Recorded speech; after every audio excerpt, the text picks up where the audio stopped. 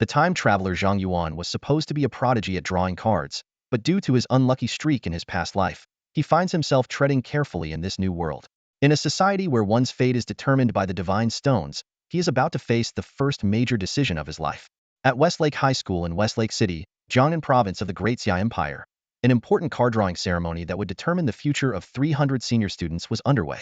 A formation master was meticulously setting up the fate star array, while Principal Ning Qin stood on stage, delivering an impassioned speech. Students, you've studied hard for 10 years just for today. Believe that your efforts will be rewarded. Ning Qin's voice was strong and powerful. Today is the day you draw your career cards, a crucial moment that will shape your future. Every profession is valuable. Whether you draw a mage or a chef, you are the future of humanity and the pride of Westlake High School. Standing in the crowd, Zhang Yuan nervously rubbed the colorful divine stone in his hand, feeling both excited and anxious. Since arriving in this world, he had learned the rules here. The divine stone, a unique treasure of this world, could draw professions or treasures through the fate star array. Everyone receives a divine stone at the age of 18, and the first draw guarantees a profession. Professions are mainly divided into combat and lifestyle categories, with a ratio of 1 to 9. Combat professions are further split into offensive and support roles at a ratio of 2 to 1. Although society claims that lifestyle professions can also reach divine levels, everyone knows that combat professions are far more valuable. Only those who draw combat professions receive additional divine stones to draw exclusive weapons. Zhang Yuan understood that the strength of a profession depends on the individual. Even divine-level lifestyle professionals can influence the world, sometimes even more so than their combat counterparts. But deep down, he still yearned for a combat profession. At that moment, a beam of light shot into the sky, and Ning Qin waved his hand. Students, line up according to your numbers and draw your professions in an orderly manner. Zhang Yuan, at the end of the line, felt inexplicably nervous. Despite his diligent studies placing him in the top 10 of his grade, this card drawing ceremony relied purely on luck. He had heard stories of the last-ranked student drawing a mage profession and soaring to success, while the top student drew a car repair profession and fell into despair. Hey, what profession do you want to draw? Xue'er, the petite and delicate girl in front of Zhang Yuan, turned around and playfully tapped his head. She was his only friend at the school and also a wealthy second generation. Zhang Yuan smiled wryly. I don't know. As long as it's not a lifestyle profession. I don't want a lifestyle profession either. Xue'er winked.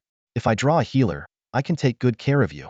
Just as they were joking, an annoying voice interrupted. You think you'll draw anything good, loser? Dream on.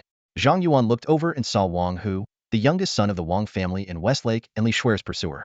Because Xue'er was close to Zhang Yuan, Wang Hu often caused trouble for him. Xue'er frowned. Wang Hu, why are you butting in?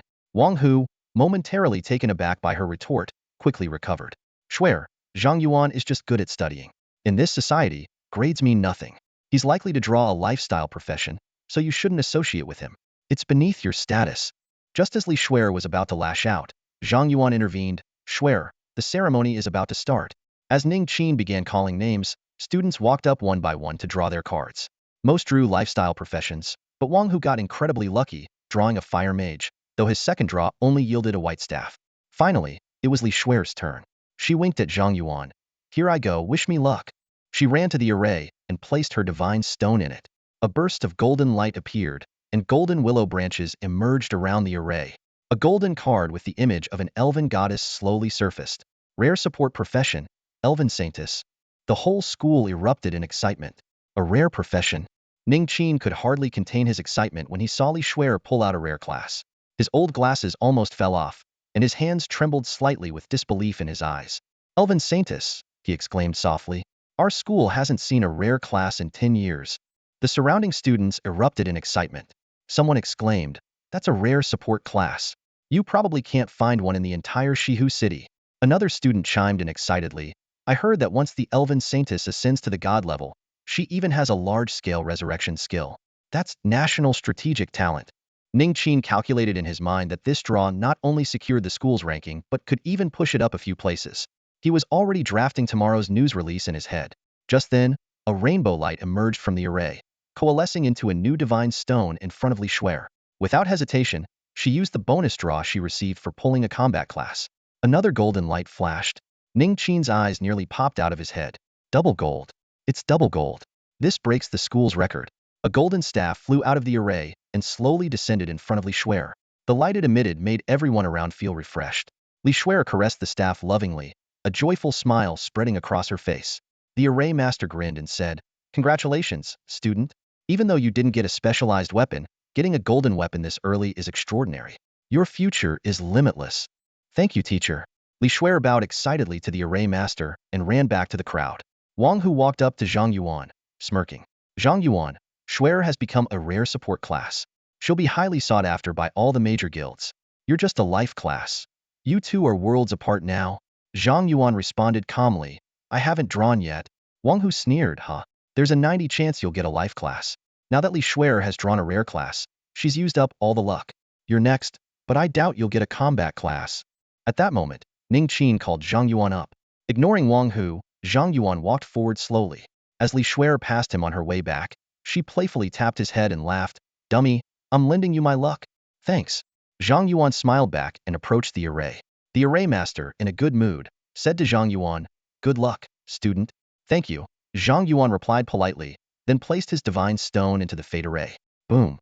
The cards began to spin, and then a red light flashed, accompanied by the sound of a sword's cry, filling the air with sword energy. "It's red." He actually got red. Ning Qin's heart skipped a beat, and his breath became ragged as he saw the red glow on Zhang Yuan's card. As the red light faded, the card revealed a swordsman flying with his sword. "Hidden class, Sword Array Master," the Array Master exclaimed. "And it's a unique hidden class." The crowd went wild, and students from all grades ran out of their classrooms to witness this miracle. A unique hidden class meant that Zhang Yuan was the only person in the world with this class. A new divine stone formed in front of Zhang Yuan. The Array Master, now visibly excited, said, "I never thought I'd see a unique hidden class drawn from my array in my lifetime. Quickly, student, while your luck is still hot, take the second draw." Without hesitation, Zhang Yuan placed the new divine stone into the array. Another red light flashed. The sky darkened with clouds, and sword lights crisscrossed. The card revealed yet another swordsman flying with his sword. "Constellation. It's a constellation." The array master started shouting. Principal Ning Qin fainted from excitement. "The principal has passed out. Get the school doctor." Someone called the school doctor. The teachers were in a frenzy. Zhang Yuan continued drawing cards, and yet another red light flashed. Another constellation. "Damn it, Zhang Yuan. This lucky dog must be aiming for a full constellation." Someone couldn't help but curse.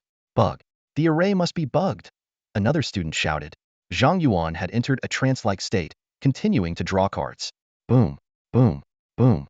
3 more red lights, and the entire school fell into a deathly silence. One draw had yielded a unique hidden class, and it was fully constellated. Such an event hadn't occurred in thousands of years of history. Zhang Yuan looked at the fainted, foam-mouthed array master beside him, feeling somewhat helpless. However, he still had one bonus divine stone left, so he continued drawing. This time, only a white light appeared, and a sword case flew out of the array, landing gently in Zhang Yuan's hands. Holding the heavy sword case, Zhang Yuan sighed, "A plain one. What bad luck." "Zhang Yuan, you son of a..." At that moment, the campus erupted into chaos, with countless students starting to riot. Fortunately, the teachers at the school were very dedicated. They managed to suppress their urge to discipline Zhang Yuan and stop the students from acting rashly. A music teacher quickly stepped in, using her skills to calm everyone down with her melodious singing, which flowed like a refreshing stream. Zhang Yuan walked back to the crowd with his sword case. Immediately, Xue'er approached him, her eyes sparkling with curiosity. "Hey, you drew a hidden class. Can you show us your skills?" Zhang Yuan nodded slightly. "Sure, just give me a moment to check my stats." He closed his eyes and focused inward, carefully examining his attribute panel. Despite his years of studying various professions, this unique sword array masterclass was still unfamiliar to him. The attribute panel slowly unfolded in his mind. Name, Zhang Yuan. Class, Sword Array Master Unique. Level, 10.00. Strength, 10 Agility, 5 Spirit, 30 Constitution, 5. Class Special Attributes, Crit Rate 10, Crit Damage 100. Equipment, Iron Sword Case 110. Skills, Sword Array Level 1. Deploys a sword array, continuously consuming spirit. Within a 10-meter radius, crit damage increases by 100. Sword Control Level 1. Controls a flying sword to attack from above. The power depends on the sword's quality, user spirit, and skill level. Constellations. 1. Sword Sovereign Constellation. Increases the effective radius of the sword array by tenfold. 2. Sword Intent Constellation. Using sword array and sword control no longer consumes spirit. 3. Sword Bone Constellation. Continuously restores physical strength within the sword array. 4. Sword Embryo Constellation. Within the sword array, each attack on an enemy causes 10 splash damage to other enemies. 5. Sword Heart Constellation. Within the sword array, all attacks are guaranteed critical hits. Crit rate converts to crit damage, and crit damage increases by an additional 100. 6. Sword Immortal Constellation. Within the sword array, all attacks ignore enemy defense. After reading his attributes, Zhang Yuan couldn't help but gasp. The bonuses from these constellations were extraordinary. However, considering the rarity and difficulty of obtaining a fully unlocked class, such powerful bonuses seemed justifiable. Analyzing his stats, he noted that his spirit attribute was significantly higher than the others, indicating that the sword array master leaned towards a magical class, yet it also required some strength, hinting at melee capabilities. The unique class attributes of crit rate and crit damage were bonuses he had never heard of before. From the skills, it was clear that the sword array was the core element around which all his strategies would revolve. After some thought, Zhang Yuan decided not to deploy the sword array but to directly use the sword control skill. With a thought, the iron sword case slowly opened, and an iron longsword flew out, causing gasps from the surrounding crowd. Wow, a sword immortal. That's so unfair. This class is too cool. Mom, I want to be a sword array master too. The playground buzzed with excitement, and Zhang Yuan noticed the properties of his sword. A common iron longsword with an attack power of 10. An ordinary piece of equipment that could be found anywhere. As the iron sword flew out, the sword case's property changed from Iron Sword Case 110 to Iron Sword Case 010. This indicated that the case could hold up to 10 flying swords, allowing him to control up to 10 swords simultaneously. In theory, the more swords controlled, the greater the spirit consumption. A sword array master without any constellations would likely only control one sword initially. However, his sword intent constellation nullified the spirit consumption for both sword array and sword control, significantly enhancing his early combat capabilities. Realizing this, Zhang Yuan couldn't help but think, this is insane. Hey, what are you daydreaming about? Can you really control the flying sword? Xue'er's voice snapped Zhang Yuan out of his thoughts. With a thought, Zhang Yuan made the flying sword spin rapidly in the air, leaving only a blur. The speed was such that ordinary people wouldn't be able to dodge it. Moreover, the sword felt like an extension of his body, with no delay in control, extremely smooth. Zhang Yuan then tested the maximum range of his sword control, finding it matched the radius of his sword array. At 100 meters, he nearly lost contact with the iron longsword. After finishing his tests, Zhang Yuan ignored the envious and jealous looks around him and nodded to Xue'er. Yes, I can control it. Xue'er rolled her eyes and said, I've already seen your whole sword control performance. Do you really need to tell me? Sorry, I was too focused on all the new information. Alright. Just put your amazing skills away and don't show off too much. Got it. Zhang Yuan agreed, retracting the iron sword back into the sword case, which he then slung over his back. Thanks to his 10 strength attribute, he felt no burden carrying the sword case. It was incredibly light. With the sword case on his back, Zhang Yuan recalled a vivid image he saw when he drew the sword array master class. A vast army marching through the wilderness, only to be annihilated by countless falling swords from the sky. That scene made Zhang Yuan realize that, in the future, he could possess the power to stand against entire nations. After Zhang Yuan's draw, many students also received combat professions. However, with Zhang Yuan and Xue'er raising the bar, the excitement over combat professions waned quickly, and the draw ceremony concluded. Out of 300 students, 35 drew combat professions, while 265 drew life professions, aligning with the expected 1-to-9 ratio. After the ceremony, Ning Qin, who had been revived, took to the stage and gave an inspiring speech before addressing the students. Students, the draw ceremony marks your official graduation from Shihu High School, but this doesn't mean you can relax. In 1 month, the annual National College entrance exams of the Great Xia Empire will take place. Whether you drew a life profession or a combat profession, you can enter higher education through the exams. During this time, the school will provide as much support as possible. Grit your teeth, push through, and improve your skill proficiency and level as much as you can in this month to get into your desired universities. Dismissed. After Ning Qin's passionate speech, the teachers led the students back to their classrooms. However, Ning Qin specifically instructed someone to inform Zhang Yuan and Xue'er to go to the principal's office. In the office, Ning Qin wore a loving smile, her eyes shifting back and forth between Zhang Yuan and Xue'er as if admiring two rare treasures. Xue'er, feeling uncomfortable under the intense gaze, couldn't help but speak up, Principal, if you have something to say, please just say it. You're making me a bit nervous. Ning Qin snapped out of her daze and quickly adjusted her expression. Yes. I lost my composure, she said seriously. I called you here to ask which universities you are aiming for. Without hesitation, Xue'er blurted out, I want to go to Kyoto University. Good, very ambitious. Ning Qi nodded approvingly, then turned her gaze to Zhang Yuan. What about you, Zhang Yuan? I don't really. Zhang Yuan began, but stopped short when he saw Li Xue'er's threatening look, quickly changing his answer. I'll go to Kyoto University too. Satisfied with his response, Ning Qi nodded. Kyoto University, being the top university in Daxia, had only accepted 3 students from the entire Shihu city last year, and none from their school. If 2 students could get in this year, it would be a great honor for Ning Qin. Ning Qin continued, this year, you 2 are the only ones in our school with a chance to get into Kyoto University, so I'm planning to give you some extra help. Her expression turned serious. Although Kyoto University hasn't stated it explicitly, they have a hidden requirement. You both need to reach level 19 within a month to have a solid foundation. She looked at Li Xue'er, with her rare profession as a holy maiden and her family's support, has a good chance of reaching level 19 within a month if she pushes herself. Then, turning to Zhang Yuan, she frowned slightly. I'm more worried about you, Zhang Yuan. Me? Zhang Yuan asked, puzzled. Ning Qin explained, yes. Although you have a hidden profession, hidden doesn't always mean powerful. History has shown that some hidden professions are weaker than common ones. Li Xue'er quickly interrupted. But principal, he drew a full constellation for his profession. Ning Qin shook her head with a wry smile. It's not that simple. While constellations do enhance a profession, the boost is limited. Generally, 6 constellations increase a profession's strength by about 50, and stronger professions by about 70. If Zhang Yuan's profession is weak, even a full constellation might only make it comparable to stronger professions.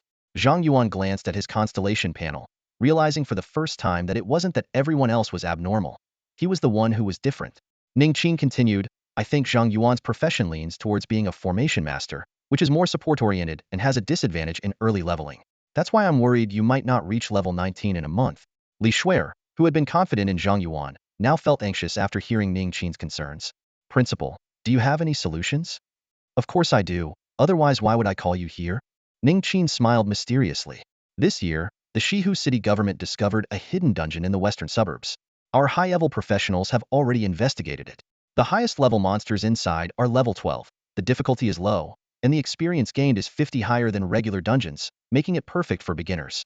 Most importantly, clearing the dungeon rewards a divine stone. She continued, the government plans to use this dungeon for beginner training in the future. Since it was recently discovered and might have safety issues, it won't be open to the public this year. However, we've been given 2 slots for our school. I intend to give these slots to you too. You can quickly level up to 12 in the dungeon, then continue leveling in the wild. You should be able to reach level 19 within a month. Li Xue'er was overjoyed. Thank you, Principal. Zhang Yuan also expressed his gratitude briefly. Ning Qin laughed heartily. You 2 are our school star students. Don't waste this opportunity and give it your best. She then gave them some additional instructions before they left the office after school. At the school gate, Li Xue'er stopped Zhang Yuan. If you're worried about leveling up, I can hire some high-level professionals to help you. I guarantee you'll reach level 19 within a month. Zhang Yuan declined with a smile. No need to waste your money, little rich girl. I'll figure out the leveling myself. You're such a dummy. I'm not talking to you anymore. Li Xue'er stomped her foot in frustration, surprised by Zhang Yuan's refusal. She walked past him to a luxury car parked nearby, where a butler in a tailcoat and white gloves opened the door for her.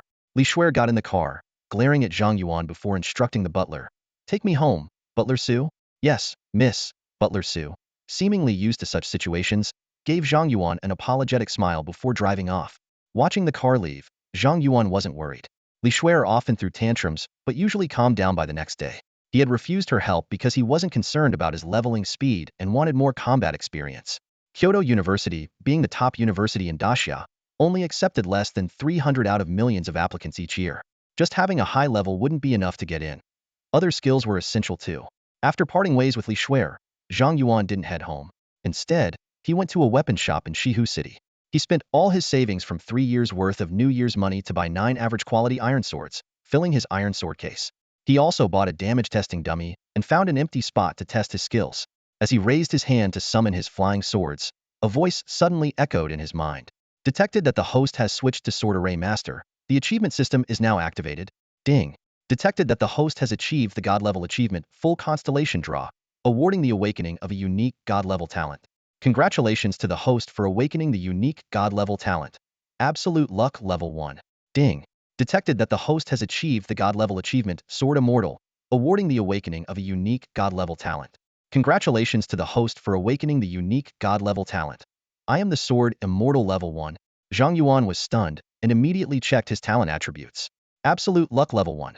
Maximum luck in drawing cards, limited to 10 times per month. I am the sword immortal level 1. All damage increased tenfold. Holy crap. Zhang Yuan couldn't help but curse upon seeing his talents. I am the sword immortal was pure violence, making it likely that even someone 10 levels higher couldn't withstand his attack. Absolute luck was even more outrageous. In this world, drawing cards was crucial as everything valuable, be it money, skills, or equipment, could be obtained from card draws. With 10 guaranteed lucky draws per month, he could obtain his legendary red weapon as soon as he got a divine stone. 5 draws and his legendary weapon would be fully refined. While divine stones were rare, obtaining 1 per month was feasible.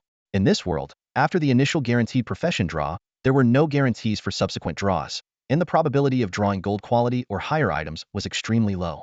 Realizing that he could be fully equipped in 5 months while others might struggle for a lifetime, Zhang Yuan couldn't help but think this was insanely unfair and unprecedentedly shameless. After a long moment, Zhang Yuan finally snapped out of his shock. Eager to test his damage output, he placed a practice dummy in the center of the clearing. Taking a deep breath, he set up his sword array and used his sword control skill. In an instant, a flying sword shot out from the sword case, accurately piercing the dummy. Hiss! Zhang Yuan gasped as he saw the virtual number displayed on the dummy's LCD screen. He recalled the data from his textbooks. The Fire Mage, known for having the highest early-stage attack power, could deal around 20 points of damage with a fireball spell at level 1, and a few fireballs would exhaust their mental energy.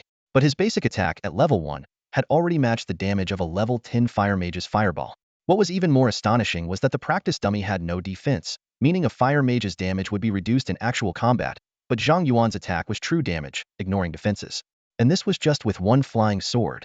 Zhang Yuan took a deep breath to calm his excitement, then controlled 10 flying swords to simultaneously strike the dummy. Over 5,000, he exclaimed as the virtual number appeared above the dummy's head, his pupils contracting sharply.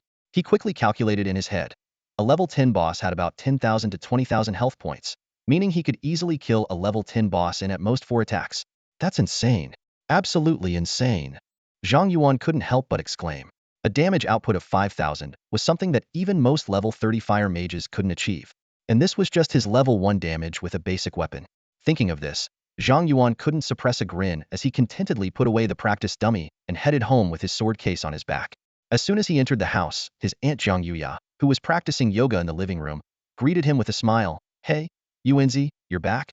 Zhang Yuya was 4 years older than Zhang Yuan, a recent college graduate currently unemployed. She had delicate, beautiful features, a round face with a beauty mark under her left eye, and a curvaceous figure. In college, she was the dream girl of many boys. Since Zhang Yuan's parents went missing during a dungeon raid before he transmigrated, he had moved in with his grandmother. Now, he lived with his grandmother and aunt. Little ones, time to eat. His grandmother's voice called from the kitchen. She brought out a steaming pot of chicken soup and placed it on the long dining table in the living room. Just as his aunt reached for a drumstick, his grandmother slapped her hand away with chopsticks. Go wash your hands. Pouting, his aunt left to wash her hands. Seeing this, Zhang Yuan was about to sit down, but was also given a stern look by his grandmother. You too? Zhang Yuan sheepishly smiled and went to wash his hands with his aunt before returning to the table. During the meal, his grandmother suddenly asked, Yuanzi, today's the day you drew your class, right? What did you get? Zhang Yuan replied, Grandma, it's a combat class. At these words, his grandmother's face instantly turned cold. Zhang Yuan wasn't surprised. Ever since his parents went missing, his grandmother had been very opposed to combat classes. Sensing the tension, his aunt quickly put down her drumstick and tried to smooth things over. Mom, Yuanzi getting a combat class is a good thing. If he gets into a good university, he'll make a lot of money. Zhang Yuan chimed in. Yeah, Grandma, if I do more dungeon raids and earn money, our family's life will be much better. Enough. His grandmother slammed her chopsticks on the table, angry. Why even bother eating? You all care more about money than your lives. I might as well go first and wait for you all down there. With that, she got up and stormed back to her room, slamming the door, making the atmosphere even heavier. Zhang Yuan had never seen his grandmother so furious and asked his aunt, Auntie, can't combat classes also do non-combat work? His aunt quickly reassured him, Don't even think about it. Let me tell you a secret. My mom was an elite in the military when she was young. When my sister drew a combat class, she threw a 3-day feast. But when I drew a singer class, she gave me the cold shoulder for 3 days. Zhang Yuan was surprised. Really? His aunt continued in a whisper, Don't be fooled by her act earlier. She's probably laughing under the covers right now. So, what class did you draw? Warrior or mage? That box you're carrying looks like something for support. It's a hidden class, sword array master. A hidden class? You lucky dog. His aunt looked at him with envy and jealousy. Is it powerful? Very powerful. Good. A combat class should be powerful. Tell me, what's so great about your class?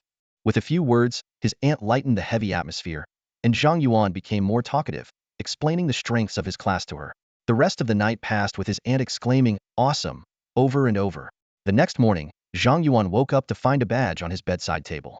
He picked it up, and its attributes were immediately displayed. Imperial Special Merit Badge. Accessory, Strength 100, Agility 100, Spirit 100, Constitution 100, Damage Reduction 10, usable at level 1. Note: awarded to heroes who have made great contributions to the Empire and its people. Zhang Yuan was stunned by the badge's name and note. The 100 to all 4 attributes seemed insignificant compared to the badge's significance. In the Great Xia Empire, there was a saying, first-class merit is earned with life. Second-class merit comes with injury. Third-class merit with sweat. But special merit is only for the gods of war. Each special merit badge represented a legendary story. Grandma is a war god? Zhang Yuan was in a daze. He could never have imagined that his usually kind and gentle grandmother was a war god who had earned a special merit badge. Holding the badge, Zhang Yuan went to the living room, where his aunt was eating pancakes and porridge, her feet in pink slippers. When she saw Zhang Yuan, she teasingly remarked, "Hey, the lucky dog is up early." Ever since she learned about Zhang Yuan's lucky draw the previous night, she had started calling him Lucky Dog instead of Yuanzi. Hearing the commotion, his grandmother peeked out from the kitchen, then brought out freshly made pancakes and a bowl of porridge. Zhang Yuan took the breakfast from her and asked, "Grandma, this badge." "It's nothing worth mentioning," she interrupted. "Just focus on your breakfast and train hard. Don't disgrace our family." Zhang Yuan was pleasantly surprised. "Grandma, you agree with me becoming an adventurer?" she said calmly. "With your class and talent, stopping you would be a betrayal to the country and its people." His aunt chuckled. "I told you. She's all bark and no bite. You just go and have your adventures. I'll take care of the old lady." His grandmother shot his aunt a fierce look and then turned to Zhang Yuan. "The school bus to pick you up is already waiting outside. Finish your breakfast and go. With your class, if you don't get into Capital University, I'll break your legs." Zhang Yuan immediately stood up straight and responded loudly, "Yes, ma'am." After strapping on his sword case and heading out, Zhang Yuan checked his current stats. His eyes were focused as he carefully reviewed the virtual attribute panel in front of him. Name: Zhang Yuan. Class: Sword Array Master Unique. Level: 10.00. Strength: 110 Agility, 105 Spirit, 130 Constitution, 105. Class Special Attributes: Critical Rate 10, Critical Damage 100. Talents: Absolute Luck Level 1. I am the Sword Immortal Level 1. Equipment: Iron Sword Case 1010, Imperial First Class Merit Badge. Skills: Sword Array Level 1, Sword Control Level 1. Constellation: 6-star. A slight smile appeared on Zhang Yuan's lips, and a glint of joy flashed in his eyes. He gently touched the Imperial First Class Merit Badge on his chest, thinking to himself, "Wearing this badge boosts my 4 main attributes by 100 points each, equivalent to what a regular class would gain by level 16. It might not be as useful later on, but for now, it's an explosive attribute boost. Grandma really does care about me." Carefully tucking the badge away, he boarded the school bus heading to the hidden dungeon in the western suburbs. Westlake City had 8 high schools, each with 2 or 3 spots to enter the hidden dungeon for leveling up. When Zhang Yuan arrived at the dungeon entrance, more than 40 teachers and students were already waiting, including Xue'er. Xue'er still seemed upset. When their eyes met, she immediately turned her head away and crossed her arms, clearly not wanting any interaction with Zhang Yuan. Unfazed, Zhang Yuan approached her and greeted, "Good morning, Xue'er." Xue'er snorted coldly. "I don't want to talk to you." Zhang Yuan pulled out an oil paper-wrapped pancake from his pocket and offered it to her. "This is a pancake my grandma made. You probably didn't have breakfast, did you? Here, take it." Xue'er remained silent. "Fine, if you don't want it, I'll eat it myself." Zhang Yuan pretended to stuff the pancake into his mouth. "Idiot. Who said I didn't want it?" Xue'er snatched the pancake and added, "The dungeon is open. The teacher said it's best to form a 5-person team for this dungeon to ensure safety and maintain leveling efficiency. I've already assembled a team for you 2 fire mages, a warrior, and me as the healer. You can join us and dive straight into the dungeon. With the experience this dungeon offers, we should reach level 12 in about a week. It's quite efficient." Zhang Yuan shook his head and chuckled. "Silly girl, why gather so many people? The monster experience will be split among us." Xue'er rolled her eyes at him. "What? You want to solo it?" "I can take you along," Zhang Yuan replied. Xue'er's eyes widened. "You seriously want to solo it? Are you crazy?" At that moment, Principal Ning Qin approached. Zhang Yuan, now isn't the time to show off. Although this hidden dungeon is for beginners, the risk of death is too high if you go in alone. Xue'er chimed in. The principal is right. Teaming up might split the experience, but it also increases efficiency and ensures safety. You'd be risking too much without a healer. Zhang Yuan smiled confidently. Don't worry, I'm not actually a fool. If things get dangerous, I'll retreat. Besides, getting into Beijing University isn't easy. If I can't solo a dungeon of this level, I probably won't make it. Ning Qin nodded slightly. You have a point. Getting into Beijing University means being among the elite. If you believe soloing will level you up faster, I approve. Xue'er protested. Principal, why are you indulging this idiot? Ning Qin explained. Zhang Yuan has a hidden class with a full constellation. This beginner dungeon shouldn't pose much danger. If he can solo it, his chances of getting into Beijing University increase. If soloing doesn't work out, he can always join a team later. There's no rush. Hearing Ning Qin's words, Xue'er stopped opposing. Zhang Yuan smiled at her. Xue'er, I'd make an exception for you. After all, Xue'er's class, Elf Saintess, lacked offensive capabilities early on and couldn't solo. I don't need your pity. If you won't team up with me, I'll find other teammates. Xue'er huffed, clutching the pancake as she walked towards her pre-assembled team and entered the dungeon with them. Ah, youth. Ning Qin chuckled, watching her leave. He then spoke earnestly to Zhang Yuan. Zhang Yuan, that girl has feelings for you. But her background is more complicated than you think. If you want to be with her, you have to work hard. Thank you, Principal. Zhang Yuan replied calmly before entering the dungeon alone. As Zhang Yuan ventured into the dungeon, the other school principals gathered around Ning Qin. Ning, that kid is Zhang Yuan, right? He's going to solo? Your school hit the jackpot with a rare support class and a full constellation hidden class. You might have 2 students entering Beijing University this year. Why can't our school get that lucky? Beaming, Ning Qin replied, haha, just luck. It's all just luck. Zhang Yuan's class strength is still unknown. He's not a shoo-in for Beijing University. Even if he doesn't get into Beijing University, the top 3 universities are within reach. And with an Elf Saintess, your school is guaranteed at least 1 spot in Beijing University. I heard the girl who drew Elf Saintess is the eldest daughter of the Li family? The Li family's luck is incredible. They had a legendary class a few years ago, and now a rare class. By the way, did you see the news? A 70-level boss appeared in the Abyss, and our Vanguard team suffered heavy losses. Sigh, the Abyss has been getting more restless in recent years. These are troubling times. The principals chatted animatedly, their conversation drifting further afield. Once inside the dungeon, Zhang Yuan found himself in a dense forest, surrounded by towering trees and hidden creatures in the underbrush. So this is a dungeon in this world? It doesn't look much different from the outside. It was Zhang Yuan's first time in a dungeon, and he was curious about everything around him. Suddenly, a rabbit leaped out of the bushes. Without hesitation, Zhang Yuan activated his sword array, and a sword from his case instantly skewered the frenzied rabbit. Successfully killed frenzied rabbit, XP 2. Successfully killed frenzied rabbit, XP 2. Successfully killed frenzied rabbit, XP 2. Zhang Yuan was momentarily stunned as over 10 messages popped up. He then realized it was the splash damage effect from his Constellation 4. Sword Constellation 4. Each attack within the sword array causes 10 splash damage to other enemies in the array. With his damage output far exceeding the norm, any rabbit killed within the array caused a chain reaction, killing all nearby rabbits. He glanced at his experience bar, which had increased by 1%. Not bad. I've gained 1% already. At this rate, I should reach level 12 today. Summoning all his flying swords, Zhang Yuan began a killing spree in the forest. Successfully killed frenzied rabbit, XP 2. Successfully killed frenzied rabbit, XP 2. With a barrage of notifications, Zhang Yuan's experience bar soared. This leveling speed is insane. Half an hour later, Zhang Yuan leveled up for the first time. He checked his attribute panel again. Name, Zhang Yuan. Class, Sword Array Master Unique.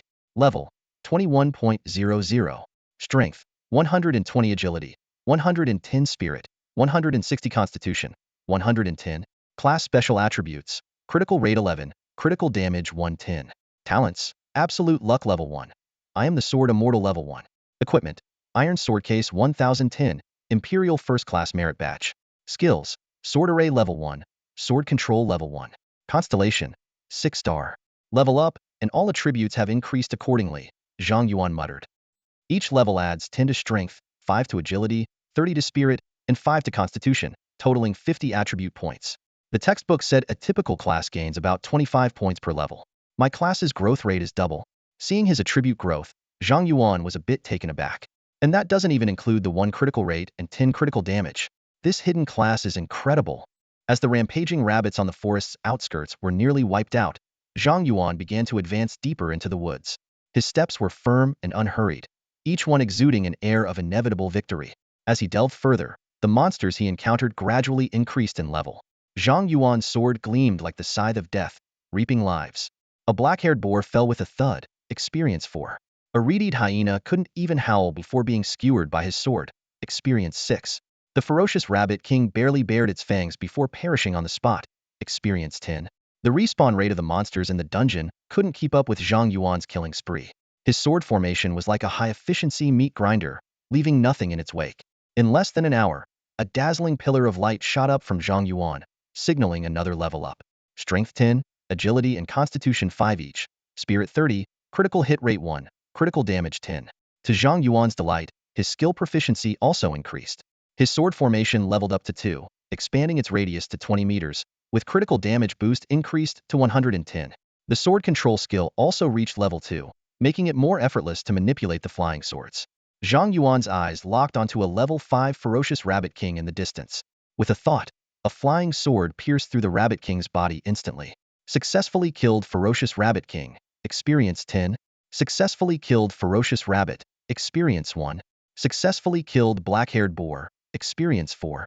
System notifications popped up continuously, and Zhang Yuan barely had time to see how the monsters died. He checked his attribute panel and couldn't help but gasp. Now, a single flying sword dealt 1579 damage, and 10 flying swords at once meant a terrifying 15,790 damage. This indicated he had the power to instantly kill a level 10 boss. Zhang Yuan marveled at the strength of his class. Even without the tenfold boost from the sword immortal talent, this class's power far surpassed others. He couldn't help but feel sympathy for other classes while also feeling grateful that he alone could wield such power. With the benefits of Constellation 2 and Constellation 3, Zhang Yuan could control his swords without consuming spirit power and continuously recover stamina within the sword formation. This meant he could stay in the dungeon without needing to resupply, saving a lot of leveling time. While Zhang Yuan was on a killing spree in the dungeon, other students had already exited the hidden dungeon to receive treatment and resupply. Although the hidden dungeon offered rich experience, for newly initiated level 1 students, managing to kill dozens of rampaging rabbits within 2 hours was quite an achievement. Several headmasters leisurely sipped tea and chatted outside the dungeon, commenting on their students' performances. They discussed the top students from their respective schools, those with the potential to enter prestigious universities like 985 or 211. However, Principal Ning Qin's heart was weighed down with concern. He worried most about Zhang Yuan, who was soloing the dungeon, fearing the child might fall in there. Even after all the students had exited for resupply, Zhang Yuan still hadn't shown up. Xue'er, wiping sweat from her brow, approached Principal Ning Qin, concerned about Zhang Yuan's situation. Ning Qin could only reassure her to wait a bit longer, as there hadn't been any death signals from the government monitoring system. At that moment, a squad of armed government soldiers arrived, sealing off the dungeon entrance. The students murmured in confusion, and the headmaster's expressions turned grim. Captain Xia Chaoyang of the government forces explained that the military had detected abnormal energy fluctuations in the dungeon, suspecting an abyssal corruption. They needed to shut down the dungeon to investigate potential hazards. He allowed a half-hour grace period for the last student to exit. Xue'er clenched her hands, worriedly watching the sealed dungeon entrance. Meanwhile, Zhang Yuan, the focus of everyone's concern, had fought his way to the forest's center, reaching level 4. Zhang Yuan looked at his attribute panel with satisfaction, pleased with his progress to level 4 in just over 2 hours. However, the nearby monster's respawn rate couldn't keep up with his killing pace, so he decided to venture further. As Zhang Yuan relentlessly advanced, deep within the hidden dungeon, a level 12 boss, the Cyclops, was snoring on its stone bed. Suddenly, eerie purple bubbles began to seep from the ground beside its bed. Successfully slaying the green wolf, experience 15. The black bear falls, experience 20. The tiger lets out a wail, experience 25. Zhang Yuan's sword cuts through, and no monster, regardless of its level, can withstand it. Unknowingly, he has ventured deep into the heart of the forest. Suddenly, a golden light bursts from Zhang Yuan's body as he reaches level 5. His attributes and critical damage increase, but Zhang Yuan feels slightly dissatisfied with his leveling speed. Although the monster's levels and experience points increase as he delves deeper into the dungeon, the monster density decreases. At this moment, killing a single tiger only grants him 0.1 experience. Zhang Yuan calculates that he needs to slay 1,000 tigers to level up, but tigers are rare, and he can find at most 5 per minute. Even considering other monsters, it would take him 2 hours to reach level 6. Having been in the dungeon for 3 hours, he has only reached level 5. Although others are at most level 3, Zhang Yuan is not satisfied. He calculates that at his current pace, reaching level 12 within a day seems impossible. The time spent finding monsters far exceeds the time spent killing them. Zhang Yuan presses on, venturing deeper into the forest until he reaches a cave. He speculates that this must be the boss's lair of the hidden dungeon, with monsters inside likely being level 12 or higher, possibly even elite monsters. After a brief consideration, Zhang Yuan resolutely steps inside. Although he is only level 5, his sword can deal 2,000 damage per hit, and 10 flying swords mean 20,000 damage. With a 1-second attack frequency and the splash damage from his constellation, he is confident he can clear out all the bosses and elite monsters inside, even if they are grouped together. Meanwhile, outside the dungeon, Xiaoqiaoyang checks the time and says to Ning Qin, "Principal Ning, I'm sorry, but it's been half an hour. We have to close the dungeon now." Ning Qin pleads, "Captain Xia, can't you give us a bit more time? That kid is a promising student from Kyoto University. We can't afford to lose him." Xiaoqiaoyang explains, "We understand your concern, but rest assured, once we eliminate the risk, we will reopen the dungeon, and the student can come out safely." Ning Qin wants to argue further, but Xiaoqiaoyang's expression darkens. "Principal Ning, if we close the dungeon now, the worst that happens is the student gets stuck inside. But if the dungeon becomes abyssal and monsters escape, not only will the student inside die, but the citizens of Shihu City will be in grave danger. Can you bear that responsibility?" Ning Qin's expression changes slightly, then he sighs, "I understand. Close the dungeon." Xue'er panics, "Principal, are we really just going to leave him?" Ning Qin explains, "The fact that he's still inside suggests his profession has self-sustaining abilities, so he won't come out anytime soon. Now, letting the military close the dungeon to eliminate risks and prevent abyssal corruption is the best way to help him." At this moment, a soldier rushes over to report, "Captain, there's an emergency." Xiaoqiaoyang asks sternly, "What's the situation?" "The instruments detected abyssal energy in the dungeon. The boss has been corrupted." "Then close the dungeon immediately." "Captain, we can't close it."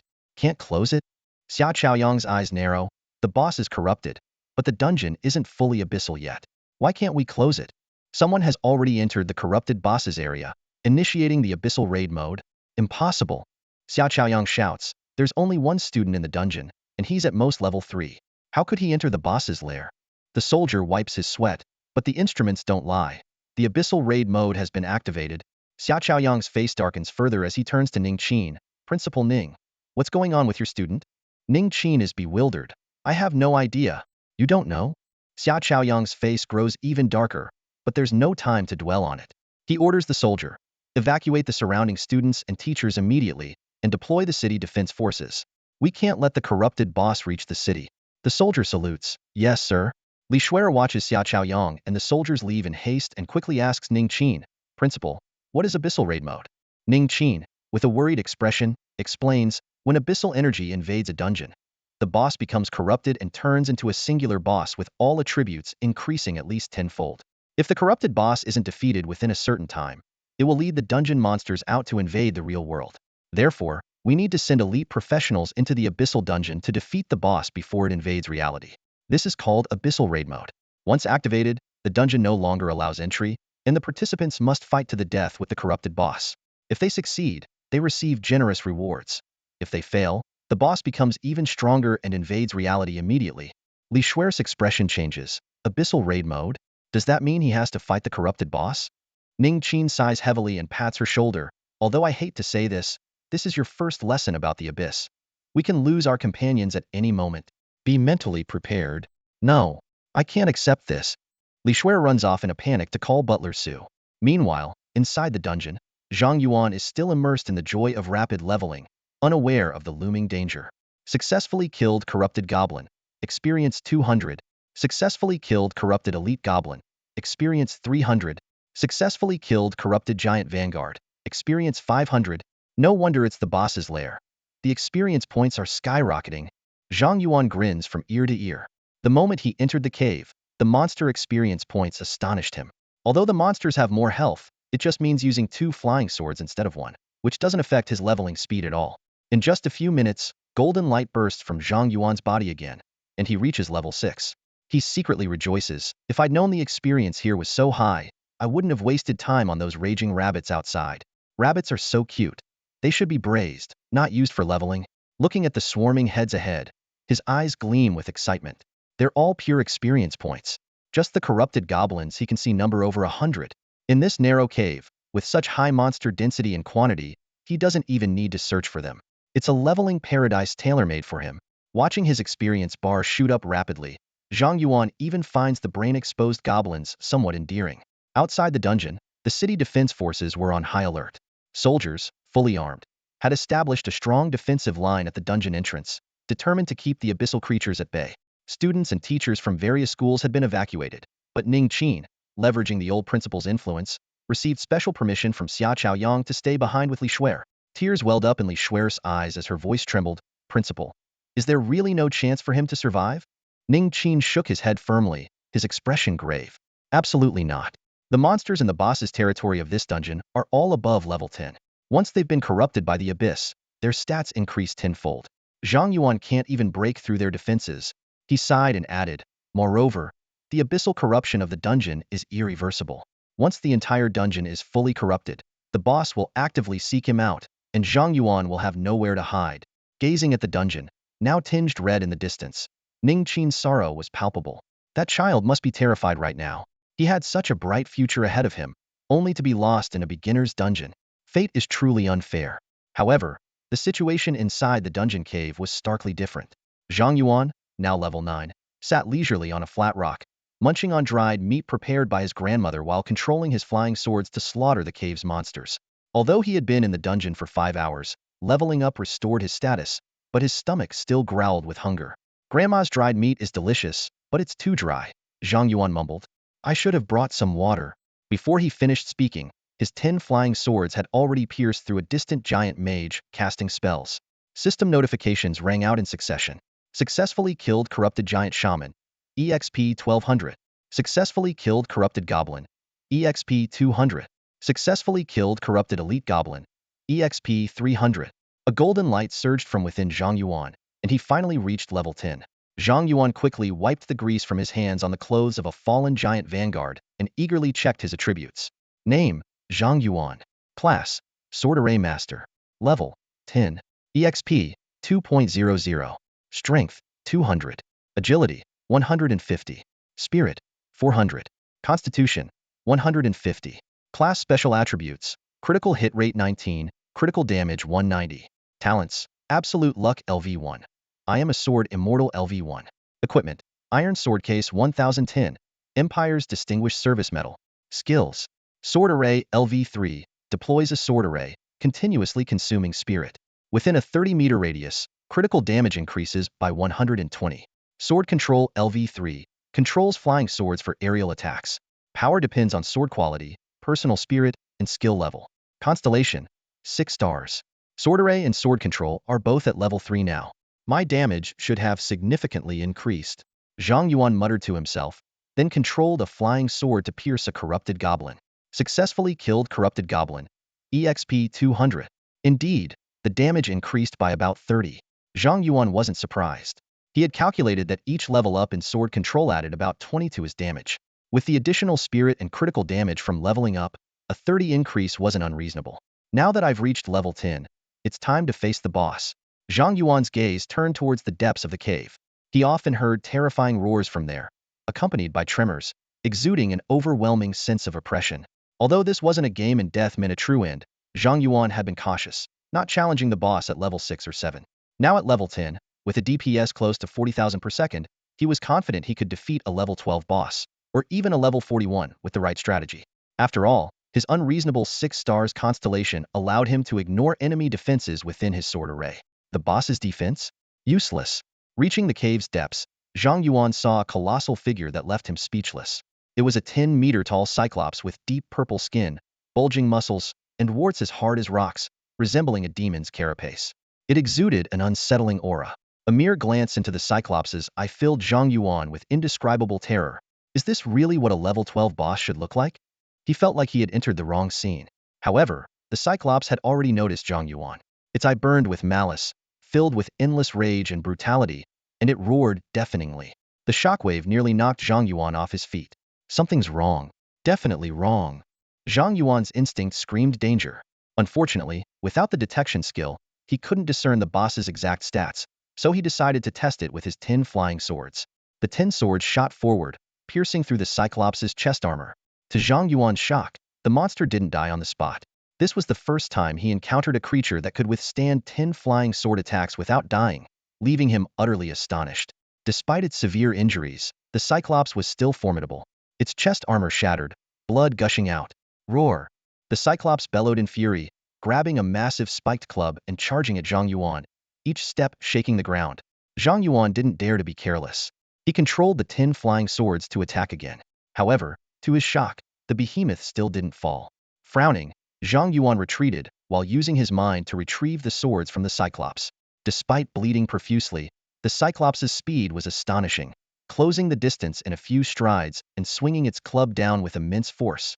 Boom! Zhang Yuan barely dodged, avoiding a direct hit but still being blasted away by the shockwave, his health plummeting. Such high attack power. If I had come here at level 6 or 7, the splash damage alone could have killed me. Being a sword array master really makes me a glass cannon, Zhang Yuan thought, feeling fortunate, but also kindling a fighting spirit. But I refuse to believe you can survive another 10 swords. Knowing that another hit would be fatal, Zhang Yuan didn't hesitate to control his flying swords for a final assault. It was a do-or-die moment. The 10 swords, like arrows loosed from a bow, precisely pierced the Cyclops' heart. It let out a pained howl before collapsing. Successfully killed corrupted Cyclops King. EXP 10,000. A golden light surged from within Zhang Yuan, and he leveled up to 11. Just then, the system prompt sounded. Ding. Host has achieved the first encounter with the Abyss milestone, awarding an advanced talent awakening. Congratulations. Host has awakened the advanced talent, Abyssal Eye. Abyssal Eye can detect targets up to 50 levels higher than the host. Before Zhang Yuan could examine his new attributes, a treasure chest appeared on the Cyclops King's stone bed. A treasure chest. Zhang Yuan's eyes lit up, and he eagerly ran forward to open it. Obtained. Beginner Skill Scroll 1. Obtained. God Stone 1. Obtained. Class-specific Skill Scroll 1. Skill Scrolls. And 2 of them. Zhang Yuan's eyes lit up immediately. In this world, skill scrolls are rare treasures. Even a basic skill scroll can fetch 100,000 coins in the marketplace. As for the profession-specific skill scroll, although Zhang Yuan had never heard of it, he could guess its value must be even higher. Without any hesitation, Zhang Yuan used the basic skill scroll. A ball of light enveloped his entire body, and he felt a new power surge through him. Acquired skill. Poison resistance level 1. Gains 10 poison resistance. Zhang Yuan nodded in satisfaction. The skills obtained from skill scrolls are random, and there is a risk of failure. Getting a passive skill was already quite good. Eagerly, Zhang Yuan used the profession-specific skill scroll. Acquired skill.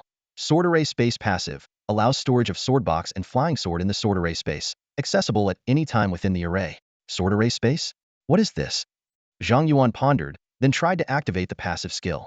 Suddenly, the sword box and flying sword on his back disappeared, stored in an invisible space. At first, Zhang Yuan was a bit disappointed. Although storing the heavy sword box was convenient, with his current strength, carrying it was not a problem. If this was the full extent of the profession-specific skill, its value seemed too low. But soon, Zhang Yuan noticed the latter part of the skill description. Accessible at any time within the array. He immediately deployed the sword array, and was astonished to find that the flying sword could appear and disappear within the array's range at will. Holy crap! This is a spatial ability. Zhang Yuan shouted excitedly. This meant that in battle, as long as the enemy was within the sword array, he could release the flying sword behind them, launching a surprise attack. Not bad, not bad. This is practically my trump card. Zhang Yuan praised his new skill enthusiastically. Satisfied, Zhang Yuan stored the God Stone and began clearing the remaining monsters in the cave. He knew the God Stone had to be used in the Fate Star Array, and since he didn't have enough money to buy a portable Fate Compass, he could only use the public Fate Star Array at the Adventurers Association to draw cards. After killing the corrupted Cyclops King, no more monsters respawned in the cave. Zhang Yuan spent half an hour clearing out the remaining monsters, just enough to level up to 12. Before leaving the dungeon, Zhang Yuan checked his latest attribute panel. Name, Zhang Yuan. Profession, Sword Array Master. Level, 12. Strength, 220. Agility, 160. Spirit, 460. Constitution, 160. Profession-specific attributes. Critical rate 21. Critical damage 210. Talents, Absolute Luck level 1. Sword Immortal level 1. Abyssal Eye. Equipment, Iron Sword Box 1010. Imperial Special Merit Badge. Skills, Sword Array level 3. Sword Control level 3. Sword Array Space Passive. Poison resistance level 1. Constellation. 6-star perfect. Perfect. Zhang Yuan couldn't help but exclaim. Now, as long as he drew his exclusive weapon at the Adventurers Association, he would soar to new heights. With a heart full of joy, Zhang Yuan laughed as he walked into the dungeon's teleportation exit behind the treasure chest. However, in the depths of the cave, a wisp of purple smoke emerged from the empty chest, gradually forming a dark shadow. It stared coldly at the closing dungeon exit and muttered, "A human who can solo a level 12 corrupted boss at level 10? This genius must be nipped in the bud." With that, the shadow dissolved into smoke and disappeared. Unaware of the impending danger, Zhang Yuan continued blissfully. Outside the dungeon, Xiaochaoyang's city defense team stood ready, but the abyssal monsters had yet to appear. It had been 3 hours since the dungeon began its abyssal transformation, and Xiaochaoyang couldn't help but feel sorry for the young man inside.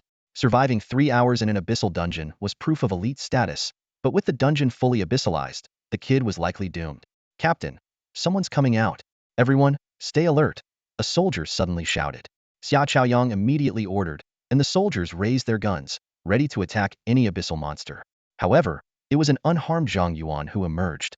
Seeing the guns pointed at him, he froze. "Wait, don't shoot." Ning Qin rushed out of the crowd. "He's my student." "Student?" Xiaochaoyang was stunned and quickly asked, "How did you get out?" Zhang Yuan looked confused. "I killed the boss, didn't I?" This sentence left Xiaochaoyang and Ning Qin speechless. Ning Qin immediately cast a detection spell on Zhang Yuan. Zhang Yuan, Sword Array Master, level 12. Ning Qin's heart skipped a beat in disbelief. You're level 12? He cast another detection spell, and the result was the same. Zhang Yuan, Sword Array Master, level 12. This time, Ning Qin was completely baffled. Typically, someone who reaches level 12 within a week on their own is likely to get into Kyoto University. But reaching level 12 in a single day? That was unheard of. Too bad the monsters stopped respawning after I killed the boss. Otherwise, I could have leveled up even more, Zhang Yuan said regretfully, not realizing the magnitude of his achievement. Xiaochaoyang and Ning Qin were stunned. Xiaochaoyang placed his hands on Zhang Yuan's shoulders, excitedly asking, "Did you solo the abyssal boss?" Zhang Yuan, puzzled, replied, "Isn't that what dungeon bosses are for? Why are you so excited?" Xiaochaoyang and Ning Qin exchanged glances, realizing that Zhang Yuan had no idea the dungeon had abyssalized. He thought he was just clearing a regular hidden dungeon. Xiaochaoyang turned to Ning Qin, questioning, "Principal Ning, didn't you teach the students about abyssal dungeons?" Ning Qin scratched his head. "Isn't that a university course? Who would expect a high school student to clear an abyssalized dungeon?" He explained that students usually start drawing cards and changing professions near high school graduation, with low levels, few skills, and weak combat power. Forget about defeating a tenfold strengthened corrupted boss. Even a regular boss would require at least a week of training and a well-coordinated team. As for a level 12 abyssal corrupted boss, a level 20 elite team would be needed. A novice soloing an abyssal corrupted boss was unheard of. Xiaochaoyang and Ning Qin were utterly shocked. Principal Ning furrowed his brow slightly, staring at Zhang Yuan. The look of shock on the young man's face caught his attention. "Actually, that boss wasn't easy to beat," Zhang Yuan explained seriously. "Its health was more than 10 times that of a regular boss, so it took me a bit more effort." Principal Ning's lips twitched in astonishment. "Just a bit more effort? How strong is this kid?" At that moment, Xiaochaoyang snapped out of his thoughts and immediately hooked his arm around Principal Ning's shoulder, pulling him aside. "Old Ning," Xiaochaoyang whispered, "we've been friends for years. Can you do me a favor?" "What is it?" Principal Ning asked warily. Xiaochaoyang's eyes gleamed. "How about we don't let that kid take the college entrance exam? I'll write a recommendation letter and send him straight to the military. He'll receive specialized training and come out with the rank of a division-level officer. Isn't that better than going to Beijing University?" Principal Ning instantly flared up, his beard bristling. "Xiaochaoyang, our school has finally produced such a talent, and you want to poach him?" He knew that with Zhang Yuan's talent, once he joined the military and received specialized training, his identity would definitely be classified. All the future honors and achievements of Zhang Yuan would not be associated with Westlake First High School. On a small scale, the school would lose a student who could get into Beijing University this year. On a larger scale, losing Zhang Yuan as a promotional figure would severely impact the school's future enrollment, harming its development in the long run. Xiaochaoyang quickly waved his hands. "Hey, old Ning, you can't say that. Joining the military is contributing to the country. You need to have a broader perspective." Principal Ning snorted coldly. "Don't give me that. If the kid gets into Beijing University, whether he becomes an adventurer clearing abyssal dungeons or joins the military to defend the country, he's still contributing to the nation. Besides, it's his choice to make, not ours." Seeing Principal Ning's firm stance, Xiao Chaoyang awkwardly smiled. Old Ning, I was just suggesting. Don't get so worked up. It's bad for your heart. You're right. The kid should decide for himself. We can't force him. Principal Ning pointed to his own eyes and then at Xiao Chaoyang. Xiao Chaoyang, this old man will be watching you closely. Don't try any tricks these days. Xiao Chaoyang laughed. Don't worry, old Ning. I won't force the kid. After that, Xiao Chaoyang gave Zhang Yuan a meaningful smile before standing down and leading his troops away. Seeing through Xiao Chaoyang's intentions, Principal Ning quickly turned to Zhang Yuan. Zhang Yuan, you are definitely taking the college entrance exam for Beijing University, right? Before Zhang Yuan could answer, Xue'er ran over and handed him a bottle of red potion. Dummy, are you okay? Are you hurt anywhere? This is my healing potion. Drink it. Zhang Yuan looked at the high-grade healing potion in his hand, his lips twitching. Rich girl, even level 60 adventurers wouldn't want to use this, and I'm not even injured. Take it back. Just keep it. Xue'er forcefully shoved the potion into Zhang Yuan's arms and then whispered, I'm sorry. Why are you apologizing all of a sudden? Zhang Yuan asked, puzzled. Xue'er lowered her eyes. I shouldn't have left you to team up with others. If I had been behind you today, you wouldn't have had to fight alone in the Abyssal dungeon. Zhang Yuan laughed. It's a good thing I didn't bring you along. If I had to share the experience, I wouldn't have leveled up to 12 today. You. Xue'er was instantly furious. She raised her fist to punch Zhang Yuan, but thinking he might be injured, she lowered it again and gave him a resentful glare. I'm not talking to you anymore. With that, Xue'er turned and walked toward Butler Su, who was standing not far away. Butler Su watched Xue'er approach, smiling warmly. He bowed slightly. Miss, it's fortunate that Zhang Yuan came out on his own.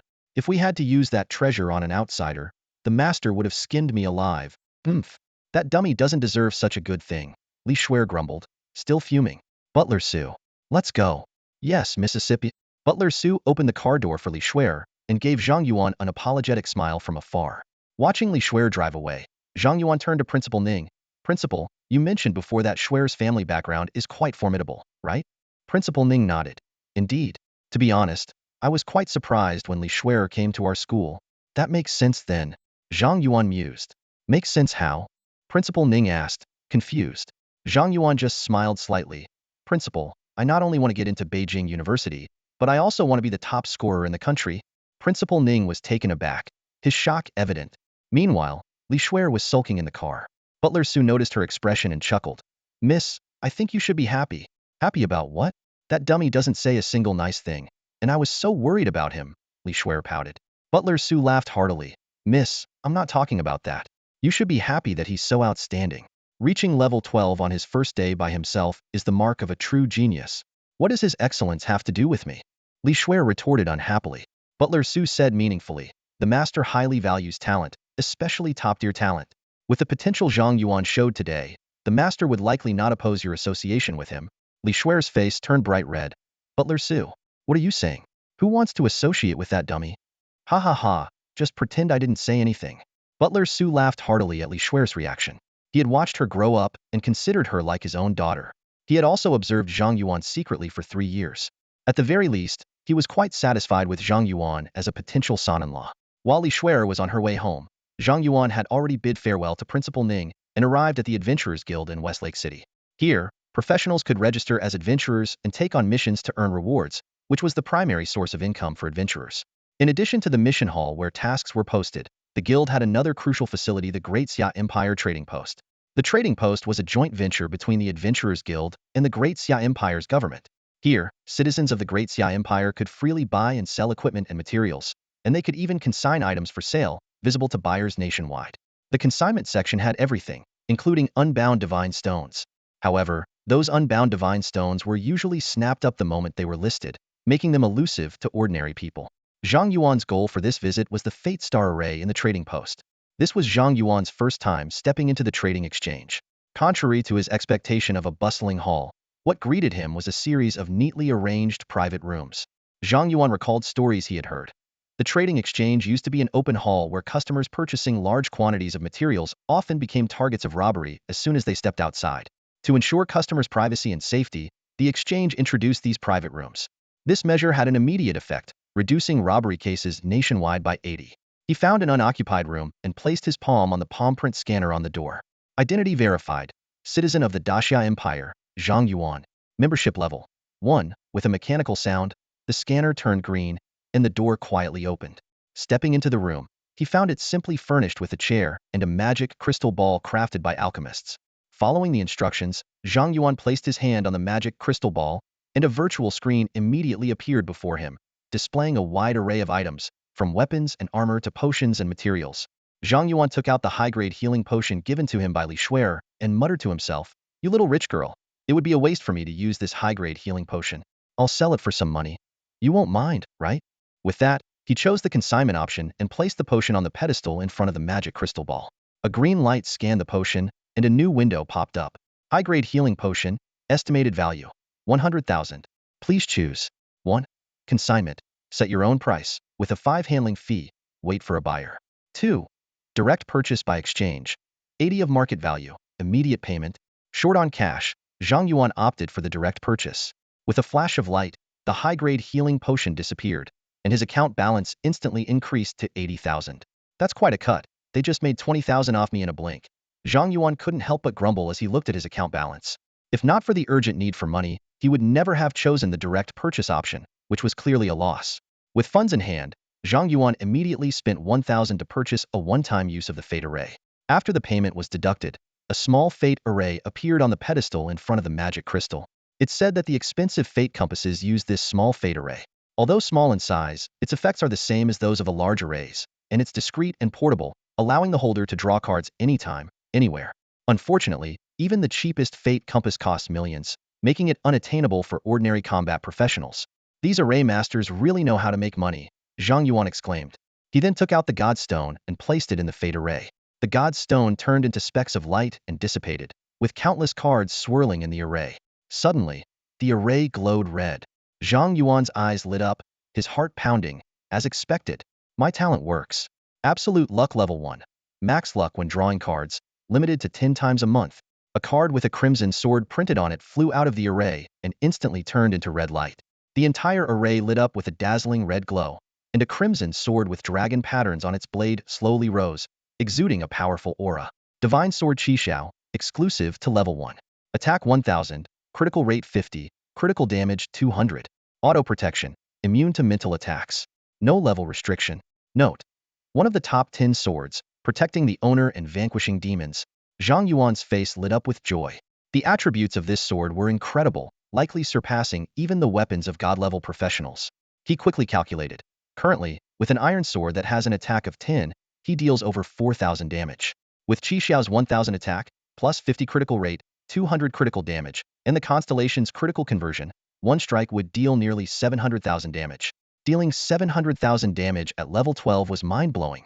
In a game, this would definitely be considered game-breaking. But this was reality. After the initial excitement, Zhang Yuan quickly calmed down and stored Xiao in his sword array space, deciding to keep it as a trump card and not reveal it easily. After all, he was only level 12.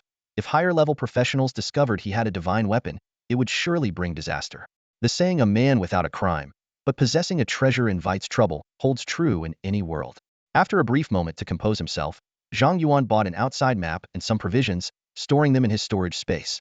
He sent a message to his aunt saying he wouldn't be back tonight and headed straight out of the city. The storage space is a special ability everyone gains after changing professions, allowing them to store various items, but its capacity is limited and can only be expanded by leveling up. With the divine weapon in hand, Zhang Yuan's enthusiasm for leveling up surged, and he decided to head outside the city for some serious training. Passing through the western suburbs, he arrived at the west gate. There were guards above level 20 stationed there, but since Zhang Yuan was already level 12, the guards only recorded his information and let him through. Outside is not like the city. There are many monsters and rampant bandits. It's getting dark soon, and the monsters will become more ferocious. Be very careful and don't lose your life, a guard kindly reminded him. Thank you, Zhang Yuan replied, stepping out of the city gate and officially entering the wild. A cold wind blew, making him shiver. Whether it was an illusion or not, the sky seemed to darken suddenly, and the air was filled with an oppressive, murderous aura, causing him to tense up involuntarily. This was Zhang Yuan's first time in the wild, and everything before him made him realize that he had indeed crossed into another world. The peaceful life in the city was no different from his past, but the wild, with its overgrown weeds and scattered deadwood, was in stark contrast to the city. He couldn't help but sigh. The state has done a great job protecting people. After walking for a while, Zhang Yuan looked back and found that the area behind him was shrouded in mist, with the city walls of Shihu City nowhere in sight. Just as the books described, The wild was filled with mist, and without a map, one could easily get lost. Zhang Yuan took out his map, selected a suitable training spot, and set off in that direction. Upon reaching the destination, Zhang Yuan focused his mind and activated his new talent, the Abyssal Eye. From about 10 meters away, a goblin vanguard came into view. This level 15 monster had stats of 220 strength, 30 agility, 10 spirit, and 90 constitution, and it wielded a level 15 axe-wielding skill. The goblin was burly and terrifying in appearance, holding a chipped giant axe that exuded an intimidating aura. Zhang Yuan marveled at the power of the Abyssal Eye, realizing that this advanced talent could detect targets 50 levels higher than himself, far surpassing ordinary detection skills. He quickly deployed a sword formation and used his sword mastery skill. An iron sword appeared out of thin air, piercing the goblin vanguard's head like lightning. A system prompt immediately popped up. Successfully killed goblin vanguard. Experience 300. Obtained goblin bone. Zhang Yuan noticed other goblins within the range of his sword formation, but only one kill notification appeared, indicating that the monsters here had more than 448 health. He also realized that killing monsters in the wild could yield materials that could be sold at the exchange, an important income source for combat professions. Indeed, the era of one-word kills is over. Zhang Yuan sighed, adjusting his strategy and simultaneously controlling 10 iron swords for the attack. Kill notifications flooded in. Successfully killed goblin vanguard. Experience 300. Successfully killed goblin scout. Experience 500. Successfully killed goblin warrior. Experience 200. Obtained goblin bone X36. Goblin crystal X1. When he saw the gray stone in his storage space, Zhang Yuan's eyes lit up. This was a precious material for crafting skill scrolls and advanced potions. Even a level 15 goblin crystal could sell for 1,000. No wonder everyone aspired to be in combat professions. With this earning speed, even just killing goblins could easily bring in tens of thousands a month. With a clear mind, Zhang Yuan delved deeper into the goblin camp, focusing on leveling up quickly. At this pace, reaching level 13 in one night was definitely achievable. Suddenly, an arrow shot from behind. Fortunately, Qi Xiao appeared in time, slicing the arrow in half.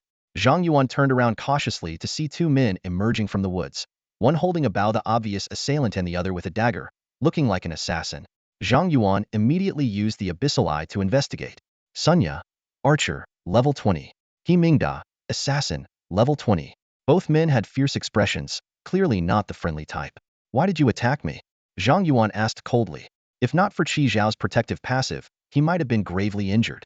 Dead men don't need to know the reason. He Mingda sneered, disappearing into the shadows and rushing toward Zhang Yuan. A flicker of killing intent flashed in Zhang Yuan's eyes. Though he had never killed anyone, he wouldn't hold back with a knife at his throat. Several iron swords appeared out of thin air, stabbing at the shadow on the ground. But the shadow dodged nimbly like a fish in water, quickly reaching Zhang Yuan's back. Fatal strike. He Mingda activated his skill, thrusting his poisoned dagger toward Zhang Yuan's heart without hesitation. Swish. The iron swords previously embedded in the ground suddenly appeared behind Zhang Yuan, turning He Mingda into a pincushion. System prompt. Successfully killed He Mingda. Obtained equipment. Poison dagger. Sun Ya's face changed drastically at the sight, and he immediately drew his bow. The bowstring vibrated, and an arrow split into 3 mid-flight, blocking Zhang Yuan's escape routes. Zhang Yuan remained unmoved, the iron swords that had impaled He Mingda disappearing and reappearing midair, slicing Sun Ya's arrows in half. What kind of skill is this? Sun Ya was terrified by Zhang Yuan's abilities. He couldn't understand how a level 12 novice could kill his level 20 companion and easily counter his own attack. Why did you try to kill me? Zhang Yuan's voice was icy, his gaze now filled with a hint of menace. To uncover the truth, he deactivated his constellations splash damage, ensuring Sun Ya wouldn't die unexpectedly. Sun Ya didn't answer, instead throwing a smoke bomb and leaping onto a tree branch, attempting to flee. But as soon as he landed, an iron sword slashed through the air, cutting the branch. Thud. Sun Ya fell heavily to the ground, where 10 iron swords descended from the sky, pinning him down. Don't kill me. Sun Ya cried out in terror. This is your last chance. Why did you try to kill me? Zhang Yuan demanded coldly. With a sob, Sun Ya replied. Wang Hu. Wang Hu paid us to kill you. We're just hired hands. Hearing the name, Zhang Yuan's face darkened. Though he had conflicts with Wang Hu, they were merely schoolyard squabbles. He never imagined Wang Hu would go so far as to hire assassins. Please. I've told you everything I know. Just let me go. Sun Ya pleaded, trembling. Zhang Yuan calmed down, glanced at the nearby goblins, and said indifferently, get lost. Thank you. Sun Ya scrambled away, and Zhang Yuan casually used 10 iron swords to pierce the nearby goblin. System prompt. Successfully killed Goblin Warrior. Experience 200. Successfully killed Sunya. Obtained Goblin Bone. Obtained equipment. Green Bow. Zhang Yuan approached Sun Ya's corpse, noting that it bore no wounds, as if he had died suddenly. He pondered. The constellations' splash damage can target specific individuals. Killing with this method leaves no visible wounds, making it perfect for covert operations. Having tested his constellation's effect on Sunya, Zhang Yuan dragged his body next to He Mingda's and lured some wild wolves nearby. He watched coldly as the wolves devoured the two bodies. If you're going to do something, do it thoroughly and leave no traces, Zhang Yuan thought to himself. After the wolves finished feasting on the corpse, Zhang Yuan quickly converted them into experience points and began inspecting the two new pieces of equipment he had acquired. His gaze first fell upon a poison dagger, a silver-grade weapon with an impressive 100 attack points. It also provided a 10 damage boost to assassin skills and inflicted poison damage, though it required level 20 to use. Next, he picked up a green bow, another silver-grade item. While its attack power was slightly lower at 80 points, it also offered a 10 damage boost to archery skills and came with a triple shot ability, requiring level 20 as well. Zhang Yuan silently calculated the value of these items. Their attributes were quite impressive, and if sold, they could fetch at least 100,000 yuan. He quickly reviewed the weapon grade system of this world in his mind. From lowest to highest, it was bronze, silver, gold, platinum, epic, legendary, and divine. There were also special class-specific weapons obtainable only through card draws, like the divine sword Xiao in his possession. These weapons had attributes comparable to epic or legendary items at tier 1, and could eventually surpass ordinary divine weapons as their refinement level increased. Despite the high value of these items, Zhang Yuan found them of no use to him. He decided to sell them later to alleviate his current financial stress. Stowing away the equipment, he headed deeper into the goblin territory without hesitation. As night fell, the forest became shrouded in thick mist. The howls of wild beasts echoed around, filling the air with a sense of danger. Zhang Yuan knew that the wilderness was much more perilous at night, and most adventurers would choose to camp in safe zones or return to the city. However, he was not like most adventurers. Suddenly, a goblin with glowing red eyes appeared in his view. Zhang Yuan immediately used Abyssal Eye to check its attributes. Goblin Axeman. Level 20. Strength 600. Agility 50. Spirit 20. Constitution 220. Skills Axe Swing, Berserk. These stats surprised Zhang Yuan. As expected, monsters that roamed at night were significantly stronger than their daytime counterparts. He recalled the textbook warning. It was best to return to the city before nightfall when leveling up in the wild. But for Zhang Yuan, this was an opportunity. He swiftly controlled 10 iron swords to strike simultaneously, instantly taking down the elite Goblin Axeman. A series of kill notifications followed. Successfully killed Goblin Axeman, EXP 1000. Successfully killed Goblin Archer, EXP 1200. Successfully killed Wild Wolf, EXP 50. Obtained Goblin Bones 10, Goblin Eyes 3, Wolf Pelts 20. Zhang Yuan's experience points rapidly increased, and he was quite satisfied with the gains here. Compared to the hidden novice dungeon, the experience points here were much higher. He estimated that he could level up 2 or 3 times in one night. With this expectation, Zhang Yuan continued to venture deeper into the forest, slaying every monster he encountered along the way. In less than an hour, a golden light burst from Zhang Yuan's body as he successfully reached level 13, with his spirit points reaching 490. The fatigue he had felt vanished instantly, and he eagerly pressed on into the forest. When Zhang Yuan reached the depths of the forest, a massive blue vortex appeared before him. A dungeon, he muttered in surprise, quickly pulling out a map for comparison. The map showed no indication of a dungeon in this location. This was likely a newly appeared hidden dungeon, and Zhang Yuan felt a surge of excitement, knowing his luck was good. According to the policies of the government and the Adventurers Guild, discovering and reporting a new wild dungeon would earn a substantial monetary reward and contribution points. Contribution points were particularly important for adventurers as they determined the privileges one could unlock within the guild. For instance, at the Imperial Exchange, Zhang Yuan could currently only purchase basic materials and equipment. However, as his contribution points increased, the range of items he could buy would expand significantly. Typically, adventurers would not enter a newly discovered dungeon recklessly, but would wait for the guild to send professionals to assess its level.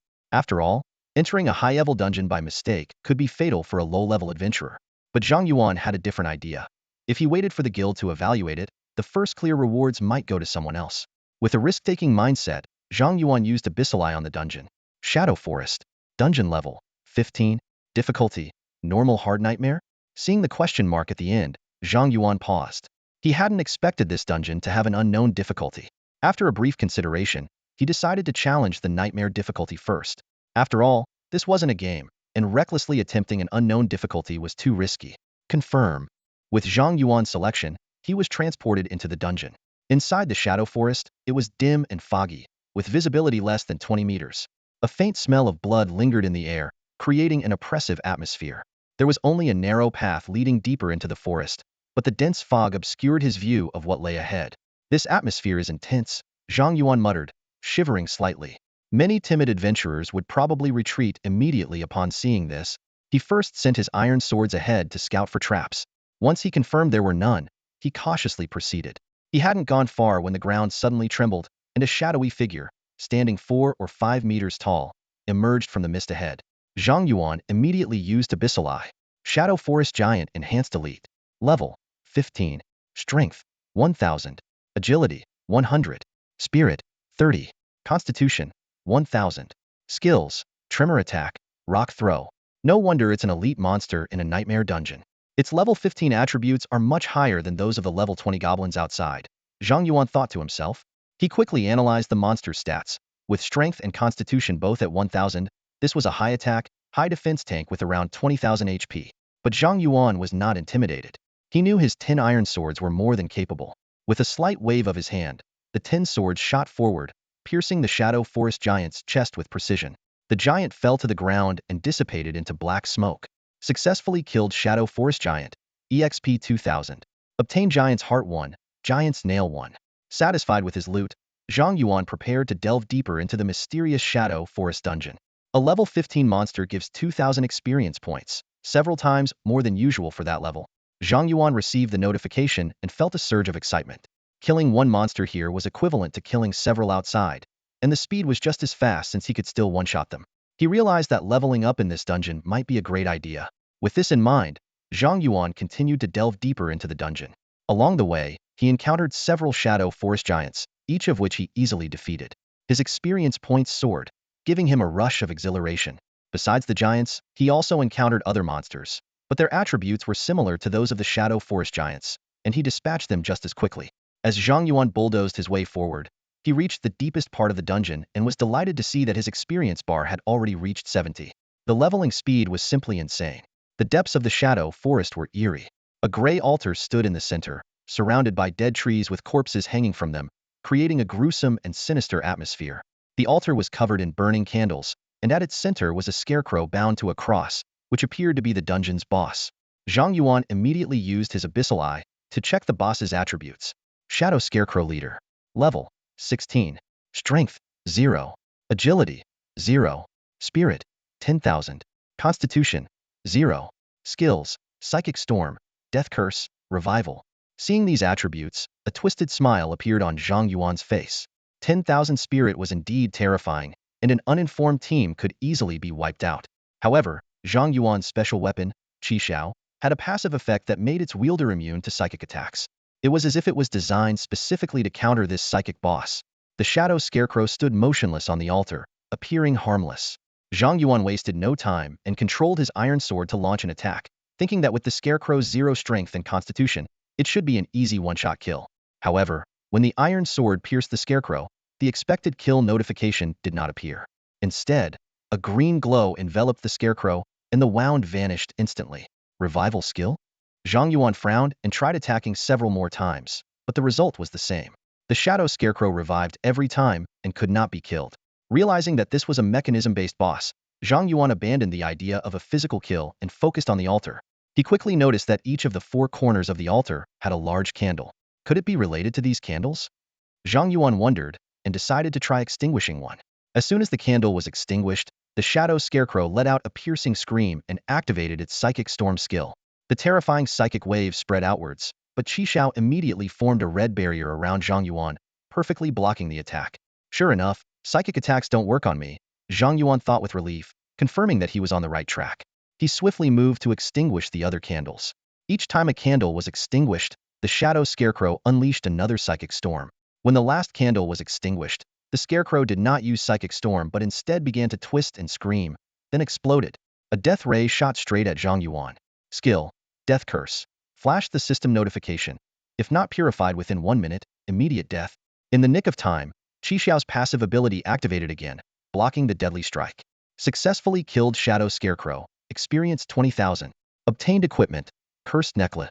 Seeing the kill notification, Zhang Yuan breathed a sigh of relief but still felt a lingering sense of dread. Without immunity to psychic attacks, clearing this dungeon would require a paladin or priest with purification skills. Otherwise, anyone hit by the death curse would be doomed. I should write a guide with this information and give it to the Adventurers Guild. It could save a lot of lives and earn me some money, Zhang Yuan noted to himself before examining the new equipment. Cursed necklace. Note, part of the curse set. Attributes. Spirit 500. Strength 250. Constitution 250. Skill. Psychic Storm. Unleashes a large-scale psychic scream dealing 10 times the wearer's spirit as damage to each enemy. Looking at the cursed necklace's attributes, Zhang Yuan felt conflicted. The 500 spirit points were equivalent to a 17-level increase, and the Psychic Storm skill would compensate for his lack of area effect attacks.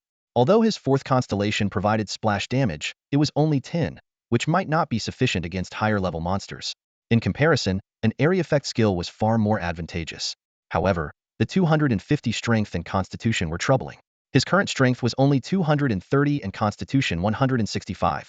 Wearing the necklace would reduce these attributes to negative values, potentially resulting in his immediate death. He figured he would need to reach at least level 30 before considering wearing the necklace. Suddenly, Zhang Yuan had a crucial realization. The necklace's psychic curse should also count as a psychic attack, right? Since his special weapon, Qi Xiao, made him immune to psychic attacks, and it had nullified the Shadow Scarecrow's psychic storm and death curse, it should logically counter the cursed necklace's psychic curse as well. With this in mind, Zhang Yuan decided to try wearing the necklace. Worst case, I'll just take it off, he thought as he put the necklace around his neck. A cold sensation swept over him, and Zhang Yuan felt his vision become noticeably clearer, with no other adverse effects. He immediately checked his attributes. Name, Zhang Yuan. Class, Sword Array Master. Unique level, 1382.00. Strength, 230. Agility, 165. Spirit, 990. Constitution, 165. Class Special Attributes, Crit Rate 22, Crit Damage 220. Talents, Absolute Luck Level 1. I Am a Sword Immortal Level 1, Abyssal Eye.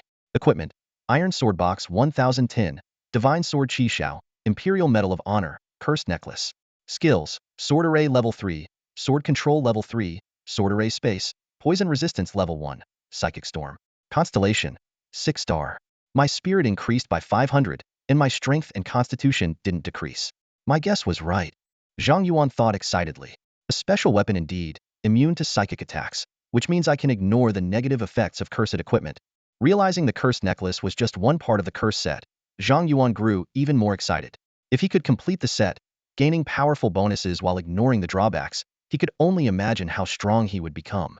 As Zhang Yuan reveled in his excitement, a brand new chest suddenly appeared at the center of the altar. He eagerly approached and opened it, revealing colorful light emanating from within. Obtain Divine Stone 1. First to clear Nightmare Level Shadow Forest Dungeon. Additional reward. Cursed Ring. First clear reward. Zhang Yuan's eyes lit up when he saw the first clear reward. While the appearance of the God Stone was expected, obtaining a cursed item was an unexpected delight.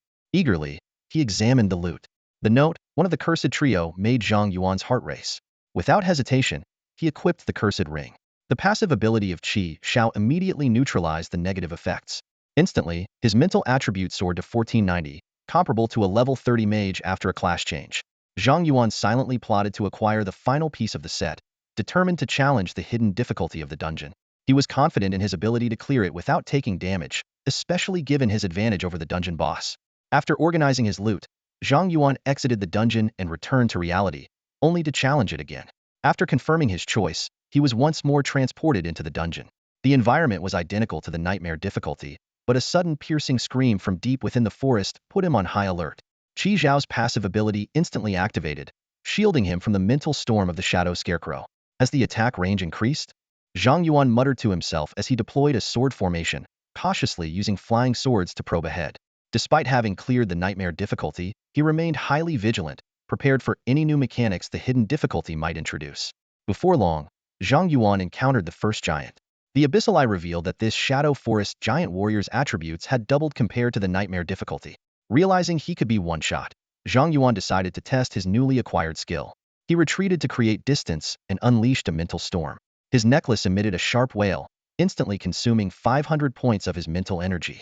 The terrifying storm swept through the area, causing the giant to bleed from all orifices and collapse. Immediately, a slew of kill notifications filled his screen, and golden lights surged from within him, boosting him directly to level 14. Hiss, Zhang Yuan gasped as he watched his experience points skyrocket. He realized the mental storm's power far exceeded his expectations, with a coverage area comparable to his sword formation and the ability to trigger various bonuses. In his hands, this skill was akin to a nuclear explosion. After considering the mental energy consumption, Zhang Yuan decided to switch to using flying swords for this dungeon. He advanced effortlessly, handling the enhanced monsters with ease, quickly reaching level 15 and arriving near the altar. Just as he was about to check the scarecrow's attributes, a surge of purple bubbles erupted from the altar. The scarecrow twisted and unleashed an even stronger mental storm, shaking the ground. Even with Qi Zhao's protection, Zhang Yuan was pushed back several steps. The Abyssal Eye revealed it to be a corrupted abyss scarecrow with 200,000 mental energy. Zhang Yuan instantly realized he had entered the Abyssal raid mode again. This probability is ridiculous. Zhang Yuan's expression was complex, unsure whether to consider himself unlucky or fortunate. Just on the second day after his class change, both dungeons had transformed into Abyssal mode, far exceeding the 1% probability. Despite his misfortune, Zhang Yuan felt relieved that the boss only had mental attacks. Even if his mental strength increased 200-fold, it wouldn't matter to him.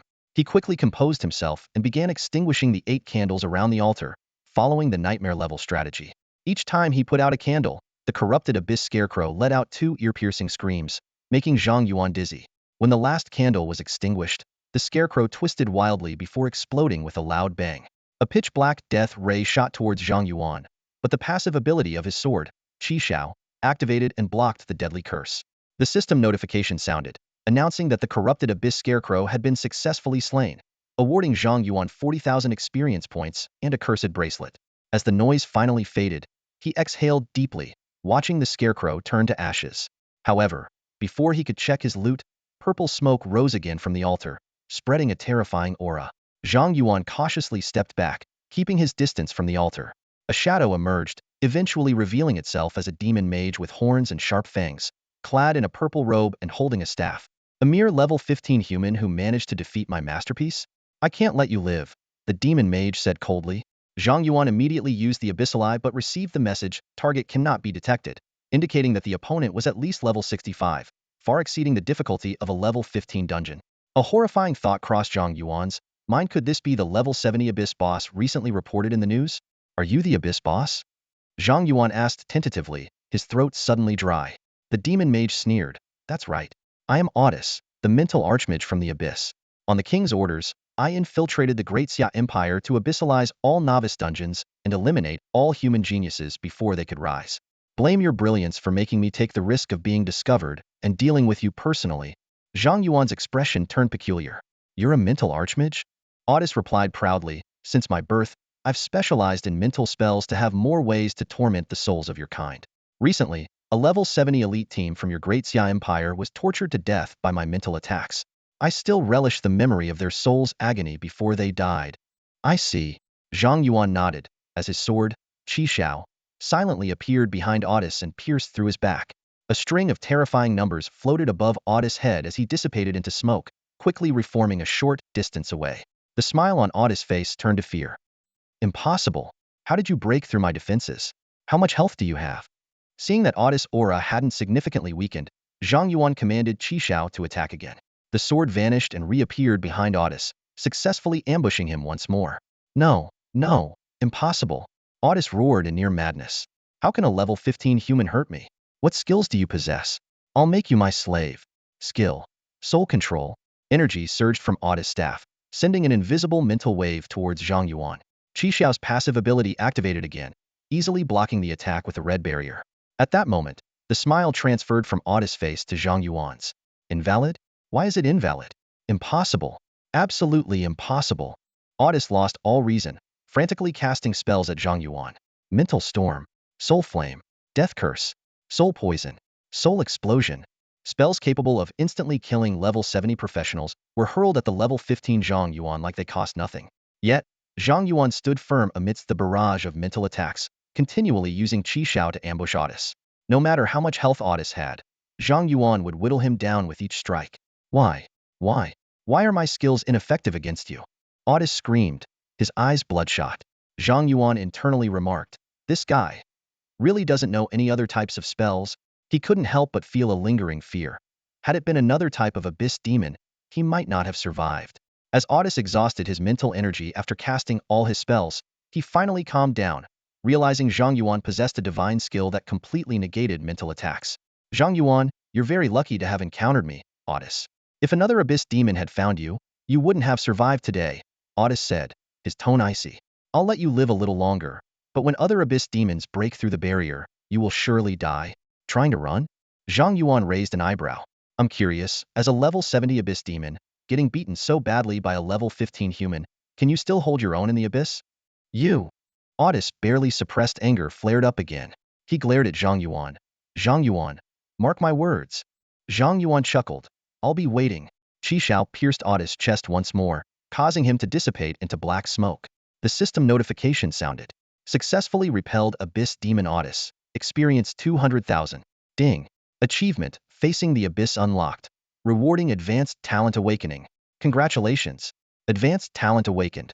Fearless body. At the same time, a chest appeared in the center of the altar, opening automatically and emitting a golden glow. Obtained Divine Stone 1. Obtained Basic Skill Scroll 10. Obtained Class-Specific Skill Scroll 1. First completion of Hidden Difficulty Shadow Forest Dungeon. Extra reward. Cursed Heart Equipment. A series of notifications flashed on Zhang Yuan's panel, forcing him to squint as he carefully examined his attributes. Data poured into his vision like a tidal wave. Name, Zhang Yuan. Profession, Sword Array Master. Unique level, 16. Strength, 270 agility, 190 spirit, 1590 constitution, 190. Special professional attributes, critical rate 25, critical damage 250. Talents, absolute luck level 1. I am the sword immortal level 1, Abyssal Eye, fearless body.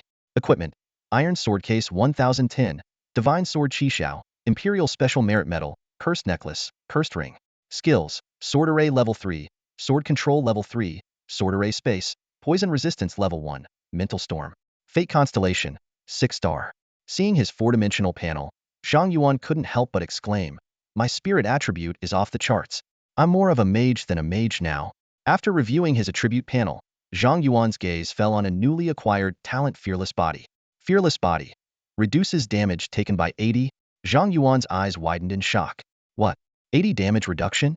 He quickly calculated. With the 10 reduction from the Imperial Special Merit Medal my grandmother gave me, my damage reduction is at 90. That's practically invincibility. He realized that this talent compensated for the biggest weakness of a sword array master being fragile. This is insane, he muttered to himself. Next, Zhang Yuan checked the equipment in his storage space. The cursed ring, one of the cursed set pieces, caught his attention. It adds 500 spirit points. With this, my spirit attribute will break 2,000. Other mages at my level probably only have 300 to 400 spirit points. This is ridiculous. After equipping the cursed ring, Zhang Yuan turned his attention to another piece of equipment, a reward for clearing a hidden difficulty dungeon, the Cursed Heart. Cursed Heart turns curse effects on the wearer into positive effects. Zhang Yuan gasped, transforming curse effects into positive ones? This means the negative effects of my cursed set will all become positive. To test his hypothesis, Zhang Yuan took the Cursed Heart out of his storage space. The Cursed Heart turned into a beam of light and merged into his chest. He immediately felt a significant boost in stamina and quickly checked his attribute panel, finding that his strength, agility, and constitution each increased by 500 points. Looking at his impressive four-dimensional stats at level 16, Zhang Yuan couldn't help but laugh triumphantly. This is what being unbeatable at my level looks like. Zhang Yuan then organized his other loot. 2 god stones were incredibly valuable, equivalent to 2 specialized weapons. Without hesitation, he used 10 basic skill scrolls. Though he didn't acquire any new skills, he raised his poison resistance to level 5, granting a 50 resistance to poison. He didn't feel disappointed. Basic skill scrolls can only awaken common skills below level 20, and gaining resistance is quite likely, he thought. It seems absolute luck doesn't affect skill scrolls. Next, Zhang Yuan focused on his profession-specific skill scroll. The last time he used one, he awakened the sword array space, which revolutionized his combat style. He hoped for another equally impressive skill. Let's hope for another powerful skill this time. Zhang Yuan prayed silently and used the profession-specific skill scroll. Skill acquired. Attribute conversion. Attribute conversion level 1. Within the sword array, spirit can be converted into strength, agility, and constitution with a conversion multiplier of 1. Zhang Yuan was momentarily puzzled. Why are sword array master skills always so complex? He immediately tried using the attribute conversion within the sword array to convert his spirit attribute into strength. Instantly, he felt an overwhelming surge of power throughout his body, and his strength attribute skyrocketed from 760 to 2840. I could punch a bull to death now, he thought excitedly. He then tried converting his spirit into agility and constitution. His agility soared from 680 to 2760, and his constitution saw a similar boost. Zhang Yuan felt like he could outrun a car and stand as immovable as a wall. Not bad. Not bad. Zhang Yuan was very pleased with his newly awakened profession-specific skill. Within the sword array, a single thought can freely convert spirit into other attributes.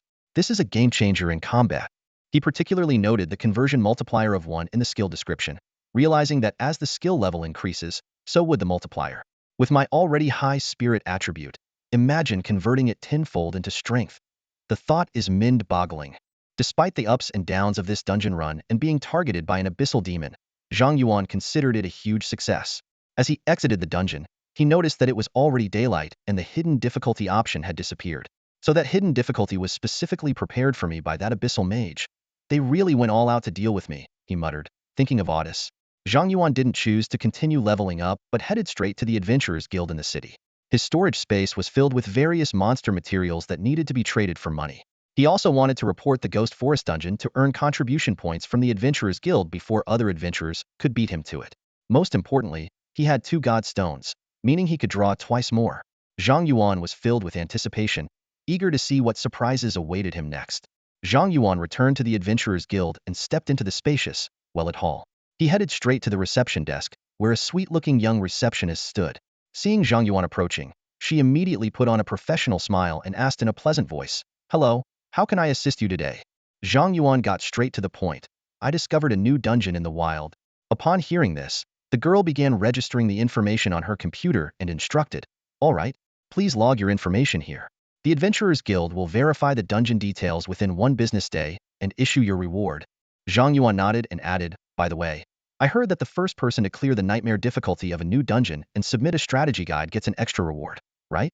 "Yes, sir," the girl confirmed. "Once the guild assesses the dungeon's level, if your level is appropriate, you can attempt to clear it." Zhang Yuan calmly said, "I've already cleared the nightmare difficulty of that dungeon. Can I submit the strategy guide directly?" "Yes," the girl instinctively replied, then froze. She looked at Zhang Yuan in disbelief. "What did you say? You've already cleared the nightmare difficulty of the new dungeon?" The girl, shocked, explained, "These days, it's not uncommon to discover new dungeons, but to clear the nightmare difficulty without waiting for the guild to assess the level and survive is incredibly rare. After all, everything in a new dungeon is unknown, and no one wants to risk their life unnecessarily."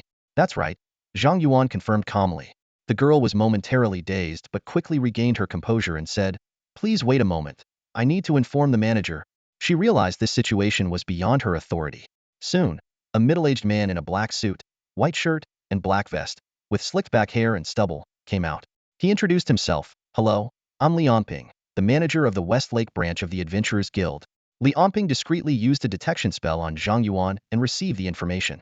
Zhang Yuan, Sword Array Master, level 16. This result made Li Onping ponder. A level 16 Sword Array Master? If this dungeon were within the city walls, it could serve as a beginner's dungeon for training students. But if it's in the wild, it has little value. After all, beginners wouldn't venture into the wild, and those who can wouldn't need a dungeon below level 12. Nevertheless, a dungeon is a dungeon, and according to guild regulations, even a level 1 dungeon must be recorded and monitored to prevent it from becoming an abyss. With a polite smile, Li Onping invited, "Shall we discuss this inside?" "Sure," Zhang Yuan replied with a smile and also used Abyssal source on Li Onping, obtaining the information. Li Onping, Fire Mage, level 40. Zhang Yuan silently confirmed. A Fire Mage who has advanced to a Fire Mage Master, a formidable opponent. They entered the manager's office. Li Onping opened the fridge and asked, "What would you like to drink?" "Coke," Zhang Yuan replied. "Sorry, I don't have that," Li Onping said. "Help yourself to whatever you like from the fridge." Li Onping poured himself a glass of brandy, sat back in his chair, and leisurely asked, "So, tell me about this dungeon you discovered and its details." Zhang Yuan, only interested in the reward, didn't mind Li Onping's attitude and directly responded. "The new dungeon is located 10 kilometers outside the West Gate, deep in the Goblin Forest. It's a hidden level 15 dungeon." "A hidden level 15 dungeon?" Li Onping's eyes showed a trace of surprise. "I heard from the receptionist that you cleared the nightmare difficulty of that dungeon, didn't you? Is there a problem?" Zhang Yuan asked. Li Onping glanced at Zhang Yuan's level again and then inquired, "Why are you reporting the dungeon information alone? Where are your teammates?" "I soloed it," Zhang Yuan replied calmly. "Soloed it?" Li Onping straightened up a bit, his expression becoming more serious. "Go on." Although he had never seen a sword array master before, a level 16 adventurer soloing a level 15 nightmare dungeon suggested that the sword array master was at least a rare hidden class, possibly even legendary. This realization made Li Onping take the matter seriously. Zhang Yuan continued, "The dungeon is called the Shadow Forest Dungeon. The regular monsters are rather ordinary, with strength and constitution around 1000, making them easy to deal with. The key is the dungeon boss, which is a spirit attribute specialized boss with a spirit attribute of 10,000 and other attributes." Li Onping's expression grew more astonished as he listened and couldn't help but interrupt. "Are you saying the regular monsters in the dungeon have strength and constitution as high as 1000, and the dungeon boss has a spirit attribute of 10,000? Is there a problem?" Zhang Yuan asked. Li Onping rubbed his forehead, speaking in a serious tone. "Kid, you know that falsifying dungeon information is punishable, right? A spirit attribute of 10,000 can rival many level 30 or 40 bosses. Not to mention whether a boss with such attributes would appear in a level 15 dungeon. How did you solo it if it did?" Zhang Yuan calmly replied, "If you don't believe me, you can send a team to verify it. Also, I suggest including a priest or paladin in the team. The boss has a resurrection skill, and conventional methods won't kill it. You must extinguish the 4 candles around the altar. After extinguishing the candles, the boss will cast a death curse. Without purification skills, the team could suffer heavy casualties." Seeing Zhang Yuan's confident demeanor, Li Onping's expression became more serious. He said, "I'll arrange a team to assess the dungeon's level. If you're not lying, this could be a special dungeon created by abyssal creatures, and the guild will reward you handsomely. Until the dungeon information is confirmed, please don't leave the guild." "No problem. I was planning to visit the trading post anyway," Zhang Yuan replied. "Feel free." "Excuse me." Li Onping nodded slightly to Zhang Yuan and hurriedly left the office. He thought to himself, if Zhang Yuan's dungeon information is true, the level 70 abyssal boss that escaped recently is likely lurking in Westlake City. The recent abyssalization of beginner dungeons wasn't a coincidence, and the newly discovered hidden dungeon is likely abyssal too. If we don't clear the abyssal dungeon in time, the consequences will be dire. This must be reported to the guild's higher-ups. Unaware of the bombshell he had dropped, Zhang Yuan thought about the rewards he might receive as he walked toward the trading post to sell materials and purchase uses of the Fate Star Array. At the trading post, Zhang Yuan exchanged 2 divine stones for a tier 3 refined Qi, which was already a weapon on par with legendary items. It's said that legendary weapons can even provide unexpected benefits to their wielders. However, the advantages of legendary equipment are a closely guarded secret among adventurers, so Zhang Yuan didn't know what they were. Of course, he would soon find out. Returning to the trading exchange, Zhang Yuan skillfully walked into a private room and opened the trading panel. This time, he wasn't in a rush to spend money. Instead, he listed all the materials in his storage space for sale at market price. After deducting the transaction fees, the exchange would automatically deposit the proceeds into his account. The 2 pieces of silver equipment he had obtained through less than legal means sold for 100,000. The miscellaneous materials added up to another 20,000. In just one day, he had earned 120,000. Zhang Yuan thought to himself that combat professions indeed brought in money quickly, but the expenses were also high. Even though he had over 100,000 coming in, a single basic skill scroll cost 10,000. Last night, he had used 10 scrolls in one go, only to end up with a 50 poison resistance passive skill. Zhang Yuan calculated silently. Each professional could learn 3 exclusive skills and 5 common skills before advancing at level 30. The only way to acquire new skills was through skill scrolls. After level 30, basic scrolls would no longer be usable, so to maximize potential, one had to learn all the skills beforehand. The number of scrolls and the amount of money required was astronomical. His current savings were a mere drop in the ocean. However, now was not the time to worry about that. Zhang Yuan spent 2,000 to buy 2 uses of the Destiny Star Array, preparing to draw cards. As the small Destiny Star Array lit up on the pedestal, he excitedly placed 2 divine stones into it.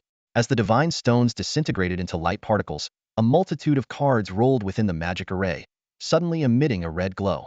2 red cards emblazoned with crimson swords flew out, transforming into 2 divine swords, Qi. The existing Qi in the sword array space automatically flew out and merged with the newly drawn swords. Boom!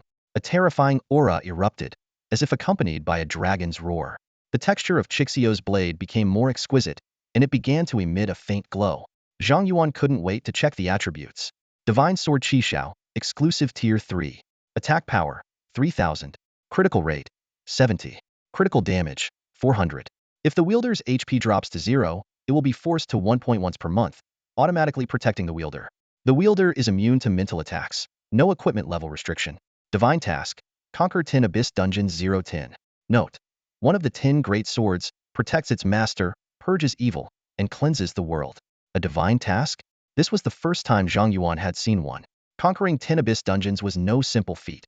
An average professional might not encounter 10 Abyss Dungeons in a decade, let alone conquer them. But the higher the task's difficulty, the greater the reward. Just by looking at Chixio's attributes, he knew the reward wouldn't be stingy. It seemed he would have to frequent Abyss Dungeons from now on. Just as he was thinking this, there was a knock on the door. Zhang Yuan put away Qishao and went out to see Li Anping smiling broadly. You finished the assessment so quickly? Zhang Yuan was a bit surprised. Li Anping, still smiling, said, We've identified and sealed off the dungeon you mentioned. Then I should be getting the reward, right? It's already been issued. You can check your Adventurers Association account.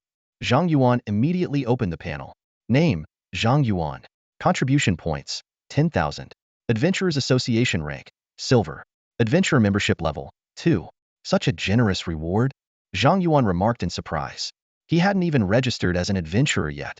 Li Anping explained that he had taken the liberty to register Zhang Yuan to ensure he could receive the full reward. I don't mind you registering for me, but why is the reward so high? Isn't a level 15 dungeon only worth 1,000 contribution points? Li Anping gave a mysterious smile. We can discuss this in the office. Actually, your reward could be even higher. Intrigued, Zhang Yuan followed him into the manager's office. Li Anping offered him a cold cola, but Zhang Yuan got straight to the point. Just tell me what you want. Li Anping's smile faded.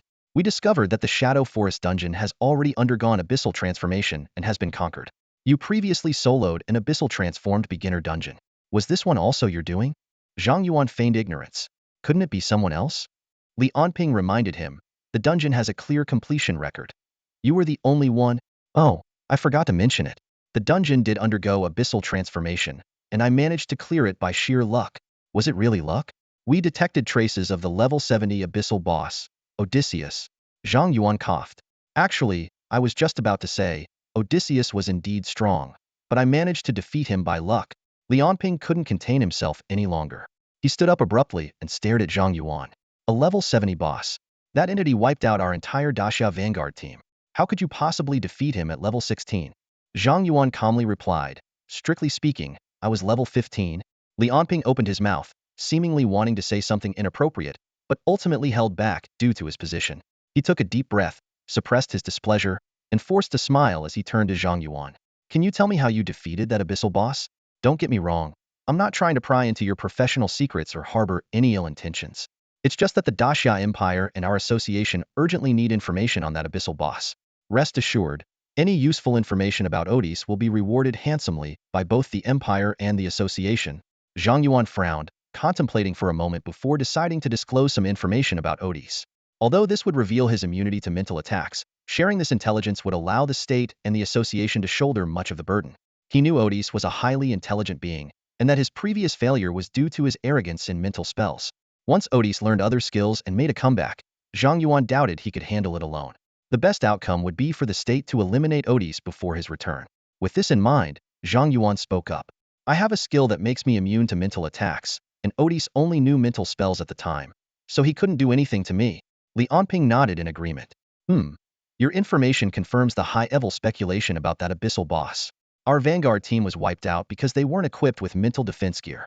Zhang Yuan, this information is very valuable. Do you have any other details about Odys? Zhang Yuan continued. Odys infiltrated the Daxia Empire under the orders of his king. His mission is to abyssalize all novice dungeons to eliminate all human geniuses before they can grow. Li Anping's expression changed dramatically, and he exclaimed, Are you sure? Odys said it himself, Zhang Yuan explained. He targeted me because I solo cleared an abyssalized dungeon, and he wanted to kill me before I could grow stronger. Li Anping's pupils contracted, and he exclaimed, I see. No wonder the abyssalization rate of novice dungeons has surged everywhere. Those abyssal creatures are trying to uproot our Daxia. This must be reported immediately. Suddenly remembering something, he hurriedly left the office, only to return moments later, excitedly addressing Zhang Yuan. Kid, you've done a great service. Elder Bai wants to see you personally to reward you. Elder Bai? Zhang Yuan was taken aback. You mean the legendary Archmage, the president of the Adventurers Association, Bai Zhenghua? Bai Zhenghua was one of the top powerhouses in the Daxia Empire. known for single-handedly blocking an Abyssal army at the Abyssal entrance. His strength was formidable, and he was a figure written into textbooks. Zhang Yuan had often heard of Elder Bai's feats since his transmigration. That's right, Elder Bai himself, Li Onping said excitedly, patting Zhang Yuan on the shoulder. You're really lucky. Not everyone gets the chance to meet him. Is he in Shihu City? Zhang Yuan asked, puzzled. He can be anywhere. You'll find out when you meet him, Li Onping said mysteriously, leading Zhang Yuan to a concealed room. Elder Bai is inside. Go on in. Aren't you coming? Zhang Yuan asked, turning back. Li Onping smiled and shook his head. This is your reward. I won't intrude. Elder Bai is very generous. Feel free to ask for anything you want. Go on. Zhang Yuan pushed open the door and entered. The room was simply decorated, brightly lit, with an elderly man in a white robe standing in the center. Strangely, Zhang Yuan hadn't sensed anything outside, but as soon as he entered, he felt an overwhelming aura emanating from the old man, making it hard to breathe. This oppressive force was even stronger than the level 70 Abyssal boss, Otis. Almost instinctively, Zhang Yuan summoned his sword, Qi Xiao, to his side and used Abyssal Eye on the old man. However, the system prompt was unable to detect target. Zhang Yuan wasn't surprised that he couldn't get any information on the old man. Good reflexes, Bai Zhenghua said with a satisfied smile. Young people these days rarely have your level of vigilance. Seeing Bai Zhenghua retract his aura, Zhang Yuan also put away Qi Xiao and respectfully greeted. Greetings, Elder Bai. That sword you just summoned, it's your exclusive weapon, isn't it? Bai Zhenghua asked with a smile. Yes, Zhang Yuan replied candidly. At this point, there was no point in hiding anything. I heard you drew a full constellation hidden class on your first try, and on the third day of your class change, you drew your exclusive weapon? Kid, your luck is extraordinary. Elder Bai, it's just luck. Not worth bragging about, Zhang Yuan said modestly. Luck is also a part of one's strength. I wish the nation had a few more lucky ones like you, Bai Zhenghua said, increasingly pleased with Zhang Yuan. He reached into thin air and produced a bottle of ice-cold cola. I heard from Li Onping that you like cola. This is a special drink I had someone make for you. Give it a try. Thank you, Elder Bai. Zhang Yuan accepted the cola without hesitation, opened the bottle, and gulped it down.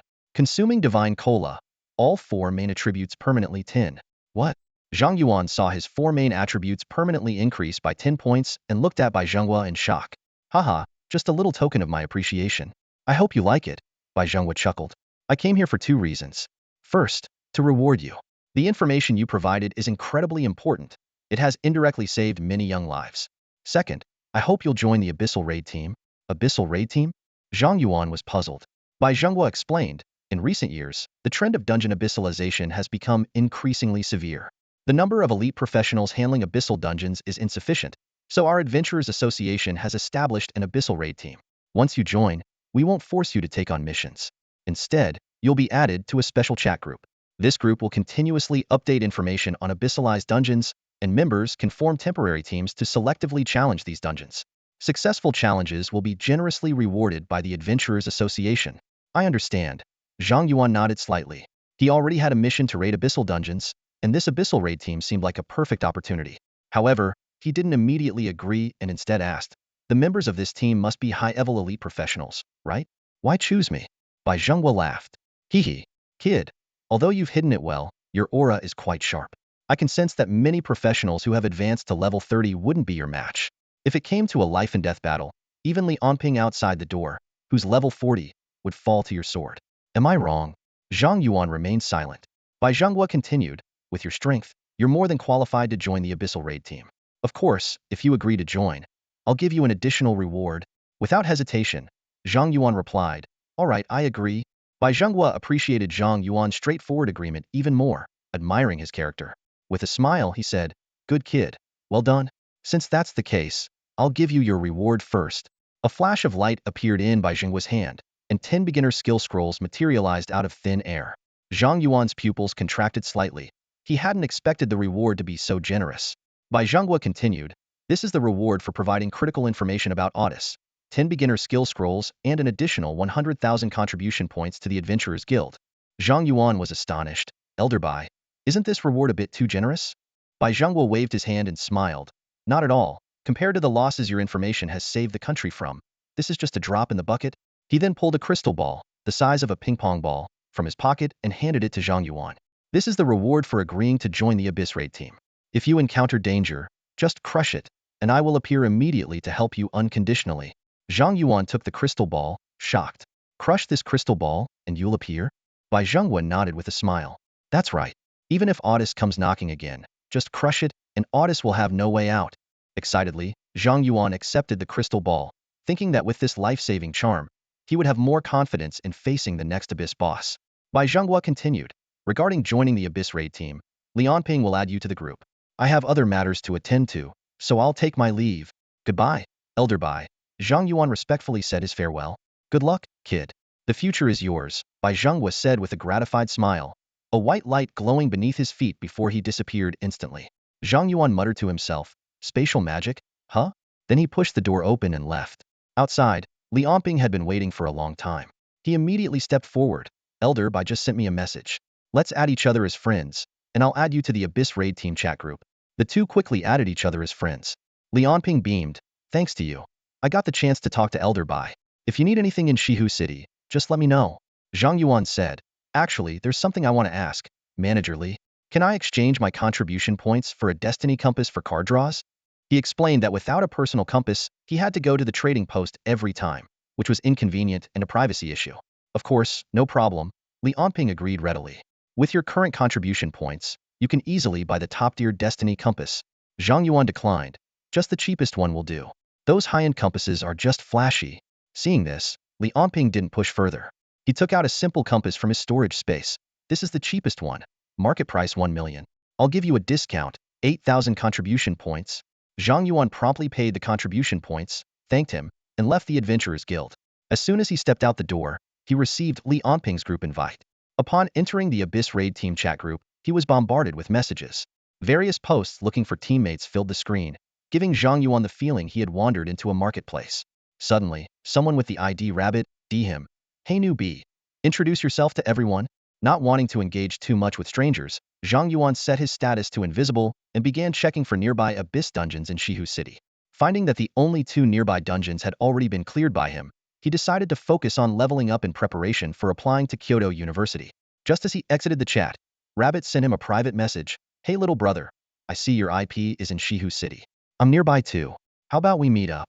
I have a surprise for you. Zhang Yuan glanced at the message and immediately blocked Rabbit.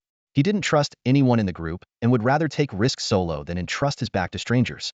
Putting the matter out of his mind, Zhang Yuan headed towards the East Gate. He planned to level up at the 20-level outdoor dungeon by the Luosha River, a prime spot for adventurers in Shihu City to farm equipment and materials. It was also his best leveling spot at the moment, allowing him to reach level 19 directly.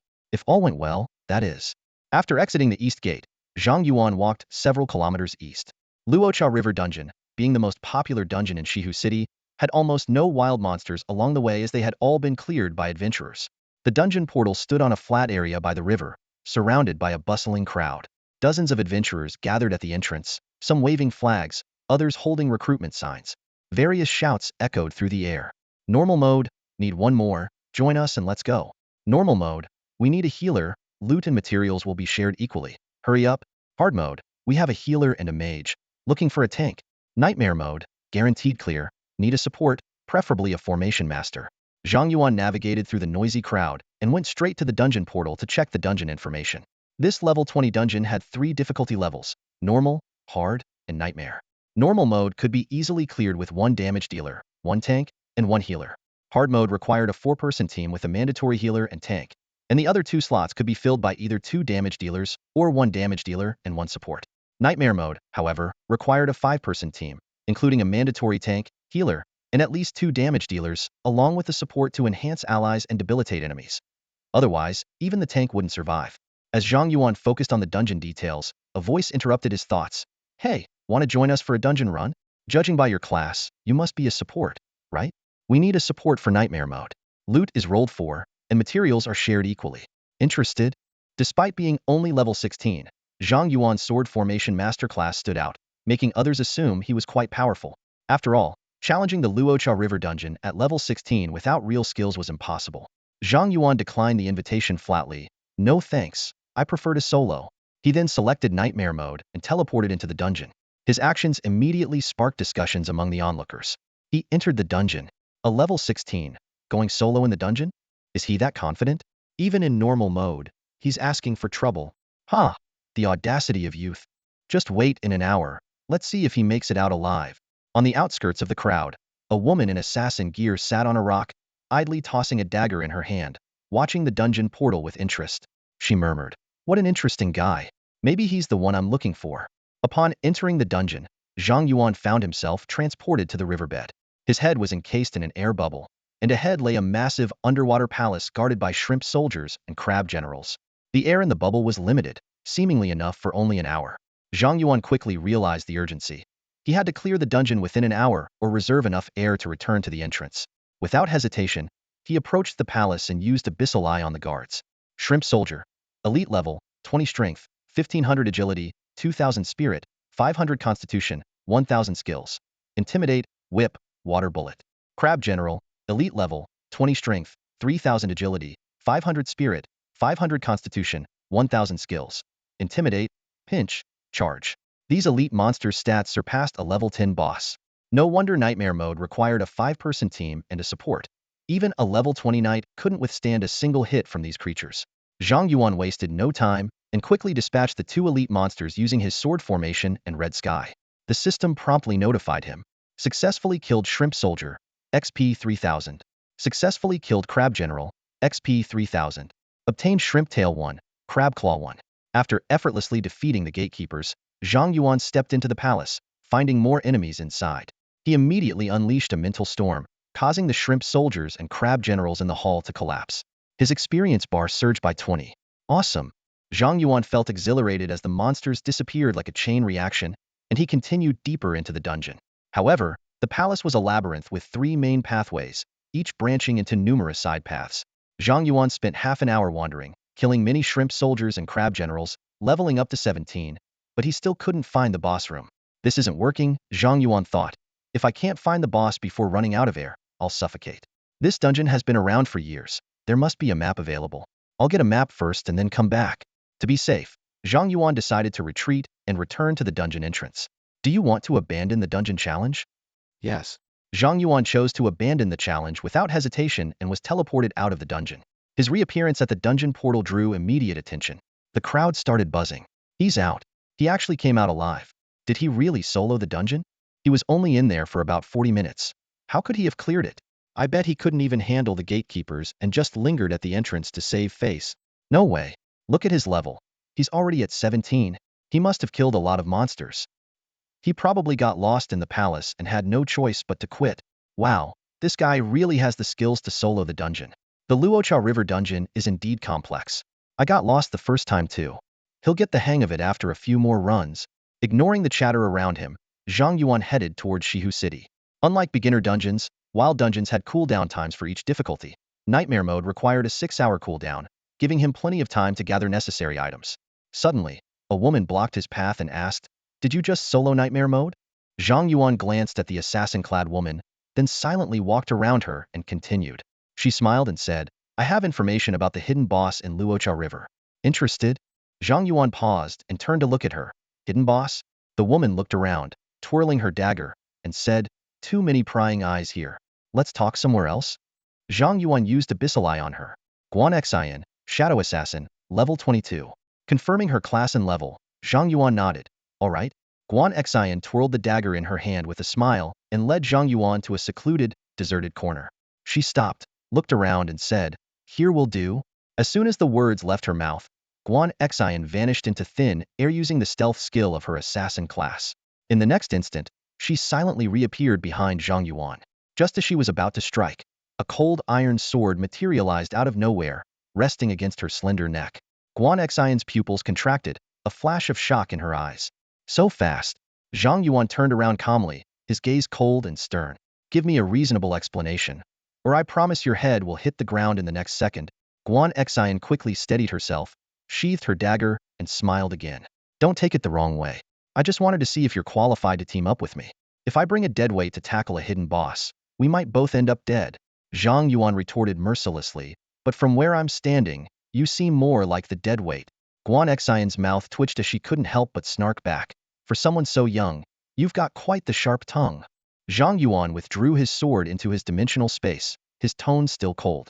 "Get to the point. What hidden boss? Is Westlake City full of people like you?" Guan Xian muttered under her breath, and then pulled a coral glowing key from her backpack. This is a key I got from defeating the boss in the Luosha River dungeon. It opens a hidden door to a level 30 humanoid hidden boss. The room only allows 2 people in, and their average level must be below 20. Zhang Yuan sneered. A room that only allows 2 people with an average level below 20 to fight a level 30 boss? Who would believe that? Guan Xian laughed, unfazed. Shows how little you know. This kind of scenario is actually quite common in the legendary trials. Legendary trials? Zhang Yuan raised an eyebrow. Guan Xian explained. There's secret tasks scattered around the world. Completing them yields extremely generous rewards, at least an epic item, or if you're lucky, special skills or awakened talents. Zhang Yuan pressed on. How do you know all this? You look like you just graduated high school. Guan Xian replied proudly. Legendary trials are a mandatory course in every university. You'll learn about them once you get to college. Zhang Yuan asked. And how are you sure I can help you defeat this hidden boss? Instinct, Guan Xian said with a grin, tapping her head. I have a good sense for these things. I feel like teaming up with you will definitely get us through. Zhang Yuan shook his head. I don't like taking risks. Your reason isn't convincing enough. Stubborn guy, Guan Xian muttered, then pulled out a glowing scroll from her backpack and handed it to Zhang Yuan. Here, take this. Now will you join me? Zhang Yuan examined the scroll. Return scroll. Can be used in a dungeon to forcibly exit and return to the nearest main city. A flicker of surprise crossed Zhang Yuan's eyes. He had seen these in the marketplace, priced at a steep 100,000. He hadn't expected Guan Xian to be so generous. Guan Xian, unfazed, continued. Now that you have a return scroll, you can teleport back to the city if things get dangerous. With your safety guaranteed, will you give it a shot?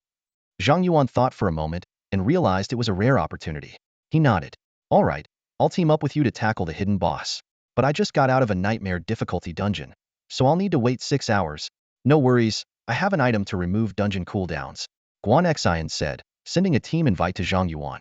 Don't worry, even though you're only level 17, we'll split the loot equally. Zhang Yuan accepted the team invite without further comment and followed her to the Luosha dungeon's teleportation portal. Standing at the portal, Guan Xian pulled out an amulet-like object.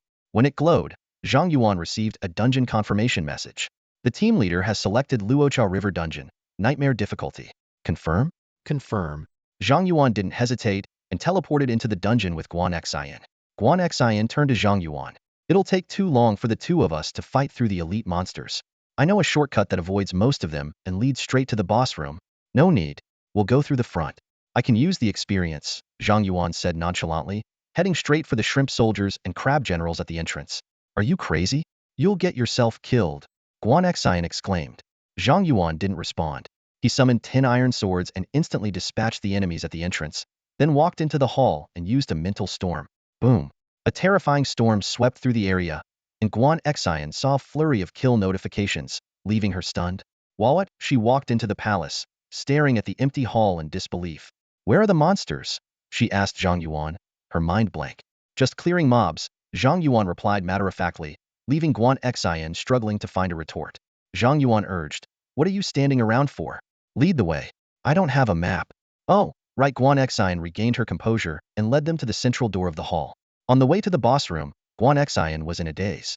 Every elite monster they encountered was instantly killed by Zhang Yuan. Is this really the attack power of a level 17? She wondered. Even her highest single target damage skill couldn't one-shot these monsters. But Zhang Yuan seemed to be using basic attacks, and they appear to have splash damage. Suddenly, Guan Xian felt like her rare class was a beggar compared to Zhang Yuan's sword array master. With Guan Xian leading and Zhang Yuan slaying, they reached the boss room in under 10 minutes. Guan Xian stopped outside the boss room and cautioned Zhang Yuan. I know you have high attack power, but this is still the final boss of a level 20 nightmare dungeon. I know its weaknesses. You distract it while I flank. Time is short. No need for such elaborate plans. Zhang Yuan interrupted, pushing open the door to reveal a massive snake inside. Use Abyssal Eye. Zhang Yuan murmured. Luosha King Serpent Leader. Level 20. Strength 3,200. Agility 4,200. Spirit 2,000. Constitution 6,000. Skills Whip, Bite, Venomous Bind, Poison Attack. 6,000 Constitution, Zhang Yuan mused. Guan Xian hurriedly caught up. I told you not to be reckless. This boss has high attack and lots of health. Your small frame can't withstand a single hit. Qishao. Zhang Yuan called, and Qishao appeared, transforming into a red beam that pierced the Luosha King Serpent's head. The serpent didn't even have time to react before it let out a wail and collapsed. Successfully killed Luosha King Serpent, EXP 42,000. Guan Xian obtained items. Luosha King Serpent Leather Armor, Luosha King Serpent Fang Blade, Luosha King Serpent Crystal Core. Seeing the kill notification, Guan Xian's mouth twitched. One shot? Really? Guan Xian stood there in a daze, staring blankly at the empty boss room, thinking she was dreaming. Zhang Yuan turned to face her, a hint of inquiry in his eyes. The dungeon equipment and materials are stored in the captain's inventory. As per our agreement, we're splitting them evenly, right? Yes, yes. Guan Xian nodded instinctively, her fingers trembling slightly as she retrieved the equipment and materials dropped by the boss from her inventory space. Two pieces of golden equipment floated in the air, rotating slowly and emitting a dazzling light. The Rakshasa King's Serpent Skin Armor, Defense 200, Agility 200, Poison Damage 20, usable at level 20, and the Rakshasa King's Serpent Fang Poison Blade, Attack 200, with Poison Attribute, Assassin Skill Damage 20, usable at level 20. Beside them hovered a translucent Rakshasa King's Serpent Crystal Core, emitting a faint poisonous mist. After carefully examining the equipment, Zhang Yuan shook his head. These items are of no use to me. A hint of desire flashed in Guan Xian's eyes as she suggested, I didn't contribute much in this dungeon, so technically, the equipment should be yours. But I really want these items. How about I buy them from you at the market price for golden equipment? Zhang Yuan raised an eyebrow. How much? A piece of golden equipment starts at 1 million, Guan Xian quickly calculated. These two look like a set, so they'll be more expensive. That crystal core is also valuable. How about I give you 5 million for the whole set? 5 million? Zhang Yuan's eyes widened in disbelief. That much? Seeing Zhang Yuan hesitate, Guan Xian thought he found the offer too low and quickly added, I didn't bring that much cash with me. If you think it's too little, we can add each other as friends after we leave, and I'll transfer another 2 million to you later. Zhang Yuan came to his senses and shook his head. We agreed to split things evenly. One piece of equipment for me, one for you, and we'll split the crystal core. You can just give me 250,000. Guan Xian couldn't help but laugh. You're really something. Refusing extra money. Zhang Yuan replied calmly, it's a matter of principle. Besides, when we agreed to split the loot, I didn't expect you to contribute much. Can't you say something nice for once? Guan Xian rolled her eyes and then said, 250,000 sounds bad. I'll transfer you 300,000 after we leave the dungeon. Deal. After reaching an agreement, Guan Xian took out a coral key, walked to the dungeon exit, and brushed aside the seaweed covering the wall. A delicate coral door suddenly appeared before them. Guan Xian inserted the key into the lock, and with a soft click, the coral door slowly opened. Oddly enough, despite being underwater, there wasn't a drop of water beyond the coral door. An invisible force kept all the water outside, making it seem like another world inside. As the coral door fully opened, Zhang Yuan received a system prompt. Beyond this door lies the Rakshasa King's dojo. Dungeon restriction. Individual maximum level not to exceed 25, team average level not to exceed 20. Do you wish to proceed? Guan Xian turned to ask, the hidden boss is inside. Are you ready? Let's go. Zhang Yuan nodded slightly. Guan Xian confirmed the challenge, and they were instantly transported to a vast dojo. In the center sat a humanoid monster wearing a grotesque demon mask and clad in blood-red armor. Beside it lay an unsheathed long sword. The entire scene exuded a sense of nobility, pride, and solemnity, with the monster emanating an aura of dominance. Zhang Yuan used Abyssal Eye on it, and the attributes appeared before him. Rakshasa King Hidden Boss. Level, 30. Strength, 10,000. Agility, 10,000. Spirit, 10,000. Constitution, 10,000. Skills, Flash of the Sword, King's Pressure, Indomitable Will. Hiss. Zhang Yuan couldn't help but gasp. Not only were the 4 main attributes in the 5-digit range, but the Rakshasa King's skills also seemed quite troublesome. Turning to Guan Xian, he asked, You've fought this boss before, right? Any intel? Guan Xian replied, I've only fought it once and only got through the first phase. In the first phase, it doesn't use its weapon. In the second phase, it does, and its attack desire and speed increase significantly. Each phase also has a health lock, so it doesn't seem like you can just brute force your way through. A mechanics boss, huh? Zhang Yuan nodded slightly. He had encountered mechanics bosses before, like the Shadow Scarecrow, so he wasn't too surprised. I'll test the waters. You stay on the sidelines. As Zhang Yuan stepped into the dojo, the Rakshasa King slowly opened its eyes and stood up. It was only then that Zhang Yuan realized the Rakshasa King stood over 3 meters tall, exuding an intense sense of oppression. Qishao. Zhang Yuan summoned the Qishao sword behind the Rakshasa King, piercing its body. The Rakshasa King fell to its knees, then flames erupted around it, turning its skin crimson as it stood back up, drawing its sword from its sheath. Second phase. Guan Xian exclaimed. That quickly? She looked at Zhang Yuan in disbelief, recalling how she had painstakingly whittled down the Rakshasa king for an hour to reach the second phase, while Zhang Yuan had triggered it with a single attack. The vast difference made her feel inadequate. Seeing the Rakshasa king enter the second phase, Zhang Yuan didn't give it a chance to attack and controlled Qi Xiao to strike again. But this time, a sword light flashed, and the Rakshasa king deflected Qi Xiao. It blocked my attack? Zhang Yuan's pupils narrowed. It was the first time his attack had been deflected. Watch out. It's about to use a skill.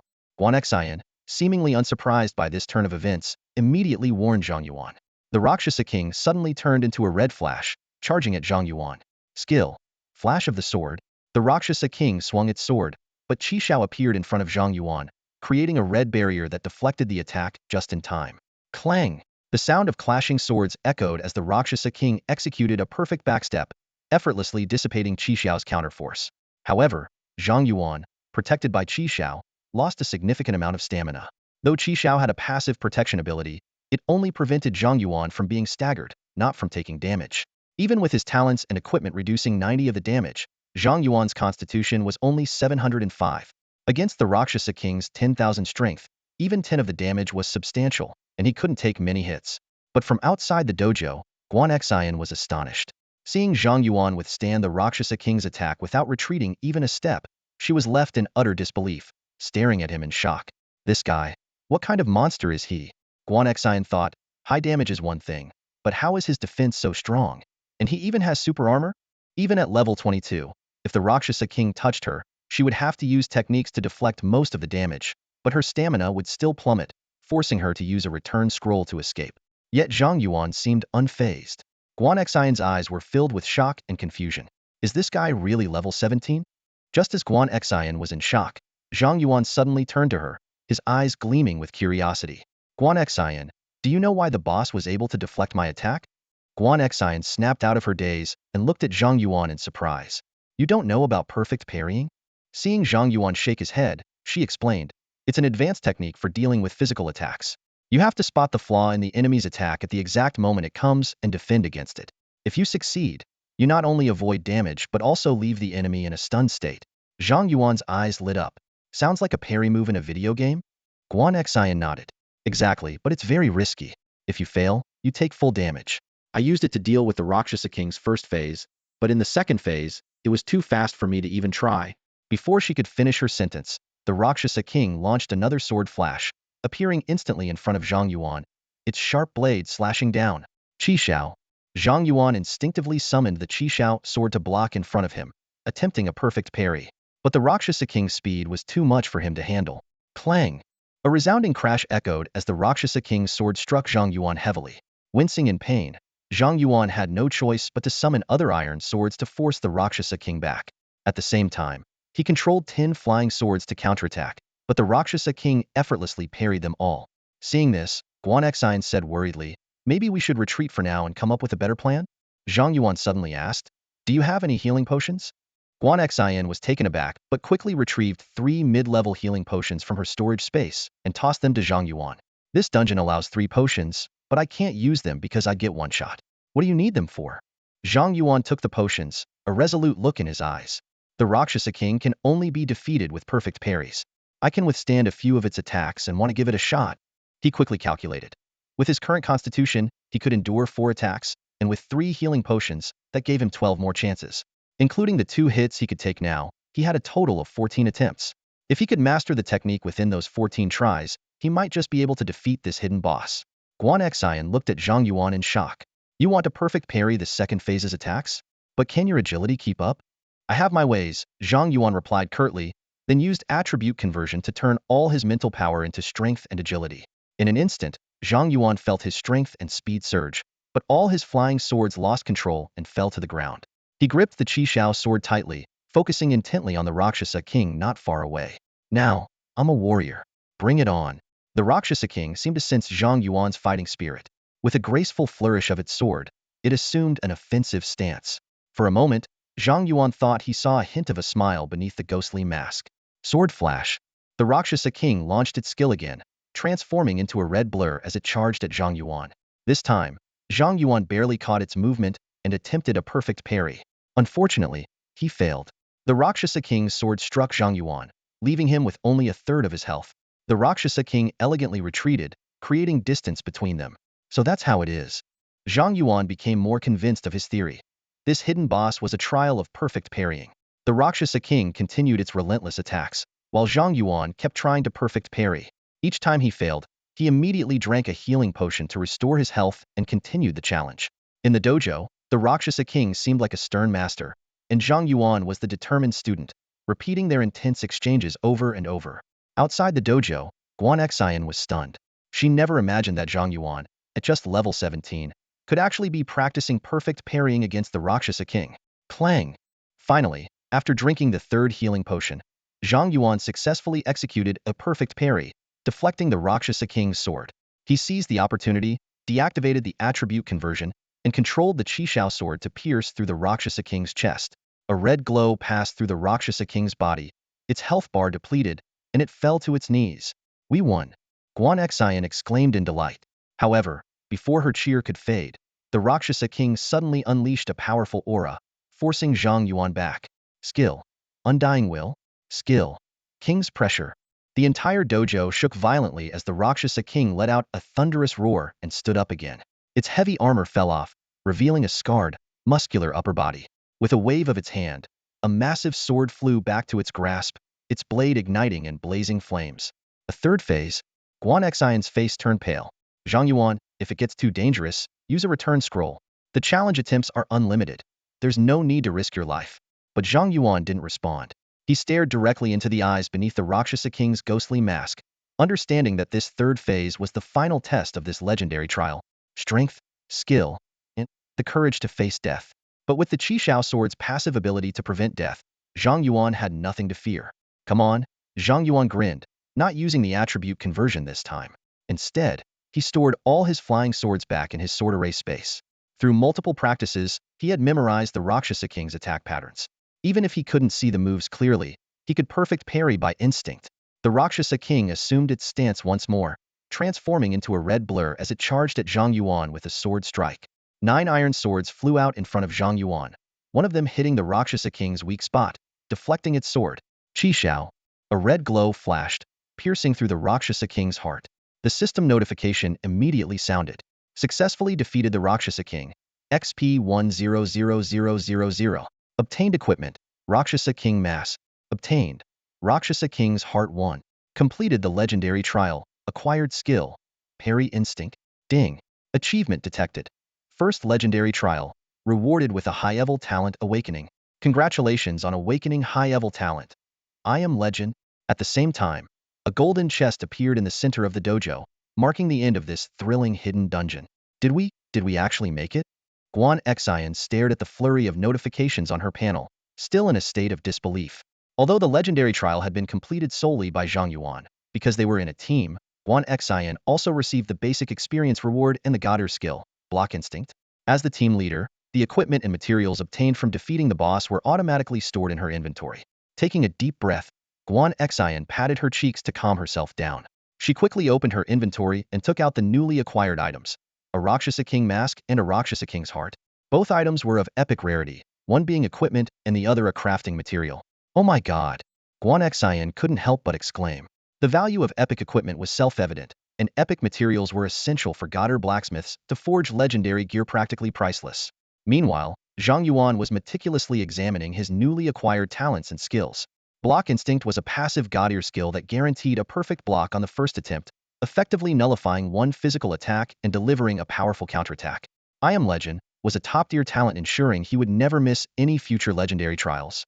A bright smile appeared on Zhang Yuan's face as he looked at his new skills and talents. Just then, Xian approached him, handing over the Rakshasa King mask and heart. Zhang Yuan, these are for you. You completed the battle on your own, so you deserve these epic items, Xian said with a hint of admiration in her voice. Zhang Yuan glanced at the items, but only took the Rakshasa King mask. I said we'd split everything evenly, not based on contribution, he stated firmly. Xian's eyes widened in surprise. Do you have any idea how valuable epic items are? This Rakshasa King's heart is worth at least several million. Zhang Yuan shook his head resolutely. Even if it were worth 1 billion, it should still be yours. It's a matter of principle, not money. Besides, without your hidden key, the information on perfect blocking, and the 3 healing potions, I wouldn't have been able to defeat the Rakshasa king. Guan Xian looked at Zhang Yuan, her eyes filled with surprise and admiration. She realized she might have underestimated him. Many close friends, or even couples, would betray each other for an epic item, but Zhang Yuan insisted on splitting them equally. Well, since you insist, I won't refuse, Guan Xian said with a smile, storing the Rakshasa king's heart back in her inventory. I must say, you might be a bit rigid, but you're reliable. Thanks for the compliment, Zhang Yuan replied, putting away the Rakshasa king mask and heading towards the central treasure chest of the dojo. This chest was the reward for completing the Rakshasa River dungeon, and since Guan Xian had already cleared it before, this time the chest was exclusively for Zhang Yuan. Opening the chest, Zhang Yuan obtained a divine stone and 5 basic skill scrolls. With the rewards distributed, the chest vanished, and the dungeon's exit portal appeared, transporting both of them out. Back in the real world, Guan Xian took a deep breath of the fresh, moist air and immediately transferred 3 million credits to Zhang Yuan's account. This was a pleasant collaboration, she said with a smile. Let's add each other on the communicator. Maybe we can team up again in the future? Maybe another time, Zhang Yuan replied, not accepting Guan Xian's invitation, and left the team, turning to walk away. Hey, you just take the money and leave? Is that how you treat a lady? Guan Xian shouted, feeling a surge of irritation as Zhang Yuan walked off without a word. She considered chasing after him but then stopped, watching him leave. You're definitely aiming for Kyoto University, aren't you? Heh, you won't escape from me, she chuckled, twirling a dagger in her fingers and whistling as she walked away in the opposite direction. Back home, Zhang Yuan immediately took a shower and changed into clean, fresh clothes. Sitting on the couch in his living room, he took out the fate compass and 15 skill scrolls. I didn't expect to get another divine stone so soon. At this rate, I might complete my ultimate weapon before the college entrance exams, Zhang Yuan mused to himself. He used the 15 basic skill scrolls first, resulting in only 1 duplicate skill, poison resistance, which leveled up to 10, granting him 100 poison immunity. Zhang Yuan chuckled wryly. Well, only 1 duplicate skill. In a way, that's lucky. Then, he picked up the fate compass and placed the newly acquired divine stone into it. Although he had drawn many cards before, this was his first time using his own fate compass, and he felt an inexplicable excitement. A refined 4th-tier Qishao, that would be considered a divine weapon, right? Zhang Yuan muttered, placing the divine stone into the fate compass. The compass began to spin, the magic array glowing, with countless cards swirling around before a red card flew out. Come forth, my Qishao, Zhang Yuan shouted dramatically. However, from the card emerged a sapphire blue sword, surrounded by swirling water vapor and the faint sound of waves. Divine Sword Jianlu exclusive Tier 1. Attack 1000, damage 100, autoguard, immunity to water attribute attacks, no equipment level restriction. Note: one of the 10 great swords, it protects the wielder and cleanses the world of evil. Huh. Zhang Yuan was stunned upon seeing the new exclusive weapon. So, you can have more than one exclusive weapon? Zhang Yuan gazed intently at the newly drawn weapon in his hand. It bore the inscription, Top 10 Swords, just like his first weapon. A bold idea flashed through his mind. Could it be that I have 10 exclusive weapons? The thought made his breath quicken. Most professionals only had 1 exclusive weapon, but he might have 10. If all 10 weapons reached their maximum refinement in the later stages, wouldn't that mean he would possess 10 divine artifacts simultaneously? The mere possibility of this made Zhang Yuan's heart race. Each divine artifact held earth-shattering power, and even among those who had reached god status, few possessed such artifacts. He thought to himself, with this hidden profession and absolute luck, the potential is unimaginable.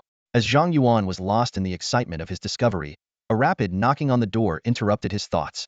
He quickly stored his weapon in the sword array space and got up to open the door. Standing outside was a smiling man Xiaoqiaoyang. Zhang Yuan recognized him immediately. I remember you. You were the captain of the guards back then? He said straightforwardly. I'm sorry, but I've already decided to apply to Kyoto University. Xiaoqiaoyang smiled and waved his hand. Don't worry, I'm not here to stop you from applying to Kyoto University, he explained. After I went back that day, I reported your situation to the Supreme Command. The leaders value you highly. They held 3 consecutive meetings and finally decided to make an exception and allow you to join the Chenlong squad as an external member. This way, you can still take your university exams. Chenlong squad? Zhang Yuan raised an eyebrow. What is that? It's a secret special forces unit in our country. Xiaoqiaoyang lowered his voice.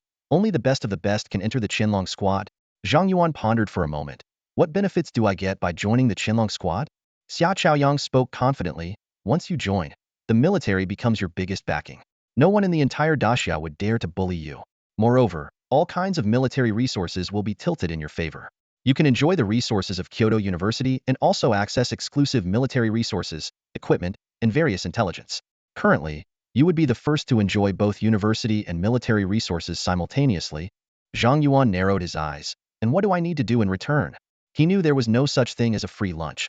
Since the military offered him so much, he would have to bear corresponding responsibilities. Xiao Chaoyang answered honestly, I won't hide it from you. After joining, you'll need to perform tasks for the military. But don't worry, the initial phase focuses on training missions that won't affect your student status. Even later, as a special unit, you won't be assigned regular tasks. You'll become the Empire's sharpest blade. Zhang Yuan was silent for a moment, images of his grandmother's special merit badge flashing in his mind.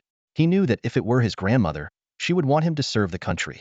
With that thought, he nodded slightly. All right, I agree to join the Chenlong squad.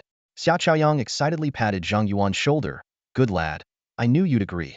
By the way, to join the Chenlong squad, you need a recommendation from the Supreme Command and have to pass the Chenlong trial. Train well these days, and when you reach level 15, I'll take you to participate. With your strength, you'll definitely pass, and then you'll officially join the Chenlong squad with the rank of major. Zhang Yuan calmly said, I can participate in the trial now. Xiao Chaoyang was stunned. You're already at level 15? Weren't you level 12 just a few days ago? He immediately used a detection spell on Zhang Yuan, and the result left him speechless. Zhang Yuan, Sword Array Master, level 18, 18 levels? Xiao Chaoyang's eyes nearly popped out. How did you manage that? Zhang Yuan replied calmly.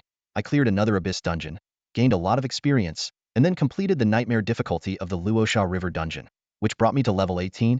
The one who cleared the Shadow Forest Abyss dungeon was you? Xiao Chaoyang asked, shocked. I heard that the level 70 Abyss boss, Odysseus, appeared in that dungeon and was repelled by someone. Was that you as well? Zhang Yuan was a bit surprised. I reported it to the Adventurers Association. Didn't you know? Xiao Chaoyang explained. The Adventurers Association and the National Defense Forces are separate entities. We don't share all information. He rubbed his forehead. I need to process this. Your news is too explosive. Xiao Chaoyang paced back and forth at the door, then said to Zhang Yuan, I need to report this to the Supreme Command. Wait here for a while. Excuse me. He hurriedly left. After a short while, Xiao Chaoyang rushed back, his face filled with excitement. Zhang Yuan, great news. Marshal Wan wants to meet you personally. Come with me to the military district. Marshal Wan? Zhang Yuan was puzzled. Who? Xiao Chaoyang looked at him in surprise. You don't know about Marshal Wan Chang'an? He's a legendary figure in our Daxia Empire. Not only the highest leader of the National Defense Forces, but also a Godder warrior. There are fewer than 10 people in the Daxia Empire with a higher status than him. He's an icon for all our soldiers. Zhang Yuan merely nodded slightly. Oh, then let's go. His lack of reaction made Xiao Chaoyang even more impressed. The two drove to the City Defense Force Base in Shihu City. Wan Chang'an had already arrived via a teleportation array from Kyoto and was waiting at the City Defense Force headquarters. The base was heavily guarded, and Xiao Chaoyang led Zhang Yuan through multiple checkpoints to the headquarters. At the entrance stood two tall soldiers, whom Zhang Yuan identified as level 60 elite professionals using his Abyssal eye. What a grand setup, Zhang Yuan thought to himself. Xiao Chaoyang stepped forward, saluted, and reported loudly. Reporting, sir. Zhang Yuan has arrived. Bring him in. A strong voice came from inside the headquarters. Suppressing his excitement, Xiao Chaoyang whispered to Zhang Yuan, Kid, let's go in. This is a great opportunity for you. Make the most of it. Zhang Yuan nodded calmly and followed Xiao Chaoyang into the headquarters. Inside stood several soldiers in dark green uniforms, and among them was a middle-aged man exuding an unparalleled, terrifying aura. Zhang Yuan immediately recognized him as Wan Chang'an, sensing that his power was on par with Bai Zhenghua. He thought that even the Abyss boss Odysseus wouldn't last a single blow from Wan Chang'an here. As Wan Chang'an turned around, his piercing gaze made Xiao Chaoyang's legs go weak. But seeing Zhang Yuan stand firm, Wan Chang'an nodded slightly. Not bad.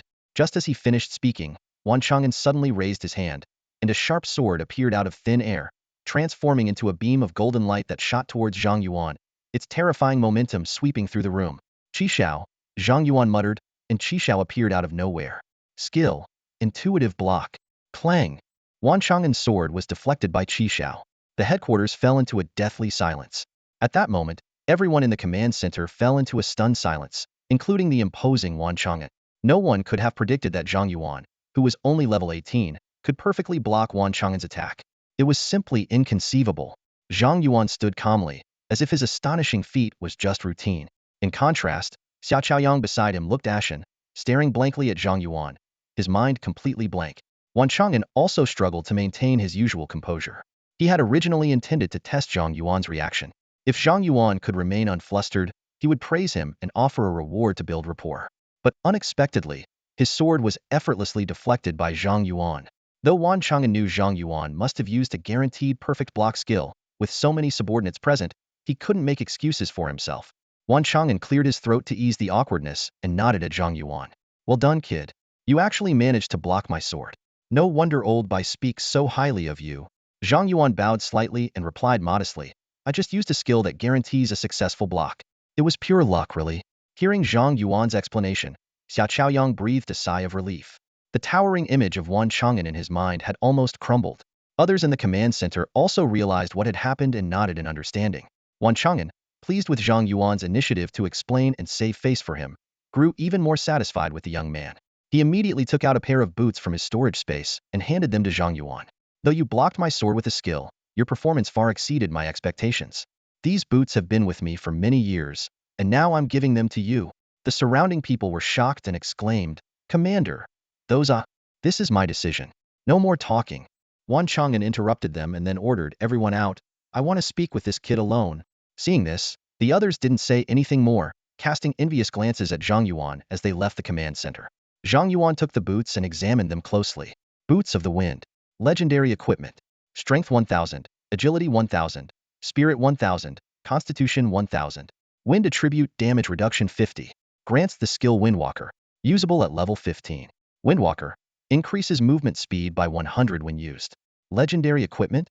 Zhang Yuan's eyes widened in shock as he looked at Wan Chang'an. This is too valuable.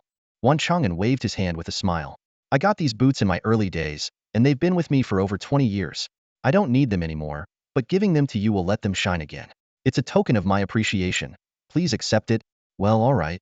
Zhang Yuan no longer hesitated and immediately put on the boots of the wind, feeling much lighter, as if he could leap into the sky. Not bad, they suit you well, Wan Chang'an said with a satisfied smile. Zhang Yuan, do you know why I wanted to meet you in person? Isn't it because of Captain Xia's report? Zhang Yuan asked. That's part of it, but not the main reason I decided to meet you, Wan Chang'an explained. There's another reason? Zhang Yuan was puzzled. Wan Chang'an's tone became serious.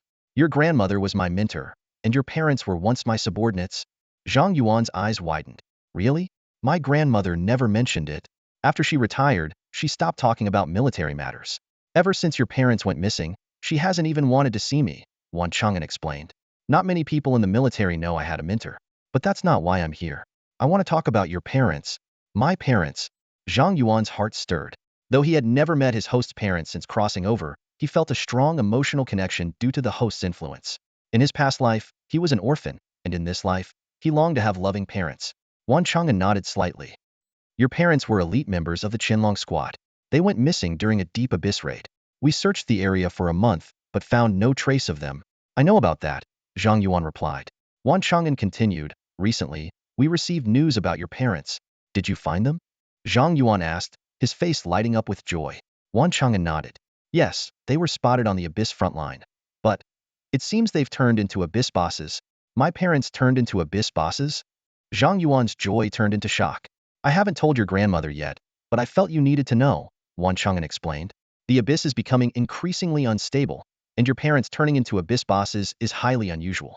It might involve you as well. Zhang Yuan fell into deep thought and then said, Commander, can I ask you a favor? If there's any news about my parents, please inform me immediately. Of course, Wan Chang'an nodded. But I hope you won't tell your grandmother. I'm afraid she might rush to the abyss front line.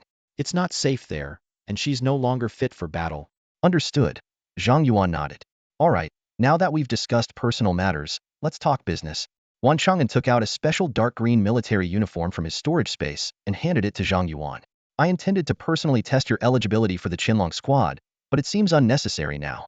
This is the Chenlong squad uniform. Try it on. Okay. Zhang Yuan quickly changed into the uniform. Already tall and upright, he looked even more heroic in the military attire. Excellent. Wan Chang'an nodded in satisfaction, then suddenly shouted sternly, Major Zhang Yuan, here. Zhang Yuan stood straight and responded loudly. Looking at Zhang Yuan standing tall, Wan Chang'an saw a reflection of his two most proud subordinates. A smile crept onto his face as he warmly said, Welcome to the Chenlong squad. After Wan Chang'an conferred the military rank on Zhang Yuan, he quickly teleported away with his personal guards. As the supreme commander of the Great Xian National Defense Forces, it was already a rare opportunity for him to meet Zhang Yuan briefly. After Wan Chang'an left, Xiao led Zhang Yuan to the military cafeteria. While eating, Xiao introduced Zhang Yuan to the military situation and the benefits for soldiers. When they talked about the skills training center, Zhang Yuan's eyes lit up with curiosity. Xiao explained, "It's a unique facility of our military that can significantly enhance skill training efficiency." Zhang Yuan was delighted. He was already at level 18, but his sword array and sword control skills were still at level 3. If he could improve them in the training center, his combat power would surely soar. He eagerly asked, "Can I use it?" "Of course, it's one of your benefits," Xiao replied with a smile.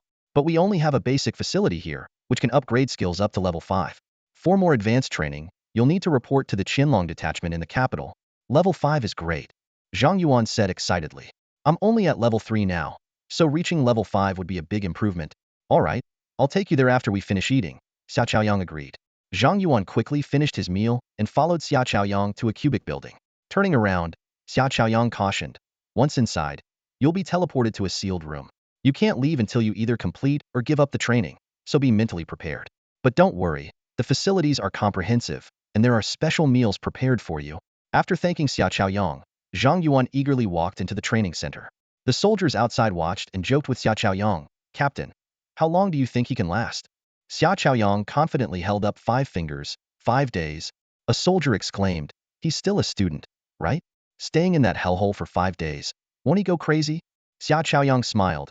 "He is the future hope of the empire. He can handle it. Don't believe me? How about a bet?" "You're on," the soldier replied. By now, Zhang Yuan had been teleported to a 50 square meter room. An intelligent female voice announced, "Welcome to the Basic Skills Training Center. Would you like a customized training program?" Amazed by the high-tech facility, Zhang Yuan immediately chose yes. A beam of light scanned his body. Scan complete. Upgradable skills. Sword array level 3, sword control level 3, attribute conversion level 1. Daily training duration, 16 hours. Estimated upgrade time, 20 days. Start training? Hearing that it would take 20 days, Zhang Yuan understood why Xiao had emphasized the food and drink aspect. He thought for a moment. The National College entrance exam was 27 days away. Even if he trained here for 20 days, he would still have a week to level up to 19. With his mental strength of over 3,000, 16 hours of daily training should be manageable. Zhang Yuan used his communicator to inform his grandmother and aunt about his situation, explaining why he wouldn't be home for 20 days. Then, he chose to start training. A training dummy rose in the center of the room. The AI voice instructed, "Training begins. Use sword array skill, then attack the dummy with sword control. Repeat 100 times." Zhang Yuan activated the sword array, summoning 10 iron swords to attack the dummy. He was thrilled to find that using the sword control skill here was much smoother than outside. After 100 repetitions, he felt much more adept at controlling the swords. Encouraged by his progress, Zhang Yuan threw himself into the training with enthusiasm. However, the intensity was far beyond his expectations. By the end of the first day, he was utterly exhausted, falling asleep without even washing up. But the results were promising. His sword control skill had already advanced to level 4 in just one day. The next morning, Zhang Yuan was rudely awakened by a bucket of cold water. He was shocked to see a mechanical arm holding the bucket extending from the ceiling. Day 2 of training begins. Use sword control to attack the dummy 1,000 times. The AI voice coldly announced. Staring at the dummy, Zhang Yuan couldn't help but complain. "Is this a training center or a prison?" The AI immediately warned. "Please start training within 10 seconds, or it will be considered abandonment, and this training center will permanently close." Who said anything about giving up? "I'm going to max out my skills." Zhang Yuan's determination flared as he summoned his flying swords for high-intensity training. For the next 20 days, Zhang Yuan ate, slept, and trained in the center. He followed a mechanical routine of skill practice, repeating the same actions endlessly. As his skill levels improved, he gradually realized that the only way to become stronger was through relentless training. Eventually, Zhang Yuan became addicted to the practice. 20 days flew by. On the last day, Zhang Yuan dashed to the center of the room and pressed a button. "Congratulations on completing the training program. This facility can no longer enhance your skills. To continue improving, please proceed to the Advanced Training Center," the AI announced. Zhang Yuan checked his skill levels. Sword Array Level 5. Deploy a sword array, continuously consuming mental energy, increasing critical damage by 140 within a 50-meter radius. Sword Control Level 5. Maneuver flying swords to attack from the air, with power dependent on sword quality, mental strength, and skill level. Attribute Conversion Level 5. Convert mental energy into strength, agility, and constitution within the sword array, with a 5-fold increase. It's finally over, Zhang Yuan sighed in relief. In fact, he had reached level 5 in sword array and sword control within 3 days. spending the remaining time on attribute conversion, equivalent to an enhanced triathlon each day. As he exited the training center, he found a crowd of soldiers outside, their eyes filled with admiration. He looked at Xia Chaoyang in confusion. What's going on? Why are you all here? Xia Chaoyang gave him a thumbs up. Kid, you're incredible. You managed to stay in the training center for 20 days. What's the big deal? It was a customized training program, Zhang Yuan said, puzzled. Xia Chaoyang stared at him like he was a marvel. Do you know that before you? The longest anyone lasted in that training center was only 7 days? You're a legend now, understand? Zhang Yuan was stunned. Huh? Zhang Yuan felt a sudden realization after listening to Xia Chaoyang's words, as if a bucket of cold water had been poured over him. He understood that his actions could cause significant ripples. However, having come this far, there was no point in second-guessing himself. He quickly changed out of his military uniform and back into his everyday clothes. After a brief farewell to Xia Chaoyang, he hurried off to the Luosha River dungeon in the eastern part of the city. Time was pressing. Only a week remained until the college entrance exams. Zhang Yuan knew that if he couldn't reach level 19 before the exams, he wouldn't even have a shot at getting into Kyoto University. When he arrived at the entrance of the Luosha River dungeon, he was surprised to see Xue'er standing there. Zhang Yuan quickly walked over, just about to greet her, when she playfully punched him in the chest with a look of mild annoyance. You dummy. Finally, you're here. Where have you been these days? I couldn't reach you at all, even went to your house. I finally heard you might be here. Zhang Yuan didn't mention joining the Chenlong special squad and vaguely replied, I was leveling up my skills. He then changed the subject. So, what did you need me for? Xue'er rolled her eyes. Can't I just look for you without a reason? You didn't even call me once in all these days? Zhang Yuan came up with a lame excuse. I thought you were busy leveling up, so I didn't want to bother you. Whatever. You couldn't come up with a good excuse if your life depended on it, Xue'er said, dropping the topic. How's your leveling going? Confident about getting into Kyoto University? Hearing this, Zhang Yuan instinctively used Abyssal Eye on her. Xue'er, Elf Saintess, level 16. Seeing the result, Zhang Yuan couldn't help but say, you should be more worried about yourself. There are only 7 days left until the exams, and you're still at level 16? I worked hard to get to this level. Xue'er retorted, immediately using detection on Zhang Yuan. Level 18? She looked at him in disbelief. I struggled to get to level 16, and you're already at 18? How? It's not that hard. Just solo a few nightmare dungeons, Zhang Yuan replied nonchalantly. Xue'er was momentarily speechless then sighed. I should have known. Talking about leveling up with you is just asking for humiliation. Curious, Zhang Yuan asked. So, you waited for me here just to check my level? Of course not, Xue'er responded seriously. I have something more important. I want to take you to a secret dungeon. A secret dungeon? What's that? Zhang Yuan was puzzled. Xue'er patiently explained. It's a special, man-made dungeon created at great expense, different from naturally occurring wild dungeons. All the monsters inside are artificially created. Our college entrance exams in 7 days will actually take place in a massive secret dungeon. So, taking me to the secret dungeon is to simulate the college entrance exams? Zhang Yuan pondered. That's one reason, Xue'er continued. But there's another, more important reason. Recently, the military announced a new policy. Our generation of students can join special military units while applying to universities, gaining access to military resources for training. The military has resources even Kyoto University doesn't have. If we get military training, our futures could be limitless. She added excitedly, this secret dungeon is actually a military assessment to select outstanding students. The best performing students might even join the legendary Chenlong special squad. Families are fighting tooth and nail for a spot in this assessment.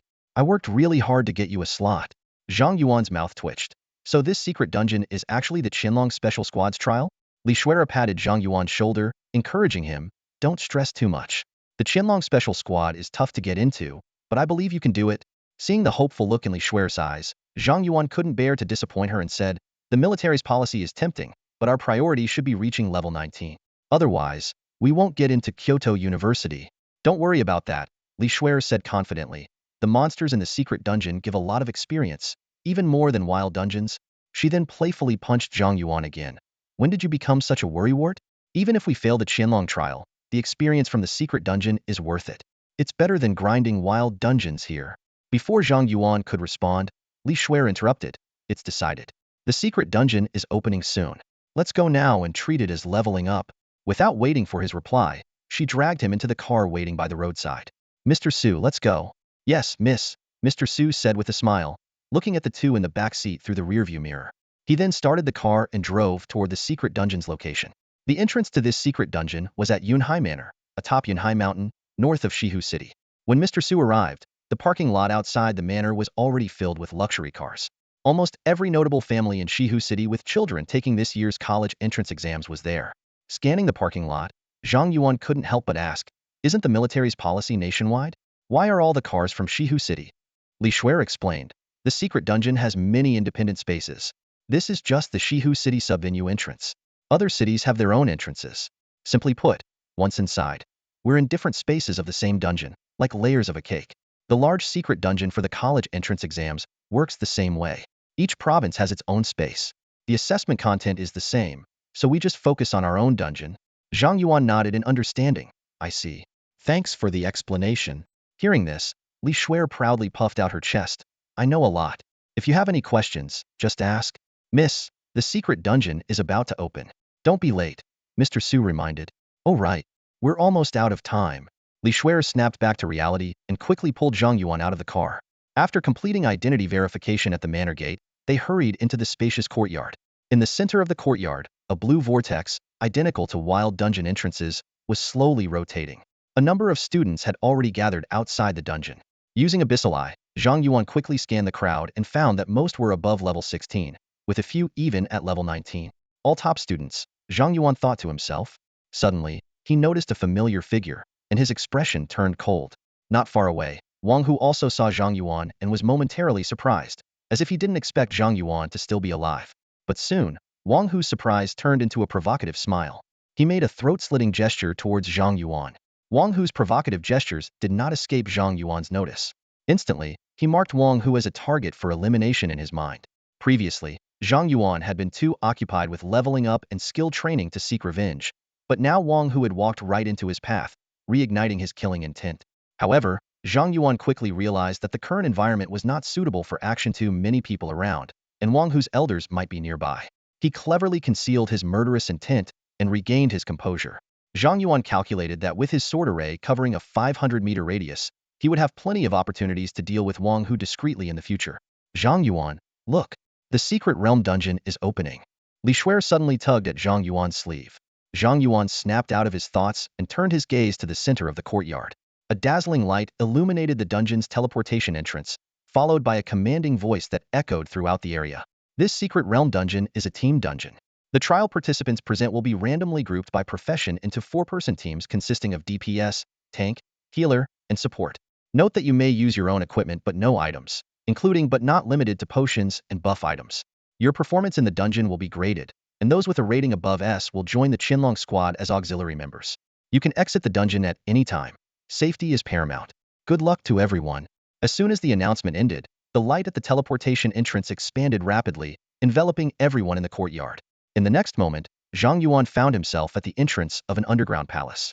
Alongside him were Xue'er, a tall female knight, and Wang Hu, holding a staff. Dummy. We're in the same team. Xue'er exclaimed, her eyes curving into crescents with joy. Isn't this our first time teaming up? Zhang Yuan quickly analyzed the team composition and understood that he was assigned the role of support. Considering he was the only one with a hidden profession and that others knew nothing about his abilities, this arrangement made sense. The tall female knight stepped forward and introduced herself shyly. I'm Yao Shulan, level 17, Holy Shield Knight. Zhang Yuan, level 18, Sword Array Master. I'm Xue'er, level 16, profession is Elf Saintess. As soon as the introductions were over, Wang Hu interjected disdainfully. What bad luck. I'm a level 19 fire mage, and I have to be in a team with a useless support like you? This trial is doomed. Xue'er's smile vanished instantly upon hearing Wang Hu's voice. She retorted, Wang Hu, why are you everywhere? Don't think I don't know that your level is just the result of high-level players carrying you. You are the real burden here. Wang Hu sneered, family background is a form of strength too. And didn't you hear the rules? A team only has 1 DPS. Without me, you won't be able to kill any monsters.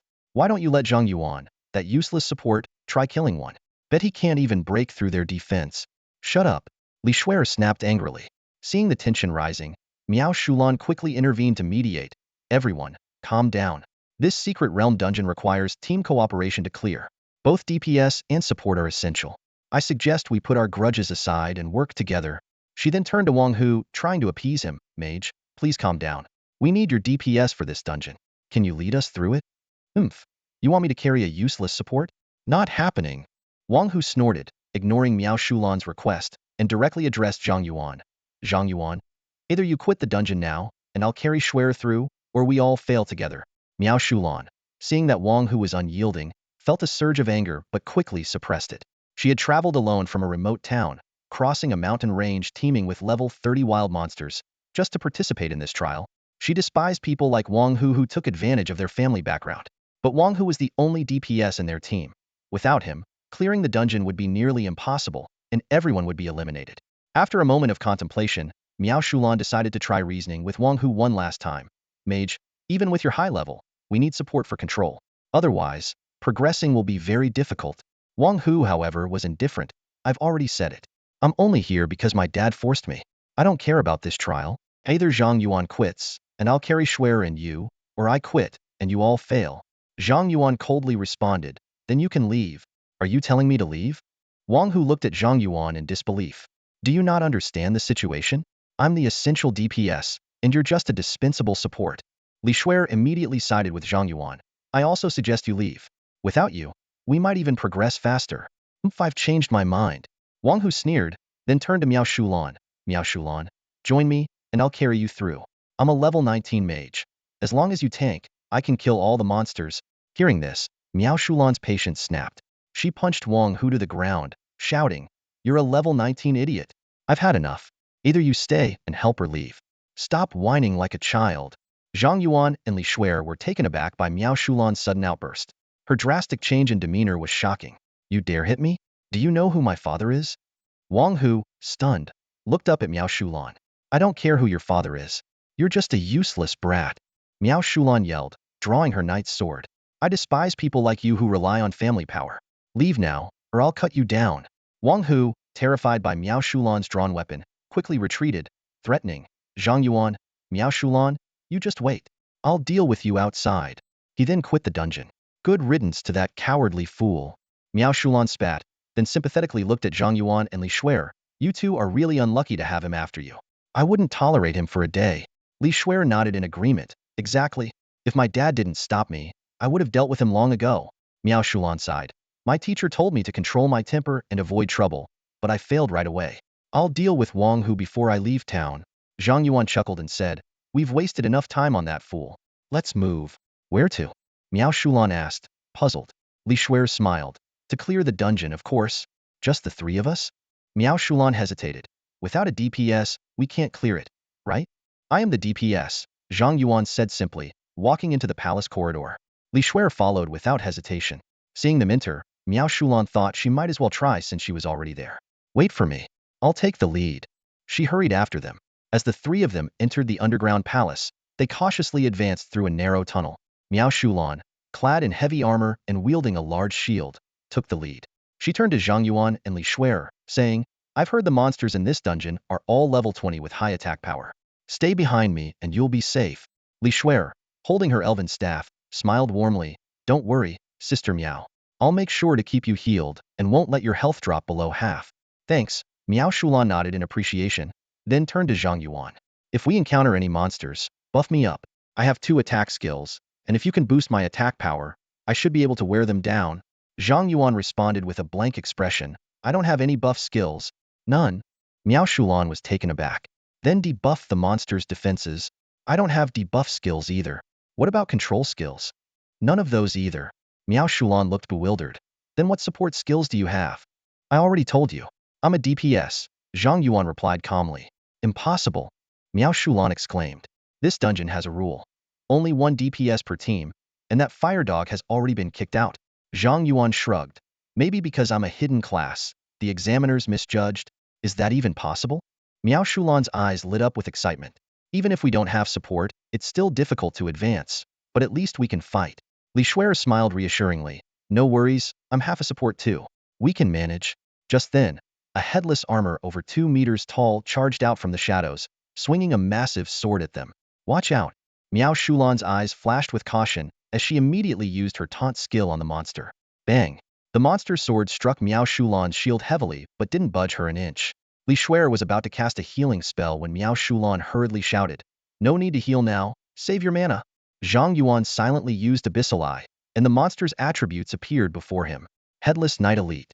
Level 20. Strength 1800. Agility 1200. Spirit 800. Constitution 1000. Skills: Charge, Heavy Slash. Zhang Yuan was secretly impressed. Miao Shulan, at level 16, could withstand a level 20 elite monster without getting hurt, showing her high defense. With a thought, Zhang Yuan summoned an iron sword and thrust it at the headless armor. A string of terrifying damage numbers flew out, and the headless knight died instantly. A system prompt appeared. Successfully killed headless knight. XP 2000.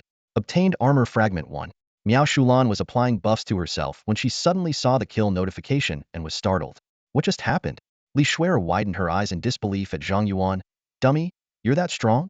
It's just basic operations. Let's keep moving. Zhang Yuan smiled faintly. His spirit had already reached 3,160, and both his sword array and sword control skills were at level 5, making his damage output transformative. If he equipped the Tier 3 Qi Xiao and Tier 1 Zhanlu, his damage could even exceed 20 million. However, Zhang Yuan knew this dungeon was a trial, and the rating was closely tied to their performance. He had to hold back his strength. Otherwise, just his constellations splash damage could clear the entire palace, leaving Xue'er and Miao Shulan with no chance to contribute, resulting in poor ratings. Seeing Zhang Yuan's incredible damage output, Miao Shulan's spirit soared. Great. With your damage and Xue'er's healing, we can clear this dungeon with just the 3 of us. Zhang Yuan smiled. Let's pick up the pace and make up for the time we lost earlier. All right. The 2 girls responded in unison and quickened their steps. Miao Shulan led the way, Xue'er cast support spells from the middle, and Zhang Yuan brought up the rear, clearing small monsters. The 3 of them swept through the underground palace like a storm. Elite knights, gargoyle statues, and elemental mages were all easily crushed. If Zhang Yuan hadn't deliberately slowed down to let the monsters attack and highlight his teammates' roles, the girls might not have even seen the monsters' shadows. Xue'er had never imagined that dungeon runs could be this easy. In the past, healing in random groups was a huge pressure, requiring her to stay on high alert to prevent teammates from being killed instantly.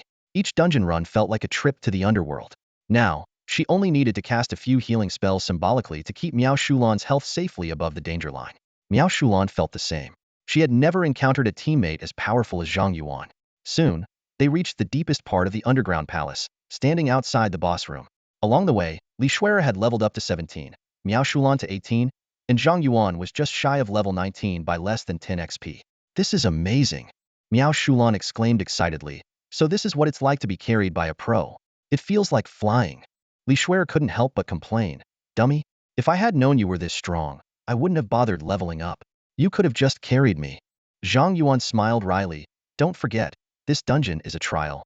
I've been holding back, but I'm worried that if this continues, your ratings won't be high. Hearing this, Miao Shulan realized, oh right, we're taking an exam, not leveling up. What should we do then? After a moment of thought, Zhang Yuan suggested, I have an idea. The boss room is just ahead. I won't attack. You 2 should hold out against the boss's attacks for half an hour to boost your stats, then I'll finish it off. That's a great idea. Miao Shulan's eyes lit up as she gave Zhang Yuan a thumbs up.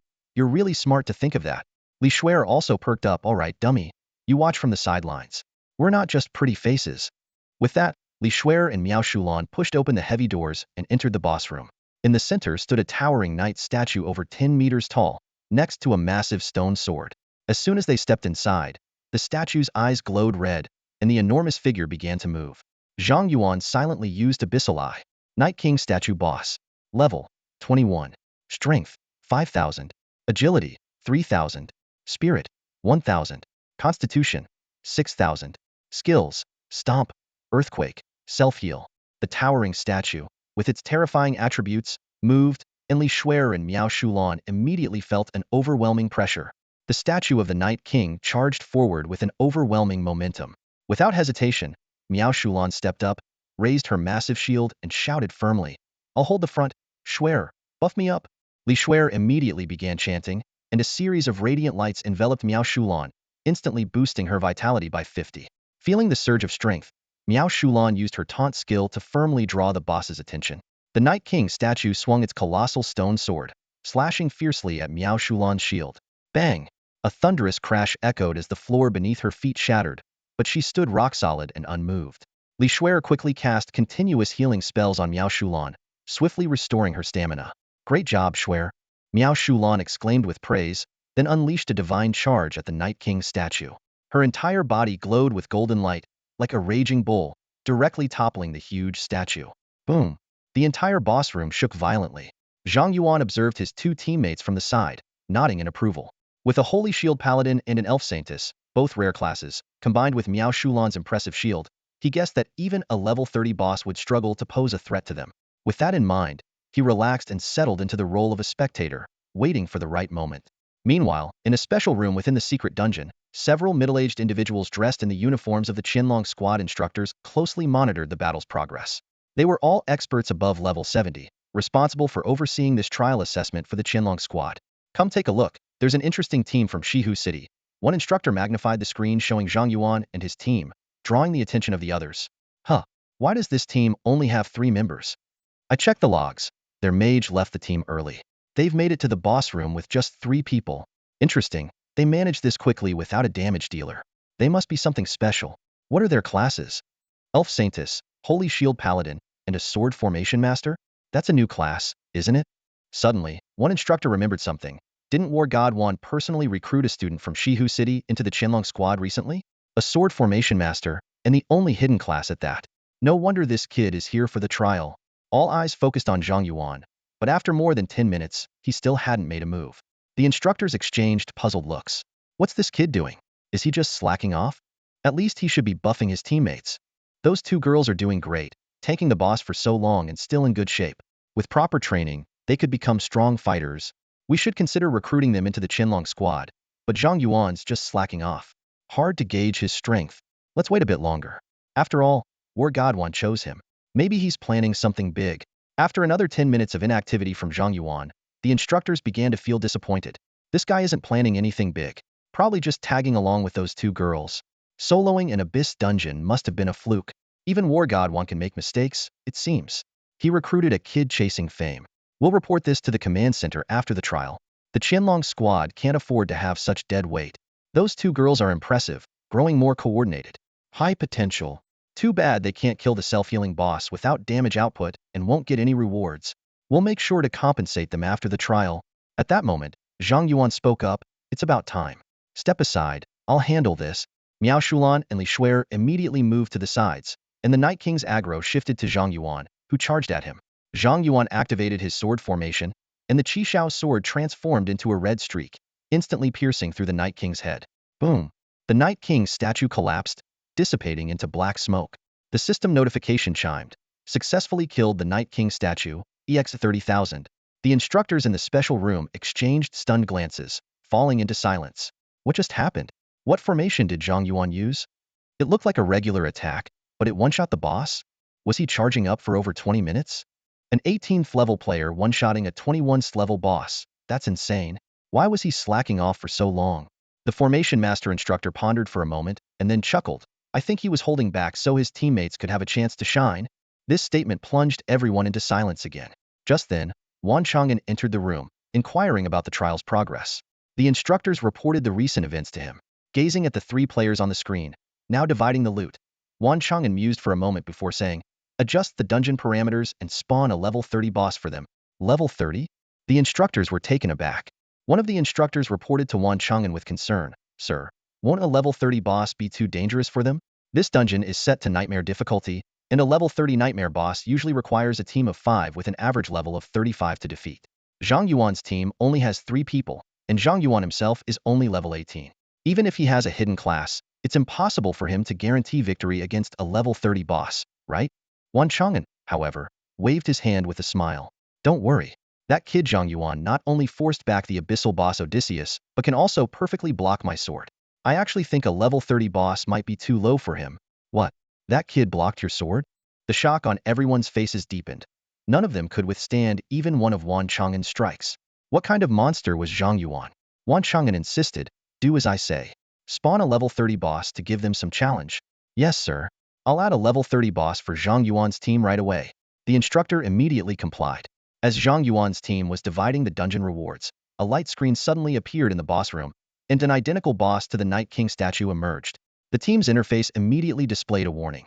Strong enemy approaching, do not let your guard down. Zhang Yuan's eyes flashed with surprise. Another new boss? Without hesitation, Miao Shulan raised her shield and stood in front of the other 2. No matter how many bosses come, With Zhang Yuan's damage output, we'll kill them all. She then used a taunt skill on the new boss.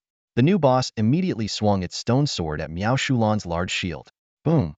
The terrifying shockwave swept around, pushing Miao Shulan back several steps and instantly dropping her health to below half. This strength is off the charts, Miao Shulan exclaimed. Just then, a green light enveloped her, instantly restoring her near-depleted health to full. Miao Shulan turned to look at Xue'er, who was waving her staff, and gave her a thumbs up. Xue'er, nicely done. Xue'er smiled. Don't worry, Sister Miao. My healing is more than enough to keep you safe. Suddenly, the new boss's aggro shifted to Xue'er, and it raised its stone sword to strike. Caught off guard, Xue'er's face turned pale as she had no time to dodge. Not on my watch, Miao Shulan shouted, using a holy charge to knock the new boss aside and taunted again. Bang! The boss's stone sword struck Miao Shulan's shield once more. This time, she used a body fortification skill to withstand the hit. Xue'er, don't be afraid. I'm here, just keep healing me, Miao Shulan yelled. Xue'er quickly regained her composure and continuously cast healing and buffing spells on Miao Shulan. Seeing this from the back, Zhang Yuan immediately used his Abyssal Eye on the new boss. Night King Statue Leader. Level 30. Strength 10,000. Agility 5,000. Spirit 2,000. Endurance 12,000. Skills Stomp, Earthquake, Self-Healing. A level 30 boss? Zhang Yuan saw the level and attributes and instantly thought of an abyssal invasion. You too, get out of the way, Zhang Yuan shouted, activating his Scarlet Sky and shooting at the Night King statue. A red beam pierced through the statue's chest in an instant. Night King statue defeated, experienced 70,000. A golden light burst from Zhang Yuan's body, and he leveled up to 19. One-shot kill. Another one-shot kill. The instructors were dumbfounded. A level 30 nightmare difficulty boss had been one-shot by Zhang Yuan's basic attack. This kind of power, even a legendary class wouldn't be able to do that. Zhang Yuan's sword must be a specialized weapon, right? That attack power is insane. Even with a specialized weapon, he shouldn't be able to one-shot a level 30 boss. Could he have already awakened his talent? The instructor's opinions of Zhang Yuan changed completely, and they looked at Wan Chang'e. Sir, should we continue to increase the difficulty? We'd like to see Zhang Yuan's true limits. Wan Chang'e shook his head. No need. If the boss level gets any higher, those two girls will be in danger. If we want to test Zhang Yuan further, we'll do it when he reports to the Chenlong squad. This trial is over. Give all three of them an grade rating, and promote Zhang Yuan to the rank of Lieutenant Colonel. With that, Wan Chang'e disappeared into thin air, leaving the dungeon. Simultaneously, Zhang Yuan and his team were teleported back to Yunhai Manor, where other trial participants were also returning. Was I overthinking it? Zhang Yuan sighed in relief as he saw his team return safely. The back-to-back abyssal dungeons had given him a bit of PTSD. Wang Hu, who had been waiting outside, immediately approached and taunted. How was it? Without my damage output, killing monsters must have been tough, right? That's what you get for siding with Zhang Yuan. Miao Shulan raised her fist. You looking for a fight?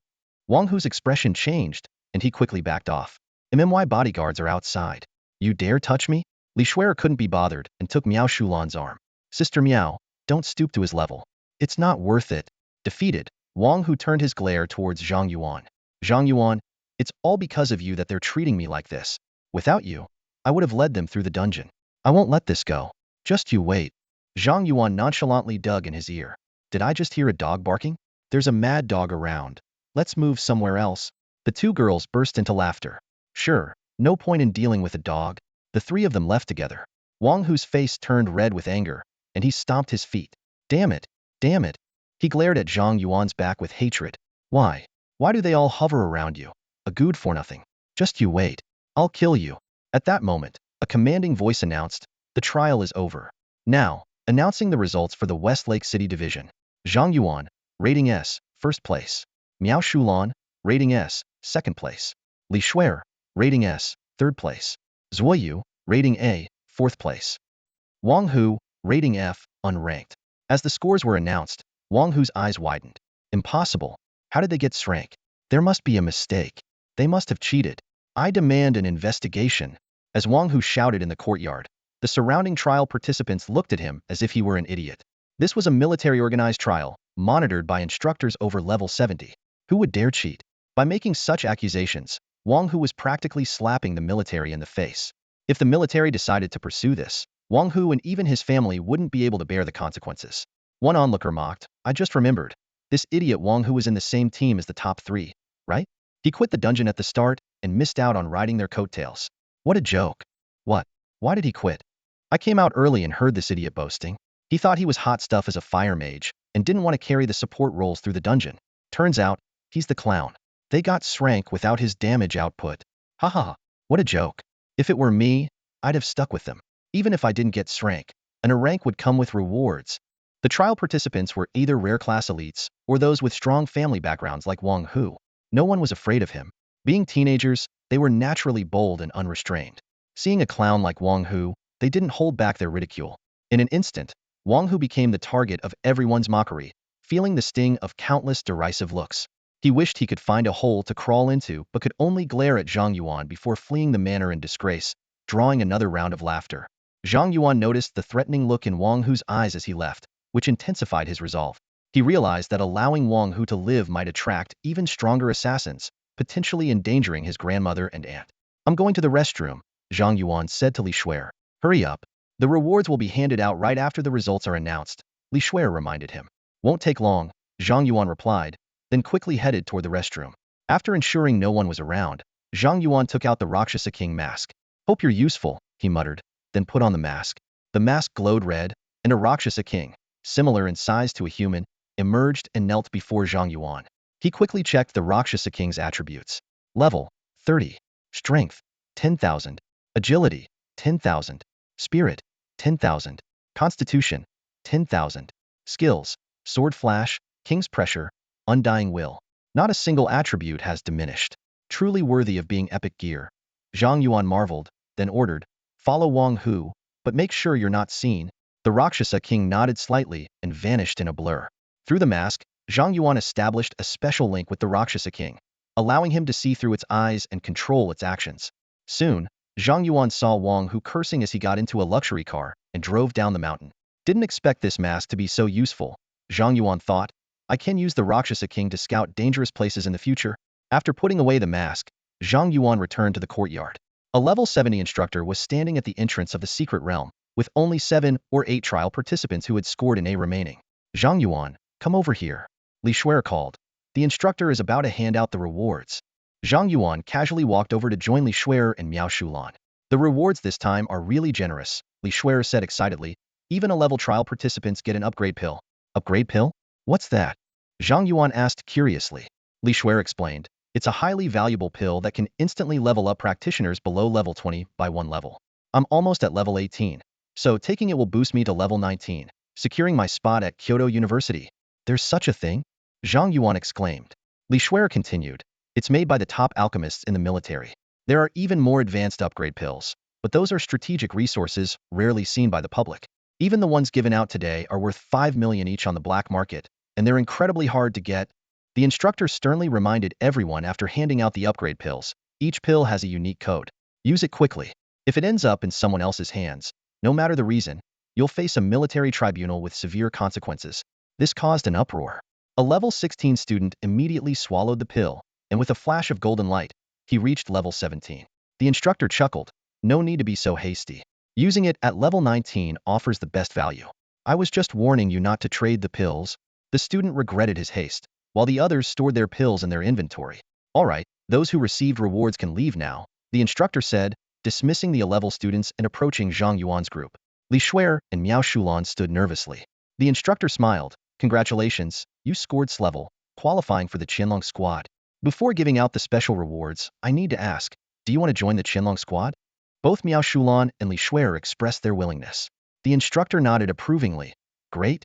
My name is Ning Wuwei. From now on, I'll be your instructor. Xue'er asked curiously. Instructor Ning. Zhang Yuan hasn't answered yet. Ning Wuwei laughed. The military recruited external members because of this guy. He's already part of the Chenlong squad. What?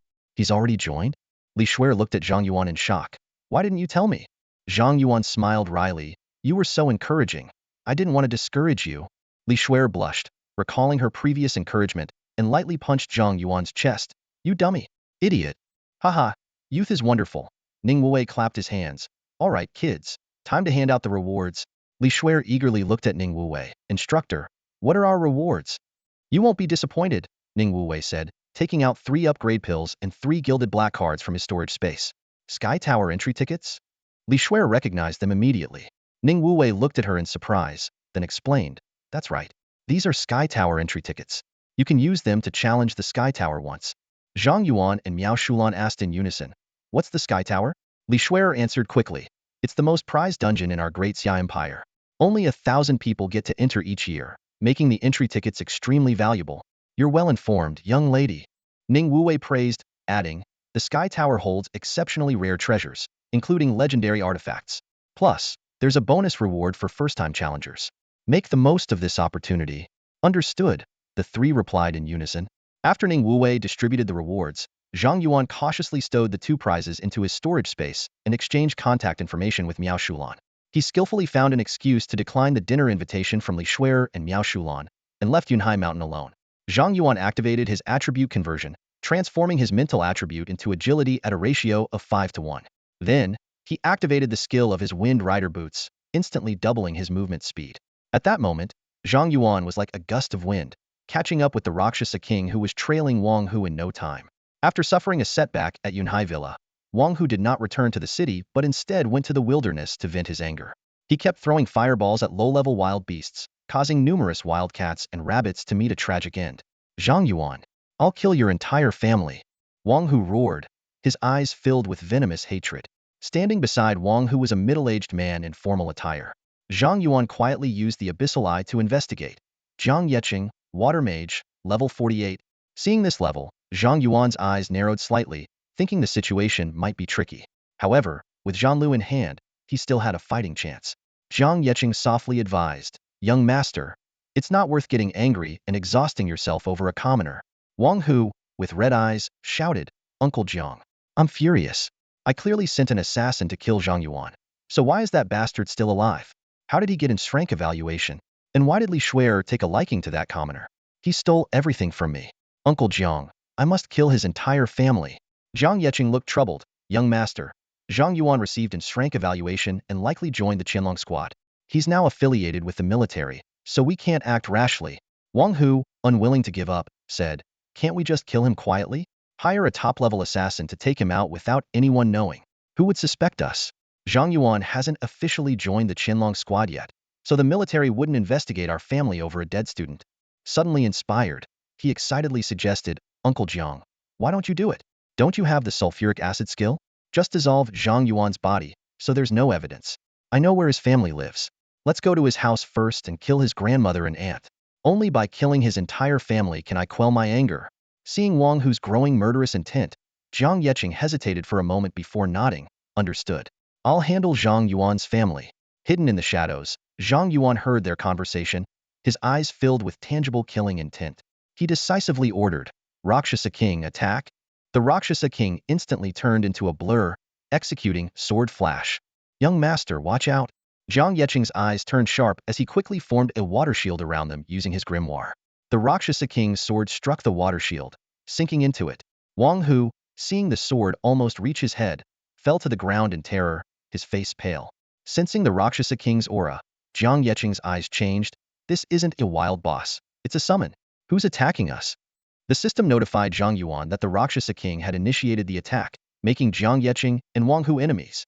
Zhang Yuan converted his mental attribute to agility again and began luring monsters around them. Jiang Yeqing rapidly flipped through his grimoire, casting Water Dragon Bullet and Water Prison in quick succession, trapping the Rakshasa King midair. He then launched Sulfuric Acid Arrow, piercing the Rakshasa King's chest and turning the Water Prison into a corrosive acid pool. "Summoner, show yourself," Jiang Yeqing shouted, his voice echoing menacingly. Zhang Yuan stepped out of the shadows, retrieved the Rakshasa King's mask, and recalled him. Jiang Yeqing was surprised to see Zhang Yuan, while Wang Hu sneered, "Well, Zhang Yuan, I didn't even have to look for you. You delivered yourself. Uncle Jiang, kill him." Without hesitation, Jiang Yeqing fired several sulfuric acid bullets at Zhang Yuan. Zhanlu appeared out of thin air, forming a blue barrier in front of Zhang Yuan, effortlessly blocking the attacks. "A specialized weapon?" Jiang Yeqing was shocked, waves of astonishment surging within him. He recalled the rumors of Zhang Yuan drawing a full constellation during the school's card drawing ceremony, and now a specialized weapon so soon. Could he have a divine talent for increasing draw probabilities? Jiang Yeqing's killing intent intensified. This boy must not be allowed to live, or the Wang family will be doomed. Jiang Yeqing tried to trap Zhang Yuan with water prison again, but all the water elements were absorbed by Zhanlu.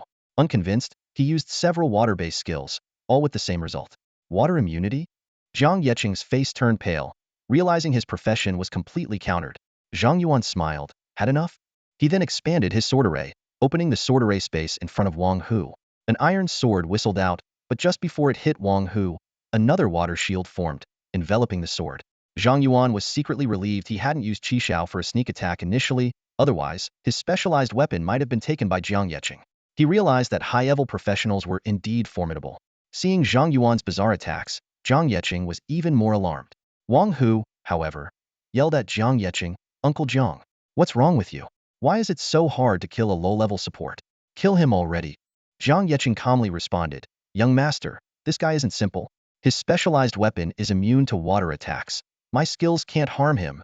He quickly applied a water shield to Wang Hu, lifting him into the air. "Young master, we need to retreat and find someone else to deal with him." Zhang Yuan taunted, "Want to leave now? Isn't it a bit late?" Zhang Yuan shivered but quickly steadied himself. "Zhang Yuan, I admit your profession is powerful, and your specialized weapon counters me, but my water shield has a disarm effect. You can't hurt us." Zhang Yuan chuckled. "Oh, really? How about looking around?" Zhang Yuan was puzzled and looked around, only to see that hundreds of low-level monsters had gathered around them. He scornfully mocked, "Just some low-level monsters. Do you think you can kill us with these?" Zhang Yuan didn't answer, simply expanding the sword array to its maximum range, covering a radius of 500 meters, and then used the skill. Mental Storm. When the fourth constellation is activated, each attack within the sword formation causes 10 splash damage. Upon activating the fifth constellation, attacks within the sword formation are guaranteed to crit, with the crit rate converting to double crit damage, adding an extra 100. When the sixth constellation is triggered, attacks within the sword formation completely ignore enemy defense. Zhang Yuan equips both Qi Xiao and Zhanlu, the former boosting his attack by 300, crit rate by 70, and crit damage by 400, while the latter provides an additional 1000 attack power and a 100 damage bonus. As Zhang Yuan releases his mental storm, all constellations light up simultaneously, and the necklace on his chest glows with an eerie light. Zhang Yuan instantly senses a lethal threat and hastily raises a water shield. However, this defense is shredded like paper by the rampaging mental storm. In a thunderous explosion, the mental storm sweeps across a 500-meter radius. All monsters, Zhang Yuan, and Wang Hu are engulfed by this force. The level 48 Zhang Yuan, along with his prized water shield, is obliterated, his soul annihilated on the spot. On Zhang Yuan's interface, kill notifications flood the screen. Successfully killed Zhang Yuan. Successfully killed Wang Hu. Successfully killed Wild Rabbit. Experience 1. Acquired Water Mage Book. Acquired Flame Staff. Within the 500-meter radius, everything turns into a death zone centered around Zhang Yuan. The bodies of Zhang Yuan and Wang Hu lie on the ground, bleeding from their 7 orifices, dead in a gruesome state. Zhang Yuan coldly surveys the scene, showing no hint of mercy. "You brought this upon yourselves," he mutters softly. "Time is of the essence." Zhang Yuan immediately converts his mental power to agility and activates Wind Walk to leave the scene as quickly as possible. The area is too close to Westlake City, and the commotion will surely attract a large number of professionals. He has no time to deal with the bodies and must make a swift exit. Sure enough, not long after Zhang Yuan leaves, a group of novice professionals leveling nearby arrives at the scene, discovering the bodies of Zhang Yuan and Wang Hu. Murder. Someone's been killed. The terrified shouts echo through the sky. Zhang Yuan does not head directly back to the city, but instead goes to the Rakshasa River dungeon. Under the watchful eyes of many professionals, he nonchalantly enters the dungeon to start leveling. This is his meticulously designed alibi. Wang Hu, being the youngest son of the Wang family, will surely cause a stir with his death. Although there was a level 48 expert among the dead, Zhang Yuan still needs to create a perfect alibi for himself. He calculated that the time it takes to travel from Yunhai Mountain to the Rakshasa River dungeon normally is equivalent to the time it takes to get there using his skills after the killing. Moreover, the Wang family would not know about his attribute conversion and windwalk skills. Even if the Wang family knows he had conflicts with Wang Hu, the alibi, combined with the death of the level 48 bodyguard, would prevent them from suspecting him. An hour later, Zhang Yuan clears the dungeon and returns to the Westlake City trading post to sell excess equipment. While handling the last 2 pieces of gear, he hesitates. Water Mage Book Platinum. Spirit 1000. Water Magic Power 30. Usable at level 40. Flame Staff Platinum. Spirit 300. Fire Magic Power 30. Usable at level 15. These 2 platinum items are quite valuable and could fetch at least millions. However, Zhang Yuan ultimately decides to keep them in his storage space. Although such items are not uncommon in the trading post, Their appearance right after Wang Hu and Jiang Yecheng's deaths would be too suspicious. Including the 3 million previously transferred by Guan Xian and the equipment materials obtained from monster drops, Zhang Yuan's account balance has reached 3.28 million. From having just a few thousand yuan a month ago to now possessing millions, the earning potential of a combat profession is staggering. Reflecting on this, Zhang Yuan spends 100,000 yuan on 10 bottles of intermediate healing potions.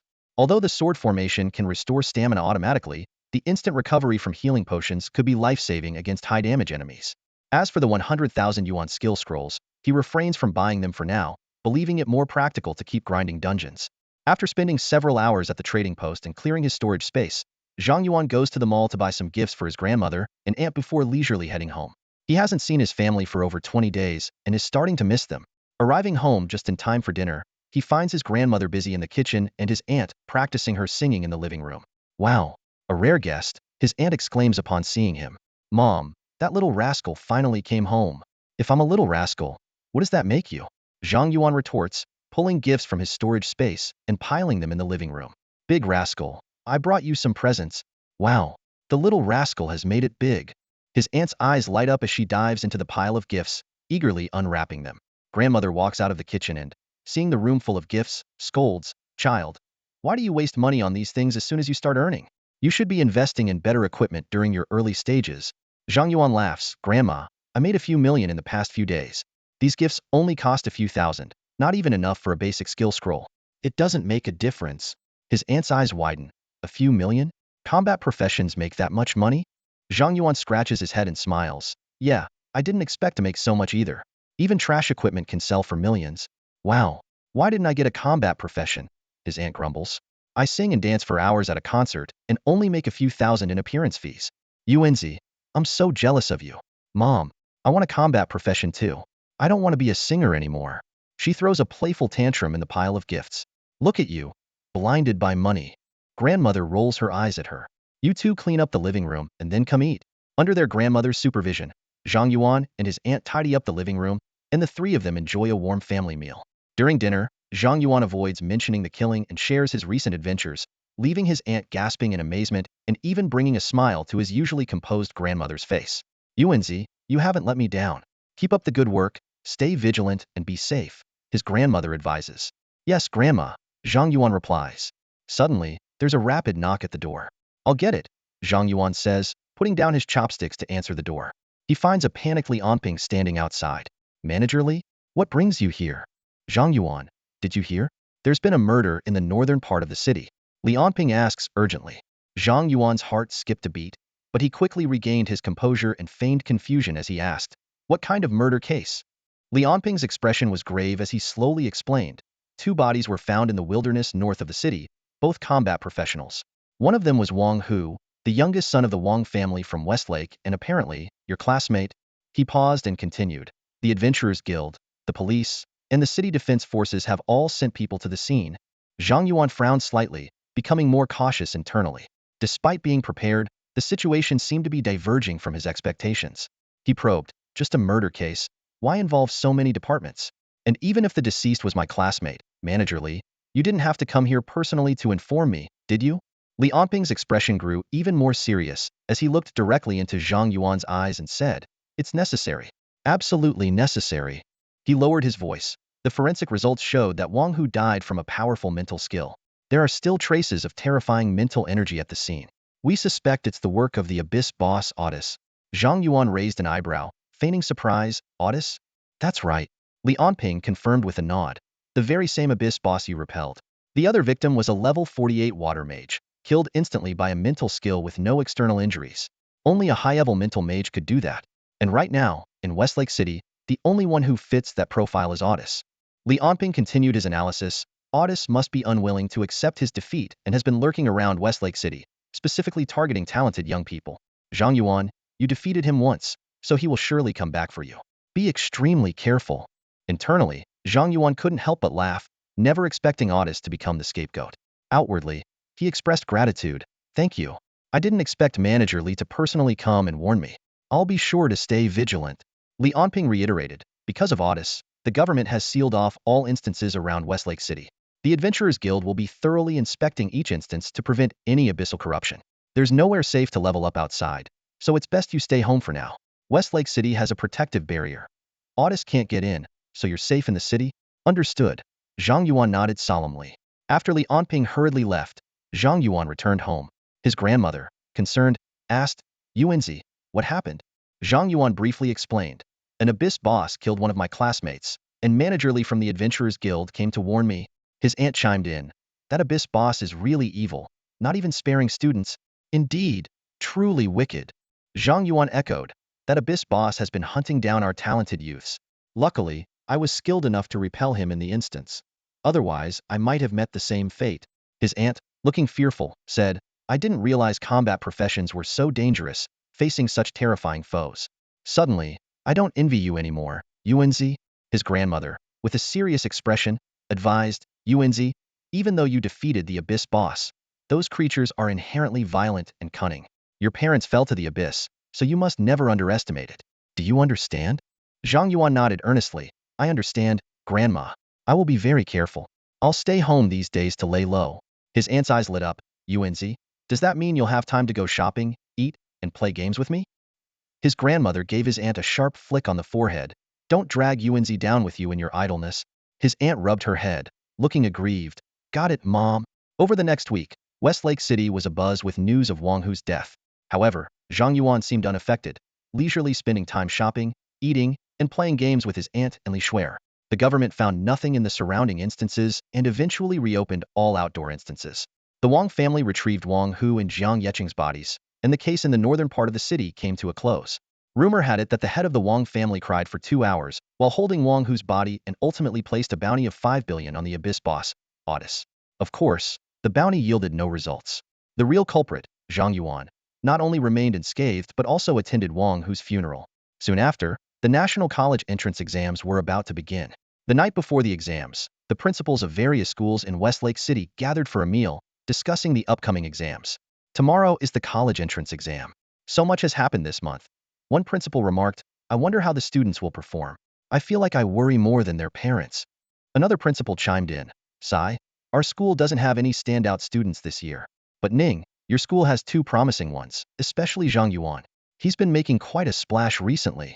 All eyes turned to Ning Qin, who couldn't stop smiling. Haha, I've had my eye on Zhang Yuan since he enrolled, but I never expected him to be such a genius. Although Zhang Yuan's defeat of the Abyss boss was top secret, his solo clearing of the Novice Abyss instance and his first place rank evaluation in the military secret instance had already spread throughout the student and teacher circles in Westlake City.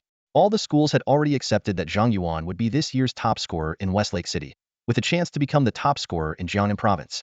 Ning, if Zhang Yuan becomes the top scorer in Jiangnan Province, your school should be renamed Top Scorer High, and you'll have to treat us. Haha, no problem. Ning Qin, face flushed with excitement, laughed heartily. Bring another 10 bottles of Feiyan Mitai. We're not leaving until we're drunk tonight. For once, he could boast about his student instead of listening to others. Ning, you're really digging into your savings. We won't hold back then. Today's a happy day, no expense spared. Drink up, everyone. While the principals were toasting and celebrating, Li Xue'er met up with Zhang Yuan on the school track. Under the moonlight, they walked along the track. Do you think you can do it? Li Xue'er suddenly asked. She had run several more instances this week and, with the help of leveling pills, had reached level 19. But Zhang Yuan could still sense her anxiety. It was understandable. With countless geniuses vying for spots at Kyoto University, the top school in Daxia, even Li Xue'er's rare profession wasn't particularly outstanding at the provincial level. Zhang Yuan smiled and reassured her. Don't worry, we'll definitely meet at Kyoto University. A glimmer of joy flashed in Li Xue'er's eyes, and she smiled slightly. I never thought you'd say something like that. All right, we'll meet at Kyoto University. It's a promise. Pinky Xue'er. Under the moonlight, Li Xue'er's outstretched pinky was as white as jade. Zhang Yuan extended his pinky and gently hooked it with hers. Pinky Xue'er. The National College entrance exams officially began. The next day, the square in front of the Westlake City government was bustling with people. All combat profession candidates participating in the National College entrance exam gathered. Although the exam site for Jiangnan Province was in Donghai City, provincial capitals, each city government set up large teleportation arrays to send students to the provincial capital on this day.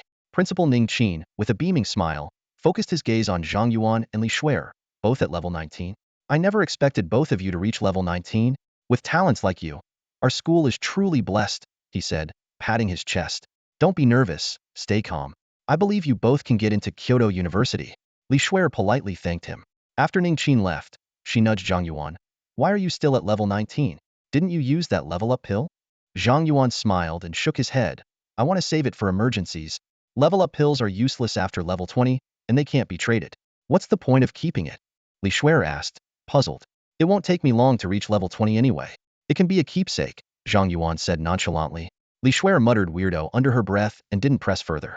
As students from various schools arrived, Qin led the 34 students from their school into the teleportation array, distributing admission tickets one by one. Students, he reminded them. While the exam is important, know your limits and prioritize safety. I don't want to see any of our students getting hurt. As the array master channeled energy, the teleportation array lit up brilliantly, and the students from Westlake City High School were instantly transported to the Donghai City exam site. The exam site was astonishingly vast. Thousands of candidates from dozens of cities in Jiangnan province gathered there, yet it didn't feel crowded. In the center of the site, a light tower floated in the air, with a massive blue vortex beneath it, resembling the entrance to a large, secret realm dungeon. Half an hour later, students from other schools began to arrive. Suddenly, a commanding voice emanated from the light tower. Silence. The bustling exam site fell silent immediately. The exam rules will now be announced, the voice continued. This exam consists of basic and advanced tests. The basic test evaluates fundamental abilities, with different content for different professions. Candidates who achieve a grade of D or higher will qualify for the advanced test. In the advanced test, candidates earn points based on their performance in the dungeon, with higher difficulty yielding more points. Personal equipment is allowed, but the use of any items, including but not limited to potions and buffs, is strictly prohibited. Cheating will result in immediate disqualification and corresponding legal consequences. Even though these rules had been repeatedly emphasized by their teachers, all candidates listened intently, afraid to miss any details. Rules explanation complete. All candidates, prepare yourselves. The exam officially begins now. As the voice finished, the vortex beneath the light tower burst into a dazzling glow, instantly enveloping the entire exam site. All candidates holding admission tickets were simultaneously transported into the secret realm dungeon. At the top of the light tower, a group of dignified middle-aged and elderly individuals watched quietly. They were professors from major universities, serving as examiners for the Jiangnan province entrance exam. The exam has finally begun. I wonder how many promising students will emerge from Jiangnan province this year, one examiner mused. I've heard that Zhang Yuan from Donghai City High School is impressive. He drew a rare profession and reached level 20 in just a month, with a shot at the provincial top scorer. There's also that berserker from Nanshur City, level 19, rumored to be able to solo hard dungeons. A girl from a small county drew the Sacred Shield Knight profession, which is also worth noting. I think there's a student from Westlake City worth paying special attention to, an informed examiner said, bringing up Zhang Yuan's profile. Zhang Yuan, Sword Array Master, level 19, Sword Array Master? That's a new profession from Westlake City. I wonder how strong it is. Very strong. This kid can solo Abyss dungeons. Solo Abyss dungeons? Impossible. Believe it. I got this from high-level sources in the Adventurers Association. The kid received high praise from President Bai. I bet he'll be the provincial top scorer this year. The examiners' interest peaked. They focused their attention on Zhang Yuan's exam. Zhang Yuan appeared in a Colosseum dungeon, with a tall testing pillar equipped with a counter in the center. The task prompt appeared. Attack the testing pillar with all your might. Without hesitation, Zhang Yuan deployed his sword array, equipping the Qi Xiao and Zhanlu swords, and launched Qi Xiao. Boom! A red flash streaked through, and the testing pillar was instantly obliterated. The examiners at the top of the light tower were stunned. What? What just happened? That pillar can withstand 1,000,000 damage, right? He shattered it with one strike? Must be a bug in the dungeon. The examiners unanimously concluded that the dungeon had malfunctioned, considering it was handling tens of thousands of candidates nationwide. Reset the pillar for him. In the Colosseum, a new testing pillar appeared. Zhang Yuan, seeing this, controlled Qi Xiao to strike again. Boom! The pillar was obliterated once more. The examiners fell into a dead silence. It exploded again. It was then that these 70 to 80 level professors realized. This wasn't a dungeon malfunction. That level 19 freak had damage exceeding 1,000,000. Level 19. Over 1,000,000 damage. What kind of concept is this? The examiners exchanged bewildered glances. Even the history professor couldn't find a precedent for such an anomaly in the vast annals of history. The test dummy was obliterated, making it impossible to assign a rating, and everyone was plunged into an unprecedented dilemma. Others might say that rank isn't their limit, but this kid just broke the rating machine. One examiner couldn't help but exclaim. All eyes were on Zhang Yuan. As the chief examiner of the Jiangnan Province Exam Center, it was up to him to make the final decision. After a moment of contemplation, Zhang Yuan suggested, refresh another dummy, and set its health to 10 million. This way, we can test Zhang Yuan's limits and record his rating. Good idea. The examiners nodded in agreement and quickly refreshed a new test dummy for Zhang Yuan, setting its health to 10 million. However, the moment the dummy appeared in the arena, a red flash instantly obliterated it. The examiners' faces turned pale. What just happened? Even a dummy with 10 million health can't withstand it, someone exclaimed. Professor Chen, what should we do? The maximum health for the dummies is only 10 million, another examiner asked anxiously. Chen Yun's expression darkened. In his 20-plus years of overseeing the college entrance exams, he had never encountered such a tricky situation. Add defense to the dummy and increase damage reduction to 50, one examiner suggested. But all candidates' test dummies have 0 defense. If we add defense only to Zhang Yuan's dummy, wouldn't that be unfair? Someone questioned. No problem, Chen Yuan said firmly. Record the footage. If Zhang Yuan's rating turns out to be less than S, we'll manually adjust it to S and give him an additional reward later. Everyone nodded in agreement. Although they knew Zhang Yuan's abilities far exceeded the requirements for an S rating, the dungeon was still a system. If Zhang Yuan kept breaking the dummies, preventing a rating from being assigned, the system might rate him below D or even accuse him of cheating. The 4th test dummy appeared in the arena, and Zhang Yuan frowned slightly. Was the exam just endless dummy smashing? Despite his dissatisfaction with the test, he controlled his sword, Qi Xiao, and launched another attack. Boom! Another loud explosion, and the dummy with added defense was shattered once again. The examiners in the observation tower were stunned. Those with weak hearts had already taken out their quick relief heart pills. What kind of skill is this kid using? Even a dummy with 10 million health and 50 damage reduction can't withstand it. I don't think it's a skill. It's probably just a basic attack. Didn't you notice there's no skill cooldown? No wonder he can solo the Abyss dungeon. If I were the Abyss boss, I'd be crying too. All the examiners were in awe of Zhang Yuan's power and looked to Chen Yuan for help. The first test was nearing its end, and if this continued, Zhang Yuan might be disqualified, causing a major problem for the exam. Chen Yuan paced back and forth, then suddenly had an idea. I have a solution, he said, as he personally operated the dungeon system and refreshed another dummy. Exam task. Please do not use full force to attack the dummy. Zhang Yuan saw the new exam task and began to doubt the professionalism of the exam. But since the task required it, he reluctantly put away Qi Xiao and Zhanlu, switching to an ordinary iron sword for the attack. Rating S. A string of numbers appeared on the test dummy, and the examiners in the observation tower erupted in cheers. Several professors were moved to tears, as if they had just witnessed the national soccer team win the World Cup. Chen Yuan let out a long sigh of relief. Phew, finally, we can end the first test. At this moment, a solemn voice echoed in the dungeon. The first foundational exam has ended. Now, announcing the results. 2,326 candidates have achieved a rating of D or above, and the rest are disqualified. Out of over 10,000 candidates, nearly 80% were eliminated in just one foundational exam, a terrifying elimination rate. Each candidate saw their own results appear before them, while a giant screen in the sky and outside the observation tower displayed the top 100 candidates. Even among rank candidates, there were differences. First place, Zhang Yuan, rating S. Second place, Jang Yuan, rating S. Third place, Miao Shulan, rating S. 10th place, Xue'er, rating S. Zhang Yuan, Miao Shulan, and Xue'er ranked 1st, 3rd, and 10th, respectively, all making it into the top 10 in the first exam with remarkable results.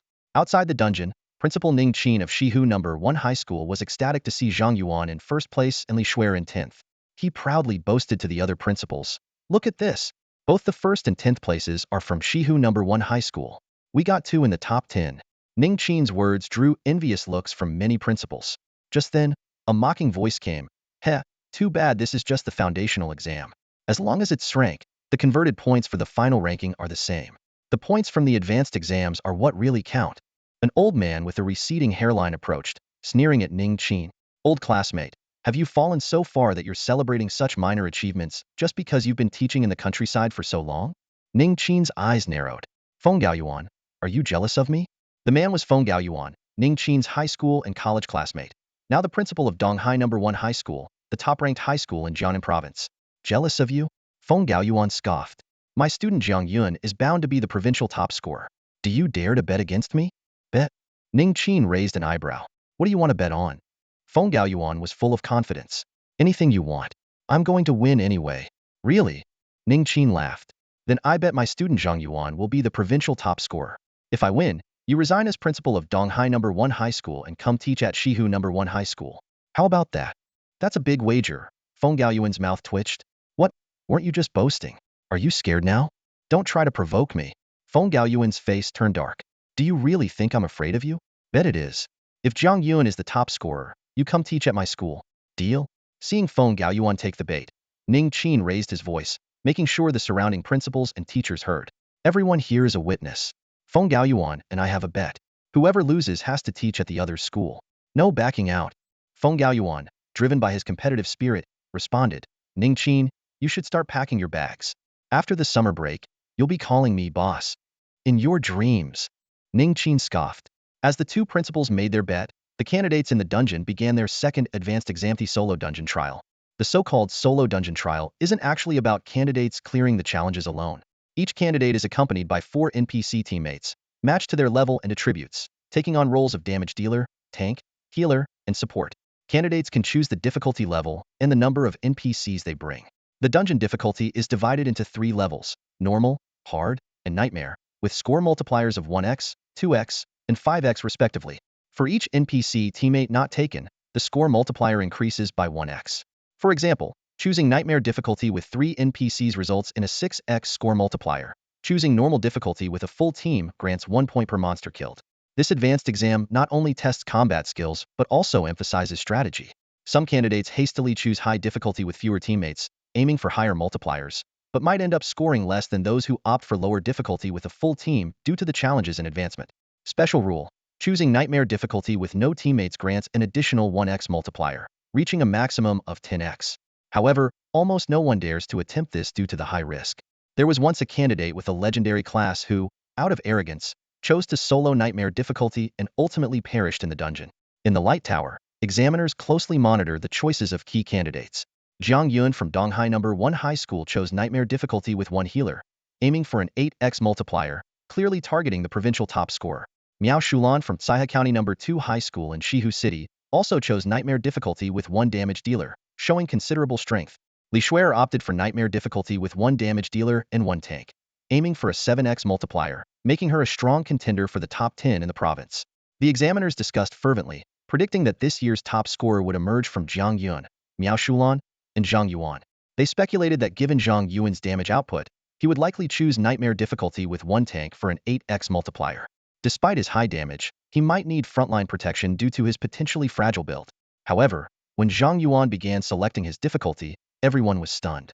Without hesitation, he chose nightmare difficulty with no teammates. To Zhang Yuan, teammates were a burden. The examiners were shocked, with some suggesting intervention to ensure Zhang Yuan took at least 1 teammate. After all, his damage output in the preliminary test far exceeded that of a legendary class, and if nurtured, he could become one of the top forces in the Great Xia Empire. However, Professor Chen Yun decided not to intervene, believing that even if Zhang Yuan faced danger and was ejected from the dungeon, he could still take the adult examination next year. Chen Yun thought it would be more beneficial for Zhang Yuan's growth to learn to measure his capabilities and value his life over the course of a year. Upon entering the dungeon, Zhang Yuan found himself in a military-like underground labyrinth. As soon as he stepped into the corridor, he encountered an orc wielding a long blade and clad in armor. The system indicated it was a level 15 elite monster with impressive attributes. Zhang Yuan immediately understood why the principal said that admission to Kyoto University required a minimum level of 19. A level 15 nightmare dungeon indeed required level 19 strength to handle. However, Zhang Yuan was disappointed by the dungeon's difficulty. He quickly realized that since this was the college entrance exam, the aim was to select talent, and overly high difficulty would defeat the purpose and endanger candidates. The examiners noticed Zhang Yuan's disappointed expression, mistakenly thinking he found the difficulty too high. Some believed he was too reckless and might struggle to clear the dungeon without frontline protection. Zhang Yuan decided to finish quickly. He deployed a sword formation, covering a 500-meter radius, enveloping the entire dungeon. Instantly, his Qishao sword pierced through the orc's head. In a flash, all monsters in the dungeon, including the level 15 boss, dropped dead. The system displayed, dungeon cleared successfully in 36 seconds. Kill points, 5,000, clearance points, 5,000, time points, 5,000, new record bonus points, 10,000, total, 25,000 points, currently ranked first. Looking at the score panel, Zhang Yuan couldn't help but yawn. The dungeon was too small and weak, offering no challenge at all. In the Light Tower, the examiners were initially silent, then erupted in astonished chatter. They couldn't believe what had just happened, questioning if Zhang Yuan had used some large-scale lethal item. Someone pointed out that the system would automatically detect cheating, while others marveled at Zhang Yuan's strength, noting that other candidates hadn't even started yet, and Zhang Yuan had already cleared the dungeon. The 36-second clearance time left everyone dumbfounded, shattering the previous record of 1 hour and 2 minutes. The examiners speculated about Zhang Yuan's class, believing such overwhelming power to be unbalanced. They were eager to rush into the dungeon and interrogate Zhang Yuan about his specific attributes and skills. Meanwhile, outside the light tower, the giant screen updated with the first candidate's results. Zhang Yuan, 25,000 points, ranked first. This outcome was bound to cause a sensation both inside and outside the examination hall. Outside the light tower, teachers from various schools were fervently discussing the possible content of this year's exam dungeons when suddenly, the rankings flashed on the screen, capturing everyone's attention. Exclamations filled the air. What's going on? Has a student already cleared the dungeon? It's only been a few minutes. How could anyone have cleared it already? Their confusion was soon answered. It was Zhang Yuan again. When they saw his score, everyone's eyes widened in disbelief. 25,000 points. This number far exceeded their expectations. The teachers quickly started calculating. In the advanced dungeon, the number of monsters is fixed at 450, plus 1 boss. Defeating a monster earns 1 point, and defeating the boss earns 50 points. The theoretical maximum kill score is 500 points. The base score for clearing the dungeon is 500 points, and clearing it within an hour and a half can earn up to 500 points for time. Multiplying these by the score coefficient, the theoretical maximum is 10,000 points. In other words, only by a single person killing all the monsters and the boss in the Nightmare Dungeon, within an hour and a half could they achieve 15,000 points. This feat had never been accomplished by any examinee since the first exam. As for the extra 10,000 points, it could only be obtained by setting a new record for clearing the Nightmare difficulty dungeon. A single examinee, soloing a level 15 Nightmare dungeon, killed all the monsters and the boss, and set a new record. This was simply unbelievable. Did he cheat? Someone whispered. This is the Grand Xia Empire's national exam. The higher-ups are watching. Who would dare to cheat? Another person retorted. But the dungeon just opened, and he's already on the rankings. How do you explain that? Outside, the teachers continued their heated discussions, all eyes focused on Zhang Yuan.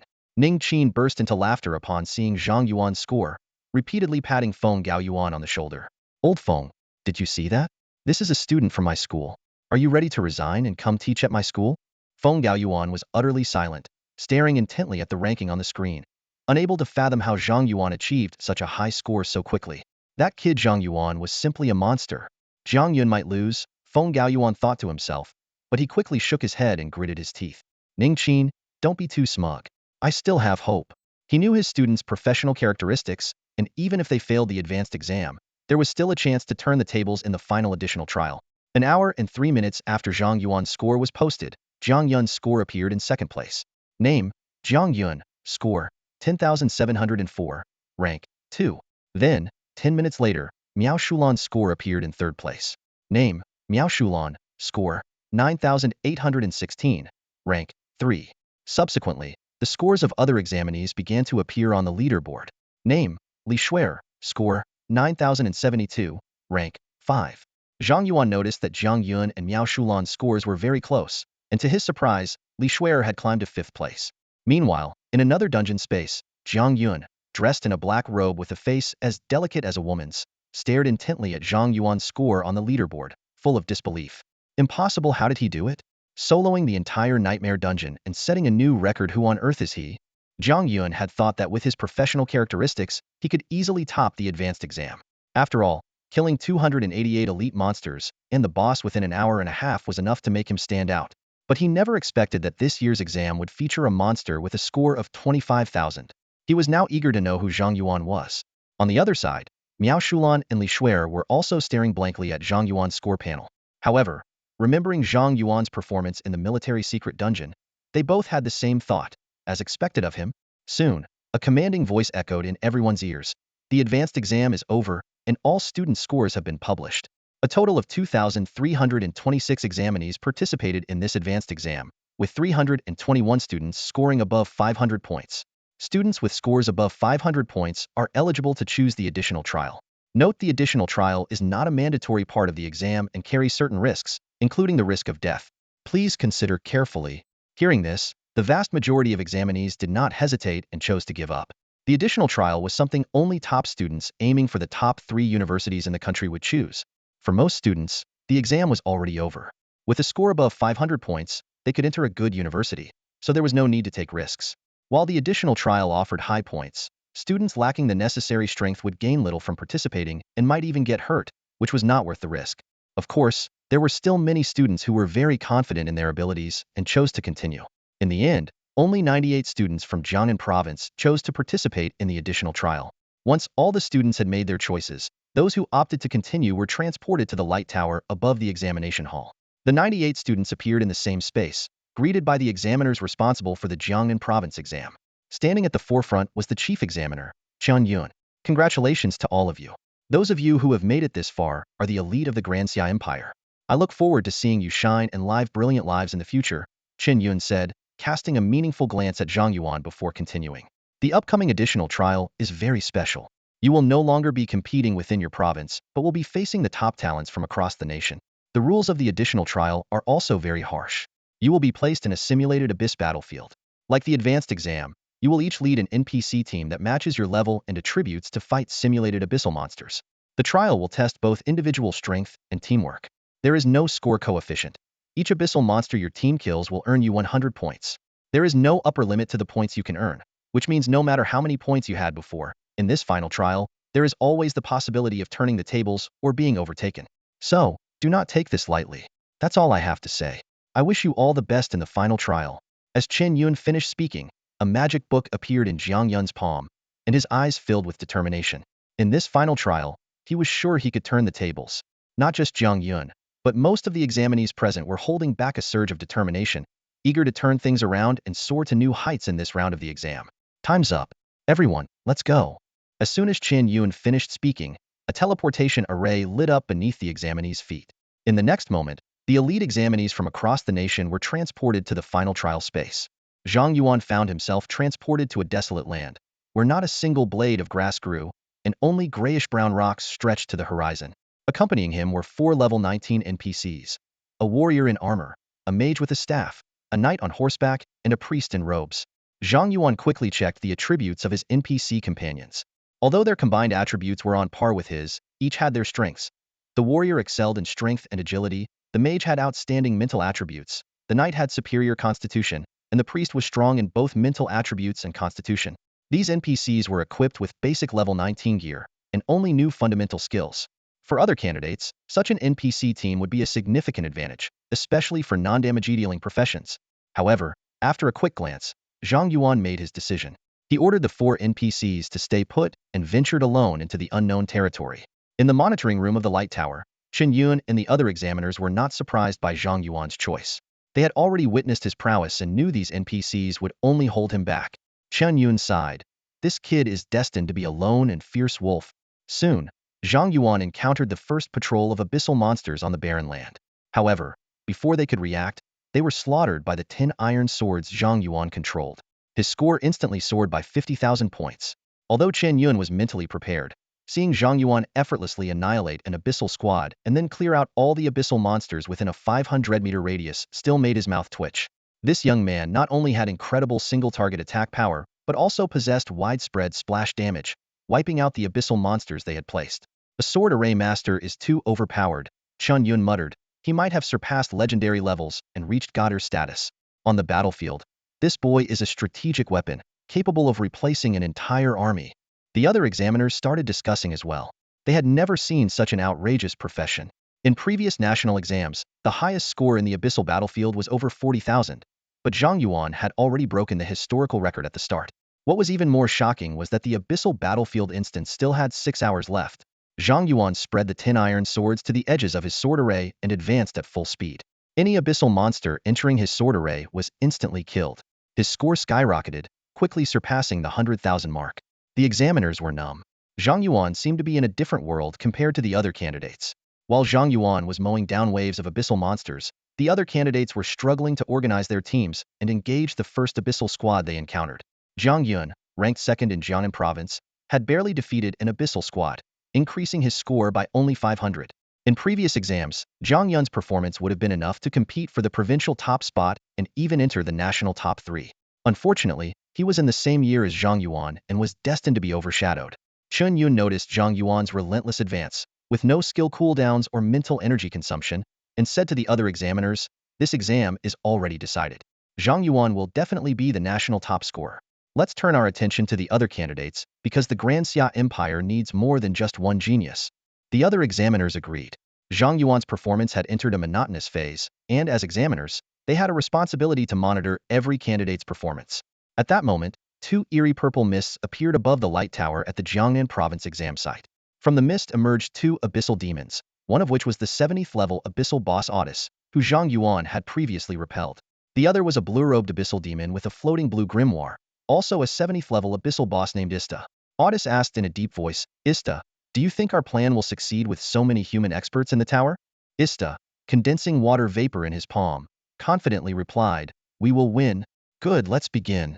Abyssal took out a pitch-black heart and chanted an obscure incantation, then crushed the heart.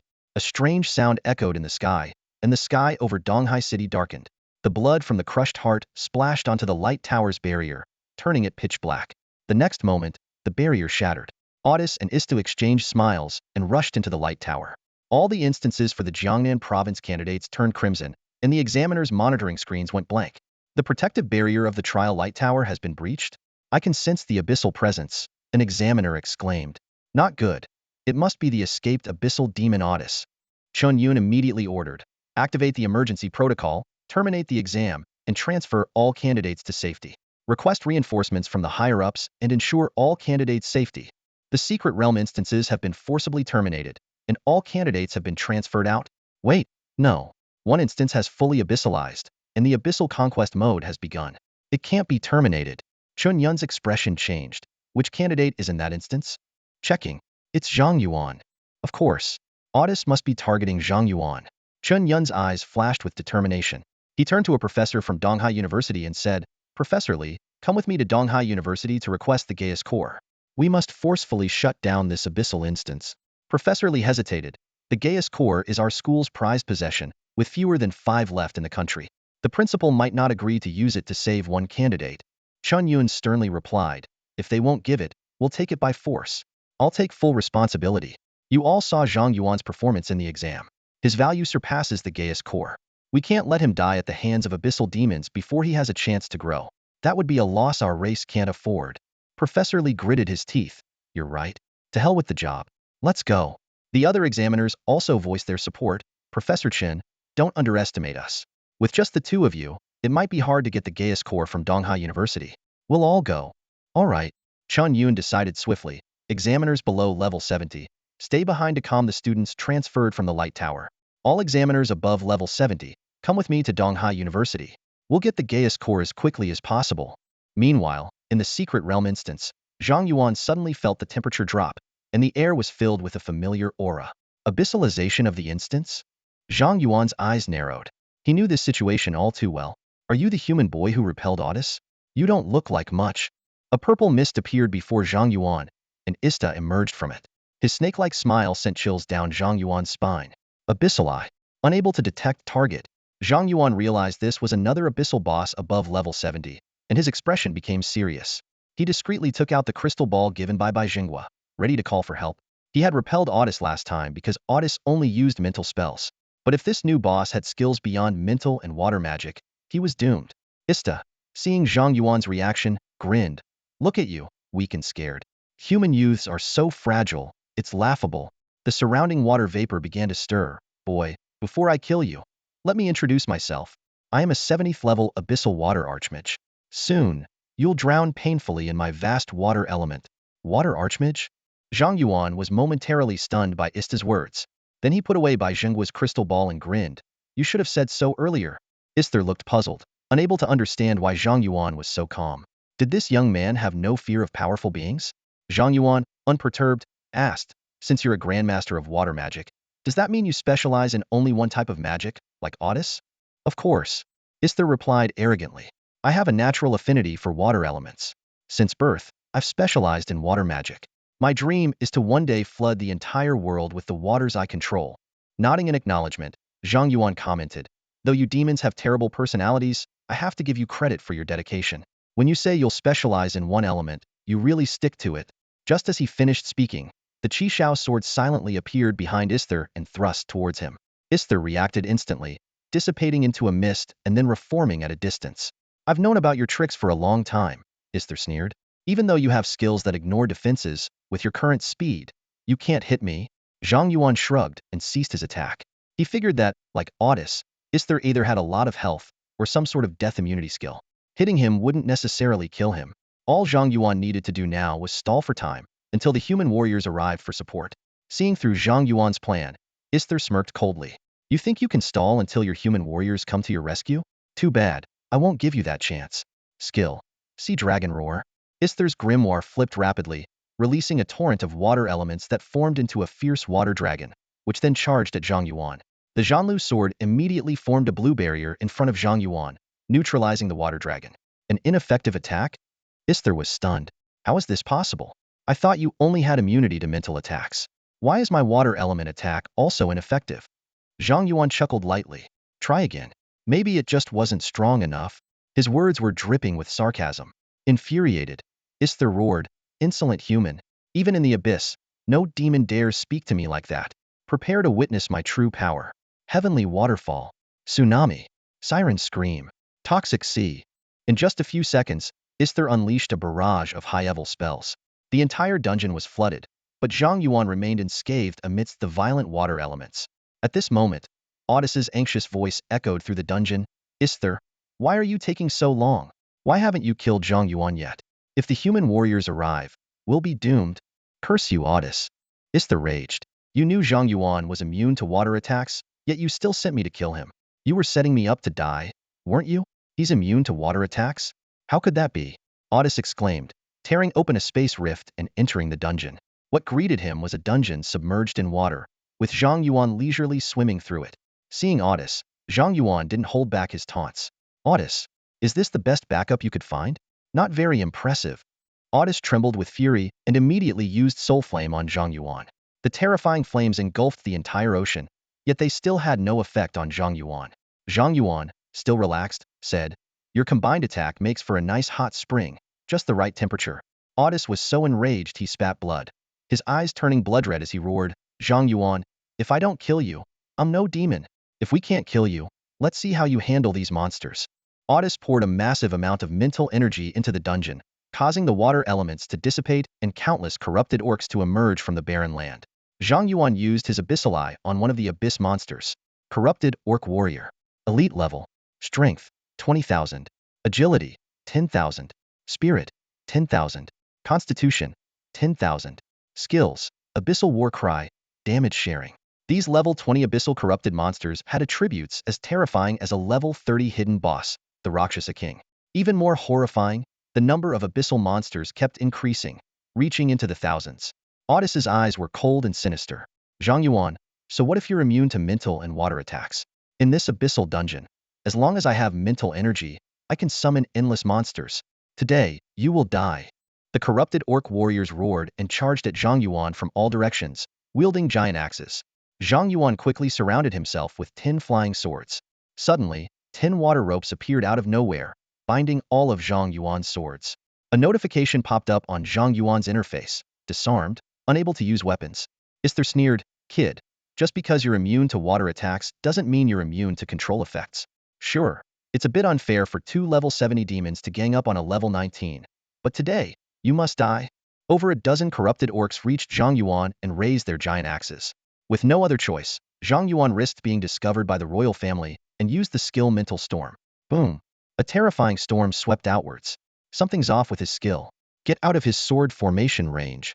Audis and Isther felt a deadly threat from Zhang Yuan's mental storm and quickly retreated to a distance of 500 meters. Meanwhile, within a 500-meter radius around Zhang Yuan, all the corrupted orcs disintegrated into ashes. One move cleared the screen.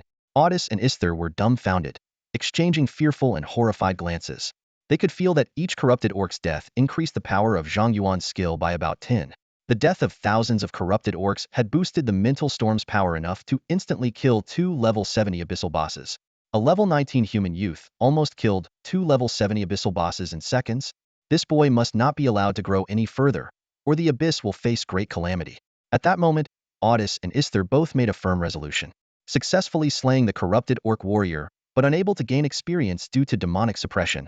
This notification kept flashing on Zhang Yuan's panel, causing his brow to furrow.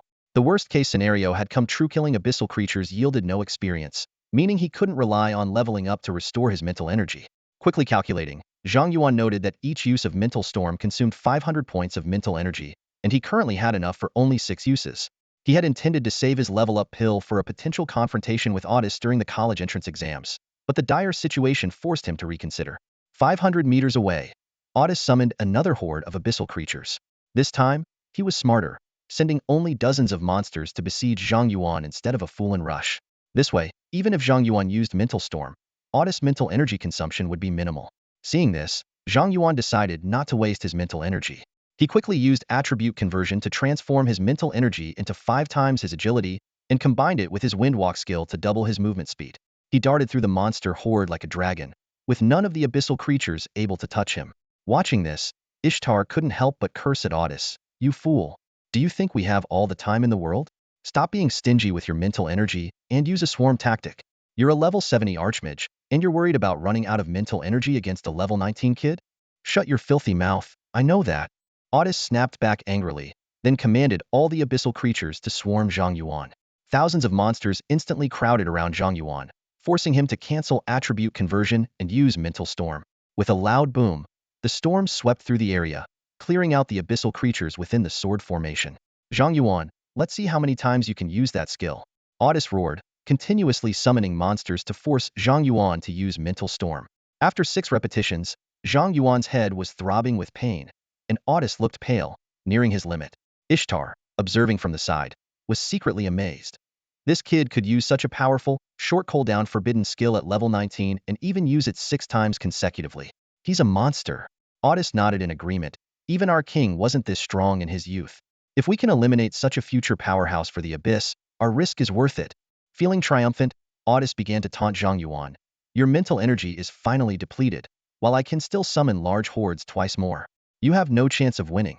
Victory belongs to the Abyss. Come forth, my minions." As he spoke, thousands of abyssal creatures emerged from the barren ground. Ishtar rolled her eyes at Audis, thinking what an idiot he was for still putting on airs. Hearing the two demons' conversation, Zhang Yuan suddenly grinned. "So, you two are also at your limit, huh? Looks like this victory is mine." He then took out a level-up pill from his storage and swallowed it without hesitation. A golden light burst from Zhang Yuan's body as he leveled up to 20. Fully restored, Zhang Yuan flipped off Audis and Ishtar in the distance, taunting, "Come on, you idiots. Let's fight to the death." Audis and Ishtar were instantly thrown into disarray. They had never expected Zhang Yuan to have this up his sleeve. Now that Zhang Yuan was fully restored and could use mental storm 6 more times, they were out of mental energy and out of time. "Ishtar, didn't you say we would win? What do we do now?" Audis asked frantically. Ishtar gritted her teeth. "The situation has changed. That kid is too cunning. We can't kill him today. We need to retreat and summon another demon to deal with him. I'm out of here first." Without another word, Audis took out a teleportation device and fled, leaving Ishtar behind. "Damn it, Audis. You bastard." Ishtar cursed as she quickly took out her own teleportation device and escaped. With the two demons fleeing, Zhang Yuan's panel immediately displayed a notification. Successfully repelled Abyssal Demon Audis, experienced 200,000. Successfully repelled Abyssal Demon Ishtar, experienced 200,000. Successfully cleared the Abyssal Dungeon, Qishao Artifact Quest Progress 110. Next, the system's voice chimed. "Ding. Achievement detected. Unbelievable taunt. Randomly upgrading a talent. Congratulations, host. I am the Sword Immortal talent upgraded. I am the Sword Immortal level 2. All damage increased by 20 times." Another golden light burst from Zhang Yuan's body as he leveled up to 21. Outside the mysterious dungeon, a group of exhausted examiners hurried back, clutching the hard-won Gauss core. Professor Chen's voice was urgent yet resolute. "We've delayed too long at Donghai University. We must use the Gauss core immediately to forcefully close the Abyss dungeon and rescue Zhang Yuan." He scanned the surroundings, reminding everyone, "Stay alert. Audis might still be hiding in the dungeon, and we could face a fierce battle at any moment." Zhang Yuan carefully took out a black, prism-shaped crystal, took a deep breath and murmured, "Kid, I hope you're still alive." He gripped the Gauss core, aiming it at the Abyss dungeon, ready to activate the device. Suddenly, the scene before him changed. The crimson abyss transformed into a serene blue. "The abyssal aura is gone," an examiner exclaimed. "Could Zhang Yuan have cleared the Abyss dungeon? How is that possible?" Another examiner said incredulously. "Audis is a level 70 Abyss boss. How could Zhang Yuan defeat him?" Everyone was bewildered, struggling to process the information. At that moment, The light at the dungeon's entrance flared, and Zhang Yuan emerged, standing before them alive and well. Seeing the crystal in Chen Yun's hand, Zhang Yuan paused. Professor? What are you doing? Chen Yun stared in shock at the unharmed, now level 21 Zhang Yuan, stammering, You're all right? Zhang Yuan shook his head lightly. Apart from some mental exhaustion, I'm fine. He then asked, by the way, Professor, 2 abyss bosses invaded my dungeon and disrupted my college entrance exam. Does my score still count, or do I have to retake the exam? Chen Yun's mouth twitched at the question. You're worried about your exam score at a time like this? He quickly focused on the critical point. Wait, you said 2 abyss bosses invaded your dungeon? Zhang Yuan nodded calmly. Yes, one was Adis, the psychic grand mage, and the other was Istha, the water grand mage. He decided to report all known abyss boss information to the authorities, hoping the great Xia Empire could swiftly address these threats. Chen Yun and the other examiners were stunned, their jaws dropping. They finally understood why the president of the Adventurers Association, Bai Zhenghua, held Zhang Yuan in such high regard. This was practically a cheat. A level 19 taking on 2 level 70 abyss bosses and winning. This was the stuff of fiction. Just then, the space beside them distorted slightly, and Bai Zhenghua emerged, his expression serious. I received the report about the abyss invasion and rushed back from the front lines. What's the situation? Chen Yun and the others immediately saluted Bai Zhenghua and briefly reported the situation. Bai Zhenghua was initially taken aback. Then, seeing the innocent-looking Zhang Yuan, he couldn't help but chuckle. So, you drove Adis away again? Chen Yun added, President Bai. This time it wasn't just Adis but also Istha. Hearing this, a sharp glint flashed in Bai Zhenghua's eyes. 2 abyss bosses appearing simultaneously within the great Xia Empire suggested an internal traitor. He turned to Chen Yun and asked, is there a recording of the dungeon? Chen Yun explained that the dungeon was tainted by the abyss and needed to be cleaned before extracting the footage. Bai Zhenghua nodded and instructed Chen Yun to handle it personally. However, Chen Yun smiled wryly and explained their borrowing of the Gauss core to save Zhang Yuan, fearing repercussions. Bai Zhenghua laughed and reassured them, you did the right thing. I'll explain the situation to Donghai University. As long as the Gauss core is returned, they won't pursue the matter. The examiners breathed a sigh of relief. At this moment, Zhang Yuan asked again about the validity of his exam score. Chen Yun smiled helplessly and assured him that all exam scores were recorded, and the abyss invasion would be publicly announced as a technical adjustment to the dungeon, with the trials resuming soon. He also wished Zhang Yuan luck in becoming the top scorer nationwide, hinting at generous rewards. Bai Zhenghua suddenly asked why Zhang Yuan hadn't used the life-saving item he had given him when facing 2 abyss bosses. Zhang Yuan candidly replied that the bosses posed no threat to him, so he didn't want to waste the item. Bai Zhenghua was momentarily speechless, but then handed Zhang Yuan a new crystal ball, instructing him to use it immediately if he encountered danger again. At that moment, an examiner reported that all the mysterious dungeons had been recalibrated, and the trials could restart. Chen Yun ordered all candidates to be transported back to the dungeons. Bai Zhenghua patted Zhang Yuan on the shoulder, encouraging him to continue earning points in the upcoming trials, as higher points meant richer rewards. Hearing this, Zhang Yuan's eyes lit up with excitement. Got it. Upon the restart of the additional trial, Zhang Yuan immediately went all out. His sword flashed like lightning, cutting through the masses of enemies in the dungeon. Abyssal monsters fell one after another under his assault, and his points skyrocketed like a rocket, the numbers constantly jumping in his view. Meanwhile, Chen Yun had already cleared the abyssal aura and extracted Zhang Yuan's dungeon footage, handing it over to Bai Zhenghua. The two stood side by side, their eyes glued to the screen as they watched Zhang Yuan's combat footage. This kid actually drew a new specialized weapon and is immune to water attacks. No wonder he's not afraid of those 2 abyssal nemesis. He's a natural counter to them, Chen Yun marveled. Bai Lao, that's not all. Chen Yun pointed at the screen and continued, look at Zhang Yuan's wide area attack skill. Its power seems to scale with the number of enemies. Audis and Ista were both startled. If he could use this on the battlefield, it would be a strategic level forbidden technique. And he can release it 6 times in a row. Suddenly, Chen Yun noticed something. This mental skill. Bai Zhenghua squinted slightly, as if he had thought of something. Bai Lao, did you notice something? Nothing. Bai Zhenghua shook his head, then instructed Chen Yun. Classify this footage as top secret and delete all other copies from the trial tower, leaving only this one in my possession. Understood. Chen Yun immediately complied. As Bai Zhenghua reviewed Zhang Yuan's battle with the abyssal demons, the additional trial concluded. Zhang Yuan's points had already surpassed the 1 million mark. Exam over. All candidates will now be transported out of the dungeon, the system prompt announced. Zhang Yuan slashed the last abyssal monster and sighed at the prompt on his screen. It's a pity the monsters in this dungeon respawn too slowly. If only they could summon waves of monsters like Audis does. Before he could finish his thought, Zhang Yuan was teleported to the plaza at the base of the light tower. Around him were other candidates who had participated in the additional trial, their faces brimming with excitement as they discussed the points they had earned in their dungeons. Little did they know, they had just survived a massive crisis, assuming the trial tower had merely experienced a technical glitch. Xue'er and Xue'er walked over, arm in arm. Dummy, how did you do? Xue'er asked with a smile. Not bad. Zhang Yuan replied tersely, his gaze lingering on their clasped hands. When did you two become so close? Xue'er explained excitedly. Didn't the dungeon have issues earlier? Xue'er and I were teleported to the same room. She taught me a lot of techniques. Now I have over 30,000 points. Impressive, right? Impressive. Zhang Yuan nodded, then looked at Xue'er. How about you? Not bad. Over 50,000. Xue'er replied calmly. A tank class managing to kill 400 abyssal monsters in 6 hours is pretty impressive, but still far from your level.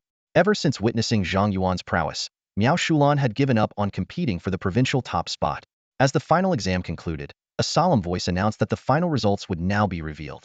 On the giant screen outside the light tower, the scores of all candidates began to refresh. First place, Zhang Yuan, points, 1,100,000. Second place, Jang Yuan, points, 80,000. Third place, Xue'er, points, 53,000. Fourth place, Xue'er, points, 32,000. Zhang Yuan's 1.1 million points towered over the others like a mountain, leaving everyone else far behind.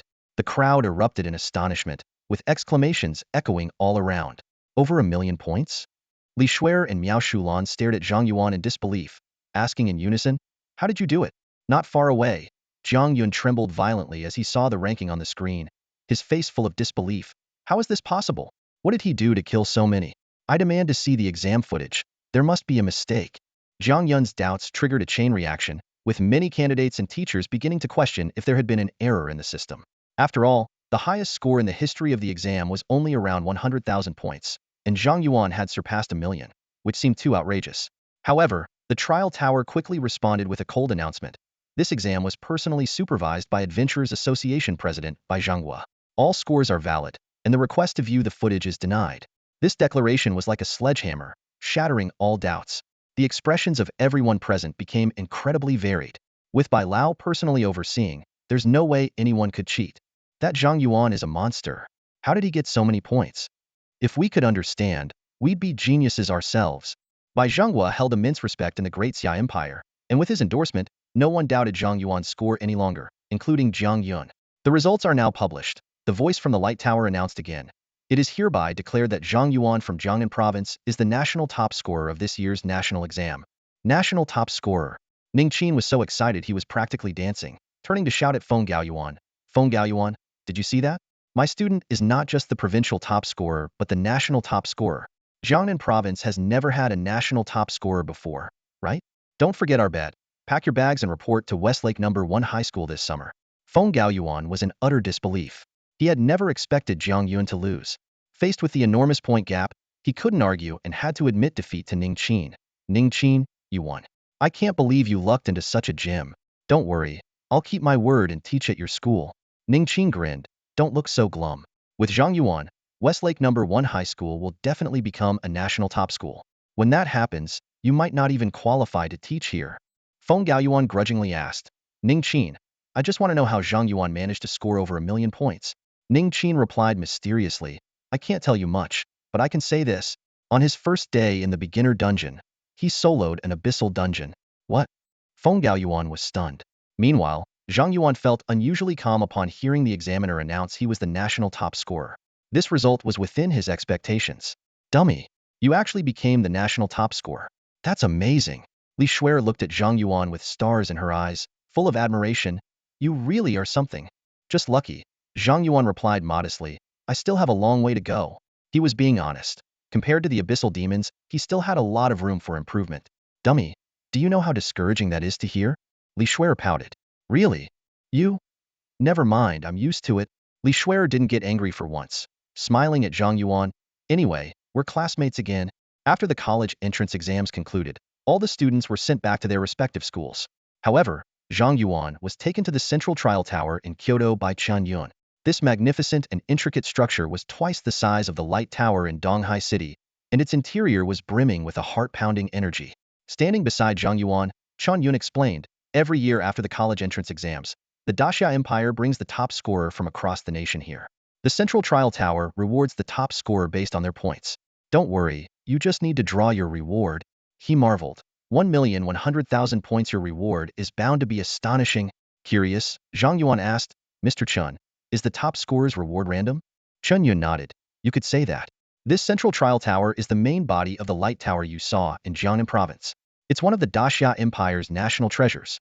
Its interior space nurtures countless treasures. Each year's top scorer has the chance to obtain one, and the higher the points, the more precious the treasure. Unlike drawing cards in the Fate Star array with the Divine Stone, even the worst here is epic-level equipment. Zhang Yuan's eyes lit up. That generous? Chen Yun proudly said, Of course. You're the top scorer in the nation. There's only one each year. How could the reward be anything less? He led Zhang Yuan to a golden vortex with a 1-meter radius and instructed, Put your hand in. Whatever you grab will be your reward. Zhang Yuan nodded and extended his hand into the golden vortex. In an instant, the vortex turned blood red, surrounded by flashing lightning, and terrifying energy began to overflow. Zhang Yuan felt something unusual and immediately grabbed it, trying to pull it out. Suddenly, the entire central trial tower shook violently, and the energy inside became agitated. Chen Yun's face changed drastically, sensing an ominous premonition. He urgently shouted, Zhang Yuan, don't pull out what's inside. But it was too late. Zhang Yuan pulled out a pitch-black, cracked short blade from the red vortex. Boom! The short blade erupted with a terrifying curse power, sending Chen Yun flying and piercing through Zhang Yuan's chest. The endless curse power instantly engulfed Zhang Yuan. Chen Yun cried out in despair. It's over. Why? How could that child draw the cursed king's blade, which the artifact suppresses? Surrounded by the curse power, Zhang Yuan looked at the short blade in his chest and couldn't help but comment. Why does this thing only have negative effects? Where are the attributes and skills? It even has an artifact quest? Could it be above legendary level? Due to Zhang Yuan possessing the Heart of Curses, the effects of the Cursed King's blade turned positive instead. Not only did it not harm him, but it also continuously restored his stamina and mental energy. He didn't even feel any pain. Zhang Yuan chuckled to himself. Judging by the state of this equipment, it's damaged. Probably needs the artifact quest completed to restore it. Without the Heart of Curses, anyone who gets this equipment would be doomed. He pulled the short blade out of his chest, and the wound healed visibly. The system notified him that he had temporarily gained the Cursed King's approval. The Cursed King's blade then absorbed all the released curse power, and the central trial tower returned to calm. Zhang Yuan then realized he was surrounded by a group of powerful individuals, including Chen Yun, Bai Zhenghua, and Wan Chang'an. Seeing him unharmed, they all showed expressions of disbelief. Bai Zhenghua and Wan Chang'an rushed to Zhang Yuan, asking with concern, Are you all right, child? Do you feel any discomfort? Zhang Yuan looked puzzled. I'm fine. Mr. Bai, or Godwan, can you tell me what's going on? I was just drawing the top scorer's reward. Is this really necessary? Bai Zhenghua checked Zhang Yuan's body and sighed in relief. He has no curse effects on him. Wan Chang'an asked in shock, Child, what did you do to draw the cursed king's blade without suffering from the curse? Zhang Yuan replied, Maybe it's because I have the Heart of Curses. What is that? They asked in unison. Realizing the Heart of Curses might not be simple, Zhang Yuan cautiously looked around. Bai Zhenghua and Wan Chang'an immediately understood his concern and assured him that everyone present was trustworthy. After receiving their assurance, Zhang Yuan explained, The Heart of Curses is equipment I obtained after repelling Otis and clearing the Abyss dungeon for the first time. It can transform curse effects applied to me into positive effects. Bai Zhenghua was amazed. Such a treasure exists. You obtaining the Cursed King's blade from the central trial tower is truly fate. Zhang Yuan asked curiously, Mr. Bai, what's the story behind the Cursed King's blade? Bai Zhenghua reminisced, 30 years ago, a demon king from the Abyss led an army to invade the Daxia Empire. We paid a heavy price to kill the demon king and repel the Abyss army. The Cursed King's blade is the artifact left behind after the demon king's fall. Artifact? Zhang Yuan's heart skipped a beat. He never expected to draw something like this. Bai Zhenghua's voice continued, tinged with gravity. That's right, and it's not just any artifact. It's a token of the Abyssal demon royalty, extremely important to the Abyss. Ever since we seized the Cursed King's blade, the Abyss has held a grudge against us, focusing the majority of its forces on the Great Xia Empire. This has significantly reduced the pressure on other nations. Bai Zhenghua continued, whether it's Otis or Ista, their invasion of our Great Xia Empire and targeting of our geniuses is because we are suppressing the Cursed King's blade. We once attempted to use it against the Abyss, but no one could withstand the curse of this artifact. In the end, we had to seal it beneath the central trial tower. I never expected you to retrieve it. Upon hearing this, Zhang Yuan opened his mouth as if to say something but then closed it again. Wan Chang'an, standing nearby, noticed Zhang Yuan's hesitation and smiled. Kid, you're probably thinking, since we can't use the cursed king's blade, why not destroy it or throw it back into the abyss, right? Zhang Yuan nodded, frowning slightly. After all, according to Bai Lao, this cursed king's blade is of no use to us and only makes the abyss focus all its efforts on the great Xia Empire. Keeping it seems to do more harm than good for our country. Wan Chang'an's expression turned serious. You're right. Keeping the cursed king's blade is a thankless task. Not only does it attract the majority of the abyss's firepower, but we also expend enormous resources every year to suppress its curse. Any other country would have returned it to the abyss long ago. But we can't do that. Why? Zhang Yuan pressed. Wan Chang'an's eyes sharpened. Because the abyss will never stop its quest to destroy humanity. One country has to stand at the forefront. If we retreat and return the cursed king's blade, it might alleviate the pressure temporarily, but the abyss will eventually come back. By then, not just our great Xia Empire but the entire world will be scorched earth. Zhang Yuan murmured. Indeed. If we give away 5 cities today, 10 cities tomorrow, we may have a night of peace. But when we look, the abyss will be at our borders again. Yielding to the abyss is like fighting fire with firewood, it never ends. Hearing this, Wan Chang'an's eyes lit up. He patted Zhang Yuan's shoulder heavily. Good kid. I didn't expect you to grasp the crux of the matter so quickly. Your words could wake up many who advocate surrender. You're truly talented. Bai Xinghua also nodded approvingly. Indeed, for someone so young, you have deep insight. Our great Xia is fortunate to have you. Flattered by the praise from the 2 elders, Zhang Yuan quickly explained, it's not my theory. I just read it in an ancient book. Wan Chang'an laughed heartily. No need to be modest. I've read almost every book in the Great Xia Library and never came across that phrase. Where could a kid like you have found it? Next time we hold an imperial conference, I'll use your words to challenge those weak-willed advocates of surrender. Seeing Wan Chang'an so excited, Zhang Yuan could only smile awkwardly and stop explaining. Instead, he asked, Chief, Bai Lao, since the cursed king's blade is so important, wouldn't it be too risky for me to keep it? Shouldn't I return it? Wan Chang'an shook his head. Since the central trial tower chose to give the cursed king's blade to you, there must be a reason. Keep it with you. If you can activate this artifact in the future, you'll become a top-tier force for our great Xia Empire. Bai Xinghua agreed. That's right. If you can suppress the curse of the cursed king's blade, then keeping it with you will save us from expending massive resources on it. Our empire can finally catch a break. But never show this artifact to outsiders. Even within our great Xia Empire, there are spies of the abyss. If they target you, you'll be in grave danger. Zhang Yuan nodded solemnly. Understood. At this point, Wan Chang'an turned to address all the strong warriors present, his voice stern and commanding. Listen up, everyone. Everything that happened here today stays here. If anyone leaks this information, don't blame me for being ruthless. Everyone immediately straightened up and responded in unison. Understood. After issuing the gag order, Wan Chang'an turned to Bai Xinghua. Old Bai, military duties are pressing. I'll take my leave with my men. There are things you need to discuss with Zhang Yuan. You know what they are? Bai Xinghua smiled and nodded. Yes, I know. All right, I'm off. Wan Chang'an nodded at Zhang Yuan and then left with the other strong warriors. Seeing this, Chen Yuan also understood that the upcoming matters were not for him to hear. He bowed slightly to Bai Xinghua. Bai Lao, I'll take my leave as well. Go ahead. Bai Xinghua nodded, but then called out, wait. Chen Yuan stopped and turned back. Bai Lao, is there anything else? Bai Xinghua said, Zhang Yuan might be leaving for a while and won't be able to attend the opening ceremony and freshman training at Kyoto University. Help him with his enrollment procedures. Understood. Chen Yuan didn't ask further, bowed slightly to Bai Xinghua, and then left. Left alone with Bai Xinghua, Zhang Yuan couldn't help but ask curiously, Bai Lao, what's so mysterious that you need to tell me? Do you know about awakening and job advancement? Bai Xinghua asked. Of course. Every professional can undergo job advancement at level 30 at the Job Advancement Hall, greatly enhancing their abilities, Zhang Yuan replied. Bai Xinghua nodded. That's right. Level 30 is a critical juncture. Successfully awakened professionals see a significant boost in power, while those who fail remain stuck at level 30 until they succeed. Some professions are weak before the first job advancement but become formidable after the second. Conversely, some are strong early on but weaken after job advancements. He continued, I'm not saying this to make you worry about your post-awakening strength. Given your current power, you're already on par with many second job professionals. Even a small boost will make you formidable. Zhang Yuan was puzzled. So what are you trying to tell me, Bai Lao? Bai Xinghua asked mysteriously, do you know about special awakenings? Zhang Yuan nodded. The school taught us that most people undergo job advancement at the Job Advancement Hall, but there's another method using special awakening stones. These stones grant additional traits based on their type. However, they're extremely rare.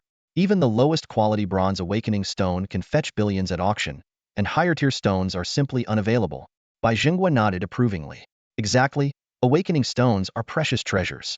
Even I had to undergo job advancement at the hall. His eyes gleamed with anticipation. But you're very lucky, Zhang Yuan. I happen to know of a dungeon that contains a god-ear awakening stone, and no one has claimed it yet. Hearing this, Zhang Yuan's heart skipped a beat. Divine awakening stone? Zhang Yuan thought he misheard and looked at Bai Jingguo in disbelief. Bai Lao had a mysterious smile on his face and explained, perhaps I misspoke. It's not that no one has attempted to retrieve it, but that no one has succeeded, including myself, Wan Chang'an, and the top experts from all the major families in the country. Zhang Yuan's heart sank and he frowned. If even you all can't get it, I probably stand no chance. Bai Jingguo shook his head with a hint of expectation in his voice. No, quite the opposite. You might be the only one who can. Why? Zhang Yuan asked, puzzled. Bai Jingguo began to explain. It's a dungeon that appeared after the fall of the Curse King, limited to those below level 30, with no difficulty setting, and only one person can enter. Zhang Yuan pondered. It sounds tough, but in a vast empire like Daxia, surely someone can solo such a dungeon? Bai Jingguo nodded in agreement. You're right. Some powerful legendary classes and a few divine classes can indeed solo dungeons. But this dungeon is different. His expression turned serious. Once inside, you'll be subjected to an unpurifiable curse throughout. All your attributes will drop by 90, movement speed reduced by 90, skill cooldown times doubled, and both stamina and mental strength will continuously drain until you die from the curse. Even the tankiest warrior would be drained to near death within 10 seconds and forced to retreat. Zhang Yuan's eyes lit up with excitement. It sounds like this dungeon was made for me. Bai Jingguo smiled and nodded. Exactly. When you told me your cursed heart could turn curse effects into positive ones, I knew you were the only one who could retrieve the divine awakening stone. Zhang Yuan, our Daxia Empire has never had a divine awakening. If you succeed, the power you'll gain will be unimaginable. Zhang Yuan couldn't hide his excitement. That sounds amazing. I can't wait to challenge that dungeon. Bai Jingguo placed a kind hand on Zhang Yuan's shoulder. I knew you'd be excited. Follow me. As soon as he finished speaking, the space around them twisted slightly and then dissolved into light. The cursed dungeon was located on the outskirts of the Abyss battlefield, thousands of kilometers from the capital. Even for a spatial mage like Bai Jingguo, teleporting such a distance took some time. Zhang Yuan found himself in a strange space, with streaks of light continually passing by, forming a surreal tunnel of elongated images. After 10 seconds, Zhang Yuan's feet touched blackened ground. Bai Jingguo asked with concern, this is your first long-distance teleport, right? How do you feel? Zhang Yuan replied, feeling a bit uneasy. I'm okay. Just a bit nauseous. Bai Jingguo comforted him with a smile. That's normal.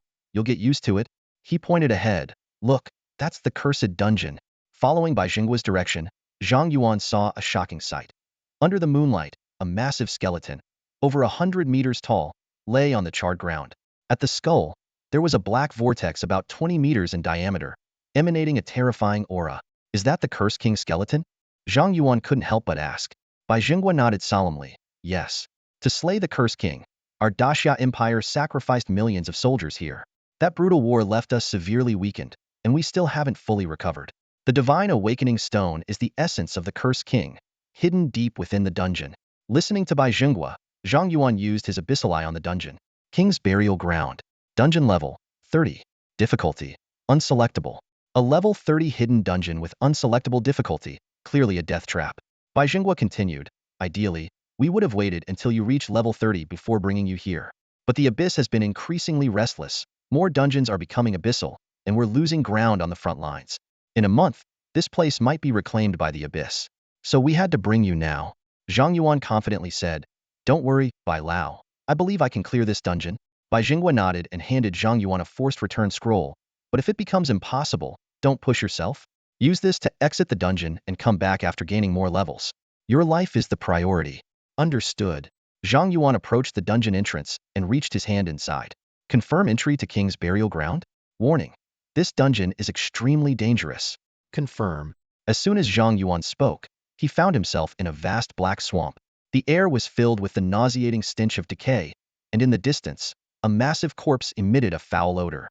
Suddenly, a cold and eerie aura surged from the giant corpse and invaded Zhang Yuan's body. Cursed. All attributes reduced by 90, movement speed reduced by 90, skill cooldown time increased by 100, continuously draining stamina and mental strength until cursed death. However, the special ability of the Cursed Heart immediately activated. Instead of feeling weakened, Zhang Yuan felt an unprecedented surge in power. Eagerly, he checked his attribute panel. Name, Zhang Yuan. Class, Sword Array Master. Level, 21. Strength, 3,277. Agility, 3,287.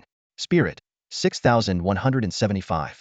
Constitution, 3,277. All his attributes had increased by 90, making him even stronger than a level 30 awakened class, practically a walking boss. Zhang Yuan couldn't help but imagine the devastating impact of his sword strikes on monsters. With his attributes significantly boosted, the once oppressive and eerie swamp now seemed almost enchanting. He became curious about the strength of the monsters here. After advancing a bit into the swamp, Zhang Yuan encountered 3 massive frog-like monsters. They were taller than a person, with coral-like hard protrusions on their skin, horns on their heads, and sharp fangs in their mouths. Seeing Zhang Yuan, the 3 giant frogs leaped simultaneously, like missiles aiming to crush him. Zhang Yuan quickly used his Abyssal Eye. Cursed Demon Frog. Elite level, 30. Strength, 15,000. Agility, 10,000. Spirit, 10,000. Constitution, 10,000. Skill, Meteor Strike. The ordinary monsters in this dungeon had attributes higher than a level 30 hidden boss. Zhang Yuan gasped in shock, thinking, the minions here are as strong as hidden bosses, and this is a solo dungeon limited to level 30, with the challenger under a 90 attribute reduction curse and continuous stamina and mental drain. Not to mention soloing it. Even a team of level 30 players would get annihilated. No wonder no one has ever retrieved the Divine Awakening Stone. This dungeon is clearly not meant for ordinary people. Zhang Yuan sighed, swung his sword, and instantly killed the 3 giant frogs. Of course, I'm an exception, Zhang Yuan said confidently with a smile. Successfully killed Cursed Demon Frog, EXP 50,000. Successfully killed Cursed Demon Snake, EXP 50,000. Successfully killed Cursed Demon Crab, EXP 50,000. Obtained Demon Frog Skin 10, Demon Snake Scale 3, Demon Crab Meat 3. Curse King's Blade Artifact Quest, 2210000. A series of kill notifications sounded, and a golden light surged through Zhang Yuan's body, leveling him up to 22 on the spot. The experience gain was incredible. Zhang Yuan earned 50,000 experience points for defeating a single monster, and clearing all the monsters within a 500-meter radius instantly leveled him up. He couldn't help but marvel, but quickly realized it made sense after all. He was only in his early 20s level-wise, and this was a level 30 hidden difficulty dungeon. As he continued forward, Zhang Yuan suddenly stepped into a quagmire, his entire foot sinking into the mud that appeared out of nowhere. He immediately summoned the Rakshasa King to pull him to safety, cold sweat dripping down his face. Had he reacted any slower, he wouldn't have had the chance to use a forced return scroll. Learning his lesson, Zhang Yuan had the Rakshasa King scout ahead. Whenever the Rakshasa King stepped into a quagmire trap, Zhang Yuan would recall him into the mask and then resummon him, progressing cautiously through the swamp. After advancing another 500 meters, the scouting Rakshasa King suddenly stopped, its body twisting as its health plummeted. Zhang Yuan quickly recalled it and saw twisted crawling marks on the swamp, indicating something was coming for him. Qi Xiao and Zhan Lu appeared beside Zhang Yuan just in time to fend off the ferocious attacks from the invisible monster. Even with a 90 boost in attributes and damage reduction, Zhang Yuan's health still dropped by a tenth in an instant. If not for his damage immunity talent and the protective traits of his exclusive weapon, he might have perished right there. Realizing there were more invisible monsters around, Zhang Yuan became more vigilant. Although he had a sword formation, the Curse King's Blade, and triple stamina recovery from the dungeon curse, a massive assault could trigger Qi Xiao's death immunity passive. Considering he needed to clear the entire dungeon within the month, he couldn't afford to waste this critical skill. Decisively, Zhang Yuan unleashed a wide-range mental storm. Instantly, over 10 cursed demon snakes were slain, significantly boosting his experience points and earning him some demon snake scales. He then realized the previous encounter was also with these invisible monsters, marveling at the dungeon's difficulty. Despite several close calls, Zhang Yuan didn't retreat. He resummoned the Rakshasa King to continue scouting, determined to tackle this most challenging dungeon. Meanwhile, outside the dungeon, Bai Jingguo monitored Zhang Yuan's status through a detection amulet. Although Zhang Yuan's health fluctuated occasionally, he was generally safe, which gave Bai Jingguo some relief. However, the ground suddenly trembled, and the distant night sky turned blood-red. The abyss had begun its assault. Bai Jingguo realized the abyss might have sensed the impending retrieval of the Curse King's core and launched a preemptive strike. Though the front lines were well-manned, the abyss would likely send bosses above level 80. After weighing his options, Bai Jingguo decided to head to the front lines for support. He set up a temporary teleportation array outside the dungeon for Zhang Yuan and left a message before rushing off. Unaware of the outside developments, Zhang Yuan continued cautiously. Every so often, he released a mental storm to ensure there were no threats within a 500-meter radius. Thanks to the dungeon's curse effect, he could almost use this powerful skill without any resource consumption. After over an hour, Zhang Yuan finally reached the massive corpse. By this time, his experience had nearly reached level 23, but he still hadn't encountered any elite monsters. After double-checking the surroundings, he used the Abyssal eye on the corpse but only received a vague hint. With no other options, Zhang Yuan ordered the Rakshasa King to cut into the corpse's rotting flesh. As the Rakshasa King delved deeper, numerous curse notifications flashed on Zhang Yuan's panel. Initially, they were just ordinary attribute boosts, but soon, special curses granting permanent attribute increases appeared, bringing a gleam to Zhang Yuan's eye and a smile to his face. Upon seeing the prompt indicating a permanent attribute increase for the Rakshasa King, Zhang Yuan had a sudden idea. He quickly grabbed 2 tissues to plug his nose and prepared to rush in to receive the curse's effects. However, just as he was about to step into the corpse, the system notified him that the Rakshasa King had fallen, causing him to halt abruptly. Haven't I already cleared the monsters with my mental storm? How could the Rakshasa King die? Zhang Yuan was filled with confusion. The unexpected turn of events made him calm down instantly, deciding to wait outside for the Rakshasa King to revive. Thanks to the dungeon's curse, skill cooldowns were halved, and stamina and mental recovery rates were significantly boosted. Before long, the Rakshasa King stood up again, ready for battle. This time, Zhang Yuan cautiously switched to the Rakshasa King's perspective, personally controlling him to enter the corpse. The Rakshasa King carefully cut away the decayed flesh, clearing a path. Suddenly, a special curse prompt appeared again. Rakshasa King has been afflicted with a special grade curse, all attributes permanently 10. Despite feeling nauseated, Zhang Yuan felt somewhat comforted. Just bear with it, he thought. Suddenly, a monster made of flesh and blood burst out from the decayed flesh, latching onto the Rakshasa King and biting his neck fiercely. The Rakshasa King's health dropped rapidly, and he was on the verge of being killed instantly. In the nick of time, Zhang Yuan used the Abyssal eye on the flesh monster. King's flesh. Elite level. 30 strength, 0 agility, 0 spirit, 0 constitution, 0 skills. Weakness curse, deadly drain, undying. A level 30 elite monster with all attributes at 0. This was the first time Zhang Yuan had encountered such a peculiar creature. He quickly analyzed. The Rakshasa King's permanent attribute increase is due to the weakness curse. Being instantly killed must be the effect of deadly drain. My mental storm couldn't kill them, probably because of the undying skill. As for their rapid movement, there might be a boss controlling all these flesh monsters. Despite gathering some information, Zhang Yuan didn't dare to act recklessly and patiently waited for the Rakshasa King to revive again. Shortly after, the Rakshasa King stood before Zhang Yuan once more and was sent back into the giant corpse to clear the path.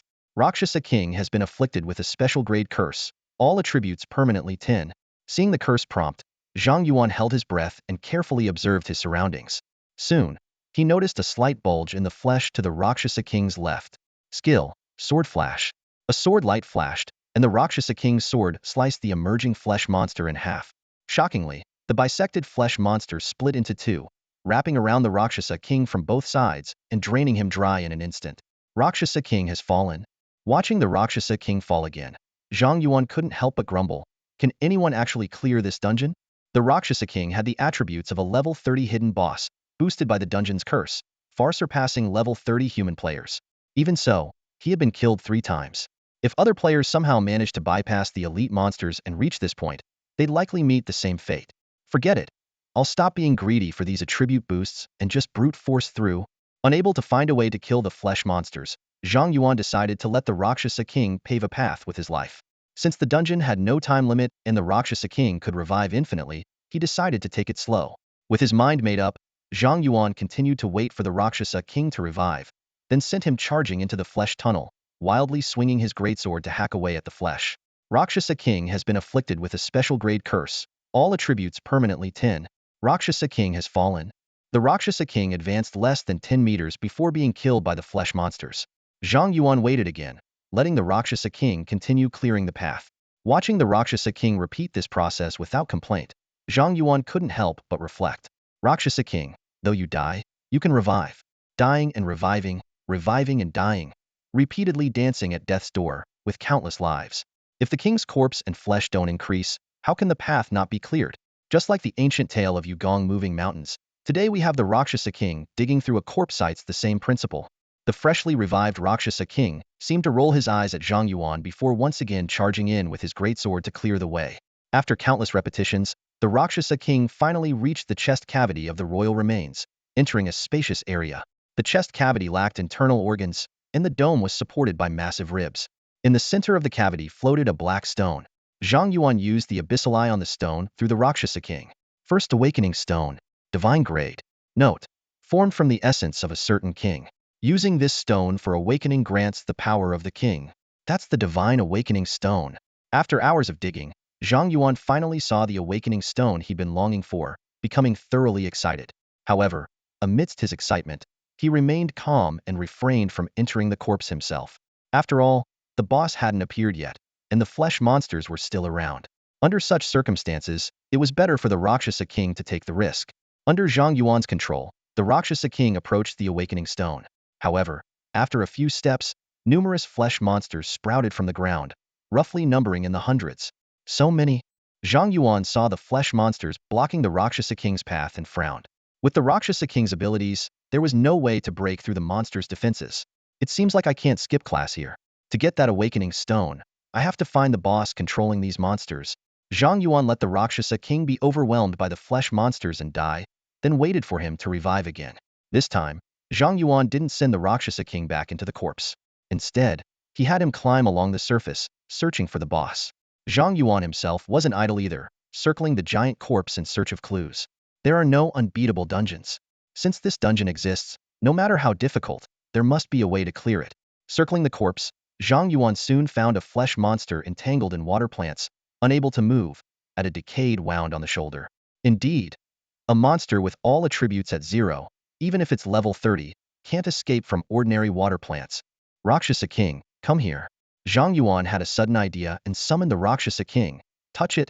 The Rakshasa king immediately followed the command, reaching out to touch the flesh monster. Rakshasa king has been afflicted with a special grade curse, all attributes permanently 10. The panel showed the Rakshasa king's permanent attribute increase, while the immobilized flesh monster couldn't attack him. Seeing this, Zhang Yuan's face lit up with a sinister smile. Here's the perfect spot to farm attributes. Zhang Yuan licked his dry lips and cautiously extended a finger to touch the wriggling mass of flesh. Instantly, a strange energy surged into his body, and a notification popped up on his interface. You have been afflicted with a supreme curse. All 4 main attributes permanently increased by 10. Elated, Zhang Yuan exchanged a knowing glance with the Rakshasa king, and they began taking turns touching the creature. Every 10 seconds, their attributes would permanently increase by 10 points. The thrill of rapidly boosting his stats almost made Zhang Yuan forget why he had entered this dungeon in the first place, as he became engrossed in the ever-increasing numbers.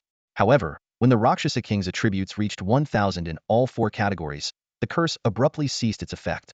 A hint of disappointment flickered in Zhang Yuan's eyes, but it was short-lived as his own attributes soon hit their maximum. At this moment, his mental attribute had soared to 4,280 points, allowing him to inflict over 100,000 damage even with a basic iron sword, without relying on the enhancements from Qishao and Zhanlu. Despite the substantial gains, Zhang Yuan's joy was fleeting. He still hadn't found the boss controlling the flesh monster, and thus couldn't obtain the coveted divine awakening stone. As he pondered his predicament, a sudden realization struck him. This enormous corpse might be the cursed king himself. With newfound clarity, Zhang Yuan swiftly drew the cursed king's blade and unhesitatingly plunged it into the immobile mass of flesh. The blade easily pierced the creature's body, black smoke billowed, and the monster vanished instantly. A notification appeared. Successfully killed the king's flesh. Experience 0. Cursed King's Blade Artifact Quest Progress 721000000. Having discovered the method to deal with the flesh monsters, Zhang Yuan and the Rakshasa king worked seamlessly together, advancing towards the cursed king's chest cavity. The Rakshasa king acted as bait while Zhang Yuan dealt the finishing blows with the cursed king's blade. When the artifact quest progress reached 1982, they had finally cleared all the monsters within the chest cavity. Just as Zhang Yuan breathed a sigh of relief, a system notification chimed. Successfully cleared the king's tomb dungeon.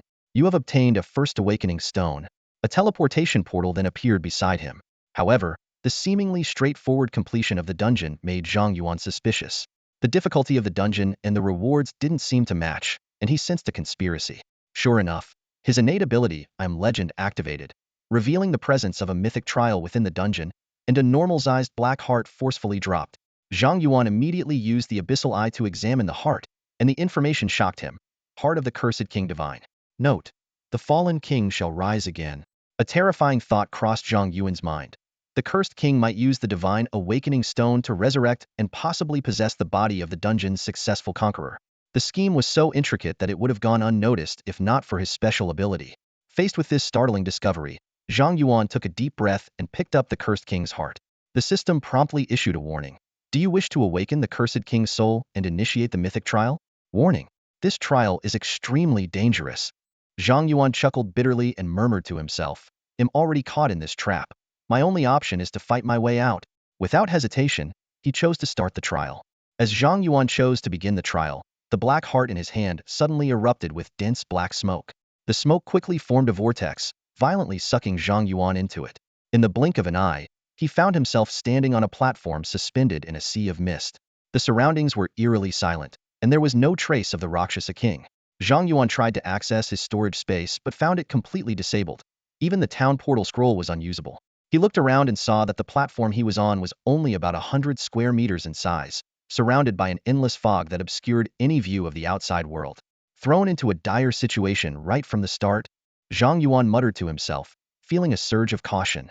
At that moment, a deep, magnetic voice suddenly echoed on the platform. I didn't expect anyone to see through my plan and make it here. As the voice faded, a handsome man dressed in a black robe with an obsidian brooch on his chest appeared out of thin air. If not for his blood-red eyes and the goat-like horns on his head, Zhang Yuan might have mistaken him for a human. The Cursed King's presence immediately exerted a powerful pressure on Zhang Yuan, making it hard for him to breathe. Zhang Yuan quickly activated his Abyssal eye, attempting to gather information about the opponent, but received a target cannot be detected message. The Cursed King smirked. A mere level 22 human trying to probe me, how bold. He then scrutinized Zhang Yuan. Sorcerer master? Never heard of that profession? You humans do love coming up with flashy professions.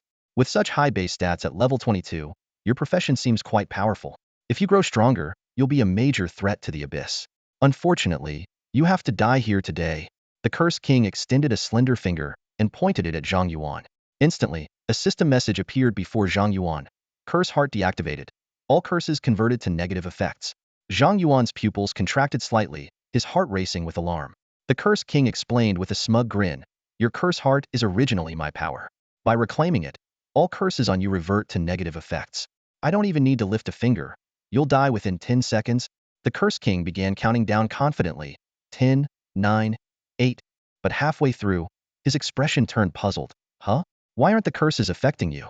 Seeing himself unharmed, Zhang Yuan breathed a sigh of relief. It seemed that Xiao could indeed resist the Cursed King's effects. He had dared to enter this mythical trial precisely because Xiao had a passive ability to immunize against mental attacks. Since curses were a type of mental attack, Xiao could neutralize them. The name Curse King already hinted that his main strategy was curses. As long as the Curse King couldn't bypass Xiao's passive ability, Zhang Yuan could be immune to most of his methods. This greatly increased his chances of passing the mythical trial. The Curse King quickly grasped the key to the situation and laughed. So your specialized weapon can nullify my curses? Interesting. Ordinary equipment can't resist my curses, so your weapon must be of artifact level and high grade. However, if you think I only rely on curse skills, you're gravely mistaken. Before he finished speaking, an overwhelming aura erupted from the Curse King, making it nearly impossible for Zhang Yuan to breathe. Under this terrifying pressure, Zhang Yuan involuntarily lowered his head, his limbs trembling, barely able to hold his sword. The Curse King continued, human youth, you are indeed impressive to still be standing under my pressure. Most humans would be groveling like dogs, begging for mercy. I appreciate talent, so I'll give you a chance. If you submit to me, I'll grant you the status of an abyssal demon and a territory in the abyss. What do you say? Unexpectedly, Zhang Yuan, who had been trembling with fear, started to laugh upon hearing this offer. The Cursed King asked in confusion, what are you laughing at? It was the first time he had encountered someone like Zhang Yuan. Zhang Yuan looked directly into the Cursed King's eyes and smiled. Cursed King, your contradictory actions have finally revealed the key to breaking this situation. The Cursed King's pupils shrank slightly, a sense of foreboding rising in his heart. Zhang Yuan continued, since this is a mythical trial, I am the trial taker, and you are the examiner. We both have to follow the rules of this trial. At the start, you sealed my curse heart without hesitation, trying to kill me with various curses, showing your eagerness to kill me. When you found the curses ineffective, you should have used other means to kill me, but instead, you try to make me surrender. Curse King, Doesn't this contradictory behavior mean that in this trial, you must kill me using curses? The cursed king remained silent. Seeing this, Zhang Yuan's smile widened. Looks like I was right. Even you, the cursed king, cannot defy the world's rules. A trial is a trial, even a mythical one. There must be a way to pass it, and my Qishao is the key to passing this trial. As he finished speaking, the sword array space opened up, and Qishao floated in front of Zhang Yuan. Red waves of energy spread out, dispelling the surrounding cursed fog. Ha ha ha ha ha ha ha. The cursed king burst into laughter. Impressive, truly impressive. It's been a long time since I encountered someone as interesting as you. You are right. This mythical trial is indeed a curse trial. As long as you can withstand my curses, you have a chance to pass. Just a chance. The cursed king grinned at Zhang Yuan. To pass the trial, you still need to defeat me. Although my power is less than 1,000th of its peak, you're just a level 22 rookie.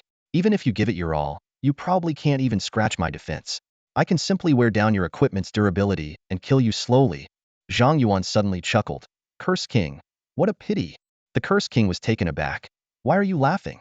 Zhang Yuan shook his head and mocked. Perhaps, my fate was never aligned with you abyssal demons. Coincidentally, my attacks ignore defense, and they hurt a lot. Before he finished speaking, Qishao disappeared, and 10 sword array spaces opened around the cursed king. Qishao, Zhanlu, and 8 iron swords shot towards the cursed king from 10 different directions like lightning. The combined strike from the 2 specialized weapons, Qishao and Zhanlu, hit the cursed king simultaneously. The perfect blend of mental and attack power, along with critical damage bonuses and damage multipliers, resulted in a terrifying 60 million damage in an instant.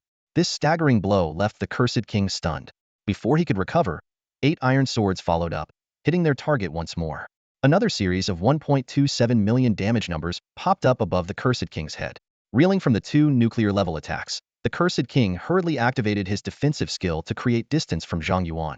He stared at Zhang Yuan with a hint of tremor in his voice. Kid, what kind of damage is this? Zhang Yuan chuckled softly, a glint of confidence in his eyes. I told you it would hurt. Before the words had fully left his mouth, he launched another sword attack at the cursed king. The 8 iron swords danced in the air, disrupting the cursed king's vision, while Qishao and Zhanlu aimed directly at his vital points. In this trial dungeon, the cursed king could only use curse-type skills, and being merely a remnant of his former self, his strength was less than 1,000th of his peak. Faced with Zhang Yuan's relentless assault, he struggled immensely. Damage numbers of varying sizes continuously appeared above the cursed king's head, making him break out in a cold sweat.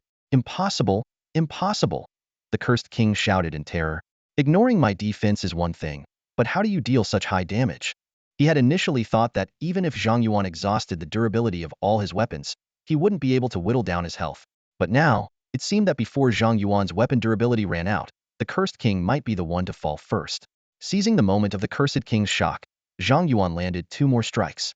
The cursed king's breathing became rapid, and he roared, You brat, don't get too cocky. With that, he cast various curses on himself, significantly boosting all his attributes. The boss had entered phase 2. Soon, Zhang Yuan's sword movements could no longer keep up with the cursed king's speed. Hovering in midair, the cursed king looked down at Zhang Yuan with a smirk. Kid, I have to admit, your damage is indeed high. If you kept attacking, you might have whittled me down. But unfortunately, your flying swords are too slow. As long as I'm fast enough, you can't hit me. Zhang Yuan's eyes narrowed as he quickly recalled his flying swords into the sword formation space and redeployed them around the cursed king. However, before the 10 swords could touch him, the cursed king teleported to another location. He continued to cast various curses on himself, rapidly restoring his stamina and mental energy. Seeing the cursed king's smug expression, Zhang Yuan realized for the first time the limitations of his attack methods.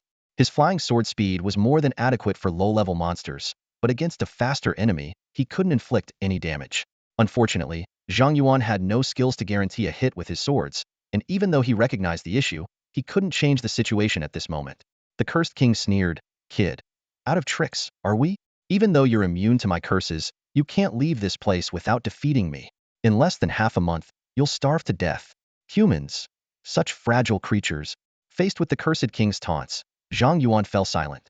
He indeed had no other means to deal with the cursed king. Although he could inflict millions of damage on a single target with his mental storm when equipped with Qishao and Zhanlu, without the curse hearts bonus, he couldn't recover his mental energy through curses. The mental storm could only be used a few times, clearly not enough to kill the cursed king. So, I still can't do it. Zhang Yuan felt a bit unwilling, but he understood his limitations.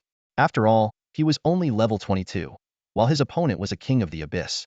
Even though the king had fallen, he was still a king, an opponent far beyond Zhang Yuan's current capabilities. Mythical trial. No wonder it's marked as extremely dangerous. Thinking of this, Zhang Yuan couldn't help but laugh. In such a desperate situation, he could only find bitter amusement. The cursed king also laughed upon seeing this. To laugh in such a desperate situation, I have to admit, you are quite optimistic. I'll say it again. If you agree to serve me, I'll let you out. Not only that, but I'll also grant you the power of the abyss, raising you to level 70. With your talent, at level 70, you could dominate all of humanity. Zhang Yuan sneered. I'd rather starve to death here than take even a bite of your abyssal food.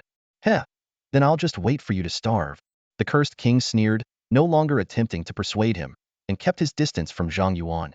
In the following days, Zhang Yuan tried to ambush the cursed king, but his attempts were all in vain as the cursed king remained vigilant. 5 days passed this way. Zhang Yuan was now so hungry that his stomach was sticking to his back, lying motionless on the ground. Hunger and thirst were gradually eroding his will.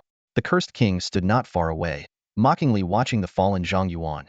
Kid, it's only been 5 days, and you're already on the verge of collapse? What's the use of your great talent if you end up starving? Humans are flawed beings, short-lived, needing food and water to survive, and so easily perishable. Yet, it's you fragile creatures who monopolize all the sunlight in this world. How unfair is that to the abyss? Zhang Yuan, human capabilities have limits. How about giving up on being human? Zhang Yuan weakly sneered. What if I die here? The cursed king's blade and the divine awakening stone are already with me. No one will ever enter this dungeon again. Your plan will fail, and you'll be trapped here forever, with my corpse as your companion. Cursed king. I've lost, but you haven't won either.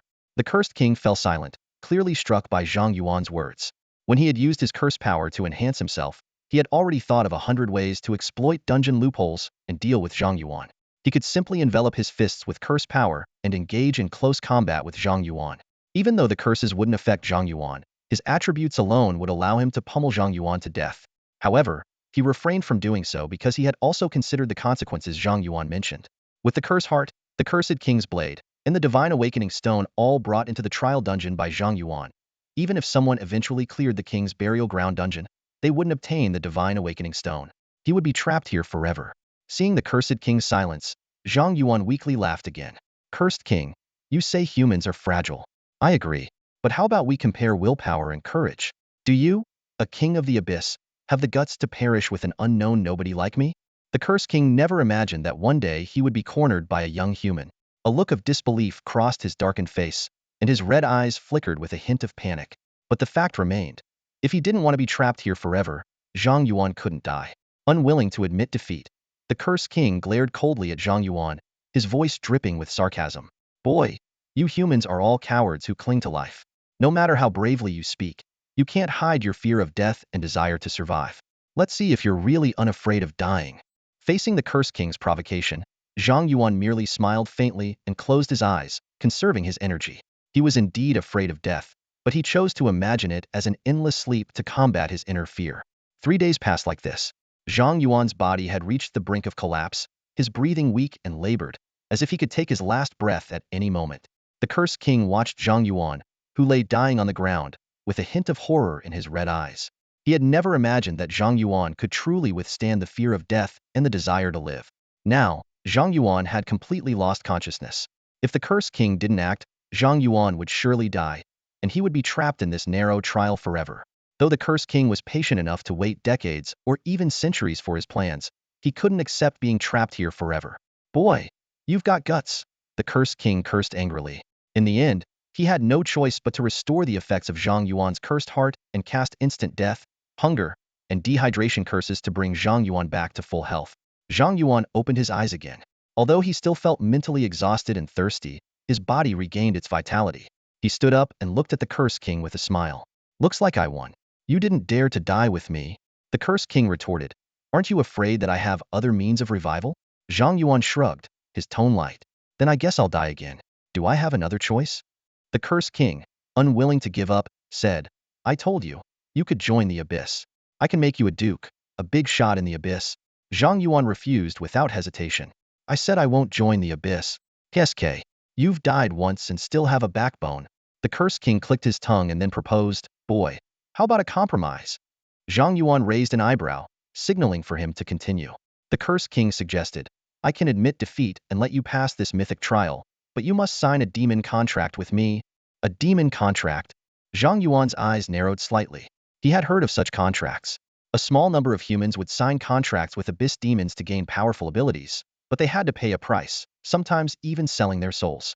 He recalled a high-ranking official in the Great Xia Empire who extended his life by signing a demon contract, only to become a traitor and cause immeasurable damage to the empire.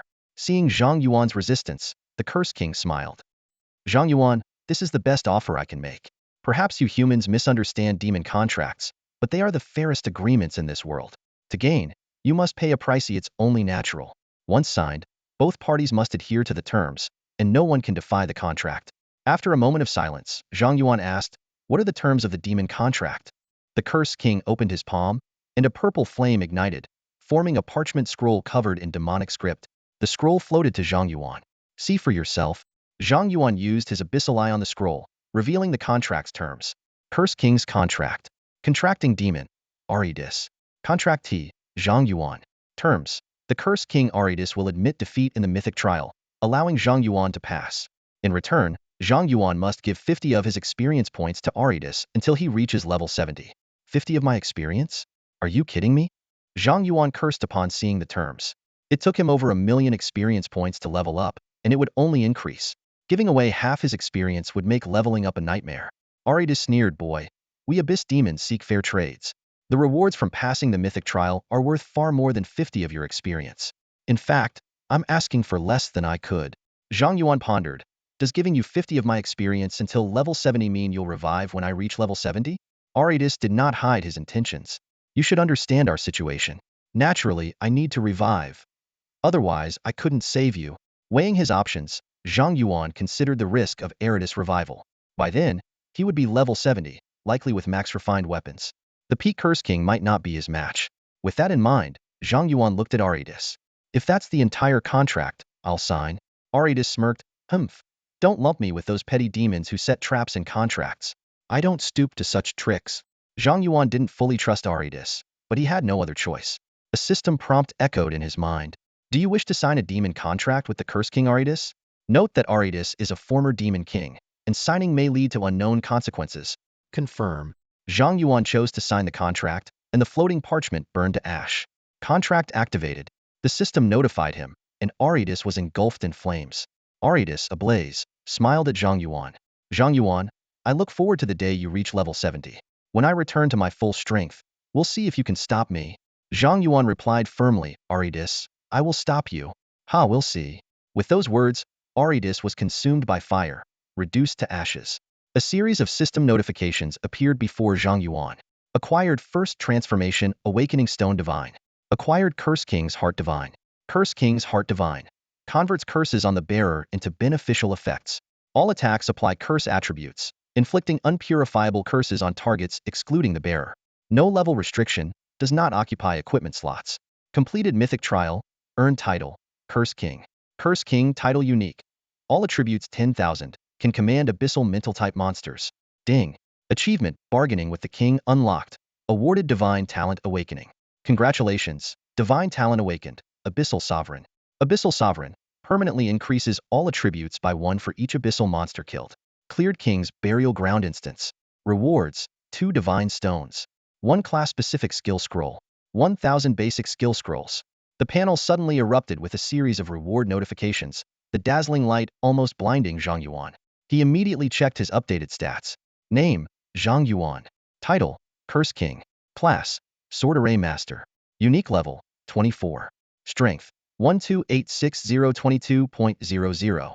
Agility, 12,740. Spirit, 14,340. Constitution, 12,740. Class Special Attributes, Crit Rate 33, Crit Damage 330. Talents, Absolute Luck Level 1. I am the Sword Immortal Level 2, Abyssal Eye. Fearless Body, I am Legend, Abyss Ruler. Equipment, Iron Sword Box 1010, Divine Sword Qi Xiao, Divine Sword Zhanlu, Imperial Distinguished Service Medal, Curse Necklace, Curse Ring, Curse Band, Heart of the Curse King, Blade of the Curse King. Skills, Sword Array Level 5, Sword Control Level 5, Sword Array Space, Attribute Conversion Level 5, poison resistance level 10, mental storm, wind control, blocking instinct. Fate constellation, 6 stars. Zhang Yuan was astonished to find that his stats had far surpassed those of ordinary people, resembling more of a human-shaped boss. His combat power had increased several times over. Was this the reward for the mythical trial? Didn't expect it to be a title. Zhang Yuan couldn't help but marvel. Titles were as valuable as interchangeable talents, and their effects were not to be underestimated. The newly awakened Abyss ruler talent excited Zhang Yuan even more. He envisioned his attributes growing to monstrous levels while slaughtering hordes of enemies in the Abyss battlefield.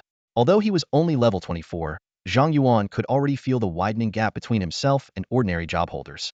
After reviewing the main rewards, Zhang Yuan eagerly pulled out his exclusive skill scroll. As a professional, he could learn up to 3 exclusive skills before reaching level 30. Sword array space and attribute conversion had already proven their worth in battle, and now Zhang Yuan was filled with anticipation for his final exclusive skill.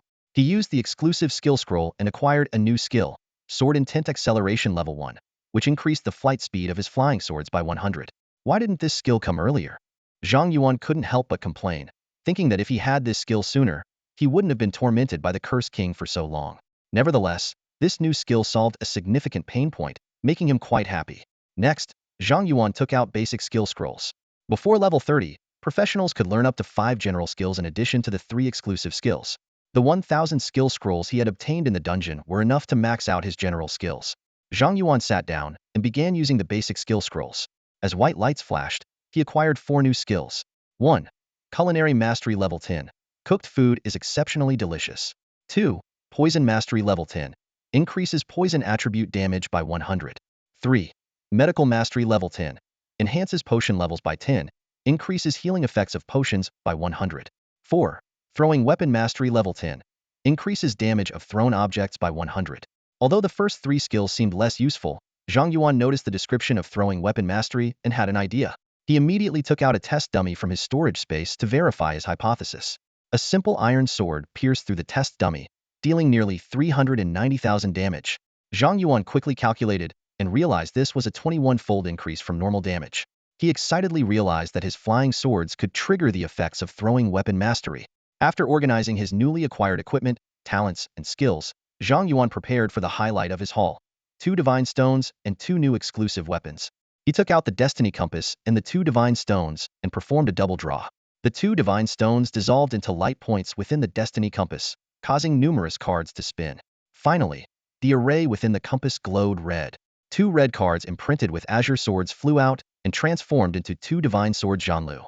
The original Zhanlu in the sword array space flew out and merged with the new ones. The combined Zhanlu burst forth with an overwhelming aura, making Zhang Yuan feel as if he were submerged in a raging ocean. Divine Sword Zhanlu exclusive Tier 3. Attack power 3000, damage 300, auto guard. Immunity to water attribute attacks, damage dealt converts to a temporary shield lasting 1 minute. No level requirement. Divine Quest. Find the Zhanlu Stone 01. Note: one of the 10 great swords, guards its master, purges evil, cleanses the world. Hiss. Zhang Yuan gasped at the newly appeared attributes of Zhanlu. The ability to convert damage dealt into a temporary shield was already a god-tier skill for other damage dealers, but for Zhang Yuan, it was like having a cheat code. Given that his damage output was already excessive, using Qishao and Zhanlu together meant his damage could be calculated in billions. This meant that after each attack, he could gain a shield value in the billions. Zhang Yuan couldn't even imagine who could kill him now. Although he was very satisfied with the attributes of the refined Tier 3 Zhanlu, the divine quest requiring the Zhanlu Stone was something Zhang Yuan had never heard of, so he temporarily set aside the quest. After organizing his spoils, the excitement wore off, and Zhang Yuan suddenly felt unbearable hunger and thirst. He immediately took out some stored provisions and water from his storage space and began to eat and drink voraciously. Once he was full and satisfied, Zhang Yuan prepared to leave the dungeon. However, as soon as he stepped out, he caught a strong scent of blood in the air. Roars echoed from the distance. Zhang Yuan immediately became alert. His sword array instantly activated, with 10 iron swords appearing out of thin air, surrounding him and ready to respond to any potential danger. Several arrows whistled through the air, only to be sliced apart by Zhang Yuan's iron sword. He warily looked in the direction the arrows had come from and saw several abyssal creatures charging toward him. Instantly, Zhang Yuan activated the Abyssal Eye, quickly scanning the enemies. Among them was an elite abyssal archer, 35 strength, 12,000 agility, 15,000 spirit, 3,000 constitution, and 5,000 skill, wielding abilities like demon-breaking arrows and triple shot. Following closely was a hellhound, 30 strength, 2,000 agility, 10,000 spirit, 500 constitution, and 3,000 skill, excelling in sprint and hellish howl. Seeing their first volley fail, the Abyssal archers knocked their arrows again. However, before they could release, Zhang Yuan's flying sword turned their arrows into shreds. A system notification flashed. Obtained Abyssal Archer's Heart 1. Hellhound's Teeth 2. Cursed King's Blade Artifact Quest Progress Updated. 19901000000. Abyssal King's Talent Triggered. All attributes permanently 8. Before Zhang Yuan could examine the notification, a distant scream pierced the air.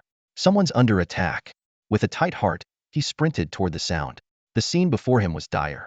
A knight with a large shield was desperately fending off over a dozen hellhounds. Behind him, an archer lay on the ground, his legs severed, while a healer frantically attended to him. Zhang Yuan's sharp eyes noticed scraps of human clothing and flesh hanging from the hellhounds' mouths. Beast! Zhang Yuan muttered coldly, his flying sword flashing and instantly decimating the hellhounds. The system notification appeared again. Cursed King's Blade Artifact Quest Progress. 19961000000. Abyssal King. All attributes 6. The 3 survivors looked at Zhang Yuan with gratitude. Thank you. If not for you, we'd be dead by now, the knight gasped. Zhang Yuan, what happened? Isn't this behind the great Xue'er Empire's defensive line? Zhang Yuan asked, puzzled. The knight's eyes flickered with surprise and then turned grim. The Abyssal army has breached our first line of defense. The main force has retreated to the second line. So fast? Zhang Yuan's eyes narrowed. He quickly recalled the 3 lines of defense on the Abyssal battlefield. The first line deep within the battlefield, less than 100 kilometers from the Abyssal entrance. The second line at the battlefield's edge, 500 kilometers from the entrance, with the King's Burial Ground instance between them. And the third line, the Great Xue'er Empire's border. If breached, the Abyssal army would invade the entire empire. The knight's eyes showed a trace of fear as he continued. This war is brutal. An Abyssal Duke-level demon has appeared. Even Old Bai was gravely injured. If not for the timely rescue by the god of war, Old Bai would have perished. Zhang Yuan's expression changed dramatically. Old Bai was injured? At that moment, the healer managed to stop the archer's bleeding and said to the knight, Captain, Brother Li is severely injured and won't last long. We've already lost 2 comrades. We must abandon this mission and get him to a high-level healer. The knight clenched his fists in frustration. Damn it! Zhang Yuan asked, what's your mission? Seeing the knight's hesitation, Zhang Yuan immediately took out his Chenlong emblem. Don't worry, I'm Zhang Yuan from the Chenlong squad. I can help you complete the mission. The knight's voice choked. Our mission was to scout an Abyssal outpost to the northwest. But we were ambushed by the Abyssal army. 2 comrades died, and we can't complete the mission. Zhang Yuan nodded. Understood. You retreat first. I'll handle the outpost scouting. The knight insisted. Major Zhang, I can be your front line and assist you. Zhang Yuan shook his head and handed the knight a return scroll. Don't worry about it. It's too dangerous here. Use this scroll to return. You've done enough. The knight took the scroll, eyes reddening with gratitude. Thank you. Hurry, it's dangerous here. Zhang Yuan urged. Yes, sir. The knight didn't hesitate further and used the scroll to teleport away with his 2 companions. Watching them leave, Zhang Yuan muttered, an Abyssal outpost to the northwest. Maybe I can farm some attributes. However, Zhang Yuan didn't head northwest immediately. Instead, he returned to the King's Burial Ground instance. He remembered sensing a teleportation array left by Old Bai when he exited the instance but hadn't had time to check it. Back at the instance entrance, Zhang Yuan quickly found Old Bai's temporary teleportation array and a message. Zhang Yuan, the Abyssal army attacked early. The situation is dire, and I must go support the front lines. Once you exit, please use the teleportation array to return to the capital immediately. Do not linger on the battlefield. The situation is grim. Zhang Yuan destroyed the temporary teleportation array after reading the message. He had accepted the outpost scouting mission and couldn't return immediately. If the array were discovered by Abyssal creatures, the consequences would be dire. Zhang Yuan still had a return scroll given by Guan Xian. He planned to use it to teleport back to the second line's watch wall after completing the mission, then use the city's teleportation array to return to the capital. With his plan set, Zhang Yuan headed northwest. Along the way, he encountered many patrolling Abyssal creatures, all of which he dispatched effortlessly. As the Abyssal outpost came into view, Zhang Yuan checked his Abyssal King talent. All attributes 114. In such a short time, I've gained 114 attribute points, equivalent to gaining 2 levels. This Godder talent is incredible, Zhang Yuan thought, pleased. With this talent, this hellish Abyssal battlefield is a great place to quickly boost my power. Zhang Yuan's eyes gleamed with excitement. As he gazed at the Abyssal outpost ahead, It seemed like a treasure trove of attribute points waiting to be collected. Today, I'll hunt to my heart's content, he resolved, preparing for a massacre. In the midst of the Great Wall's watch, a recently teleported team of knights caused quite a stir. The healer quickly rushed to the infirmary with the archers, while the knights hurried to the command center to report on their mission. You said a member of the Hidden Dragon Squad named Zhang Yuan saved you and took on your mission? Instructor Ning Wu Wei of the Hidden Dragon Squad arrived, his expression grave as he inquired. The knight nodded in confirmation. Yes, sir. Seeing Ning Wu Wei's serious demeanor, he felt a tightening in his chest. Sir, is there something wrong with his identity? No, there's no issue with his identity. Ning Wu Wei shook his head, then sternly instructed. Go back and tell your comrades not to utter a single word about Zhang Yuan. Yes, sir. The knight didn't dare delay, and immediately turned to head back to the infirmary. Ning Wu Wei watched the knight leave, pacing back and forth, muttering to himself, that kid is so reckless. Doesn't he know the abyss is after his life? If he encounters the demon duke. No, I have to save him. With that, he quickly reported the situation to Commander Wan Chang'an, and then hurried out of the city to catch up with Zhang Yuan. Meanwhile, outside a stronghold on the abyss battlefield, Zhang Yuan was carefully observing the surroundings. The stronghold was not large, with fewer than 500 abyss creatures, averaging around level 30. Despite the tight security, Zhang Yuan was already calculating his attack plan. With roughly 500 monsters in this stronghold, my sword formation can cover the entire area. Using Mental Storm to hit all the abyss creatures, the splash damage should amplify the skill's power by about 50 times. Equipping the thirder swords, Qi Xiao and Zhan Lu, I should be able to take down even Odysseus in one strike. As Zhang Yuan prepared to launch his attack, two formidable humanoid abyss demons emerged from the stronghold. One of them, apart from the horns on his head, looked exactly like Zhang Yuan's father. Dad. Zhang Yuan was stunned. Before he could gather his thoughts, the demon resembling his father said something to the other and then teleported away. As Zhang Yuan's mind was in turmoil, a bone-chilling presence suddenly approached from behind. Hee, a mere level 24 human. Sneaking in here. How amusing. A cold voice sounded from behind. Zhang Yuan's pupils contracted sharply. Instinctively, he used his blocking intuition. Qi Xiao flew out from the sword formation space, and Zhang Yuan swiftly grabbed the hilt, blocking the abyss demon's claw. The abyss demon's eyes flashed with surprise, then he retreated as black mist, avoiding Zhang Yuan's counterattack. Seizing the opportunity, Zhang Yuan used the abyss eye on the demon, only to receive a target undetectable message. This indicated the demon was a level 74 abyss boss, stronger than Odysseus and Ishtar. A skill with guaranteed block? Interesting. The abyss demon smirked. But can you block a second time? Before the words finished, the demon teleported in front of Zhang Yuan, his sharp claws aiming for his forehead. In the nick of time, Zhan Lu appeared out of thin air, blocking the fatal strike. Clang! The terrifying force rippled outwards. Zhan Lu was sent flying, and Zhang Yuan's life-saving passive from Qi Xiao was triggered, reducing his health to 1 point. Still not dead? The abyss demon was momentarily stunned by Zhang Yuan's resilience. Zhang Yuan seized the fleeting chance and unleashed a mental storm. The abyss demon, sensing the threat, hastily wrapped himself in his cloak. Boom! The devastating mental storm erupted within a 500-meter radius, leveling the entire stronghold. A golden light burst from Zhang Yuan's body as he leveled up to 25, restoring his full health and gaining a temporary shield from Zhan Lu. However, he didn't see a notification of the abyss boss's defeat. With Bai Lao severely injured, Zhang Yuan decisively took out a forced return scroll. As the scroll began to glow white, a black beam pierced through it, shattering the scroll and depleting Zhang Yuan's temporary shield. Return failed. Good. This is excellent. The battered abyss demon emerged from the void, his eyes blazing with fury. A mere level 24 human almost hurt me. You must be the human boy Odysseus and Ishtar reported. Zhang Yuan, you truly are as dangerous as they said, the greatest threat to the abyss.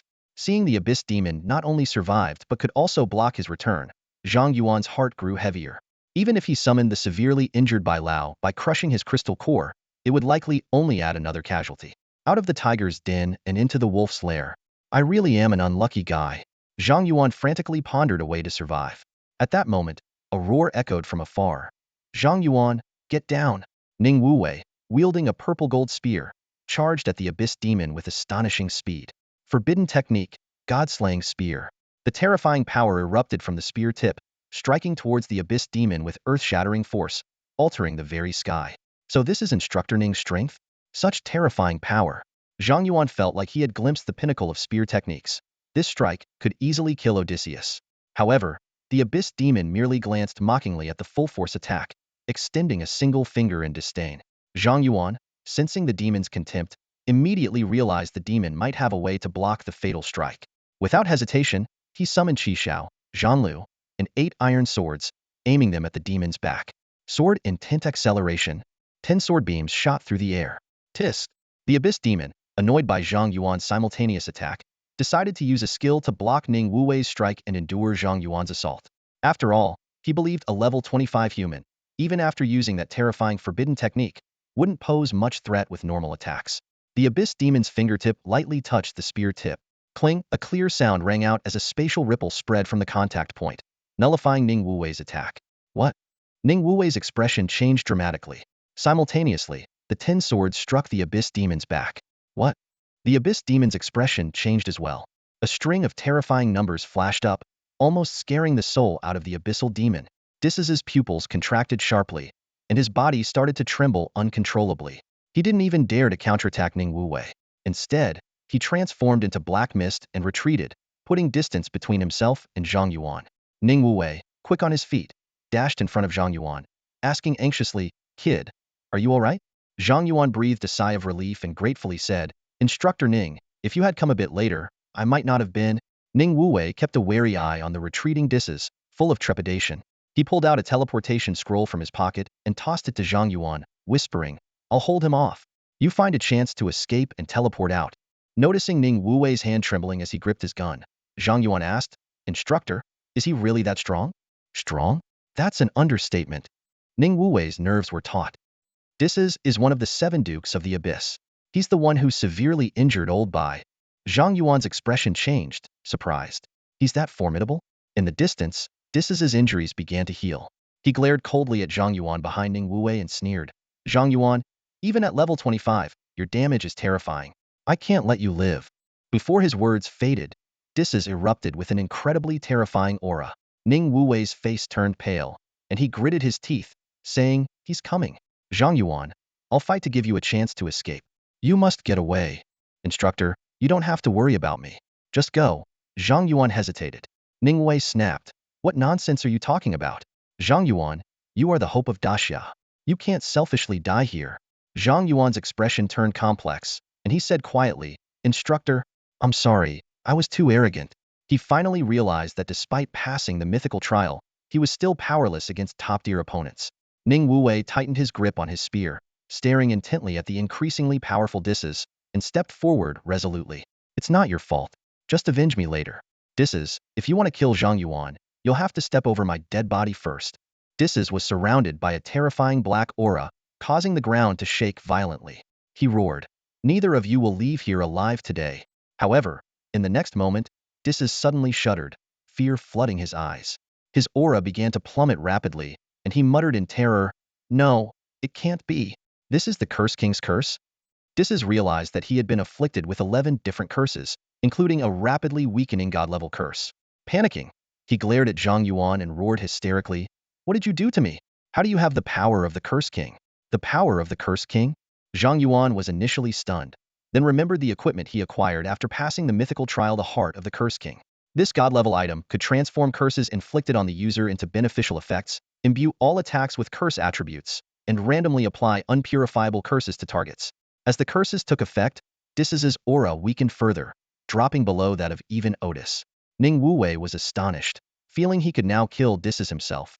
Cursed and realizing he couldn't kill Zhang Yuan, Disses roared in fury, "Zhang Yuan, I will remember you. When the Abyss returns, I will tear you to pieces." With that, he immediately teleported away. Ning Wuwei stared blankly at the empty space where Disses had been, muttering, "Disses retreated just like that?" At that moment, Wan Chang'an finally arrived on the battlefield, anxiously asking, "Zhang Yuan, Wuwei, are you all right? I felt Disses' presence just now. Where is he?" Ning Wuwei, his expression complicated, recounted everything that had happened. Wan Chang'an was stunned. "Disses was driven away by you two?" Ning Wuwei smiled wryly, "Chief, you're giving me too much credit. I only used one skill, which Disses nullified. It was Zhang Yuan who forced him to retreat." Wan Chang'an looked at Zhang Yuan in disbelief. "How did you do it?" Zhang Yuan honestly took out the heart of the Curse King and explained his experience in the King's Burial Ground dungeon, including his contract with the Curse King Aridis. After listening, Wan Chang'an's expression turned incredibly complex. Zhang Yuan, worried, asked, Chief, I was only able to drive disses away because of the Curse King's power. But the Curse King will revive when I reach level 70. What should we do? Wan Chang'an fell silent. Ning Wuwei suddenly spoke. Chief, I know it sounds treasonous, but we absolutely cannot let the elder statesmen know about Zhang Yuan's contract with the Curse King. They would never allow Zhang Yuan to live. This must remain a secret. If Zhang Yuan hadn't uncovered the Curse King's plot, the Daxia Empire would have faced utter destruction. Zhang Yuan saved this country. He doesn't deserve that fate. Wan Chang'an was silent for a long time before sighing. This matter is indeed far-reaching. As the head of the military, if I cover this up, it would endanger the nation and its people. Such an act would be tantamount to treason. Ning Wuwei continued to persuade. But Chief, Zhang Yuan did nothing wrong. He forced disses to retreat at level 25. I'm confident that by level 70, he can fight the Curse King. If we keep this secret, we can join forces to kill the Curse King when he revives. Nothing will happen. The Abyss is growing stronger. Just one Demon Duke's army breached our first line of defense. Daxia needs more strong warriors. We cannot lose Zhang Yuan. Wan Chang'an, caught in a dilemma, looked at Zhang Yuan. Child, what do you think? Zhang Yuan thought for a moment and then said firmly, I don't want to die, but I also don't think hiding this is right. The Curse King was defeated by 1,000,000 soldiers of Daxia. If I fail to fight him in the future, Daxia shouldn't face him unprepared again. Wan Chang'an looked deeply at Zhang Yuan and said solemnly, I understand. Child, you haven't disappointed me, and I won't disappoint you either. When Zhang Yuan returned to the Watchtower Great Wall with Wan Chang'an and Ning Wuwei, news of the Abyss retreat had already reached the front lines. The entire city was filled with an atmosphere of joy. Cheers and celebratory music filled the streets, and people wore relieved smiles. However, Zhang Yuan did not join the celebration. He and Wan Chang'an stepped into the teleportation array and vanished in a flash of radiant blue and white light. Ning Wuwei stood in the empty teleportation room, staring at the spot where the array had just shone brightly. He sighed deeply, turned silently, and walked away, his footsteps echoing in the empty room. In the Watchtower Great Wall, no one knew why the Abyss had retreated this time. They only knew that they had once again preserved the peace of the Daxia Empire. Ning Wuwei walked up to the city wall, his gaze sweeping across the barren land outside, which starkly contrasted with the celebratory atmosphere within the walls. He turned to look at the flourishing cities and verdant fields of Daxia. Zhang Yuan, you must be all right, he murmured, a hint of worry flashing in his eyes. Meanwhile, at the top of the central trial tower in the capital, Zhang Yuan sat quietly in front of an ancient wooden door, awaiting the judgment that was about to befall him. His expression was calm, but his hands trembled slightly, betraying his inner tension.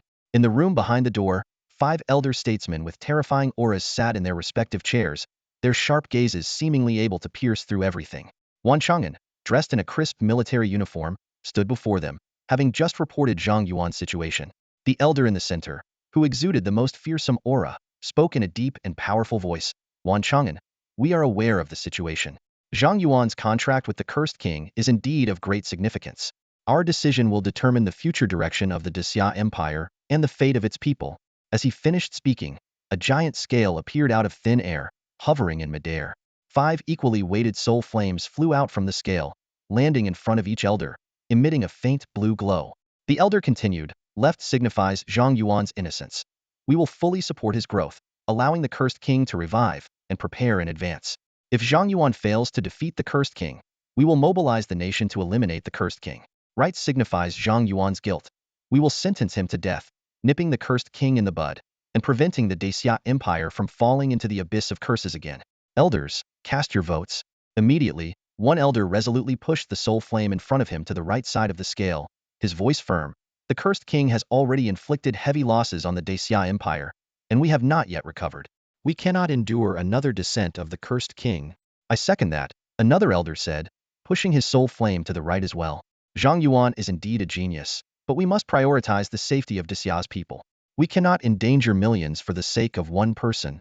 With 2 soul flames on the right, the scale tilted heavily to the right, emitting a heavy clang. Wan Chang'an clenched his fists, his knuckles turning white. If one more elder voted to the right, Zhang Yuan would be sentenced to death, and no one could save him. At that moment, a hot-tempered elder slammed the table, causing the teacups to jump. He roared, "Himph! You 2 cowards, wanting to kill our Daxia's top genius over a dead demon scum. If we show such weakness to the Abyss, the Daxia Empire will fall sooner or later. So what if the Cursed King returns? I'll personally behead him." With that, He pushed the soul flame in front of him to the left side of the scale. The elder in the center spoke again, his voice steady and powerful. Wan Chang'an once told me, "Today we give up 5 cities, tomorrow 10 cities, and then we sleep soundly for one night. But when we look around, the abyss has returned. Retreating from the abyss is like trying to put out a fire with kindling. As long as the kindling remains, the fire will not be extinguished. There is more than one cursed king in the abyss, but we only have one Zhang Yuan. His talent is worth a national gamble." With that, he also pushed the soul flame in front of him to the left side of the scale. Clang! The scale returned to balance with a loud noise. All eyes turned to the elder sitting in the far corner, who had been resting with his eyes closed since the meeting began. The deciding vote now lay in his hands. "Elderly, it's time to vote," the elder in the center said, his voice tinged with tension.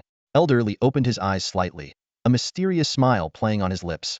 "Of course, I support Zhang Yuan." He pushed the soul flame in front of him to the left side of the scale. Clang! The scale tipped decisively to the left with a heavy sound. Seeing this, Wan Chang'an finally relaxed, a sigh of relief escaping him as sweat dripped from his forehead. The elder in the center calmly announced the result. "The decision is made. Zhang Yuan is innocent." Then he continued, "Next, we need to discuss how to cultivate Zhang Yuan and what to do if he fails." "Hold on." One of the elders who had voted for Zhang Yuan's guilt interrupted, a hint of curiosity in his eyes. He looked at Elderly and asked, "Elderly, I have no objection to the result, but can you explain why you support Zhang Yuan? Aren't you the one who hates the cursed king the most?" Elderly chuckled, a sly glint in his eyes. "Of course, I hate the cursed king. I want nothing more than to skin him alive, drink his blood, and then charge into the abyss to wipe out his entire cursed lineage." "Then why did you vote left?" the other elders asked, their voices filled with curiosity. "Because." Elderly chuckled again. "I recently learned something. Zhang Yuan might become my grandson-in-law. How could I kill my grandson-in-law?" The room erupted in chaos as the other 4 elders began to question him. "What do you mean?" "Elderly, you need to explain yourself.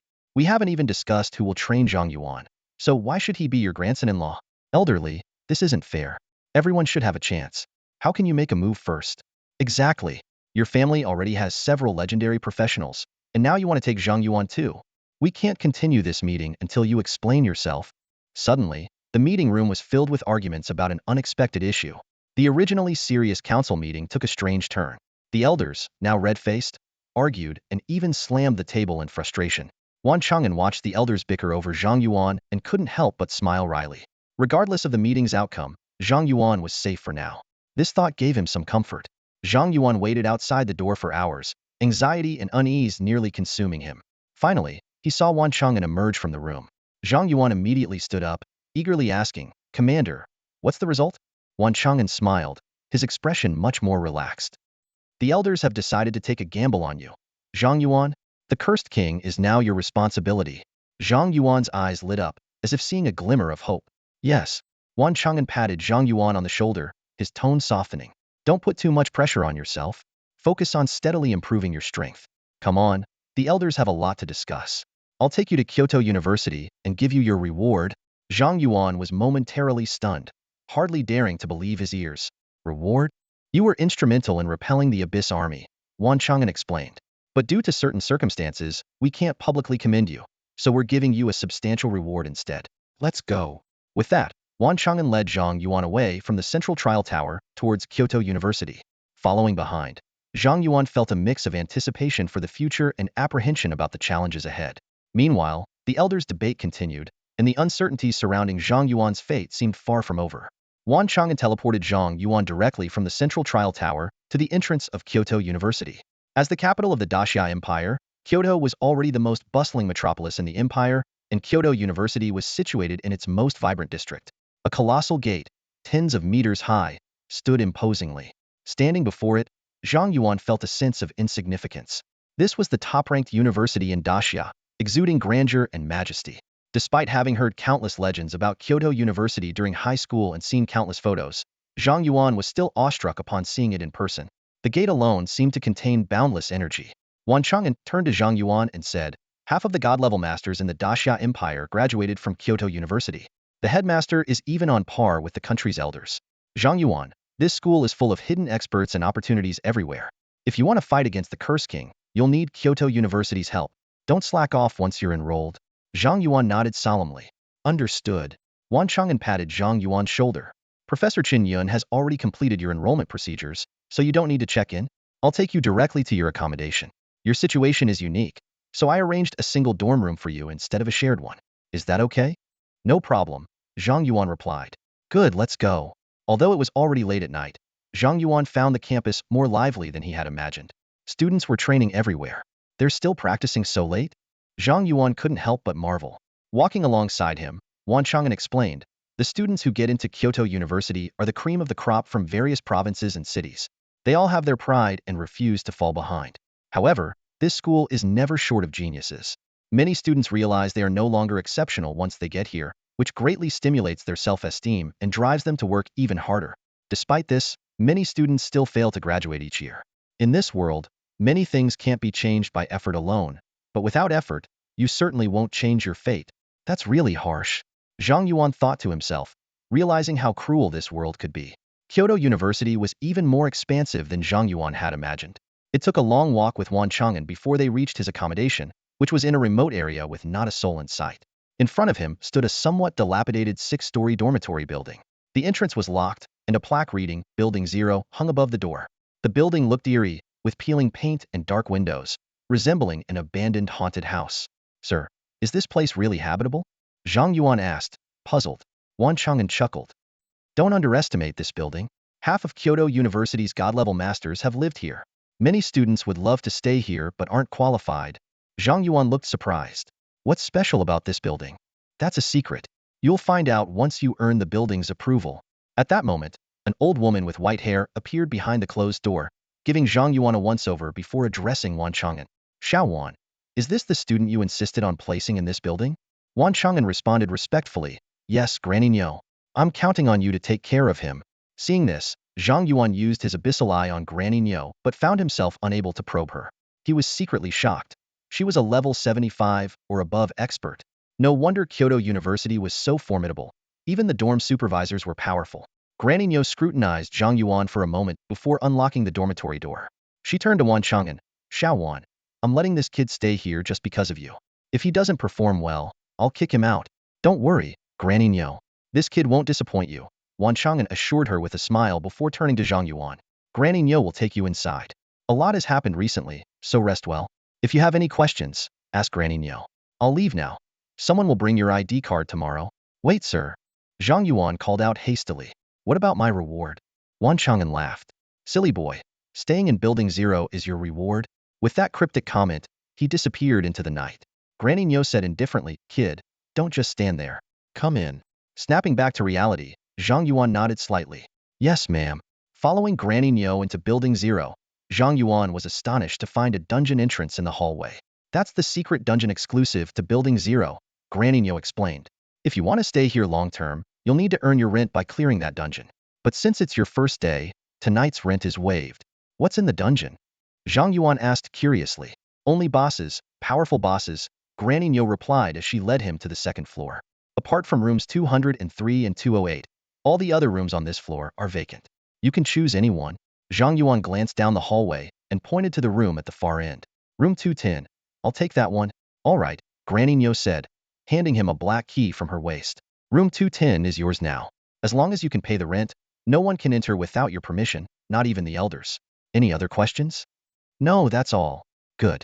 I like kids who aren't wordy. Rest well tonight. Granny Nyo nodded and left. Zhang Yuan used the key to open the door to his dorm room.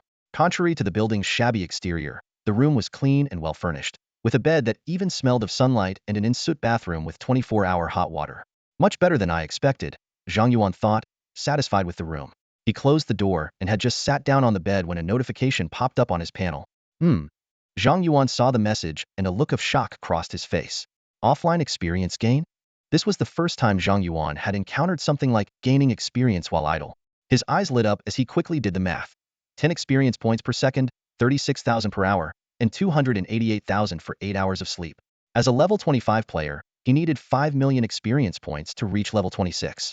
Considering he had to share experience with the Curse King, he only needed to sleep here for 34 days to naturally level up to 26. Zhang Yuan couldn't help but marvel at this. For an ordinary player, this was a tremendous advantage. Leveling up from 25 to 26 within a month was already quite impressive. What's more, the experience here was completely free. No wonder half of the Godder players from Kyoto University came from building number 0. This place was truly an idol leveling paradise. Sitting on the soft bed, a wave of intense drowsiness washed over him. The continuous battles with the Cursed King and the Demon Duke had left him exhausted. Zhang Yuan yawned and fell asleep almost immediately. The next morning, a knock on the door woke him up. Groggy, Zhang Yuan opened the door to find Niu Granny holding a stack of clothes and an ID card. Here are your school uniform and ID card, Niu Granny said. Remember, this card is your lifelong ID. All your records are on it, so keep it safe. Kyoto University doesn't use cash. You'll need points for transactions. Currently, you have 100 points as a welcome gift from the school. Taking the items, Zhang Yuan curiously asked, how do I earn points? You can earn points by completing courses, clearing school dungeons, and taking on campus tasks, Niu Granny explained. Of course, if you're capable, you can also seize points from others. Zhang Yuan's eyes widened in shock. You can rob others of their points? The school allows that? Niu Granny replied calmly. The school encourages competition, but there are limits. You can't rob anyone with fewer than 100 points. Zhang Yuan quickly processed this information and thanked Niu Granny. Niu Granny added, this is basic knowledge usually covered during the opening ceremony and freshman training. Since you missed those, I gave you a brief rundown. However, points are just the campus currency and can't be used to pay for rent in building number 0. To stay here, you need to obtain star stones from the dungeon downstairs. The rent for a second-floor dorm is 1 star stone per day, and the facilities here also require star stones. We'll talk about the facilities once you're qualified to stay long-term. With that, Niu Granny turned and disappeared around the corner. Zhang Yuan shook his head with a smile, surprised that his first task at university was to make money. He headed downstairs and saw a blond boy in red armor with a cold demeanor at the dungeon entrance. The boy glanced at Zhang Yuan indifferently before teleporting into the dungeon without a word. Is he also a resident here? He looks pretty strong, Zhang Yuan muttered, walking up to the dungeon entrance and activating his Abyssal Eye. Star Realm. Level. None. Difficulty. Normal hard nightmare. Note, the number of star stones obtained varies with difficulty. Without hesitation, Zhang Yuan chose nightmare difficulty and teleported into the dungeon. From a corner, Niu Granny shook her head. Every resident of this building chooses nightmare difficulty on their first try. This dungeon is not like the ones outside. Well, a little setback will temper these geniuses. Inside the dungeon, Zhang Yuan found himself in a starry grassland. The sky was filled with twinkling stars, and the vast expanse of grass made him feel refreshed and at ease. What a beautiful dungeon, Zhang Yuan marveled, soon noticing 3 armored humanoid creatures in the distance. Star Knight Leader. Level. 25. Strength. 15,000 Agility. 15,000 Spirit. 15,000 Stamina. 15,000. Skills. Starlight Charge. Starlight Shield. Star Oath. 3 level 25 humanoid bosses with stats higher than the level 30 hidden boss, Rakshasa King? Even for nightmare difficulty, isn't this a bit much? Zhang Yuan complained. Who besides me could clear this? Despite his doubts, Zhang Yuan easily took down the 3 Star Knights with his Qishao sword. Obtained Star Stone 30. Just like that, I covered a month's rent? Zhang Yuan exclaimed, looking at the 30 star stones in his hand. I thought these would be rare, but they seem pretty common. Successfully cleared level 25 nightmare difficulty. Increased difficulty? Without hesitation, Zhang Yuan chose to increase the difficulty. Star Realm upgraded to level 35. 6 level 35 Star Knights appeared. Zhang Yuan didn't bother checking their stats and swiftly dispatched them with his Qishao sword. Obtained Star Stone 300. Star Stone. A stone infused with starlight power. Successfully cleared level 35 nightmare difficulty. Increased difficulty? Continue. Star Realm upgraded to level 45. 12 level 45 Star Knights appeared. Zhang Yuan wielded both Qishao and Zhanlu swords, effortlessly defeating them. Obtained Star Stone 3000. A golden light burst from within Zhang Yuan, and he leveled up to 26. Successfully cleared level 45 nightmare difficulty. Increased difficulty? Continue. As Zhang Yuan decided to continue, 24 level 55 Star Knights suddenly materialized in the dungeon. These knights exuded an overwhelming aura of terror, their presence weighing down on Zhang Yuan like a tidal wave, causing him to break out in a slight sweat. Faced with this unexpected challenge, Zhang Yuan wasted no time unleashing his trump card Mental Storm. In an instant, an invisible surge of violent energy erupted from him, spreading out like ripples in water. With a thunderous roar, the 24 Star Knights were instantly consumed by this terrifying force. The system immediately popped up 3,024 kill notifications, followed by 2 beams of golden light shooting out from Zhang Yuan's body. To his delight, he found himself leveling up directly to level 28. The exhilaration of such rapid leveling filled Zhang Yuan with excitement. The design of this dungeon far exceeded Zhang Yuan's expectations. Each time the difficulty increased, the boss level would rise by 10, and the number of enemies would double. For other players, this escalating difficulty would be a nightmare. But for Zhang Yuan, it was a bounty of experience points. These Star Knights had no health lock mechanisms and were purely numerical monsters. Unfortunately for them, they encountered the ultimate numerical monster Zhang Yuan. Even better, the more enemies there were, the higher Zhang Yuan's skill damage became, and it dealt true damage. This meant that as the dungeon difficulty increased and more monsters appeared, Zhang Yuan leveled up even faster. If the difficulty could continue to rise, Zhang Yuan could hardly imagine what level he might eventually reach. After successfully conquering the level 55 nightmare difficulty, the system once again asked if he wanted to increase the difficulty. Zhang Yuan chose to continue without hesitation. Suddenly, the system triggered a hidden mechanism. Detecting that the challenger had increased the dungeon difficulty 5 times in a row, it asked if he wanted to challenge the hidden boss. A hidden boss? Zhang Yuan's eyes lit up, surprised by this unexpected delight. Although a level 65 hidden boss usually required a team of level 60 or higher second-tier professionals to tackle, Zhang Yuan was confident he could solo it, thanks to his overpowered stats, true damage attacks, and the damagetto shield mechanism of his sword, Zhanlu. Even if he failed, he could simply exit the dungeon, facing no real risk. After weighing his options, Zhang Yuan decisively chose to proceed with the challenge. As he made his decision, starlight rained down in the dungeon, and a blue-skinned woman over 10 meters tall, holding a scepter and clad in robes, stepped out of the starlight. The system immediately displayed her information. Star Maiden Leader. Level, 65. Strength, 100,000. Agility, 300,000. Spirit, 800,000. Constitution, 500,000. Skills, Eternal Starlight, Star Flame, Starfall. These terrifying stats made Zhang Yuan gulp. By conventional calculations, this boss's health would be at least 55 million. But Zhang Yuan did not back down. Instead, he chuckled lightly, not as tough as Xiao's sword. Before his words had even faded, Zhang Yuan had already swung Xiao, aiming at the Star Maiden. Xiao pierced through her chest like lightning, and she collapsed to her knees. Zhang Yuan immediately gained a temporary shield of 60 million, indicating that his attack had dealt equivalent damage. However, the expected kill notification did not appear. Zhang Yuan looked at the Star Maiden in confusion, only to see her body glowing brightly with starlight as she activated the skill Starfall. In an instant, countless stars rained down from the sky, covering the entire dungeon. Each star that hit Zhang Yuan reduced his temporary shield by 100,000. Had it not been for his 90 damage reduction and Zhanlu's shield conversion, Zhang Yuan would have been crushed to death during the Star Maiden's transformation phase. The star shower lasted for a full minute. When the skill ended, Zhang Yuan's temporary shield was nearly depleted. He couldn't help but sigh. A level 65 boss is indeed formidable. Without my cheats, I wouldn't stand a chance.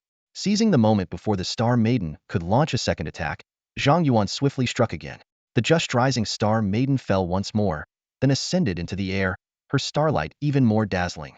She unleashed Starfall again, this time with denser stars, each hit reducing Zhang Yuan's shield by 200,000. Realizing his temporary shield was about to run out, Zhang Yuan quickly took action. He converted 15,000 spirit into agility 5-fold and activated the Wind Boots skill Wind Ride. In an instant, Zhang Yuan became like the Flash, skillfully dodging the dense star rain and surviving the wide area attack. Now it's my turn again, Zhang Yuan muttered, canceling the attribute conversion and summoning Xiao and Zhanlu. The two divine swords, one red and one blue, flew toward the Star Maiden's vital points. Sword Intent Acceleration. With Zhang Yuan's low shout, the two swords transformed into red and blue streaks, shooting straight at the Star Maiden. This time, the Star Maiden didn't just stand there. She waved her scepter, chanting strange incantations, and the surrounding starlight quickly formed a shield. Xiao and Zhanlu were deflected by this starlight shield, unable to inflict damage. Physical immunity? Zhang Yuan's eyes narrowed. The Star Maiden continued to wave her scepter, and numerous blue fireballs appeared around her, rapidly hurtling toward Zhang Yuan. Without his shield, Zhang Yuan didn't dare to take the hits heeded. He converted his attributes again and swiftly retreated, narrowly dodging most of the blue fireballs. Boom! The entire grassland was set ablaze with blue flames, and Zhang Yuan's health began to drop at a rate of 1 per second. Fortunately, he had a sword formation combined with the Curse King's Blade's healing effect, quickly restoring his lost health. Seizing the gap after the Star Maiden's skill activation, Zhang Yuan used Mental Storm again. The terrifying Mental Storm instantly shattered the Star Maiden's shield, dealing true damage. However, with only one enemy in range and the skill depending solely on spirit power without accounting for Zhang Yuan's additional 6,000 attack power from his specialized weapon, this attack only dealt 44 million damage to the Star Maiden. The Star Maiden wasn't killed by this. Instead, she was enraged and launched another starfall. This boss is really resilient. Zhang Yuan couldn't help but complain. But then he thought, a level 65 hidden boss being easily killed by a level 28 player would be too unrealistic. Faced with another downpour of stars, Zhang Yuan first used attribute conversion to dodge the attacks. When Mental Storm's cooldown ended, he unleashed the powerful skill once more. Boom! The Star Maiden was blasted away by the Mental Storm, letting out a scream before dissolving into starlight. System notification. Obtain Star Crystal 1. Star Crystal. A crystal condensed from the power of the Star God. Only those recognized by the Star God can possess it. Extremely precious. Finally, it was over. Zhang Yuan saw the kill notification pop up and let out a sigh of relief. Although he had faced several bosses over level 70 before, those victories were largely due to his weapons mechanics. This time, defeating the Star Saintess was his first genuine triumph against a high-level boss using his own skills. Just as Zhang Yuan was reflecting on the battle, the entire dungeon was suddenly bathed in starlight. A message appeared before him. Due to your outstanding performance, the Star God has taken notice. Do you accept the Star God's blessing? Note: you can only receive a blessing from one deity at a time. This unexpected message left Zhang Yuan momentarily stunned. A divine blessing? He had never heard of such a thing. But without hesitation, he chose to accept it. Regardless of who the Star God was, the mere notion of a divine blessing was too enticing to pass up. As soon as Zhang Yuan made his choice, the star crystal in his inventory flew out and began absorbing the light in the dungeon. In an instant, the entire Great Xia Empire shifted from day to night, with countless stars twinkling in the sky, casting their light in all directions. Everyone touched by the starlight saw their experience points soar. This sudden celestial phenomenon shocked adventurers across the nation. In Dormitory 0, Granny Nyo, who was guarding the secret realm entrance, stood up in astonishment, staring at the dungeon. The Star God has descended? Someone received the Star God's blessing? She trembled with excitement. How many years has it been? The Star God has finally bestowed a blessing again. As Granny Nyo was overwhelmed with emotion, the star crystal in the dungeon finished absorbing the starlight and returned its power to Zhang Yuan. However, unexpectedly, a system message appeared. Blessing of the Star God received. All attributes increased. Star God's power corrupted by the demon god. Blessing failed. Cold sweat broke out on Zhang Yuan's forehead. He immediately thought of the demonic contract he had signed with Aridas, realizing that this was the Curse King's scheme. If not for this divine blessing revealing the Curse King's hidden hand, he would have faced dire consequences in his level 70 showdown with the Curse King. A new problem arose. If the demon god behind the Curse King could corrupt even a divine blessing, how could he rid himself of the demon god's curse? At that moment, the star crystal fell to the ground, the celestial phenomenon dissipated, and the sky returned to daylight. Zhang Yuan picked up the crystal, noting the blackened cracks on its surface, and murmured to himself, "It seems the demon god outranks the star god. To defeat the Curse King, I need to find a deity with a higher rank than the demon god and earn their blessing before reaching level 70. Quite the daunting task. Just as Zhang Yuan was about to store the star crystal back in his inventory, another beam of starlight descended from the sky. The starlight coalesced into a star robe, absorbing the power of the star crystal. System notification. Star God's robe divine tier. Can store divine power. Increases favorability with deities by 50. No level requirement. Star God's power. Unleashes the wrath of the Star God, dealing a devastating blow. Usable once. Can be recharged with the star crystal. Zhang Yuan gazed in delight at the unexpected divine artifact. Unleashing the Star God's wrath. Did the Curse King's trickery anger the Star God? He couldn't help but laugh. Though he didn't receive the divine blessing, this artifact was a pleasant surprise. Eagerly equipping the Star God's robe, Zhang Yuan felt a surge of immense power coursing through him. He thought to himself, with this Star God's power, I should be able to take down Disses if I encounter him again. Upon exiting the dungeon, Granny Nyo rushed over excitedly. Zhang Yuan, did you receive the Star God's blessing? Zhang Yuan shook his head. Unfortunately, no. Then it must be Wang Haoran, Granny Nyo muttered. At that moment, another beam of light illuminated the dungeon entrance, and a blonde boy in red armor emerged. Granny Nyo didn't give him a chance to speak. She grabbed his hand and hurriedly led him upstairs. Watching the odd scene unfold, Zhang Yuan muttered to himself and then decided to move on. He contacted Chen Yun. Mr. Chen, I've arrived at Kyoto University. Good. The war god informed me yesterday. Come to the academic affairs office. I'm here, Chen Yun replied. Okay. Zhang Yuan hung up the communicator and headed straight for the office. Since he hadn't participated in the freshman training, he didn't even know which college he had been assigned to, and he needed to consult Chen Yun about these matters. The door to the academic affairs office was open, and Chen Yuan was inside handling paperwork. Zhang Yuan knocked gently on the door. Mr. Chen. Zhang Yuan, perfect timing. I just completed your enrollment procedures. Once you choose your college, you'll officially be a student at Kyoto University, Chen Yuan said, looking up. Sir, what colleges are there? Zhang Yuan asked. Chen Yuan explained, typically, during freshman training, we assign students to over a dozen different colleges based on their traits and performance. Additionally, exceptionally outstanding students are recommended to hidden colleges, but whether they get accepted is beyond the academic affairs office's control. Although you didn't participate in the training, your performance in the entrance exams was exceptional, so I can directly recommend you to a hidden college. Zhang Yuan asked directly, sir, which is the strongest hidden college? If I can choose, I naturally want the best. Chen Yuan smiled, unsurprised by Zhang Yuan's question. That's so you. Actually, the hidden colleges aren't ranked by strength, they just have different training methods. Every genius is unique, and perhaps a genius in college B might develop better than in college A based on your situation. I'll recommend 3 hidden colleges. The first is the Chenlong College, headed by our vice principal. Chenlong has the most resources among all the colleges, and its instructors are all level 75 or above. It has the most students among the hidden colleges, but follows a winner-takes-all approach. If you can outcompete others, you'll receive endless resource support. The second is the Mingjing College, headed by a god-ear healer. While its resources aren't as abundant as Xuanlong's, it is very small, with no more than 20 students per cohort, each receiving meticulous training from the dean. The third is the Jianxin College, which is quite unique, currently having only one student. Only one student?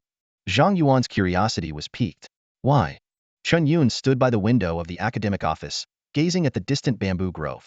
He introduced to Zhang Yuan, the head of Jianxin Academy, Yi Qingsong, is the most formidable figure at Kyoto University. However, he has a peculiar personality. He chooses students based on a whim rather than talent. Turning to face Zhang Yuan with a slight frown, Chen Yuan said, to be honest, I don't really recommend Jianxin Academy for you.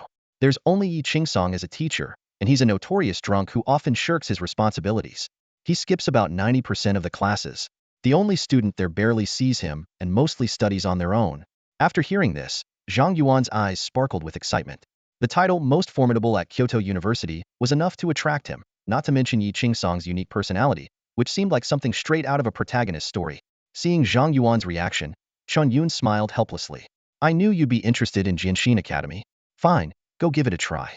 If Yi Qingsong doesn't take a liking to you, come back to me, and he'll give you recommendation letters for Chenlong Academy and Mingjing Academy. He pointed northwest.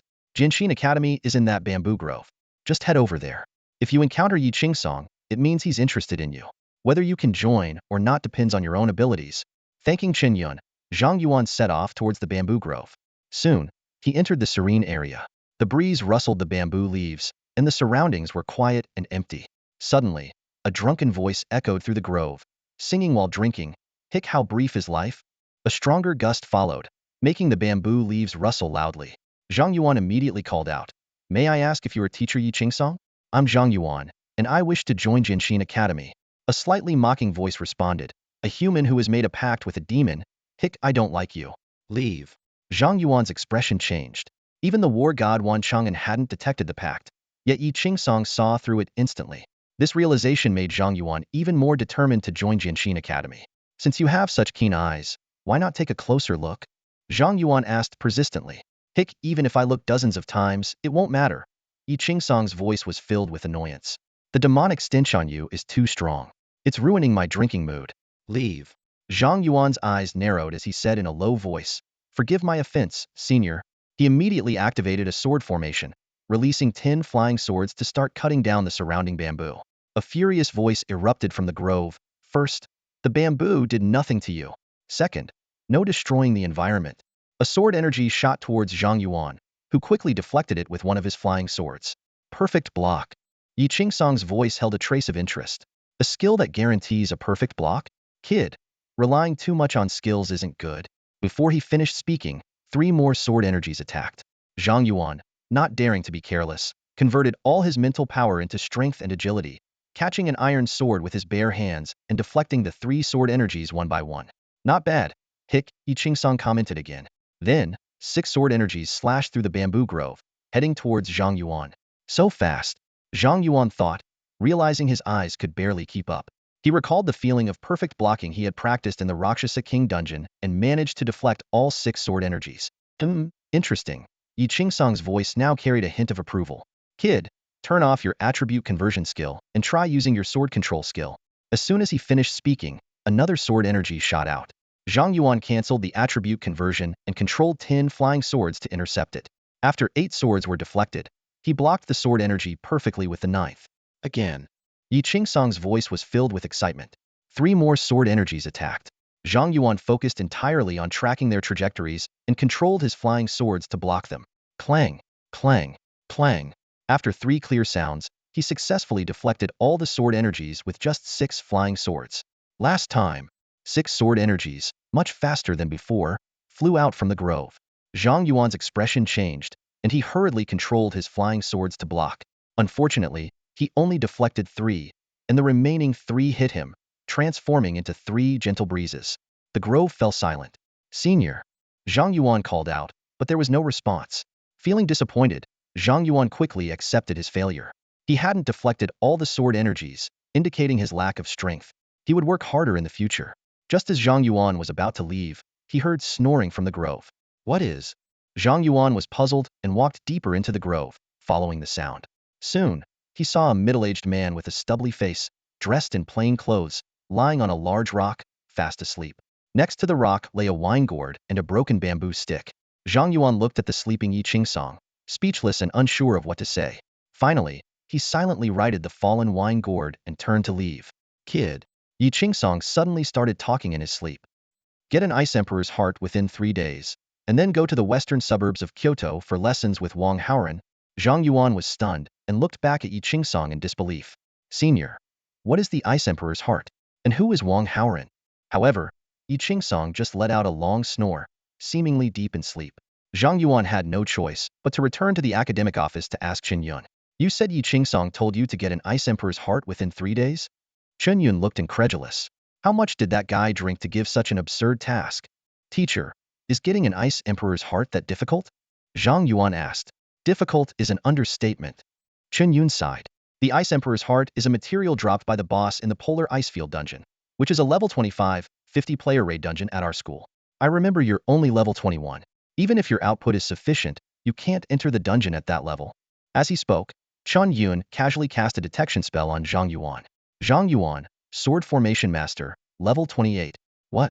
Chen Yun rubbed his eyes to make sure he wasn't mistaken, then stared at Zhang Yuan in shock. Level 28? What have you been doing these past 10 days? After Zhang Yuan defeated several bosses, he reached level 28. Chen Yun gave him a deep look, but didn't ask much. He simply said, since your level is high enough, I won't stop you. The Polar Icefield dungeon is in the central part of the school, in the dungeon hall. The dungeons there are accessible to the entire school. However, each challenge requires a payment of 500 points. Do you have enough points? Zhang Yuan scratched his head awkwardly. Teacher, I only have the 100 points the school gave me. Should I go out and grab some? Doesn't the school encourage point snatching? Chen Yun shook his head. You've just started school. There's no need to do something that will make you unpopular. I'll personally sponsor you with 1,000 points. Thank you, teacher, Zhang Yuan said gratefully. No need to thank me. Go ahead. Chen Yun waved his hand. After saying goodbye to Chen Yun, Zhang Yuan headed to the dungeon hall in the center of the school. As soon as he entered, the lively shouts filled his ears. Level 29 Swamp Dungeon. Hard mode. Anyone can join. Let's go. Offering paid carries for the level 25 Orc Outpost Dungeon. Affordable prices, any difficulty. Hurry up. Level 30 Nether Tower. Nightmare mode. Need a healer with purification skills. Zhang Yuan was taken aback by the sight of many students holding signs, and even some using loudspeakers to advertise. The dungeon hall of Kyoto University was no different from a wild dungeon, resembling a bustling market. In the center of the hall was a teleportation array shrouded in a light screen. Ignoring the commotion around him, Zhang Yuan stepped into the teleportation array and was instantly transported to a vast hall. The hall was surrounded by numerous floating dungeon entrances, each with a light screen displaying dungeon information and the top 10 teams. Each entrance also had an identity verification station where one could swipe a card to deduct points and enter the dungeon. A quick glance revealed that there were at least 3 dungeons to choose from at each level from 20 to 60. Zhang Yuan walked to the Polar Icefield Dungeon and carefully checked the information. Polar Icefield Dungeon. Level 25. Participants 50. Note: challengers must not exceed level 30. Each challenge costs 500 points. Below the dungeon introduction was a clearance record. Chenlong Academy, Captain, Zhao Bin, team size, 50, clearance time, 4 hours, 28 minutes, 56 seconds. Chenlong Academy, that's the hidden academy with the most resources that Mr. Chen mentioned, right? Zhang Yuan pondered. If a team from such an academy takes 4.5 hours to clear this, it must be quite challenging. Just then, a senior student with glasses approached him and asked softly, "Are you planning to challenge the polar ice field dungeon? What do you want?" Zhang Yuan turned his head and asked. The senior continued, "We're forming a team to challenge the polar ice field dungeon. We have 36 people so far. Do you want to join us? We'll go in once we have a full team." "Sorry, I'm in a hurry." Zhang Yuan politely declined her invitation, swiped his card at the identity verification station, and entered the dungeon alone. He went in alone? The senior's mouth twitched. Is he crazy? At that moment, a male student in heavy knight armor walked over. "Sun Qing, what's going on? Where's that student?" Sun Qing pointed to the dungeon entrance with an innocent look. "Wang Fei," he went in. Went in? Wang Fei was puzzled. "Is there another team planning to challenge the polar ice field dungeon? I haven't heard of any." "No." Sun Qing shook her head. "He went in alone." "What? Didn't he see the dungeon requirements?" "I think he saw them clearly. He didn't even blink when he refused me." Wang Fei shrugged. "Forget it. A reckless newbie would only drag us down. Let's find others. We are well prepared this time and must clear this dungeon." "Yeah." Sun Qing nodded in agreement. Meanwhile, Zhang Yuan found himself in a vast, snowy ice field. The howling wind and heavy snow severely obstructed his vision. So this is a large team dungeon? Even finding the direction is challenging. Zhang Yuan didn't act rashly, but instead set up a sword formation, illuminating a 500-meter radius. Soon, he found a faint path on the snowfield. He immediately summoned the Rakshasa king to scout ahead, while he followed closely behind. Not long after, Zhang Yuan received an alert that the Rakshasa king was under attack. An elf assassin in bear fur had emerged from the blizzard and stabbed the Rakshasa king in the back, reducing its health by a third. Zhang Yuan quickly used the Abyssal eye to check the enemy's information. Snowfield Elf Assassin Enhanced Elite. Level, 25. Strength, 15,000. Agility, 20,000. Spirit, 10,000. Constitution, 5,000. Skills, Backstab, Stealth. Such high attributes. Zhang Yuan exclaimed. This minion stats are higher than the level 30 Rakshasa King. So this is a 50-person team dungeon. He swiftly controlled his flying sword to eliminate the Snowfield Elf Assassin. Loot, Elf Blood 1. A level 25 minion gives 100,000 experience points. Zhang Yuan calculated. No wonder this is a large team dungeon. I wonder if I can reach level 30 after clearing this dungeon today. With a preliminary understanding of the monster's strength and experience, Zhang Yuan quickened his pace, continuously using Spirit Storm to clear surrounding monsters. With the Cursed King's Blade providing unlimited spirit power recovery, he effortlessly cast skills, clearing monsters within a 500-meter radius each time, causing his experience bar to rise rapidly. Despite the smooth progress, Zhang Yuan trekked through the snowfield for nearly half an hour before being blocked by a towering ice mountain. At the base of the mountain was a cave entrance guarded by a slender elf wielding dual blades. Zhang Yuan used the Abyssal Eye again. Snowfield Elf Blade Master Enhanced Boss. Level, 25. Strength, 30,000. Agility, 30,000. Spirit, 15,000. Constitution, 30,000. Skills, Ice Blade Chi, Blizzard Rush, Dual Blade Slash. The first boss in the Polar Icefield dungeon, with exaggerated stats comparable to a level 35 Star Knight in the Star Realm, Zhang Yuan assessed. As he was analyzing, the Snowfield Elf Blade Master suddenly launched an attack, raising a snowstorm and charging at the Rakshasa King. The Rakshasa King tried to withstand the rush with Sword Flash, but was instantly left with a sliver of health due to the attribute gap. Retreat. Zhang Yuan quickly retrieved the Rakshasa King using a mask. At the same time, the Snowfield Elf Blade Master's aggro shifted to him. Blizzard Rush. Watching the Snowfield Elf swordsman charge at him, Zhang Yuan didn't immediately kill it with his flying sword. Instead, he attempted to perfectly block its attack using the flying sword. After being taught by Yi Qingsong's sword aura, Zhang Yuan finally understood that this world wasn't just about numerical power. It also required a certain level of skill. Reflecting on his journey so far, Zhang Yuan realized that the monsters he encountered were either too weak and got killed instantly or were overpowered like Aridus and Dythus. Approaching level 29, he had only genuinely trained against bosses like the Rakshasa King and the Saintess of the Stars. The Snowfield Elf swordsman before him was clearly a skill-based boss. Though its attributes were higher than Zhang Yuan's, it wasn't overpowered, making it the perfect sparring partner. Clang. A crisp metallic collision rang out. Zhang Yuan first depleted his passive block intuition, causing the Snowfield Elf swordsman to stagger. He then pulled back to let it recover. The Snowfield Elf swordsman regrouped, dual blades in hand, and charged at Zhang Yuan again with lightning speed. Without the support of block intuition, Zhang Yuan was caught off guard and was struck twice by the snowfield elf swordsman. However, his health only dropped by less than 5% and quickly recovered to full under the dual restoration of the sword formation and the cursed king's blade. Indeed, its attacks pose no real threat to me, Zhang Yuan thought, feeling relieved. He controlled the flying sword to force the snowfield elf swordsman back, then actively challenged it. Thus, Zhang Yuan spent half an hour honing his blocking skills with the snowfield elf swordsman as his sparring partner. Finally, he could keep up with its speed and perfectly block its dual blade slashes using his flying sword controlled by his mind. Thank you for the practice, Zhang Yuan said to the snowfield elf swordsman, then unleashed Qi Xiao, delivering a fatal blow. Obtained equipment, elf long blade. A golden light burst from Zhang Yuan's body as he leveled up to 29. After dispatching the snowfield elf swordsman guarding the cave, Zhang Yuan summoned the Rakshasa king again and followed it into the cave. The cave was far more complex than he had imagined, with intricate and interconnected passages, some of which led to dead ends. Zhang Yuan had to proceed by trial and error. More troublesome were the numerous invisible elf assassins lurking in the cave, ready to ambush at any moment. In such a narrow cave, even a full 50-man team would find their numerical advantage greatly limited. Without a few top-tier equipped, high-damage main players, a wipeout would be likely. Fortunately, Zhang Yuan himself was a high-damage powerhouse, and the elf assassins posed no threat to him. The only obstacle was the labyrinthine structure of the cave. After wandering in the cave for nearly an hour and slaying countless elf monsters, Zhang Yuan finally arrived at a palace-like, spacious cavern. In the center stood a massive block of ice, seemingly encasing a female elf. As soon as Zhang Yuan stepped into the cavern, the entire space began to shake violently. Cracks appeared on the surface of the massive ice block, and it shattered. A stunningly beautiful elf emerged before Zhang Yuan. Ice Elf Queen. World-class boss. Level, 30. Strength, 30,000. Agility, 20,000. Spirit, 80,000. Constitution, 100,000.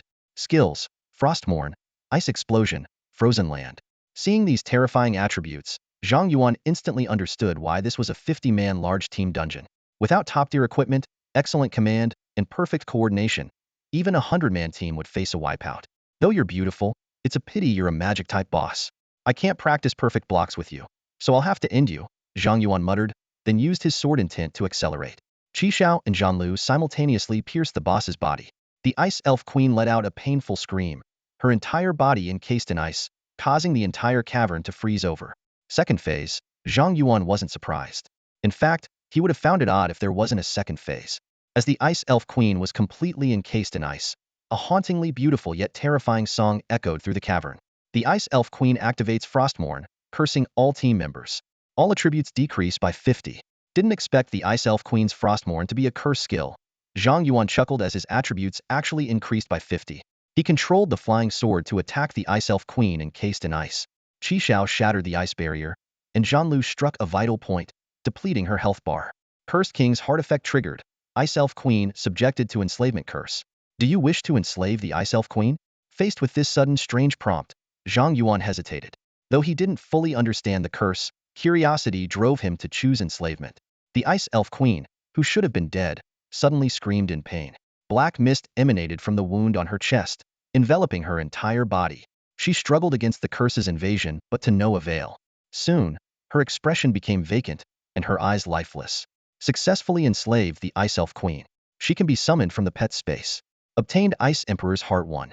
Zhang Yuan received the boss's drop materials, but gained no experience. Is it because I enslaved the boss? He looked at the Ice Elf Queen not far away and realized they had established a special master-servant bond. With just a thought, he could control the Ice Elf Queen to do anything. Realizing this, a look of astonishment flashed in Zhang Yuan's eyes. This enslavement curse could even enslave a world-class boss, which meant that in future boss battles, as long as the enslavement curse was triggered, he could turn bosses into his pets. This cursed king's heart is insanely powerful, Zhang Yuan muttered, a mix of shock and infinite anticipation welling up inside him. While Zhang Yuan was still counting the spoils, the hall echoed with the melodious sound of a bell. The sudden noise made everyone stop in their tracks and listen intently.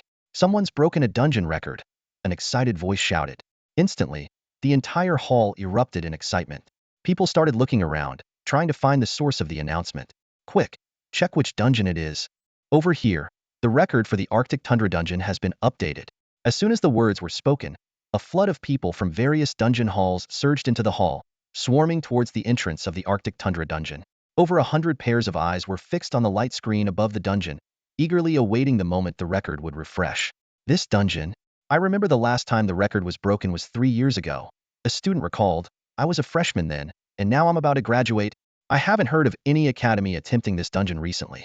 Who could have broken the record? Another person wondered aloud. I heard someone was forming a team to tackle the Arctic Tundra dungeon today. Could it be them?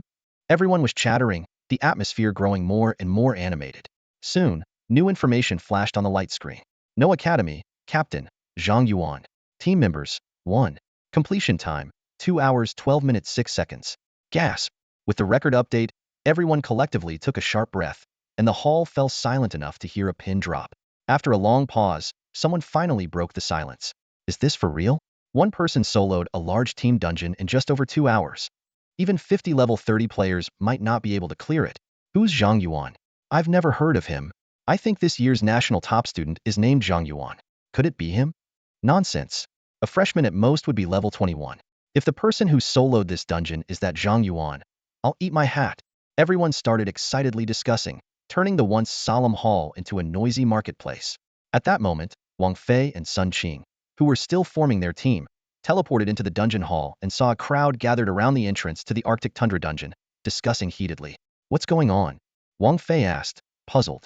He had left the dungeon hall for a while to recruit members and wasn't aware that someone had broken the record. Sun Qing stood on tiptoe to get a better look. It looks like someone broke the record for the Arctic Tundra dungeon.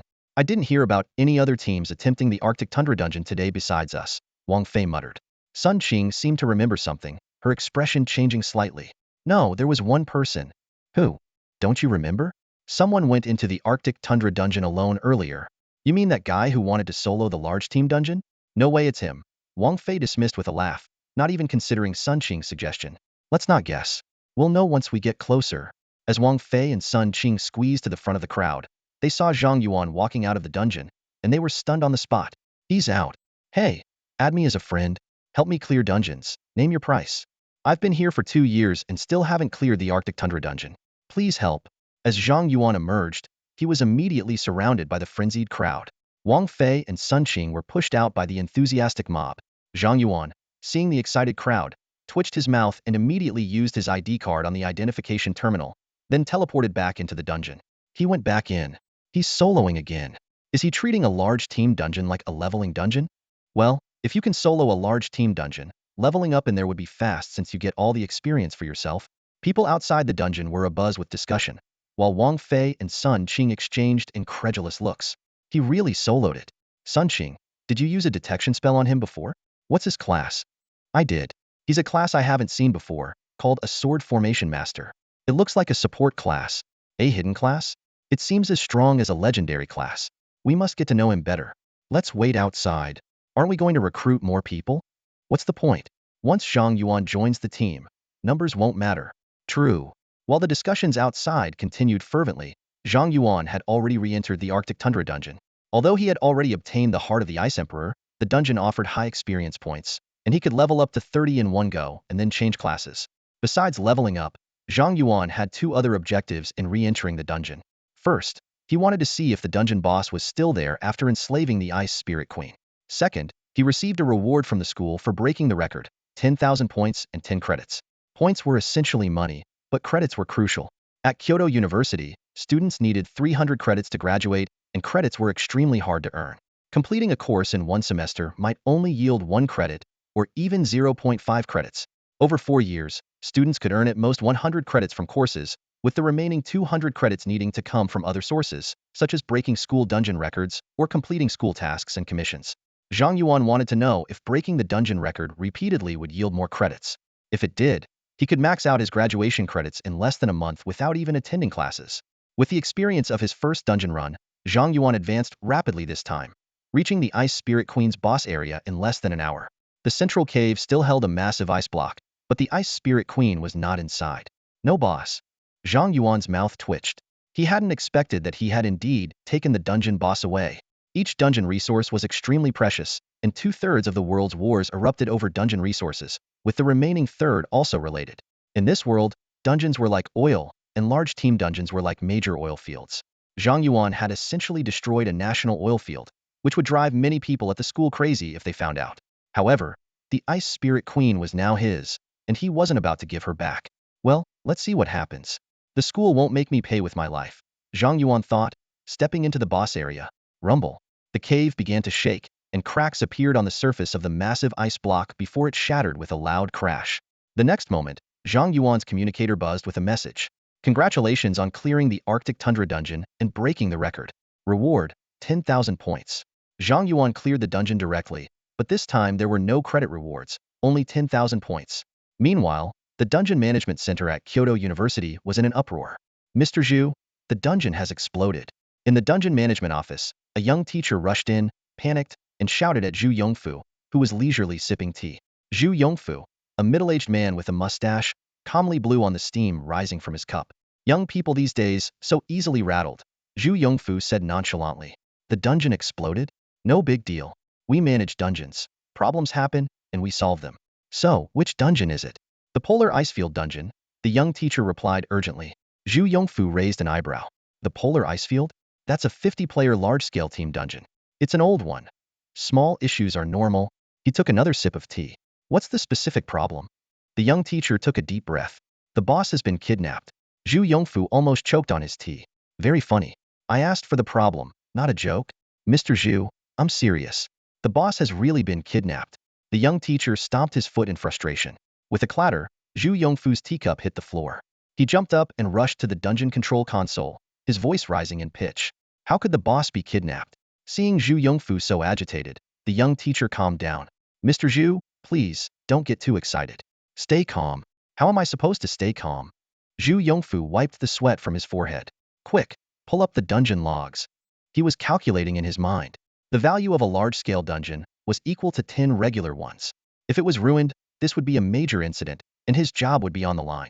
The young teacher quickly operated the console. I've already checked the logs. It was a freshman, soloing the dungeon. After defeating the Ice Queen, he captured her as a pet. Captured the boss as a pet? Zhu Yongfu was stunned. How is that even possible? The young teacher shook his head. I don't know the specifics.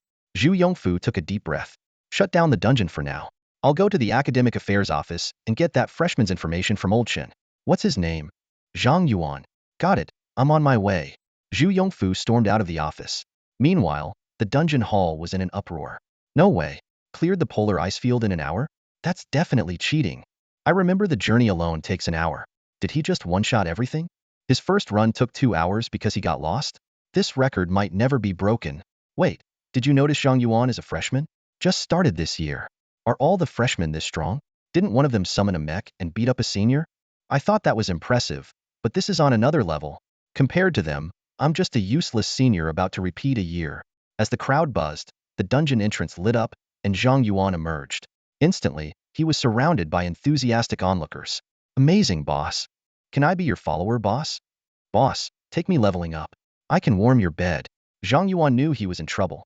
Ignoring the crowd, he quickly said, sorry, and used his windwalking skill to leap out of the crowd, disappearing from the hall like a gust of wind. Such speed. His agility must be off the charts. Even his exit was cool.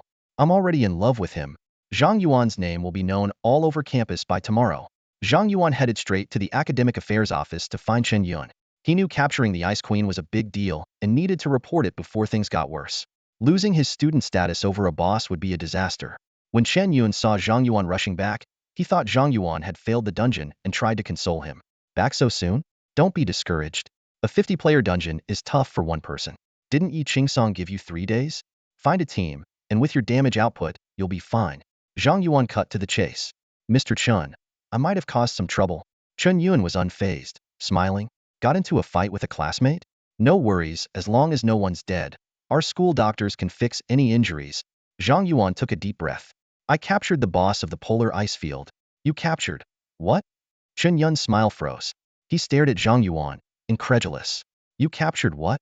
At that moment, Zhu Yongfu burst into the office, shouting, Old Chen, give me the file for a student named Zhang Yuan. That kid captured the Ice Queen and crashed a large-scale dungeon. I'm going to skin him alive. Only then did Zhu Yongfu notice Zhang Yuan and Chen Yun staring at him awkwardly, the office falling silent. Chen Yun glanced at Zhang Yuan and, unsure what to say, tried to calm Zhu Yongfu. Old Zhu, don't get worked up. Maybe it's a misunderstanding. Zhang Yuan probably didn't do it on purpose. You think saying it wasn't on purpose makes it okay? Zhu Yongfu was like a ticking bomb. Give me Zhang Yuan's file. We need to resolve this quickly. If the principal finds out, my job is on the line. He then turned to Zhang Yuan. You, wait outside. I'll deal with you after I talk to Chen Yun. Zhang Yuan awkwardly said, Sir, I'm Zhang Yuan. Zhu Yongfu froze, then cast a detection spell on Zhang Yuan. Zhang Yuan, Sword Array Master, level 29. Zhu Yongfu's eyes widened. So it's you. Just a level 29. What on earth did you do in the polar ice field dungeon? Zhang Yuan stammered. I was just normally fighting, and somehow, the Ice Queen became my pet. Ever since the national meeting, his contract with the Cursed King was a state secret. He wasn't allowed to disclose it to anyone, so he had to play dumb. Not sure how. Zhu Yongfu's face twitched. Can you return the Ice Queen? Zhang Yuan shook his head, looking innocent. I'm afraid. I can't. Zhu Yongfu's face was terrifyingly dark, veins bulging on his forehead, and his eyes blazing with anger. He gritted his teeth and said, Aren't you going back? Do you have any idea how much of a loss it is for our school to have a major team dungeon ruined?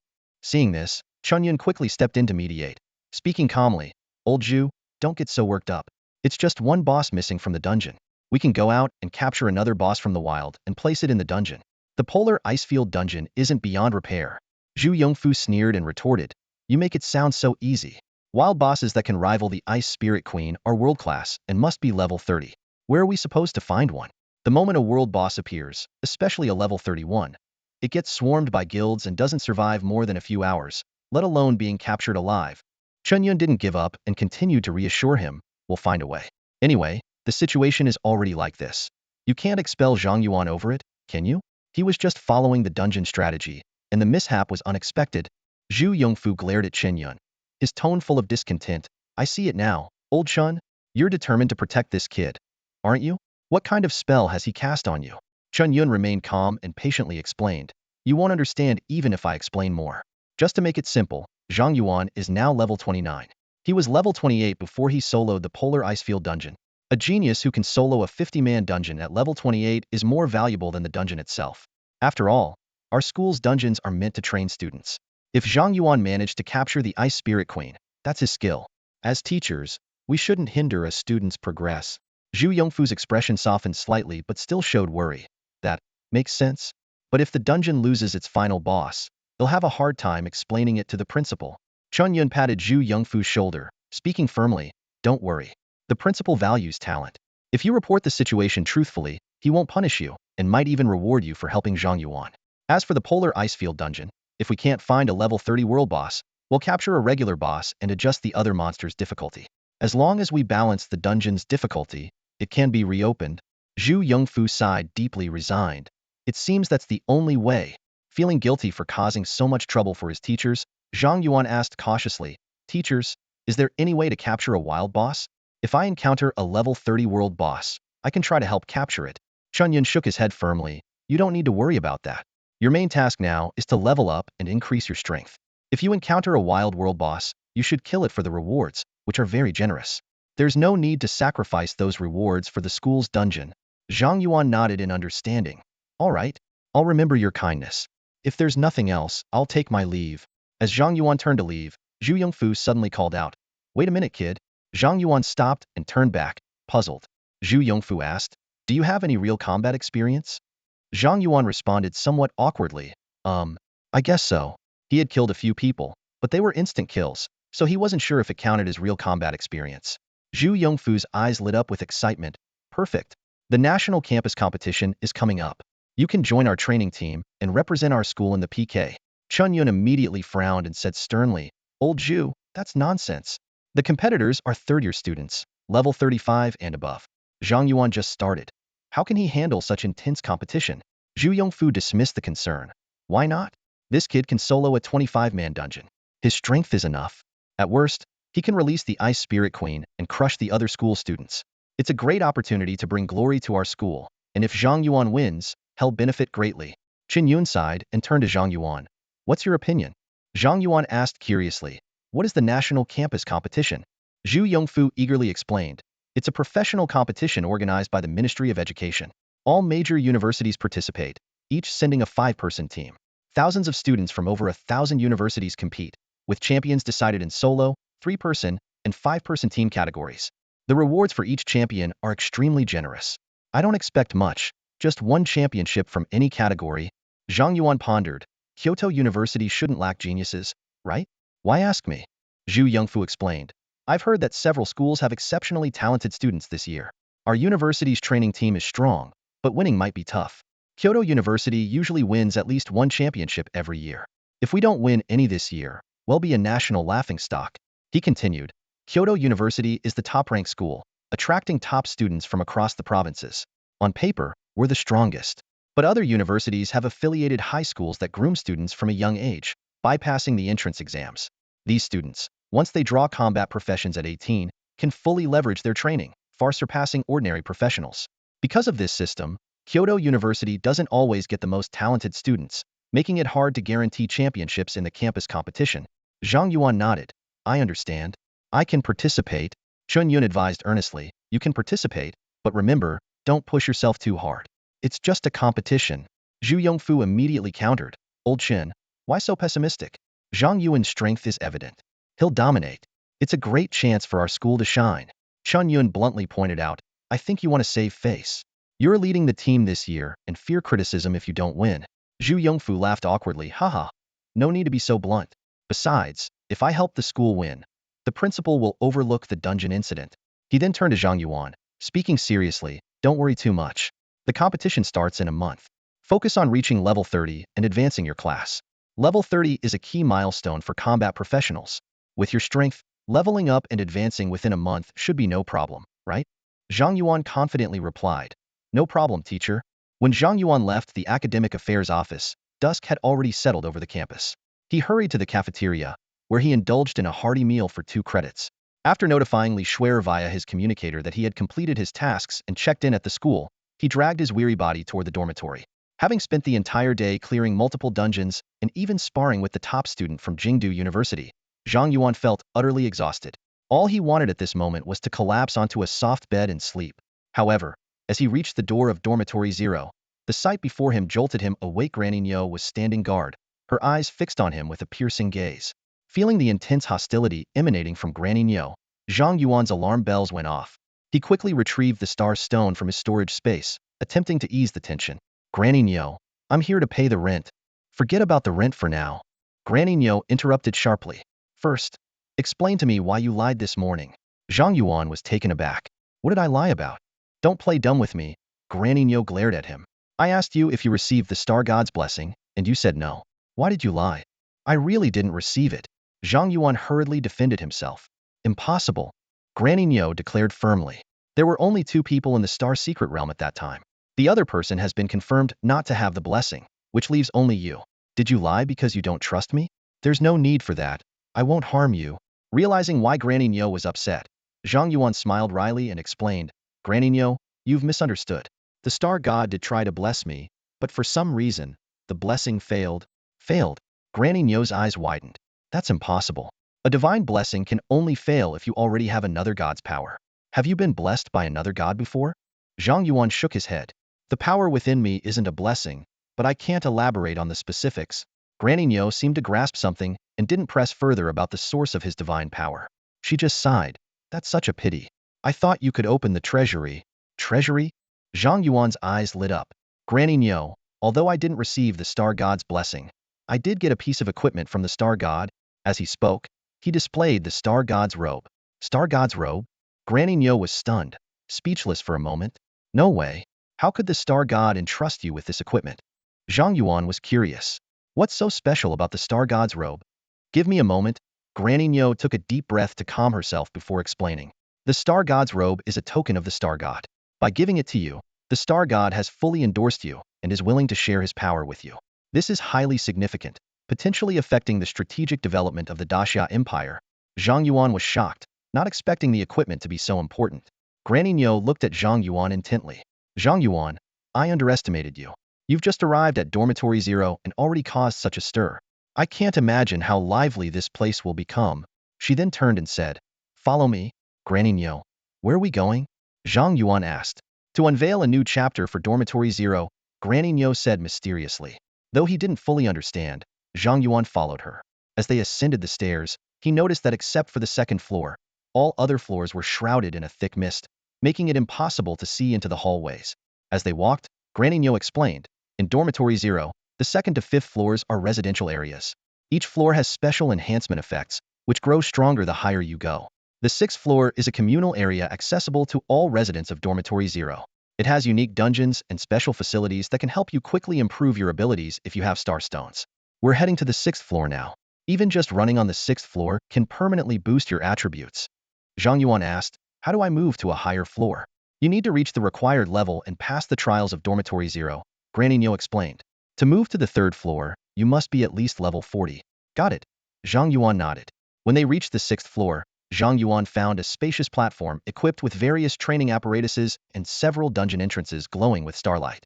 The blonde boy he had encountered at the Star Secret Realm dungeon entrance earlier that morning was running on a treadmill inscribed with magical runes. Granny Nyo introduced, his name is Wang Haoran, a resident of room 208.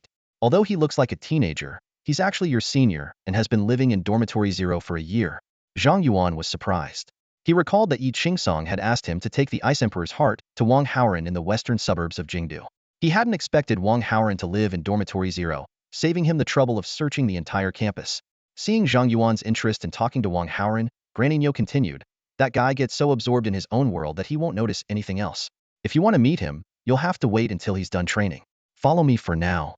She led Zhang Yuan to a dungeon entrance. Try to enter this one. Zhang Yuan hesitated. Granny Nyo, I've already cleared several dungeons today. Can I come back tomorrow?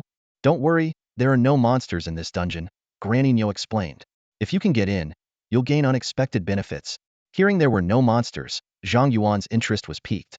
He used his Abyssal eye on the dungeon, which revealed, God's Treasury. Level? Only those chosen by the gods may enter. This information made Zhang Yuan realize the dungeon was extraordinary. He asked Granny Nyo, what should I do next? Granny Nyo nodded. Just place your hand inside. Without hesitation, Zhang Yuan plunged his hand into the vortex. Immediately, he felt a peculiar energy envelop his entire body. In the next moment, the dungeon emitted a dazzling light that illuminated the entire sixth floor. Wang Haoran, who was training, turned his head to look at the glowing dungeon. When the light subsided, Zhang Yuan had vanished. He actually got in. Granny Nyo was ecstatic. After so many years, someone has finally activated the god's treasury. Zhang Yuan stepped into a hall forged from starlight, and the sight before him took his breath away. Countless rare treasures floated in the air, each one exuding a terrifying aura. Suddenly, a notification flashed on his interface. Congratulations on entering the Divine Vault. As the first chosen one in 30 years to activate the vault, you are entitled to draw one treasure. Immediately, a prismatic magic array slowly formed in front of Zhang Yuan, remarkably similar to the fate array he was familiar with. At the center of the array, a divine stone emitting a unique aura began to coalesce. Zhang Yuan's heart raced as a bold idea crossed his mind. If this was akin to drawing cards, could his luck talent come into play here? Unable to contain his excitement, Zhang Yuan placed the special divine stone into the prismatic fate array. The stone dissolved into colorful light, and numerous cards began to whirl within the array. Unlike ordinary arrays, most of the cards here were golden, with the rest being rare red ones. A colorful card flew out from the array. Attached to it was a prismatic stone. Zhang Yuan took a closer look and gasped in shock. It was a divine awakening stone. The card's annotation was clear. Formed by the power of a deity, this awakening stone could be used in conjunction with other awakening stones to grant the user divine power. This was Zhang Yuan's second divine awakening stone. A tidal wave of emotions surged within him. Even more thrilling was the fact that this awakening stone could be stacked with others. Zhang Yuan realized he was about to make history using two divine awakening stones simultaneously for a first-tier advancement, something unprecedented in the world's history. The draw concluded, and Zhang Yuan was transported outside the instance. Granny Nyo and Wang Haoran eagerly approached him, asking about his gains. Zhang Yuan told the truth, causing Granny Nyo to exclaim in amazement. She explained that the probability of drawing the grand prize in the Divine Vault was less than 1 in 10,000. Zhang Yuan then inquired about how to obtain that special divine stone. Granny Nyo informed him that it was called a Star Divine Stone and could be acquired in two ways: by clearing the trial of Dormitory 0, or by exchanging 10 ordinary divine stones for 1 Star Divine Stone. She advised saving up ordinary divine stones to exchange for Star Divine Stones, as the latter had a higher card drawing value. Considering his situation, Zhang Yuan decided not to exchange for a Star Divine Stone just yet. He bid farewell to Granny Nyo and eagerly returned to his dorm to rest. Wang Haoran, on the other hand, was excitedly preparing to try his luck in the Divine Vault. The next morning, Zhang Yuan reached level 30 and immediately began his class awakening. He took out the two divine awakening stones, which transformed into black and blue light and surged into his body. A new power coursed through him, and his class advanced from Sword Array Master to Ghost Sword Lord, creating an unprecedented miracle. Zhang Yuan felt a surge of immense power flowing into his body, causing him to tremble uncontrollably. He hurriedly opened his attribute panel, and the data before his eyes took his breath away. Name: Zhang Yuan. Title: Curse King. Class: Ghost Sword Master First Transformation. Level: 300.00. Strength: 250107114. Agility: 190107114. Spirit: 50001714. Constitution: 190107114. Class Special Attributes: Critical Rate 39, Critical Damage 390. Hiss. This many buffs? Zhang Yuan stared at the panel in disbelief. Excluding the bonuses from equipment and talents, his base attributes were equivalent to gaining 2,000 points per level, a 40-fold increase compared to before his awakening. What shocked him even more was the drastic transformation of several core skills. Ghost Sword Formation Level 5 creates a sword formation with a 100-meter radius, increasing critical damage by 180, slowing enemies, increasing damage they take, and boosting allies' speed and output. Ghost Sword Control Level 5 manipulates flying swords for aerial strikes, capable of instantly killing targets with less than 25 health. Ghost Sword Speed Level 1 increases flying sword speed by 1,000. Moreover, Zhang Yuan's 6 Fate nodes had received incredible enhancements. Sword Lord Node 1. Sword formation range increased by 20 times. Sword Intent Node 2. Sword formation and control no longer consume spirit power. Instead, they drain enemies' spirit power and restore allies. Sword Bone Node 3. Continuously drains enemies' stamina within the sword formation, restoring allies' stamina. Sword Embryo Node 4. Attacking an enemy causes 50 splash damage to other enemies. Sword Heart Node 5. Guaranteed critical hits within the sword formation, with significantly enhanced critical effects. Sword Immortal Node 6. Ignores enemy defenses, and allies also ignore 50 of defenses. Zhang Yuan stood frozen, struggling to digest this sudden, monumental boost. This was no mere class advancement. It was a complete overhaul into a more powerful, versatile class. Damn! This cheat is off the charts, Zhang Yuan muttered, trying to calm his excitement. He straightened his appearance and walked to room 208, knocking gently on the door. No response. Strange, I woke up quite early today. Has he already gone out? Zhang Yuan was about to ask Granny Nyo when the door to 208 suddenly opened. Standing there was Wang Haoren, disheveled and with bloodshot eyes, looking utterly defeated. It's you? What do you want? Zhang Yuan was taken aback. Wang Haoren looked like a different person from yesterday. What happened to you? Wang Haoren suddenly became agitated. 10 divine stones? Do you know what I got from the divine treasury after saving up 10 divine stones for half a year? What did you get? Zhang Yuan asked curiously. An epic armor. Wang Haoren practically shouted. Isn't that pretty good? Zhang Yuan tried to console him. Wang Haoren looked crestfallen. It's useless to me. I already have a specialized armor. I would have been better off gambling 10 draws at the Fate Star formation to refine my gear. I was so pissed I couldn't sleep all night. Zhang Yuan was at a loss for words, remembering the god-tier awakening stone he had drawn. He quickly changed the subject. Teacher Yi asked me to find you. He wants us to attend his class in the western suburbs of Kyoto. Wang Haoren perked up instantly. Teacher Yi is giving a class? Really? He told me himself, so it should be true, right? Zhang Yuan said. Was he drinking when he said that? Wang Haoren pressed. He was. Zhang Yuan hesitated. Wang Haoren sighed. Then we don't need to go. He's probably forgotten all about it. That can't be. He's the strongest at Kyoto University, after all. How could he forget something he said just yesterday? Zhang Yuan was incredulous. You really don't know Teacher Ye's personality, Wang Haoren sighed again. Never mind. Wait here a moment. We'll go to the bamboo grove and see if we can find him. A few minutes later, Wang Haoren, now freshened up and looking as composed as he did yesterday, said, Let's go. Your mood swings are too extreme, Zhang Yuan remarked, surprised at the transformation. Wang Haoren smiled faintly. I apologize for my earlier state. This is the real me. Zhang Yuan didn't expose Wang Haoren's facade and followed him to the depths of the bamboo grove in the northwest. They soon found Yi Qingsong, sprawled on a rock, snoring loudly, surrounded by empty wine gourds, with the air thick with the smell of alcohol. It's still morning, right? How much did he drink? Zhang Yuan couldn't help but comment. Wang Haoren smiled awkwardly. Teacher is a heavy drinker. This is actually a light day for him. As he spoke, Wang Haoren nudged Yi Qingsong. Teacher, Zhang Yuan has obtained the heart of the Ice Emperor. Shouldn't we start the class? Zhang Yuan, Yi Qingsong mumbled in his sleep. Who's Zhang Yuan?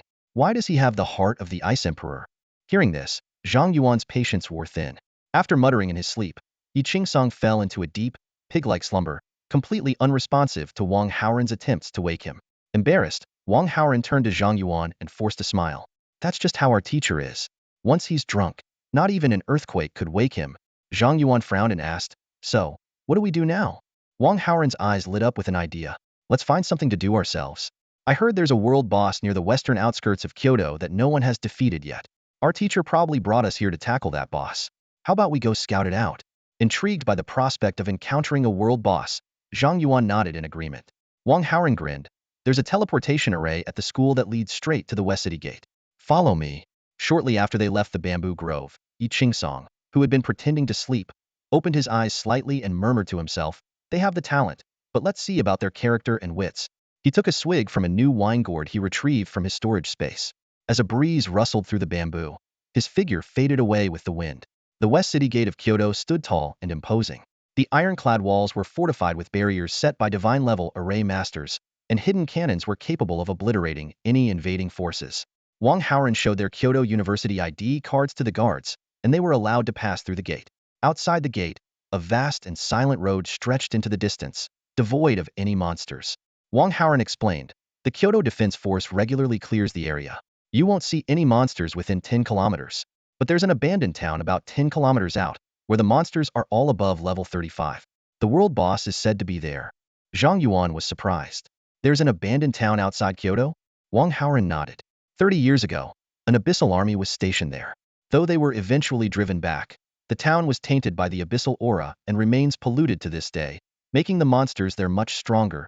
He cautioned, you're only level 30. You might not withstand the monsters' attacks. Stay behind me and I'll protect you. Zhang Yuan silently used his Abyssal eye to scan Wang Haoren, Dragon Swordsman, level 35. He chuckled inwardly but said aloud, you're only level 35 yourself? Who's protecting whom is still up in the air. Wang Haoren proudly replied, don't be fooled by my level 35.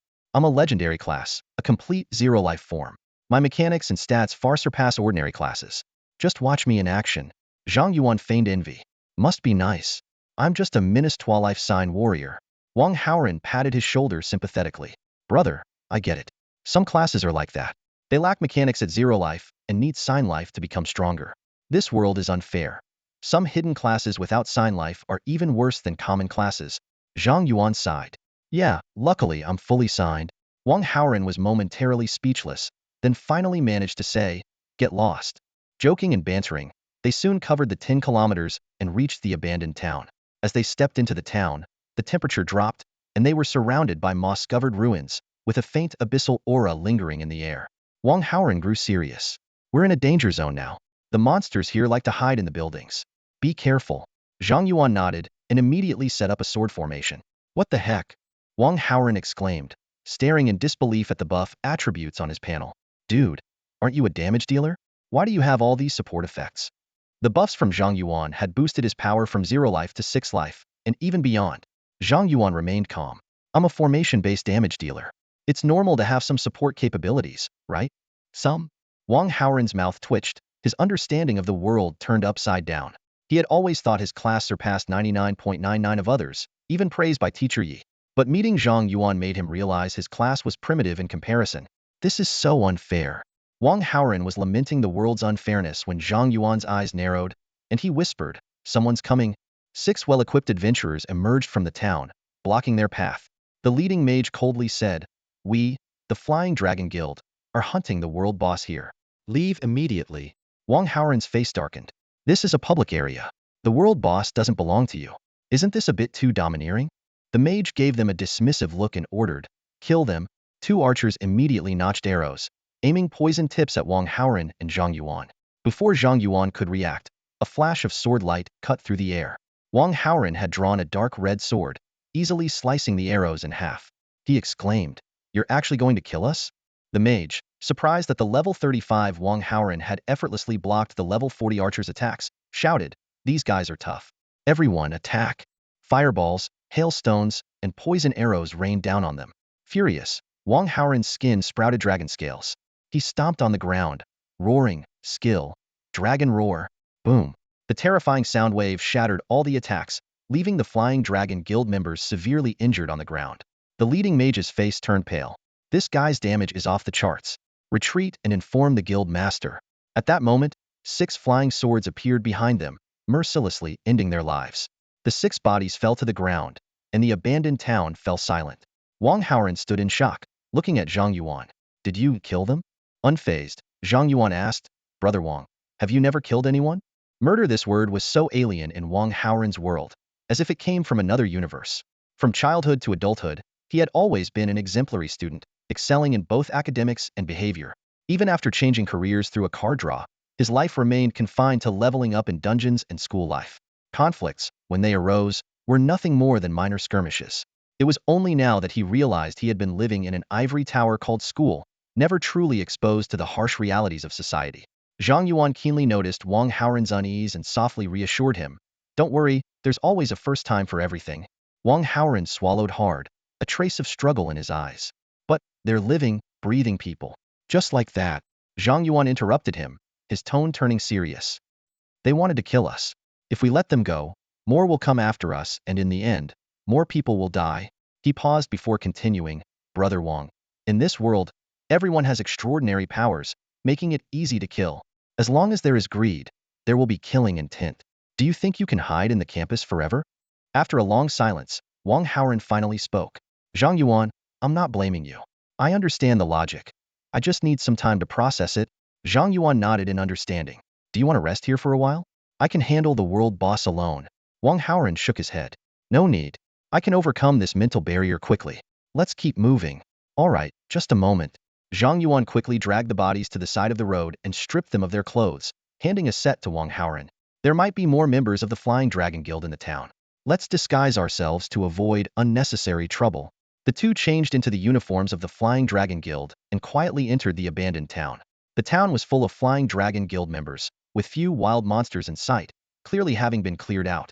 It seems they haven't found the world boss yet. We still have a chance. Zhang Yuan observed their surroundings before suddenly asking, Brother Wang, do you know much about the Flying Dragon Guild? Wang Haoran briefly explained. I only know it's one of the top 30 guilds in the country. The guild leader is a high-level professional at level 75, with considerable strength. Zhang Yuan pondered. The mage we encountered earlier mentioned notifying the guild leader. It seems the Flying Dragon Guild's leader is here. This world boss must be something else. Wang Haoran's face showed concern. A boss that warrants the guild leader's personal attention must be at least level 65. With just the two of us, we don't stand a chance.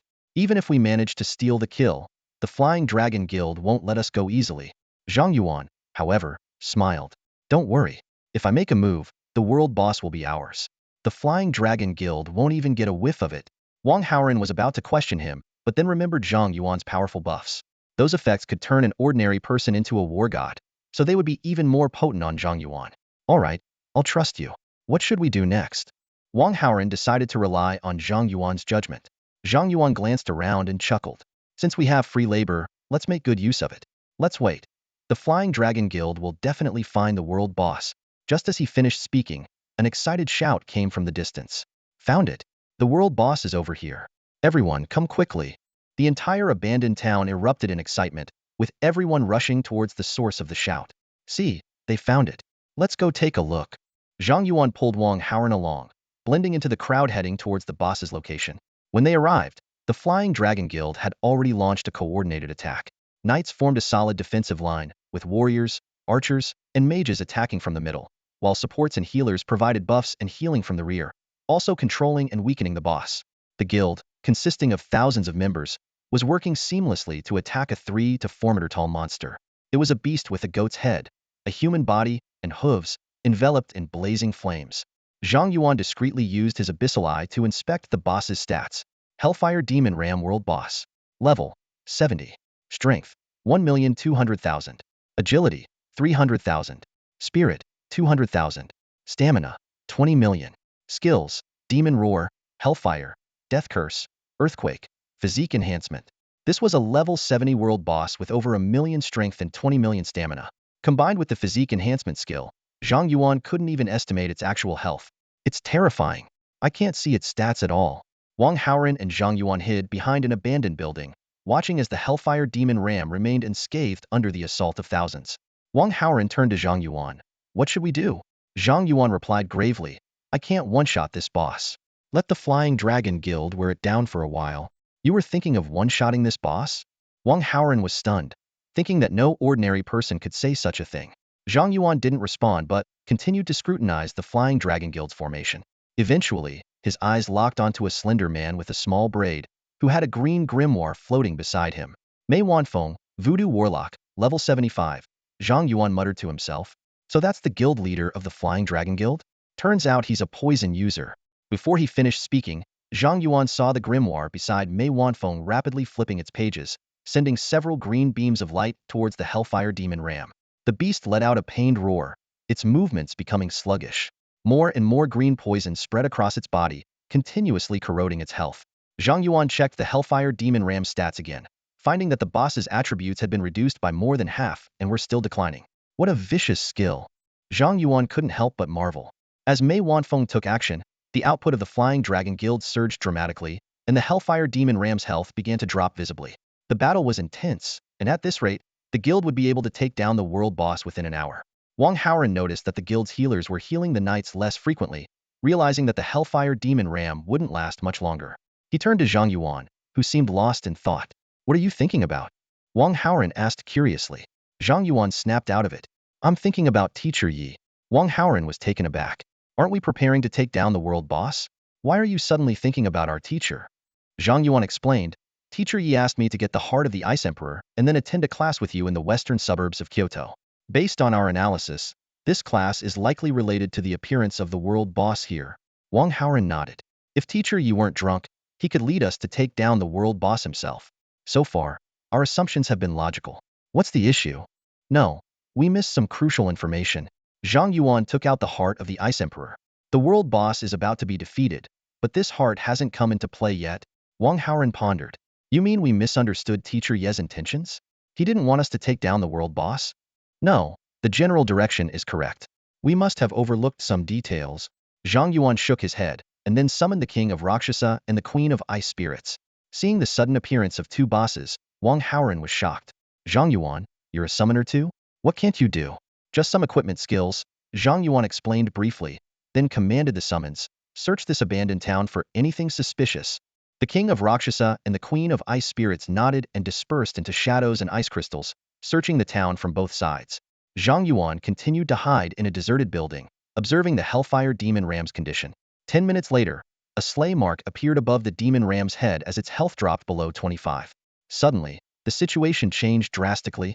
Black smoke began to rise from the ground beneath the Hellfire Demon Ram, and it abruptly entered a berserk state, purging all negative effects and significantly boosting its attributes. Roar! The Hellfire Demon Ram let out a deafening roar. The sudden outburst caught the Flying Dragon Guild off guard. The healers couldn't react in time, causing the knights in the front line to be overrun. The guild's formation fell apart, and the Hellfire Demon Ram rampaged through the crowd. What are the knights doing? Hold the boss's aggro. Healers, heal.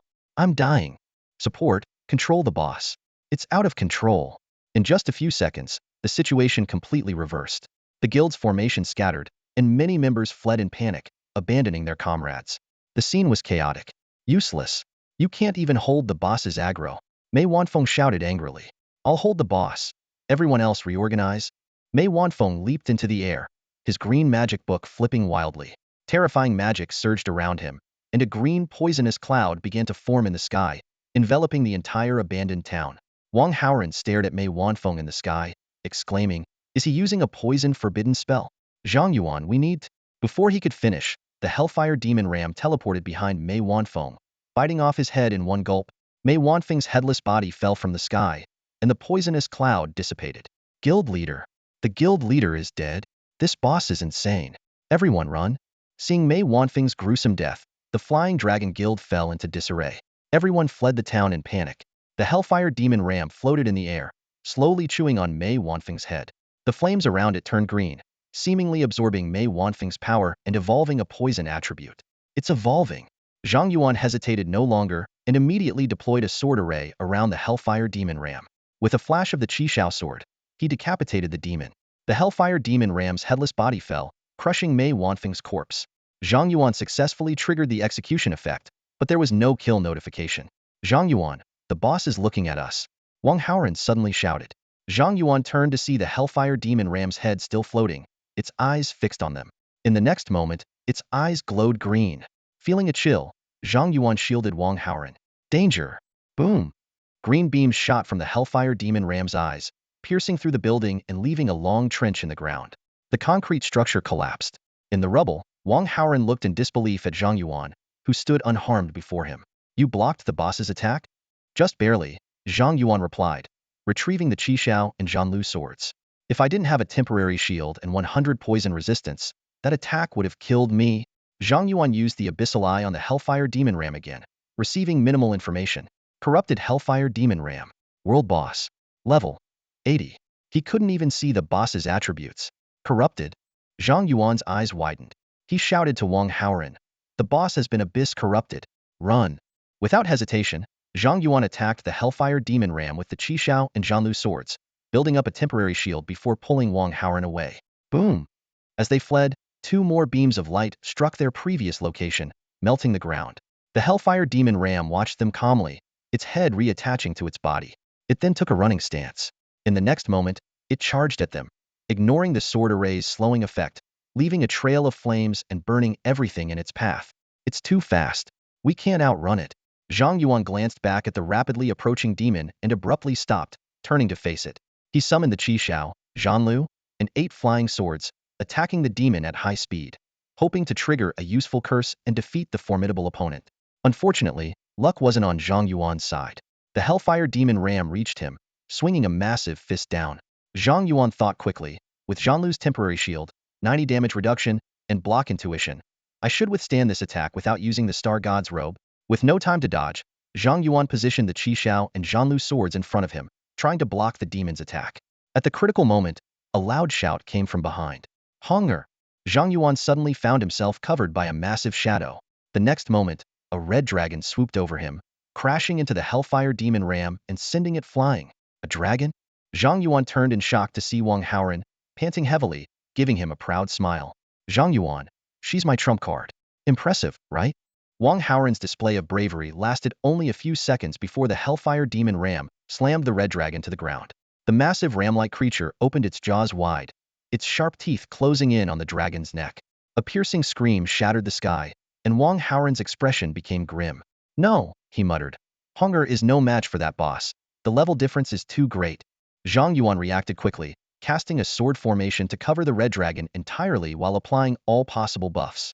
With this powerful support, the red dragon broke free from the Hellfire Demon Ram's bite, flipping the creature over with a swipe of its claws and then biting back. This time, it was the Hellfire Demon Ram's turn to howl in pain. It frantically clawed at the red dragon's flesh, but with Zhang Yuan's continuous healing from the sword formation, the red dragon's stamina was replenished, allowing it to withstand the damage. Seeing this, Wang Haoran exclaimed with joy, Hunger has the boss under control. It's not that simple, Zhang Yuan said solemnly. This Hellfire Demon Ram is not the real boss, and it keeps getting stronger. Even with my support, the red dragon can only hold out for so long before it's defeated. Wang Haoran's expression changed. What do we do now?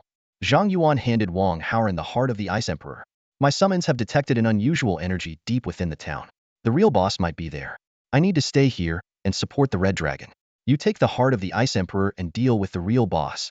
Wang Haoran took the heart of the Ice Emperor, glanced at the red dragon still fighting fiercely, and his eyes hardened. All right, hang in there. If I don't make it back in time, you must escape with hunger. Don't be so pessimistic. The Rakshasa King and the Ice Queen will assist you. Zhang Yuan reassured him. Got it. Wang Haoran said no more, storing the heart of the Ice Emperor in his inventory and running towards the depths of the town, bypassing the Hellfire Demon Ram. Zhang Yuan summoned all his flying swords to aid the red dragon in the battle against the Hellfire Demon Ram. With his support, the red dragon quickly gained the upper hand, forcing the Hellfire Demon Ram into retreat. Meanwhile, on a crumbling high-rise within the town's ruins, Yi Qingsong stood on an exposed steel beam, calmly observing Zhang Yuan and Wang Haoran's coordinated actions. I didn't expect these two youngsters to work so well together on their first try. Quite surprising. Yi Qingsong murmured to himself. Looks like they might not need my help after all. Good. The kids have their tasks and I have mine. He took a swig from his hip flask and suddenly threw it forward. The space warped instantly, and a pale hand reached out, grabbing and crushing the flask. A slim female demon emerged from the twisted space, coldly staring at Yi Qingsong. If Zhang Yuan were here, he would be shocked to see that this female demon looked exactly like his mother. A flicker of surprise crossed Yi Qingsong's eyes as he smiled. I didn't expect a Duke-level demon. You clearly came for me, but since Zhang Yuan entered the town, you seem particularly interested in him. What's your connection to him? None of your business, the female demon replied coolly, a barbed whip forming in her hand as she lashed out at Yi Qingsong. Yi Qingsong easily caught the whip, his gaze turning icy. If you don't talk, don't blame me for being ruthless. You should worry about yourself, the female demon sneered. This is a trap set specifically for you. The Abyss sent more than just me to deal with you. Her whip transformed into a venomous snake, quickly coiling around Yi Qingsong. The next moment, the space around him cracked open, pulling him in. Plan successful. Yi Qingsong has been transported to the Abyss. Everyone, proceed, the female demon said calmly to the void, then glanced at Zhang Yuan below. After a brief pause, she teleported away. Zhang Yuan, who was fighting alongside the red dragon against the Hellfire Demon Ram, sensed something and looked towards where the female demon had disappeared, frowning slightly. Was someone watching me just now?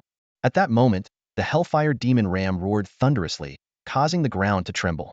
Zhang Yuan noticed its right claw igniting with green flames, and a sense of foreboding filled his heart. Red Dragon, dodge now! Zhang Yuan shouted urgently. The red dragon immediately soared into the sky, whipping up a fierce wind.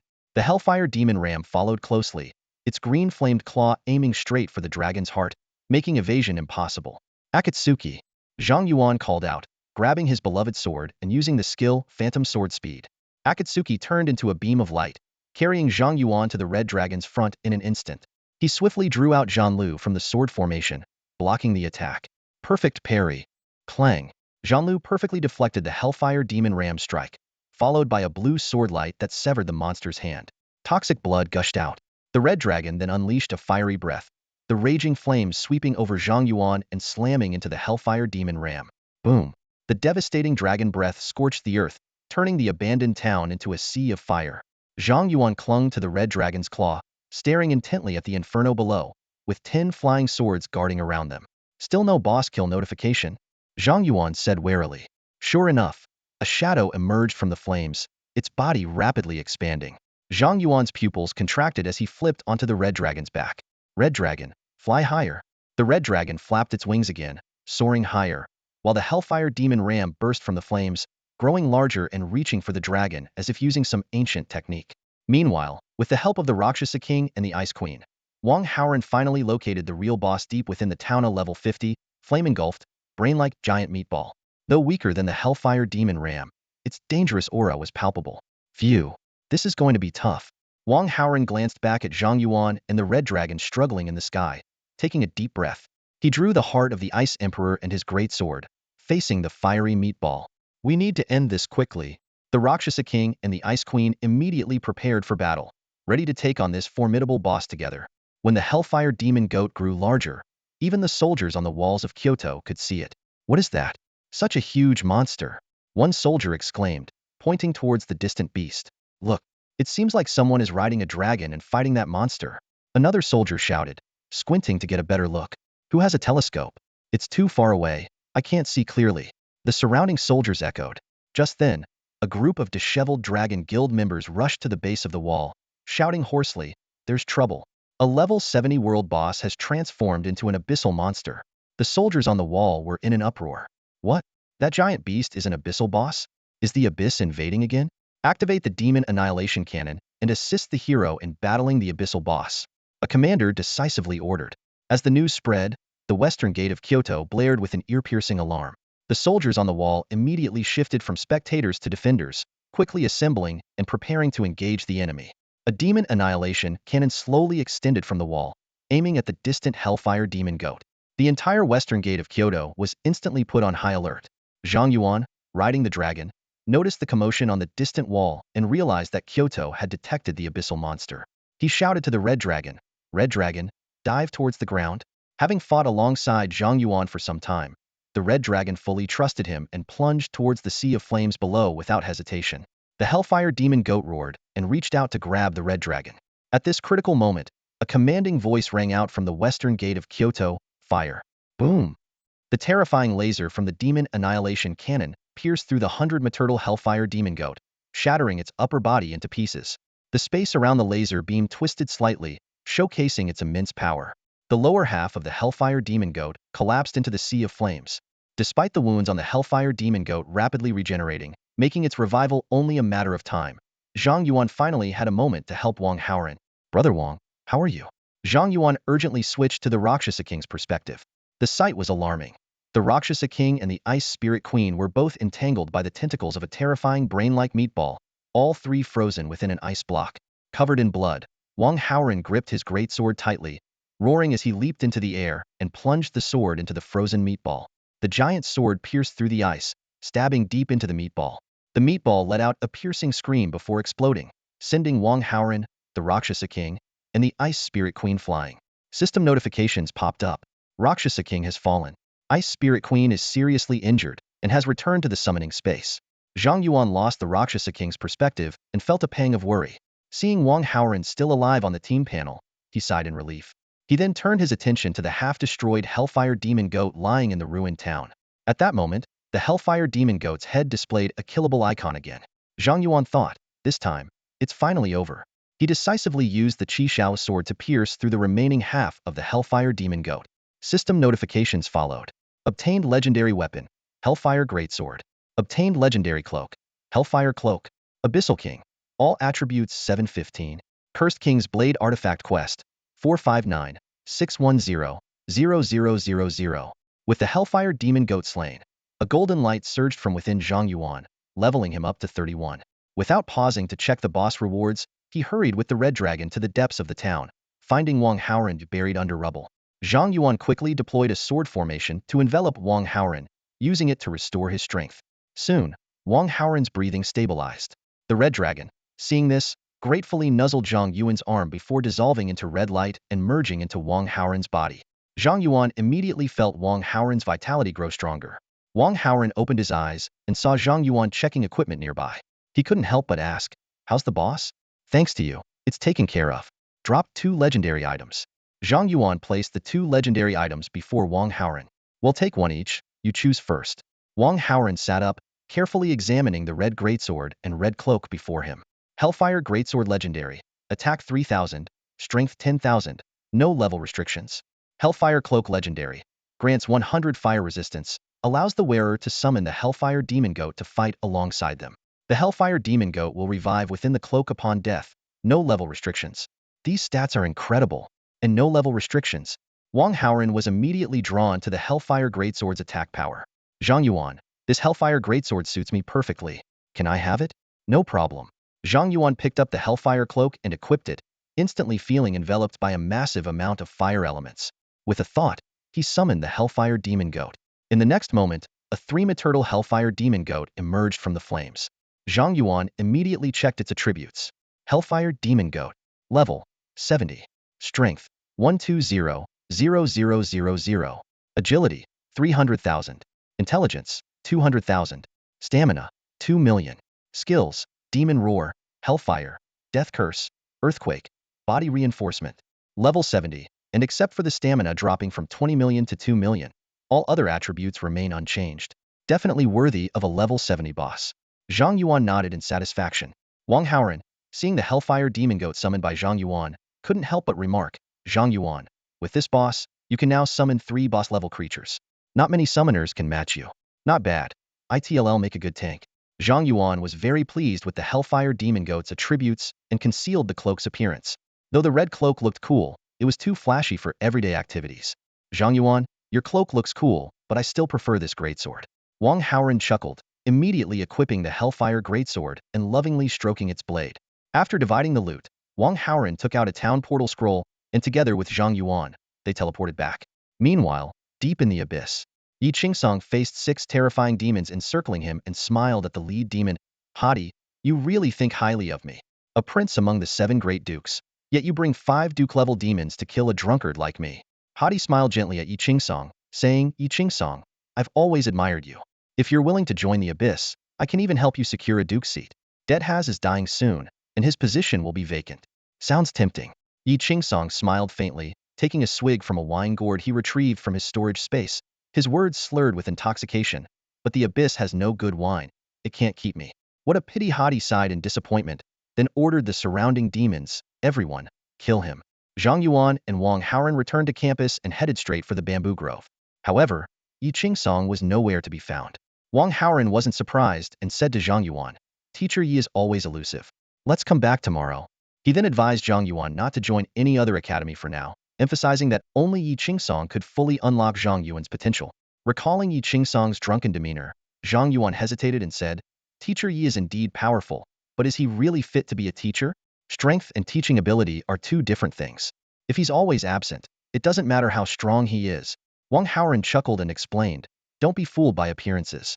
Teacher Yi is very dependable when it counts and has an incredible insight. A few casual pointers from him are worth a year of training at other academies. What's even better is that at Jinshin Academy, we don't have to attend classes. As long as we self-study and complete the required courses in the library, we can earn credits, which saves a lot of time." The idea of not attending classes immediately piqued Zhang Yuan's interest. They agreed to return the next day and then went their separate ways. Wang Haoren headed back to the dorm to earn some star stones, while Zhang Yuan went to the library to study abyssal knowledge. The Kyoto University Library is second in size only to the National Library. Apart from some forbidden knowledge, students can freely borrow books. Zhang Yuan found a quiet corner and placed his hand on a crystal ball on the table. A light screen appeared, displaying 5 sections: professions, skills, dungeons, monsters, and abyss. He chose the abyss section and selected a book titled Introduction to the Abyss. The book flew to Zhang Yuan automatically. Impressed by the library's advanced technology, he began reading intently. The book detailed the conditions of the abyss battlefield. Beyond the first defensive line, monsters averaged over level 60, and the garrison fought them day and night. The Daxia Empire's defensive line was unusually close to the abyss entrance, a rarity in the world. Human understanding of the abyss remains limited, but it is known to be larger than the surface world and home to countless powerful demons. The top-tier demons are known as Demon Kings, with the Cursed King's territory near the abyss entrance, constantly eyeing the surface world. 30 years ago, the Cursed King personally led an invasion into Daxia, only to be defeated. However, a new king soon took his place, with 7 demon dukes under his command, each capable of challenging an entire nation. Reflecting on his contract with the Cursed King, Zhang Yuan marveled at the Daxia Empire's gamble back then. Just as he was immersed in his studies, a text message from an unknown number interrupted him. "Come to the bamboo grove." Upon arriving at the depths of the bamboo grove, Zhang Yuan saw Yi Qingsong covered in wounds and drinking. Yi Qingsong casually explained that he had just fought a few demons, and then inquired about Zhang Yuan's battle today. Zhang Yuan, surprised by Yi Qingsong's memory, recounted the details of the fight. Yi Qingsong nodded in satisfaction and formally announced that Zhang Yuan was now a member of Jinshin Academy. However, his true intentions soon became clear. Took out 2 photos of demons and asked, "Do you recognize them?" Zhang Yuan's pupils contracted, and he exclaimed, "Mom and Dad, is that really the case?" Yi Qingsong saw Zhang Yuan's reaction, and his eyes narrowed slightly. He spoke slowly. "I noticed they still had traces of human aura and looked somewhat like you, so I took a couple of photos while fighting them." Hearing this, Zhang Yuan's body trembled, and he asked urgently, "Teacher, how are they now?" Yi Qingsong shook his head, his expression serious. "Honestly, not good. Although they still retain some human rationality, it's very little. Right now, they are fully aligned with the demons and can no longer be considered human." Zhang Yuan's face turned pale instantly, and he asked in a trembling voice, "Is there any chance to save them?" Yi Qingsong pondered for a moment, speaking heavily, "There are many cases of humans turning into abyssal demons, but none have ever turned back into humans." Zhang Yuan felt as if he had been struck by lightning and involuntarily took 2 steps back, murmuring, "How could this be?" Seeing this, Yi Qingsong quickly added, "But don't worry too much. Most humans who become demons turn into the lowest level creatures with no trace of rationality. Your parents are special. Not only do they retain their intelligence, but they are also Duke-level demons. These types of demons rank just below the Demon King and the 7 great dukes in the abyss, with high status and their own territories." He paused, then continued, "This is a situation I've never encountered before. There might be a way to turn them back into humans. Even if we can't, we should at least try to get them to stand with humanity." Hearing this, hope rekindled in Zhang Yuan's eyes, and he asked eagerly, "Teacher Yi, what can I do?" Yi Qingsong thought for a moment before answering slowly, "This matter needs careful planning and can't be rushed. But I do have an urgent task for you." Zhang Yuan immediately stood straight, his expression serious. "Please tell me, teacher. I will complete it." Yi Qingsong cleared his throat and said, "In 3 days, the principal will hold a dean's meeting that all college deans must attend. I need you to go in my place." Zhang Yuan was taken aback. "What?" Yi Qingsong coughed twice and explained, "Of course, it's not because I'm lazy. I have urgent matters to attend to. Besides, The attendees are all college deans with considerable resources. Building good relationships with them will be beneficial. Zhang Yuan looked at Yi Qingsong in disbelief and couldn't help but complain. Teacher, it's one thing to skip our classes, but sending a freshman to a dean's meeting is a bit much, isn't it? Yi Qingsong waved it off nonchalantly. What's the big deal?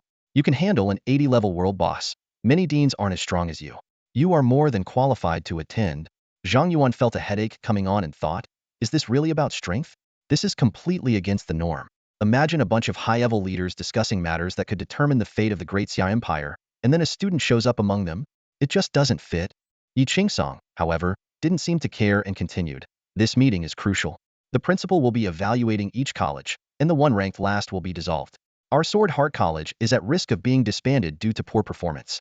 Your task is to showcase our college's spirit and convey the essence of Sword Heart to the principal to save our college.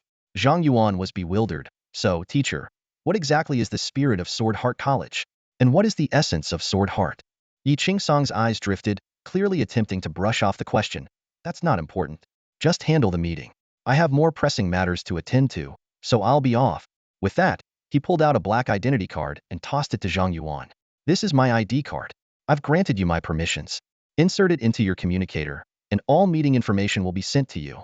As soon as he finished speaking, a gust of wind blew, and Yi Qingsong's figure vanished. Hey, damn it. Zhang Yuan cursed as he saw Yi Qingsong disappear after throwing down the ID card. At that moment, any slight increase in his opinion of Yi Qingsong plummeted. He even suspected that everything Yi Qingsong had said about his parents was just a setup to avoid the meeting. Looking at the black ID card in his hand, Zhang Yuan sighed repeatedly. How did he end up choosing such a teacher? But given the situation, he had no choice but to go through with it. He inserted Yi Qingsong's ID card into his communicator and soon received the meeting information sent by the principal. In the message, the principal specifically criticized Yi Qingsong for being an unqualified dean and teacher. Seeing this, Zhang Yuan couldn't help but think, is this guy just sending me to get scolded? It reminded him of students finding random people to pretend to be their parents to avoid getting reprimanded by teachers. Just as Zhang Yuan was about to remove the ID card, he received a bank notification on his communicator. Your account has been debited 3 million yuan at Mingyue Winery. Available balance, 18 billion yuan. How much? Zhang Yuan's eyes widened, and he counted the digits of the balance, exclaiming, hundreds, thousands, 1.8 billion. Stunned by Yi Qingsong's wealth, Zhang Yuan suddenly had a thought, and a subtle smile appeared on his face. Teacher Yi, if you want me to work for you, I should get some pay, right? With this in mind, Zhang Yuan whistled as he made his way to the Imperial Exchange on campus. This exchange allowed transactions using the ID card, meaning Zhang Yuan could now use Yi Qingsong's money. Feeling wealthy, Zhang Yuan confidently sat down at the exchange, placed Yi Qingsong's ID card, and searched for a long sword in the auction house. That night, the Imperial Exchange was in an uproar. Many people quickly learned that Yi Qingsong from Kyoto University had spent 1 billion yuan to buy 10 level 30, epic-grade standard long swords from the swordsmith manor.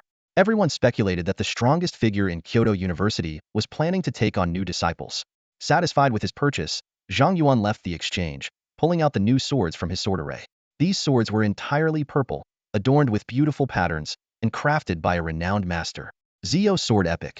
Attack 800, usable at level 30. Note: crafted by Swordsmith Manor, a century-old enterprise with guaranteed quality, simple and pure attributes, with no additional bonuses other than attack power. But for Zhang Yuan, until his special weapon filled his sword case, these were top-notch. After replacing the iron swords in his sword case, Zhang Yuan returned to his dormitory and had a good night's sleep. Soon after, in a tavern in Kyoto City, several well-dressed elders approached Yi Qingsong, who was drinking. Yi Qingsong smiled, "Gentlemen, what a rare visit. Here to have a drink with me?" The elders laughed and said, "Mr. Yi, we heard you're taking on new disciples. We happen to have children of the right age. Would you consider them?" Yi Qingsong looked utterly confused. What? For the next 2 days, Zhang Yuan immersed himself in the ocean of knowledge in the library. He voraciously studied various courses, enriching himself while earning credits. By the end of the 2 days, he not only gained a clearer understanding of this world, but also completed an entire semester's worth of compulsory courses, earning 10 credits. On the third morning, while Zhang Yuan was still asleep, Yi Qingsong's identity card suddenly emitted a dazzling light. A teleportation array appeared beneath him, instantly transporting him away. Zhang Yuan woke up with a start, finding himself in a magnificent hall. Around him, beams of independent teleportation lights flashed as one powerful high-level professional after another stepped out.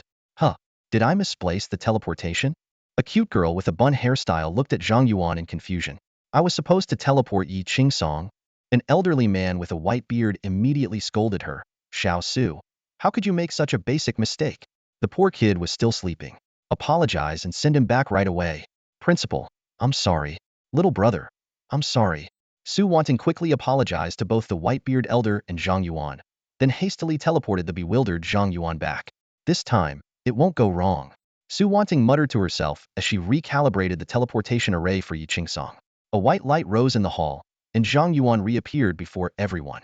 At that moment, everyone, including Principal Jing Bingyun, was stunned. Seeing Zhang Yuan appear again, Su Wanting turned pale and hurriedly explained to Jing Bingyun, "Impossible. Principal, you have to believe me. This time I didn't make any mistakes. I targeted Teacher Yi." Jing Bingyun frowned. Then where is Yi Qingsong? By now, Zhang Yuan had fully awakened and realized this was the start of the dean's meeting. He quickly took out Yi Qingsong's identity card and explained to everyone, Respected teachers and seniors, my name is Zhang Yuan. I am here to attend this dean's meeting on behalf of Teacher Yi." The room erupted in an uproar. Ridiculous. Yi Qingsong is getting more and more outrageous.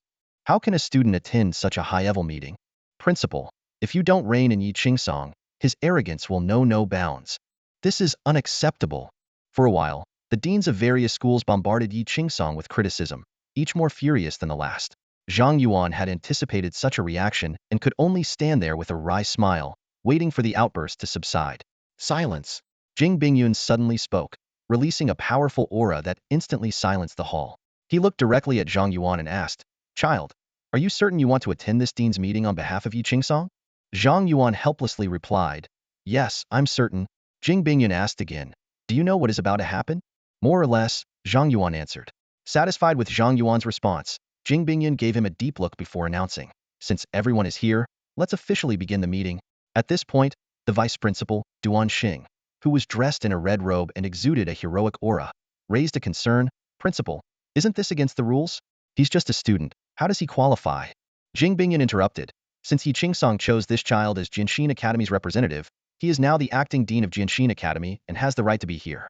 Let's treat him equally." With Jing Bingyun's decision, even though some deans were highly dissatisfied with Yi Qingsong's actions, they had no choice but to accept the outcome. Thus, Zhang Yuan successfully mingled with the top brass and attended the dean's meeting. The meeting began, and Jing Bingyun introduced the first topic. First, as usual, let's discuss the academy rankings. Currently, the Chenlong Academy ranks first, Mingjing Academy second, and Huafeng Academy third. All other academies are performing well, except for Jianxin Academy. All eyes turned to Zhang Yuan, who felt a bit awkward but steeled himself, preparing for what he would say next. Jing Bingyun continued, "Jianxin Academy has failed to meet all the required standards and is ranked dead last. According to the bottom elimination mechanism, an academy that ranks last for 4 consecutive quarters must be dissolved, and its students reassigned to other academies. Zhang Yuan, as the representative of Jianxin Academy, do you have any objections?" Zhang Yuan replied, "No objections." Jing Bingyun said, "Very well. I hereby announce that Jianxin Academy will be dissolved, and Yi Qingsong's title as dean will be revoked. The students of Jianxin Academy will be temporarily reassigned to..." "Principal, wait." Zhang Yuan suddenly interrupted, stopping Jing Bingyun mid-sentence. Jing Bingyun paused and looked at Zhang Yuan. "What do you want to say?" Zhang Yuan responded, "Before entrusting me with this task, Teacher Yi specifically instructed me to showcase the Jianxin spirit to all the teachers." "Jianxin spirit?" Jing Bingyun was initially taken aback but then chuckled. "This is the first time I've heard of such a spirit from your academy. What's its core?" "Never give up until the very end," Zhang Yuan replied without hesitation. "That is the Jianxin spirit." Duan Xing chuckled, "You poor kid. You've been completely misled by that scoundrel Yi Qingsong. What never give up?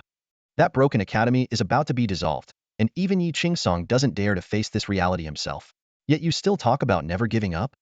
Zhang Yuan retorted, "I've researched our university's bottom elimination policy. If an academy about to be dissolved can prove that its students are outstanding, it means the academy's teaching methods are effective, and the academy can continue to operate without being dissolved." Jing Bingyun shook his head. "To my knowledge, Jianxin Academy only had 1 student before, and now with you, just 2. The sample size is too small to prove that Jianxin Academy can cultivate excellent students." Zhang Yuan countered, "Principal, our Jianxin spirit focuses on quality over quantity."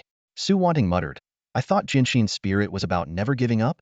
Ignoring Su Wanting's mutterings, Zhang Yuan looked Jing Bingyun straight in the eyes. "Principal, although our academy has only 2 students, they can outperform the hundreds or thousands of students from other academies. Jing Bingyun asked, "How will you prove that?" Zhang Yuan smiled slightly and activated a sword array, enveloping everyone in the hall.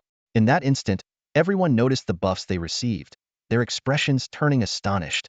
"This buff!"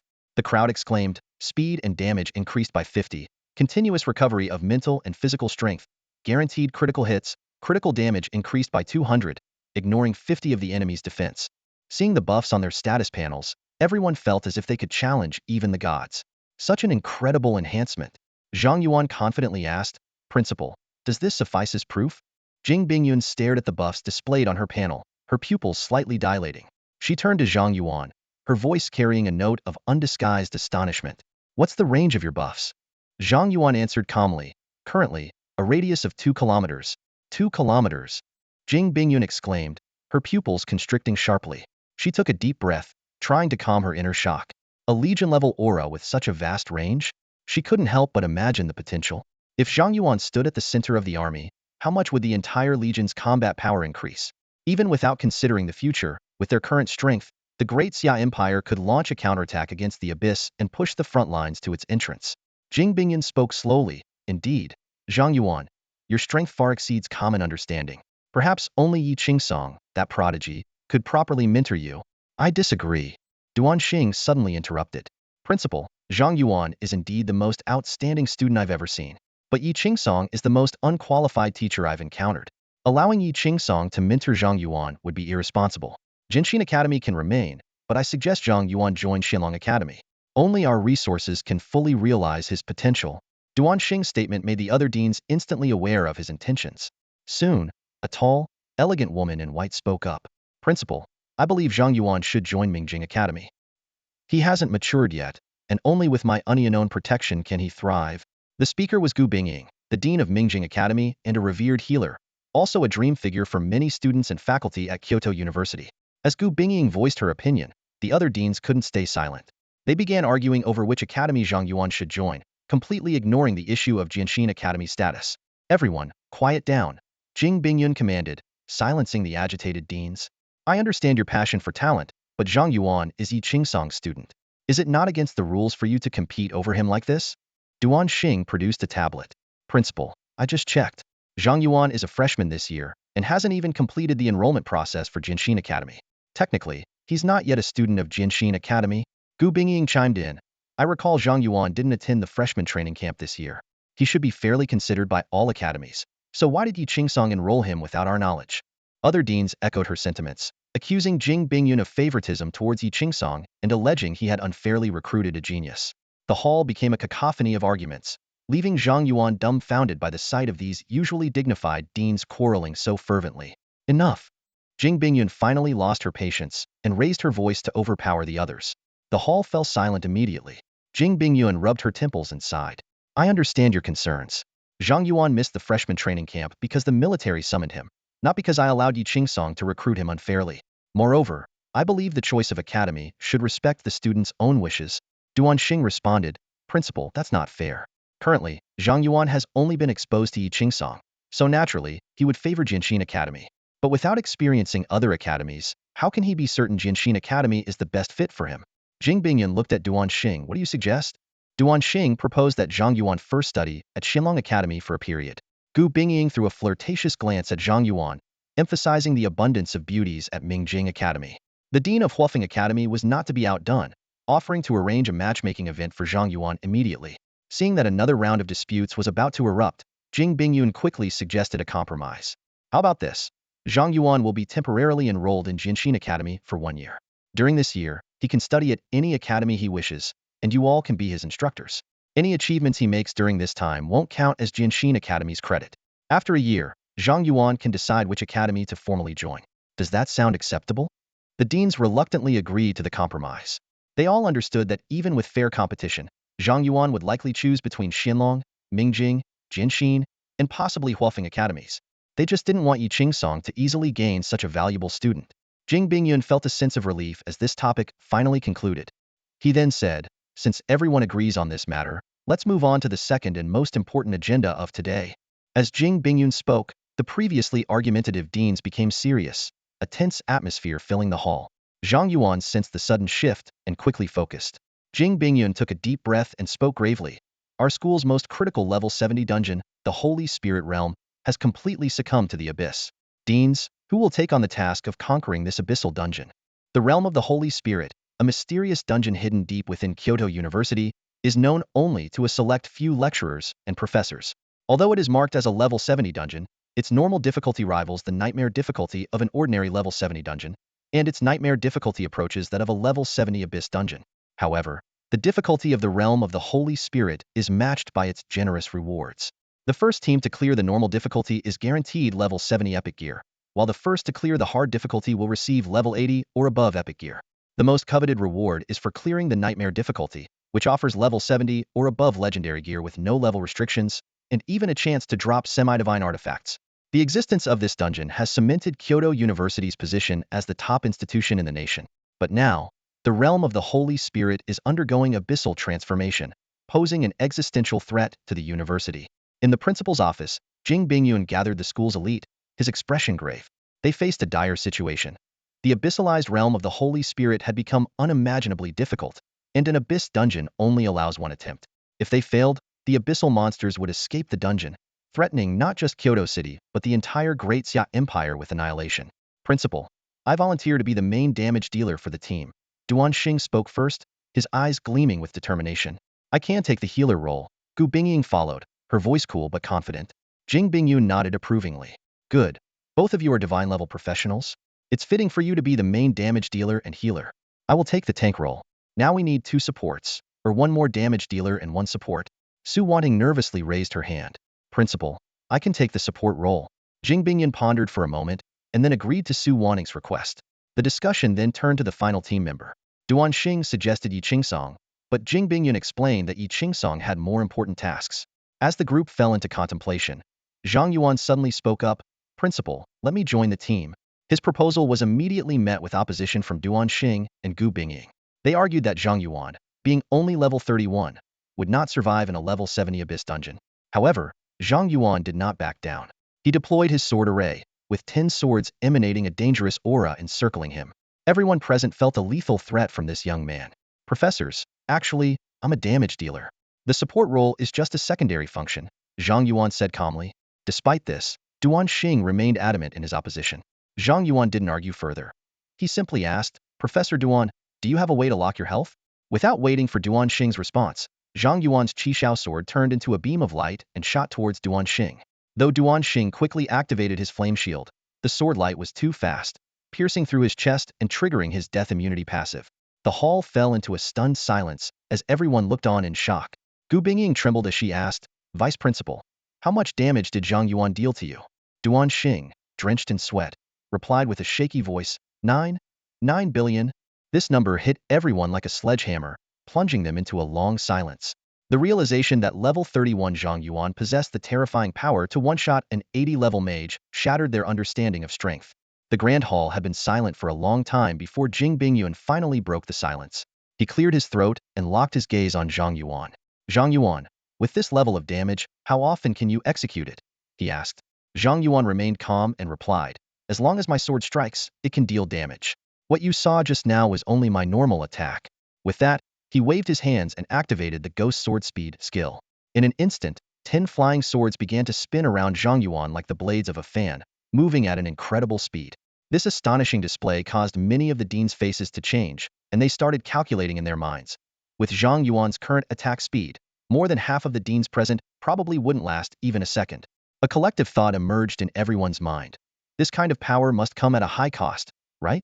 After finishing his display, Zhang Yuan recalled all the flying swords back into his sword formation space. He turned to the stunned Jing Bingyun and asked, Principal, do I now qualify to join the raid team?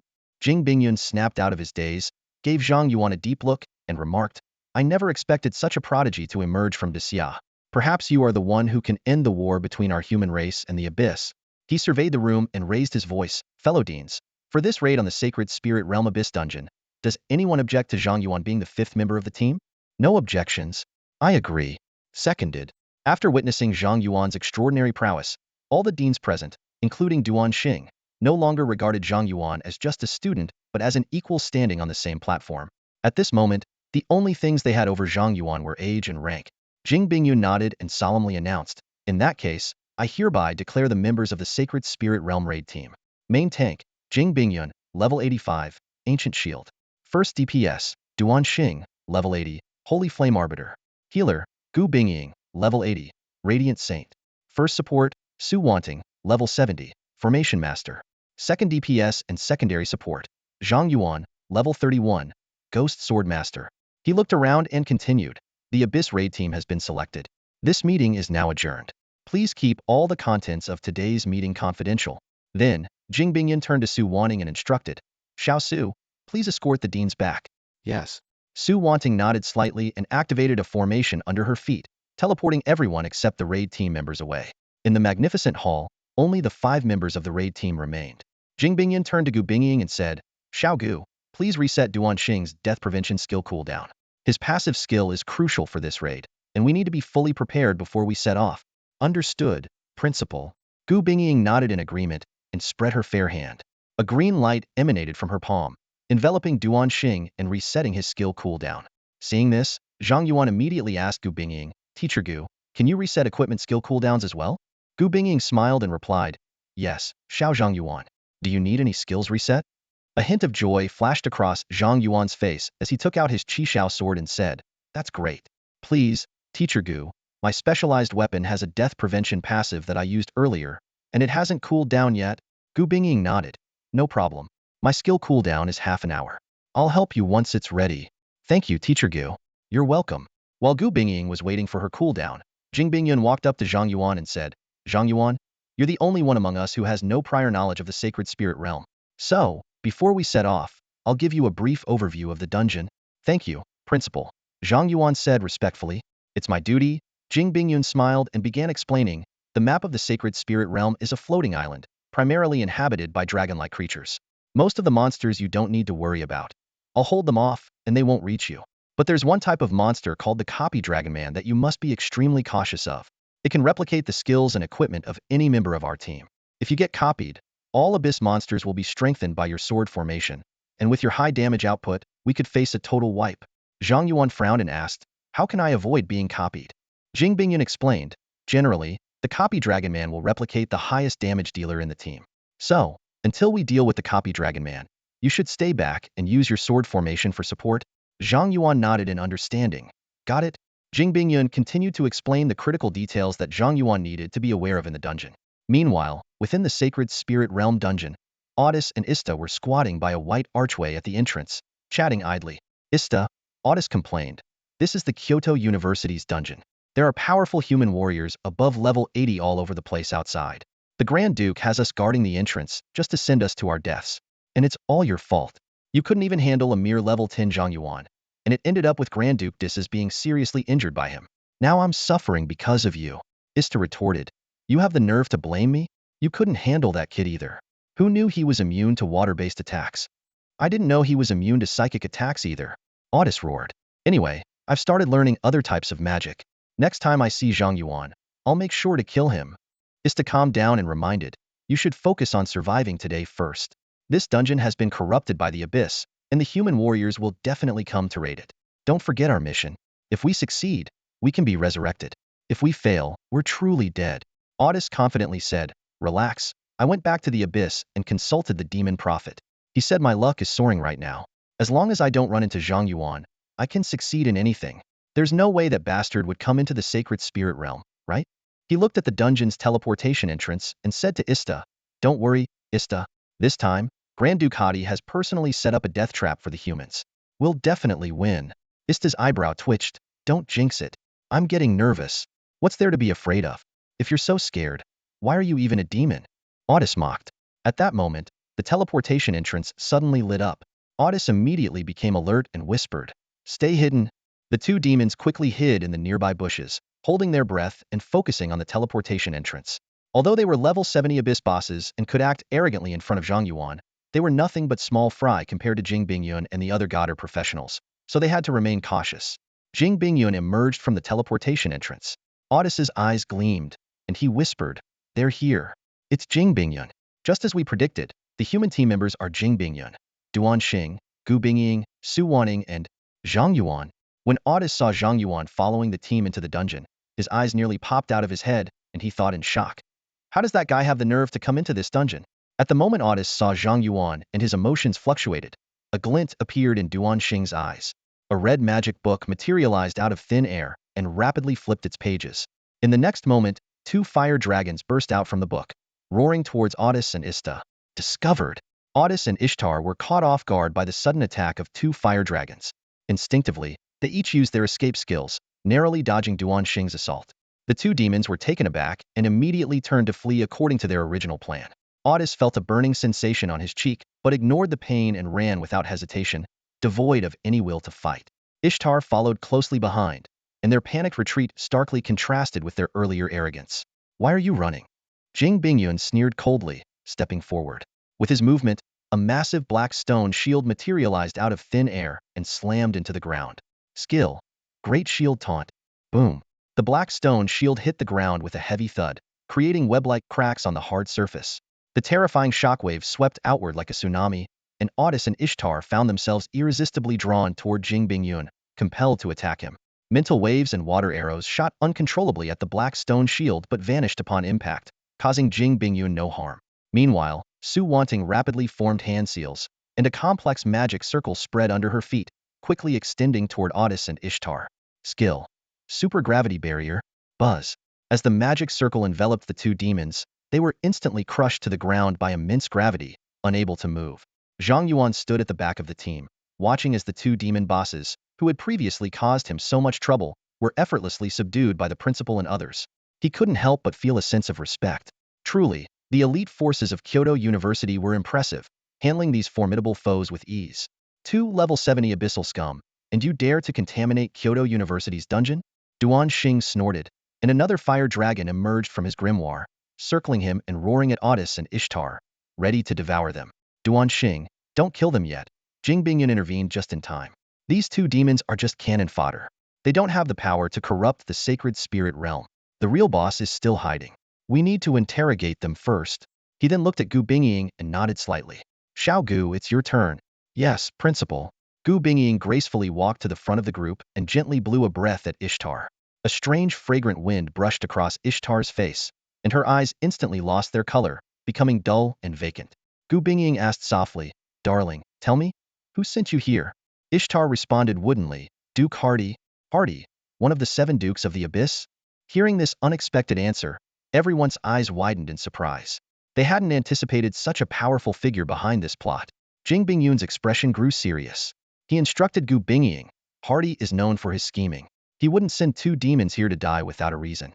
Ask what Hardy is planning. Gu Bingying nodded and continued to question Ishtar.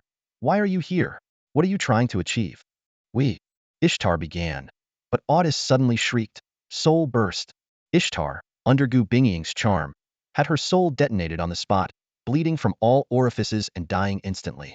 The surge of spiritual energy spread outward, disrupting the elemental forces within the dungeon. Everyone's expressions changed, shocked by Otis's extreme measure. Damn abyssal scum! Duan Xing roared in fury. The fire dragon transformed into a giant flaming claw, grabbing Otis by the head and lifting him. Are you seeking death? Despite the pain, Otis sneered. Ha ha ha! Foolish humans, trying to extract information from us? Dream on. Kill me if you must. We can always revive, but you will all die in this dungeon. Fine, I'll oblige. Duan Xing yelled, and another flaming fist emerged from the grimoire, smashing into Otis's abdomen, causing him to vomit fragments of his internal organs. Duan Xing, don't kill him. Jing Bingyun restrained the enraged Duan Xing and asked Gu Bingying, Xiao Gu, can you charm him? Gu Bingying tried, but then shook her head. No, this demon is a master of mental magic. His resistance is too high for my charm to work. He. Foolish humans, Otis chuckled. This dungeon is Hardy's prepared grave for you. Just wait for the gift Duke Hardy has in store for you. Otis then looked at Zhang Yuan at the back of the team. Zhang Yuan, you're everywhere, aren't you? I thought I'd kill you the next time we met, but it seems you'll die here with these old fools. Zhang Yuan calmly faced Otis and suddenly smiled. Otis, you're such a fool. A bit of wisdom, but unfortunately, you met me in this lifetime. Otis was taken aback. What do you mean? Zhang Yuan smirked. Otis, obey my command. Buzz. As Zhang Yuan spoke, his eyes turned pitch black, like an endless abyss. Otis's pupils contracted as he looked into Zhang Yuan's eyes, and a deep, indescribable fear surged from his soul. Lord, Lord. Otis's body trembled violently, his face filled with increasing terror as if he had seen a ghost. Impossible. This is impossible. Duan Xing, witnessing Otis's sudden change, looked at Zhang Yuan in disbelief. What did you do to him? Zhang Yuan, explain later. Jing Bingyun said thoughtfully, eyeing Zhang Yuan's pitch-black eyes as if realizing something. Duan Xing, follow Zhang Yuan's lead. This demon won't cause any trouble. With Jing Bingyun's words, Duan Xing withdrew the flaming claw, and Otis was once again pinned to the ground by the gravity barrier. Zhang Yuan then instructed Su Wanting, who was still in a daze. Miss Su, you can lift the barrier now. Oh, all right. Su Wanting snapped back to reality, nodding repeatedly as she lifted the gravity barrier. Otis got up from the ground, still staring at Zhang Yuan in fear, muttering, impossible over and over. Zhang Yuan softly commanded, kneel. Thud. Otis uncontrollably knelt before Zhang Yuan, prostrating himself like a humble insect. Zhang Yuan looked down at the groveling Otis and ordered, answer me. What are you trying to do here? Yes, my lord. Otis responded humbly. Duke Hardy has divided the sacred spirit realm into two dungeons, Yin and Yang. The human raiding party must split into two groups and defeat both the Yin and Yang abyssal bosses to fully clear the corrupted sacred spirit realm. If the human party fails to discover the dual dungeons and only progresses through one path, once they enter the boss's domain and activate the abyssal raid mode, the other path will be deemed a failure due to the lack of a raiding party. At that point, the abyssal boss will receive a significant power boost and lead an army of abyssal creatures out of the dungeon to massacre the students of Kyoto University. The human raiding party trapped in the dungeon will be caught in the collapsing corrupted dungeon and dragged into the abyss, where waiting demons will annihilate them. My task with Ishtar was to set up a maze here, distract the human raiding party, and use my mental powers to conceal the illusion at the dungeon entrance, preventing the human raiding party from discovering the other dungeon. As Otis finished speaking, everyone present couldn't help but feel a chill. Hardy's plan was truly insidious. As Otis revealed the truth, Gu Bingying closed her eyes for a moment to sense the surroundings. She then blew gently towards the white archway in front of her. The space rippled like water, and a black archway appeared out of thin air beside the white one, unveiling a path to the unknown. Gu Bingying turned to Jing Bingyun, her brows furrowed.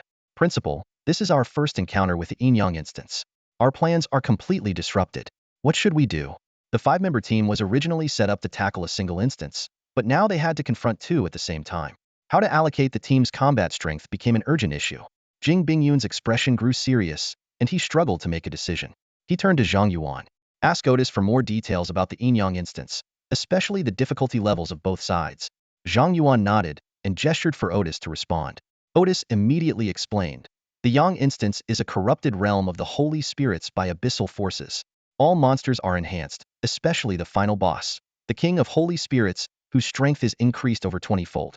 The Yin instance is a replica created by Duke Hadi, with a difficulty level between the abyssal Yang instance and the nightmare difficulty of the holy spirits realm. Duan Xing analyzed, principal and teacher Gu need to split up. Each instance requires either a tank or a healer. The Yang instance needs the main force, so we should send 3 people. I suggest teacher Gu, little Su, and I tackle the Yang instance, while you and Zhang Yuan handle the Yin instance. Zhang Yuan shook his head in disagreement. Teacher Duan, there's a problem with that setup. If the 3 of you go to the Yang instance, who will tank the damage? Teacher Gu will be under too much pressure to heal. Duan Xing explained. This is the only way.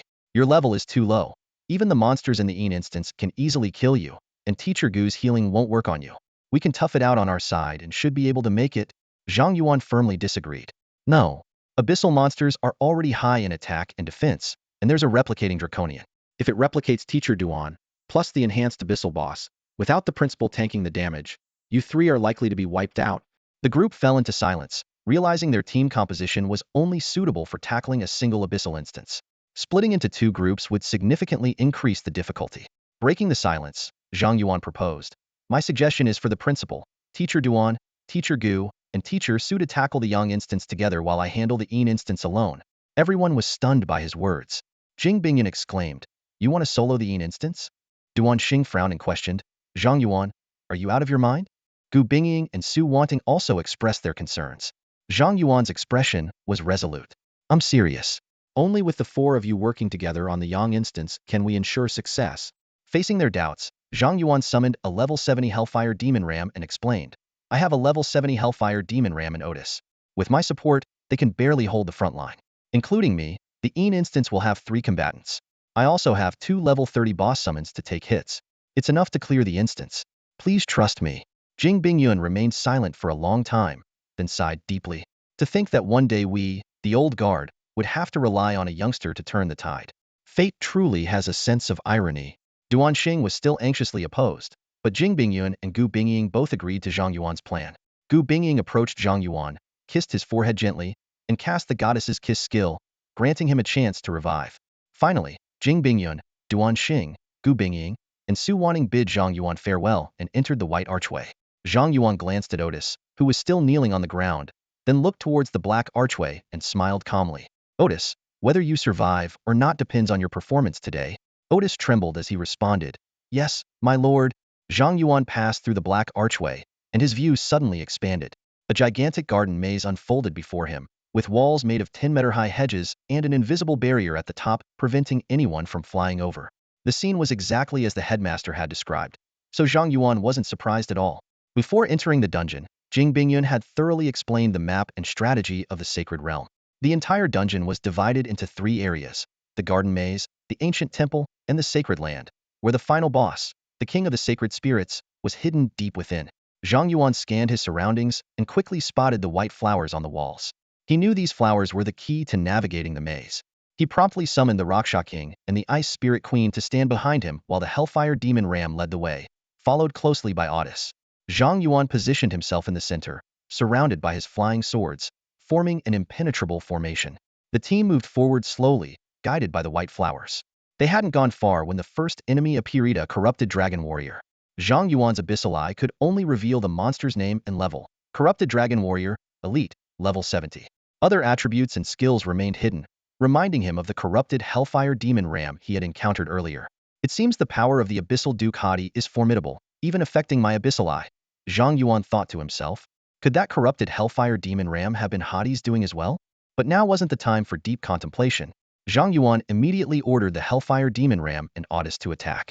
He himself remained still, not showcasing his immense damage potential. After all, the world only needed one monster like him. With the assistance of the Ghost Sword Master, the Hellfire Demon Ram and Otis quickly defeated the corrupted Dragon Warrior. The system prompt appeared. Acquired Dragon Horn X1. Cursed King's Blade Artifact Quest 459-710-0000. Abyssal Monarch 716. One minor enemy gives 1,000,000 experience points. Even splitting half with the Cursed King, it won't take many to level up, Zhang Yuan calculated. I wonder if I can reach level 40 after clearing this dungeon? Satisfied with the high experience points from the dungeon minions, Zhang Yuan led his team forward steadily. The garden maze was intricate, with walls hiding numerous vines laced with paralyzing toxins, ready to ambush at any moment. Without a guide, first-time challengers could easily be ensnared and strangled. In the past, the Sacred Realm dungeon was controlled by Kyoto University, allowing for easy exit in case of danger. But now, with the dungeon abyssalized, Zhang Yuan had lost that option. He had to be extra cautious to avoid failure. A single misstep wouldn't just be his downfall but could spell disaster for the headmasters, Kyoto University, and the entire city of Kyoto. Suddenly, a commotion arose behind him. Zhang Yuan quickly turned to see the Raksha King ensnared by vines, its health rapidly declining. With lightning speed, he controlled his flying swords to sever the vines in an instant. The entire process took less than half a second, but the Raksha King's health was nearly depleted. The Raksha King's level and attributes are too low. Even with my sword formation restoring its health, it can't last a second, Zhang Yuan pondered. If only I could enhance the levels and attributes of my summons. After allowing the Raksha King to recover, Zhang Yuan pressed on. He realized the paralyzing vines only attacked the last member of the team, so he had to ensure the Raksha King and the Ice Spirit Queen stayed alive to serve as targets. If Zhang Yuan himself were ensnared, even with 100 poison resistance, the vine's debuffs and poison-resistant scenery skills could be lethal. As they continued to advance, kill notifications kept popping up. Soon, a golden light burst from within Zhang Yuan, raising his level to 32. The leveling speed here is incredible, Zhang Yuan marveled. Too bad the Hellfire Demon Ram and Otis can't trigger my constellation splash damage, which really slows things down. Killing one by one is so tedious. He longed to unleash his full sword formation and cast a mental storm to experience a rapid level up. But with the replicated dragon yet to appear, he had to restrain himself. No, I have to hold back. My fragile body can't handle my own sword's power. While Zhang Yuan was suppressing his urge, Jing Bingyun's team in the auxiliary dungeon was struggling. The corrupted dragons were berserk, trampling through Duanxing's sea of fire, ignoring Su Wanting's control, and relentlessly attacking Jing Bingyun's great shield. Gu Bingying was constantly casting healing and mana restoration spells, sweat pouring down her face from the immense pressure. These monsters are ridiculously strong. Even a level 90 nightmare dungeon isn't this tough. Duanxing exclaimed, drenched in sweat, his grimoire nearly smoking from the immense fire element output, yet barely reducing the enemy numbers. One went down, another took its place, seemingly endless. At this moment, he was immensely grateful that the headmaster was also in the auxiliary dungeon. Without a tank to hold the front line, they would have been hacked to death by now. Su Wanting continuously set up buff circles, her eyes filled with worry. We're struggling with 4 people. I wonder how Zhang Yuan is doing. Jing Bingyun's muscles were bulging, his clothes stretched tight. He held his great shield firmly and growled, "This can't go on. Everyone get ready. I'm going to break through a path. We'll leave the garden maze first. Duanxing, use the fire dragon to clear the way. Su, speed us up. Gu, handle the vines." "Got it," they responded in unison. Duanxing's grimoire flipped rapidly, unleashing a fire dragon that plowed through the corrupted dragons ahead. "Go!" Jing Bingyun roared, using his charge skill to push through the flames with his great shield, followed closely by Duanxing, Su Wanting, and Gu Bingying. The team of 4, determined and resolute, charged forward, breaking through the enemy lines. With Zhang Yuan's assistance, the Hellfire Demon Ram and Aedes swept through their enemies like a storm, soon reaching the exit of the garden maze with Bai Hua. At this point, Zhang Yuan's experience points were nearly at the threshold of level 33, a terrifying leveling speed that even the most ambitious players would find hard to imagine. Stepping out of the garden maze, Zhang Yuan's gaze fell upon an ancient temple guarded by dragonmen. A thought suddenly crossed his mind, and he turned to Aedes beside him. "Aedes, does the Abyssal Duke named Hardy have any other tricks up his sleeve?" Aedes shook his head, his expression somewhat helpless. "In Duke Hardy's plan, I was just cannon fodder, not privileged to know his entire scheme. However, Duke Hardy is not a demon who would put all his eggs in one basket. He anticipates every possible failure and prepares a contingency plan." Zhang Yuan raised an eyebrow, deep in thought. "So, Hardy anticipated that we would split our forces and has prepared accordingly?" Aedes nodded in confirmation. "Exactly. Duke Hardy is a meticulous demon who leaves nothing to chance. He even predicted the composition of the raiding party, with the only variable being that you replaced Lu Huofeng." Zhang Yuan continued to probe. "What do you think our chances of success are?" Aedes hesitated, but Zhang Yuan urged him. "Just speak your mind. No need to flatter me." Aedes took a deep breath and admitted, "If Lu Huofeng were the 5th member, it would be a guaranteed failure. But with you here, I estimate our chances at around 30%, and the outcome hinges entirely on you." "Only 30%?" Zhang Yuan murmured, realizing the situation was more dire than he had imagined. Even after seeing their current team configuration, Aedes still only gave them a 30% chance. Yet, Zhang Yuan remained calm. Aedes's assessment was based on known information and didn't account for the hidden aces Zhang Yuan possessed. The unpurifiable curse from the heart of the Cursed King and the power stored in the Star God's robe were more than enough to clear this dungeon. With these 2 artifacts, even if Hardy himself appeared, Zhang Yuan was confident he could make him submit. Having gauged the difficulty of this abyssal dungeon, Zhang Yuan decisively ordered, "Hellfire Demon Ram, attack the dragonmen in front of the ancient temple." The Hellfire Demon Ram let out a thunderous roar, instantly drawing the attention of all the dragonmen. Some dragonmen wielding staffs began chanting spells, causing the sky to darken with clouds and lightning. "Aedes, interrupt their casting," Zhang Yuan ordered calmly. Aedes immediately launched a mental attack on the dragonmen mages, disrupting their spells. The Hellfire Demon Ram seized the opportunity to charge at the mages, unleashing scorching hellfire that reduced them to ashes in an instant. A system notification popped up. "Obtain Mana Spring 3. The remaining dragonmen warriors drew their weapons and charged at the Hellfire Demon Ram. Aedes cast another spell, shaking the warriors' minds, allowing the Hellfire Demon Ram to swiftly eliminate the remaining dragonmen. Another system notification. "Obtain Dragonman Horn 3, Dragonman Scale 2, Dragonman Heart 1. Dragonman Heart Epic. The heart of a dragonman, a valuable material for crafting legendary items. Curse King's Blade Artifact Quest, 471-610-0000. Abyssal Sovereign, 835. A golden light burst from Zhang Yuan's body, signifying his level up to 33. In this dungeon, leveling up is incredibly fast. I've just completed a 5th of it, and already gone from level 31 to 33. Is this the joy of soloing a dungeon 40 levels above me? Zhang Yuan mused, feeling a mix of excitement and concern. If he leveled up too quickly and reached level 70 prematurely, releasing the Curse King before Daxia was prepared, he wouldn't be able to counter the Curse King himself. It seems I'll need to spend some time farming lower-level abyssal creatures to boost my stats before hitting level 70, Zhang Yuan thought, prioritizing this task. He then had the Hellfire Demon Ram and Aedes clear the path as they entered the ancient temple. Inside, a massive Dragonman statue stood before a stone disc with 5 circular slots. Recalling the principal's words, Zhang Yuan knew he needed to collect 5 dragon pearls, each guarded by a Dragonman sage, to open the path to the Holy Spirit realm.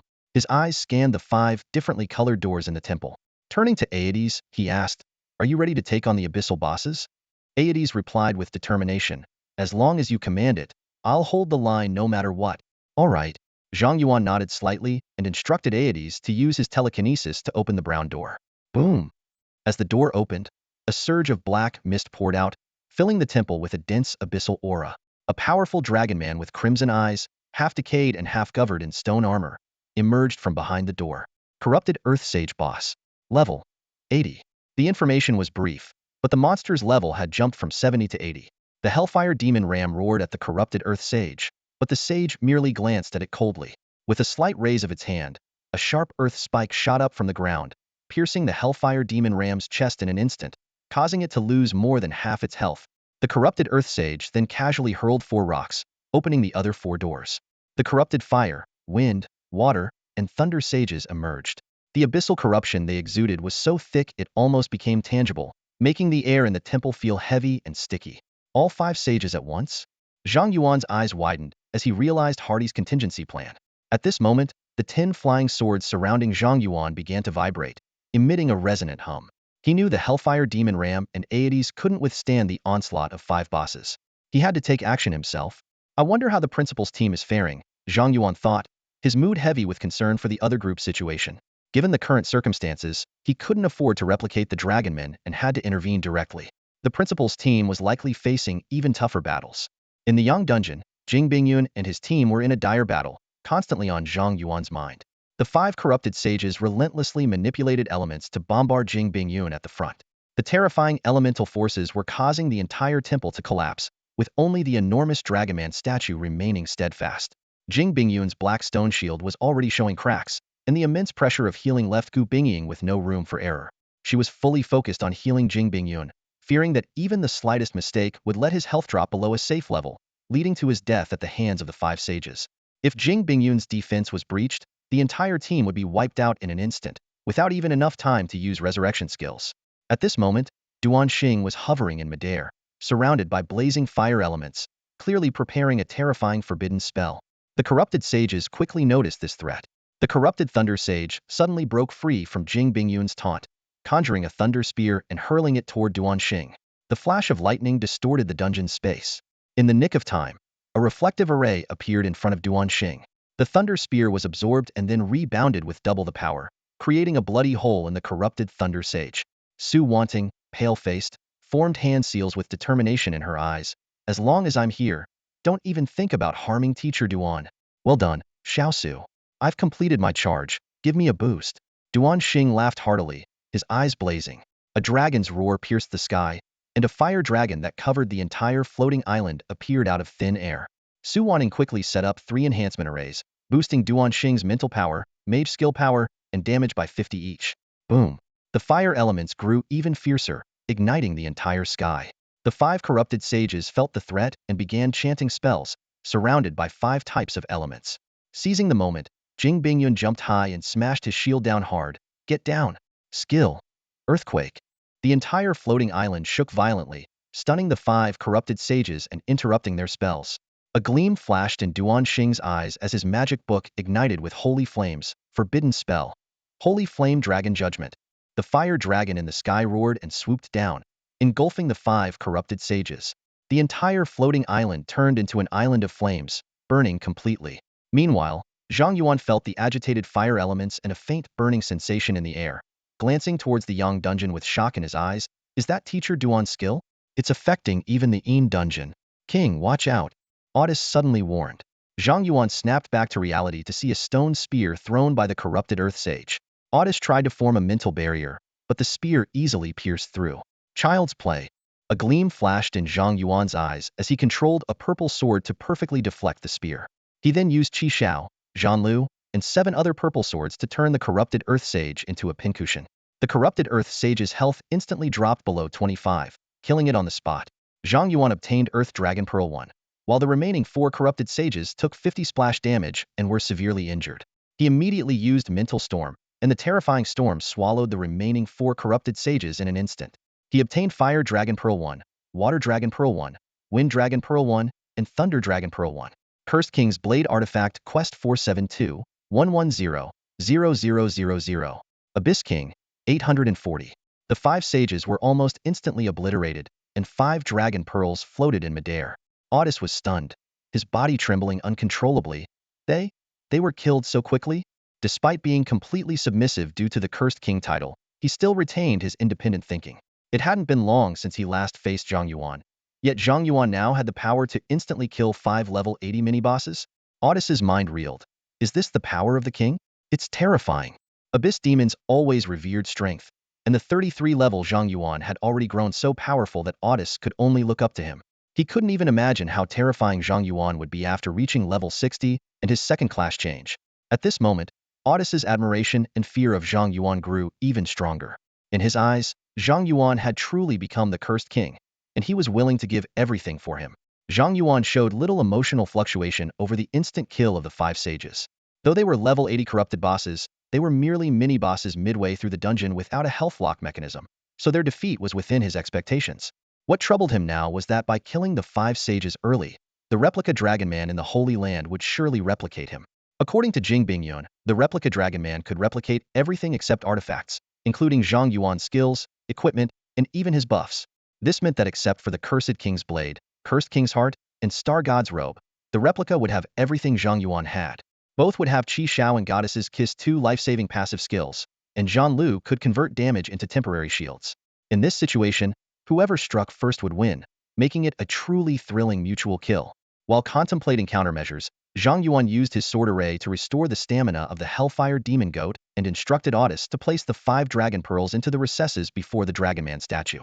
As the dragon pearls settled into place, the ceiling of the temple slowly parted, and a soft light shone on the Dragon Man statue. The statue began to shake violently, gradually transforming into a real Dragon Man, who then placed its enormous hand in front of Zhang Yuan. Zhang Yuan, along with his summons and Otis, stepped onto the Dragon Man's palm. The giant Dragon Man lifted Zhang Yuan and his team with one hand, spread its wings, and soared into the sky above the floating island. Breaking through the clouds, the Dragon Man brought Zhang Yuan to the final area of the dungeon, the Holy Land. Above the clouds of the floating island, another island shielded by a barrier hovers. This is the legendary land of the Holy Spirit. To enter this mysterious realm, one must gather 5 Dragon Balls and awaken the Guardian Dragon King. As the Dragon King transported Zhang Yuan and Otis into the land of the Holy Spirit, it reverted to its statue form, becoming the eternal guardian of this floating isle. However, the corruption of the Abyss had twisted this once sacred land. The guardian stance of the Dragon King statue seemed ironic and powerless amidst the tainted terrain. The once hallowed dragon spirit residents, clad in pure white robes, now appeared grotesque, exuding a disturbing aura. Zhang Yuan scanned these corrupted beings warily, activating the Abyssal Eye to gather information. Corrupted Holy Dragon Spirit, Elite Level, Level 80. Zhang Yuan frowned. These monsters far exceeded the dungeon's expected difficulty. Upon landing, Zhang Yuan didn't engage directly. Instead, he commanded the Hellfire Demonic Ram to lure the monsters one by one, letting it and Otis together eliminate these corrupted beings. Despite the high level of the corrupted Holy Dragon Spirits, they posed no real threat to Zhang Yuan. He needed to focus on the clones that could ambush him at any moment from the sword array space. In this battle, the first strike determines the outcome, Zhang Yuan thought. Aside from the clone dragon spirit and the final boss, the Holy Spirit King, the other monsters are inconsequential. Though the Hellfire Demonic Ram and Otis were 10 levels lower than the corrupted Holy Dragon Spirits, their boss-level attributes and the 50 defense ignore buff from Zhang Yuan's sword array made the fight manageable. After a few rounds of attacks, another corrupted Holy Dragon Spirit fell, dropping a sacred dragon horn. With the vigilance of the Rakshasa and the Ice Elf Queen, Zhang Yuan cautiously advanced through the land of the Holy Spirit. He had reached level 34 but still hadn't encountered the clone. As he eyed the distant palace of the Holy Spirit King, a sense of foreboding rose within him. Is the clone planning to ambush me with the boss? Sensing Zhang Yuan's concern, Otis spoke up. King, Duke Hadi previously altered the dungeon rules to have the 5 sages appear together. It's not impossible for the clone and the boss to attack simultaneously. Damn that Hadi. Zhang Yuan cursed. First, he forced my hand with the 5 sages in the ancient temple, and now he's arranged for my clone in the final boss domain. It's all so meticulously planned. Zhang Yuan initially intended to duel the clone Unknown before tackling the corrupted Holy Spirit King. But now, facing both the clone and the corrupted Holy Spirit King together put him at a severe disadvantage. Even with the sword array's support, the level 70 Hellfire Demonic Ram and Audis might not withstand the Abyss-enhanced corrupted Holy Spirit King. In this scenario, to win, Zhang Yuan had to use the Star God's robe, borrowing divine power to instantly defeat both the corrupted Holy Spirit King and the clone. While this would ensure he cleared the dungeon, it would leave him vulnerable if Hadi entered the dungeon afterward. Worse still, Zhang Yuan had a hunch that once they cleared the dungeon, Hadi would likely strike personally. He had to reserve the Star God's power for the final moment. As Zhang Yuan pondered his dilemma, Audis suddenly spoke. King, I have an idea. Speak. Zhang Yuan turned to Audis, awaiting his suggestion. I can cast a curse of death on your summons. If the corrupted Holy Spirit King kills your summon, it will suffer a weakening curse. This way, I should be able to handle the weakened Holy Spirit King, and you can have a fair unknown duel with your clone. A curse of death. Zhang Yuan's eyes narrowed. Are you sure it will work? Audis confidently replied. King, although I've been subdued by you, my proficiency in mental magic is formidable. Even a Duke-level demon might struggle against my mental attacks. This dungeon's boss won't resist my curse. Hearing Audis's proposal, Zhang Yuan fell silent. He was reluctant to stake the battle's outcome on a notorious Abyssal demon. After all, he controlled Audis using the Curse King title, not true loyalty. If Audis betrayed him mid-battle, losing the Hellfire Demonic Ram would leave him facing 3 foes alone. Sensing Zhang Yuan's hesitation, Audis asked, King, do you doubt my loyalty? With no response from Zhang Yuan, Audis guessed his concern and continued. If you're worried about betrayal, I can cast the curse of death on myself, cursing the corrupted Holy Spirit King with my death. You're willing to die? Zhang Yuan was shocked by Audis's proposal. He didn't expect the selfish demon to go to such lengths. Audis's eyes turned devout and fervent as he looked at Zhang Yuan, speaking sincerely.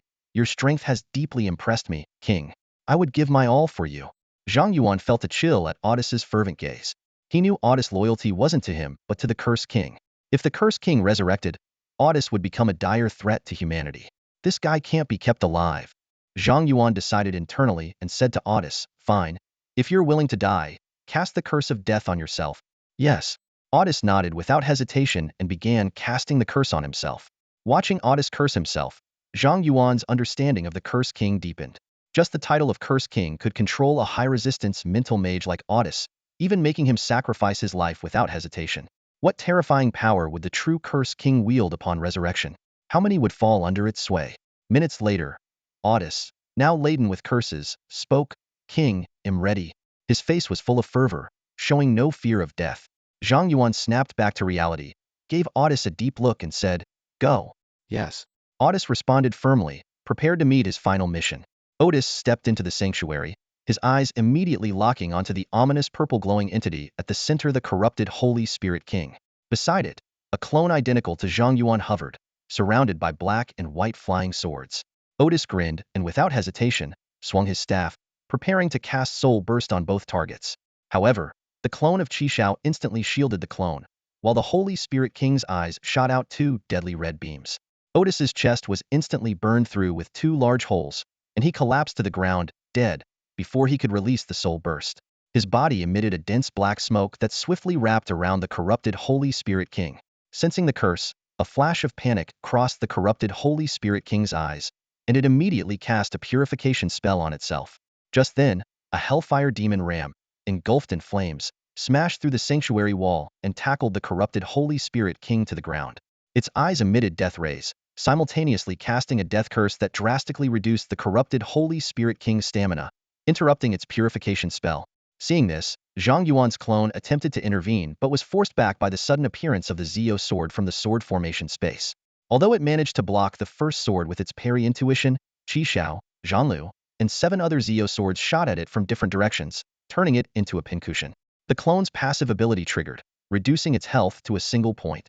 The corrupted Holy Spirit King, suffering massive splash damage, roared in fury, causing a violent tremor. A powerful shockwave erupted from its body, sending the Hellfire Demon Ram flying. The clone seized the opportunity to counterattack, shooting 10 flying swords at Zhang Yuan outside the sanctuary. Zhang Yuan remained calm, using his parry intuition to block the clone's Qi Xiao and leveraging the temporary shield formed by Zhanlu's passive ability to neutralize the other attacks. Despite losing 3 summoned creatures to the splash damage, Zhang Yuan was unperturbed, commanding the flying swords to attack the clone again, activating its resurrection passive. The corrupted Holy Spirit King, further injured, was forced to activate its bloodlocking skill. It burst out of the sanctuary, flying into the sky and releasing a massive dark purple spell formation that covered the entire Holy Spirit land. Enraged, the clone attacked Zhang Yuan again but still couldn't break through the shield formed by Zhanlu. Seizing the moment, Zhang Yuan used a Zio sword to bait out the clone's parry intuition, then unleashed 10 sword beams, completely obliterating the clone. Zhang Yuan obtained the Mirror of Replication and immediately activated the attribute conversion, transforming his mental power into agility 5-fold. Using the wind control skill of his Wind Rider boots, combined with the acceleration from the sword formation, he sprinted towards the Dragon King statue at the entrance of the Holy Spirit land. Just before the corrupted Holy Spirit King finished charging its attack, Zhang Yuan reached the Dragon King statue. The statue transformed back into the Dragon King, using 5 dragon pearls to construct a small barrier. Countless purple light spears rained down from the sky like a storm but were entirely blocked by the barrier. Standing in the safe zone, Zhang Yuan couldn't help but reflect, I have to admit, if it weren't for Otis, I wouldn't have been able to solo this dungeon. Otis, I will remember you. Subsequently, the corrupted Holy Spirit King shifted to melee form, riding a purple unicorn and wielding a spear, charging at Zhang Yuan. However, 10 flying swords continuously attacked from the sword formation space along its path. When it finally reached Zhang Yuan, Qi Xiao transformed into a red beam, piercing through its chest and pinning it to the ground. Zhang Yuan obtained the Holy Spirit Crown, Holy Spirit Heart, and 3 divine stones. A golden light burst from within him, and his level increased to 35. After the corrupted Holy Spirit King fell, Zhang Yuan finally had the chance to open his storage space and examine his spoils. When he saw the effects of the Holy Spirit Crown, he couldn't help but gasp, directly increasing mental power by 50. He quickly did the math. His current mental power was 56,902, and with the crown, it would soar to 85,353, an increase of nearly 30,000. More importantly, as his mental power continued to grow, the crown's effect would only become more potent. No wonder it's a level 70 abyss dungeon, Zhang Yuan muttered to himself. The legendary gear dropped here is overpowered, even among gear of the same level. He carefully put on the Holy Spirit Crown, and then took out another item, the Mirror of Duplication. This mirror was said to be able to replicate a spirit. Zhang Yuan couldn't help but wonder if it could replicate a demon Grand Duke. If it could, this item's value would far surpass that of the Holy Spirit Crown. However, seeing the Onadi cool down, he decided to temporarily set aside his curiosity and put the mirror back into his backpack. After all, there might be another tough battle ahead where the mirror could come in handy. Finally, Zhang Yuan took out the main event of the day, the Fate Compass and 3 divine stones. Whether it was refining his specialized weapon to the 3rd tier or obtaining 3 brand new specialized weapons, his combat power would receive a significant boost. He took a deep breath and placed the 3 divine stones into the Fate Compass. 3 consecutive draws. As Zhang Yuan shouted, numerous cards spun within the compass, and 3 beams of red light shot into the sky. The dungeon sky transformed into a starry expanse, and 3 stars fell from the Milky Way, coalescing into a sword with a blade that glimmered with starlight. A system prompt appeared. Divine Sword 7-star Long Yuan, exclusive tier 3. Attack power 3000, Auto Guardian. Holder is immune to immobilization effects. Holder is immune to lightning damage. Holder gains the protection of the stars, unaffected by the pressure of the strong. Divine Quest. Absorb the power of the Star God 01. Note: one of the top 10 swords, it protects its master and purges evil, cleansing the world. The 7-star Long Yuan sword slowly descended in front of Zhang Yuan, its blade emitting a gentle starlight, as if containing the entire starry sky. What a beautiful sword, Zhang Yuan praised. As soon as he grasped the hilt, the Star God's robe on him appeared automatically, both items simultaneously glowing with starlight, seemingly resonating with each other. The system prompted again. The 7-star Long Yuan sword senses the power of the Star God. Do you wish to consume the charge of the Star God's robe to charge the 7-star Long Yuan sword? Zhang Yuan's heart raced, and he immediately chose to charge.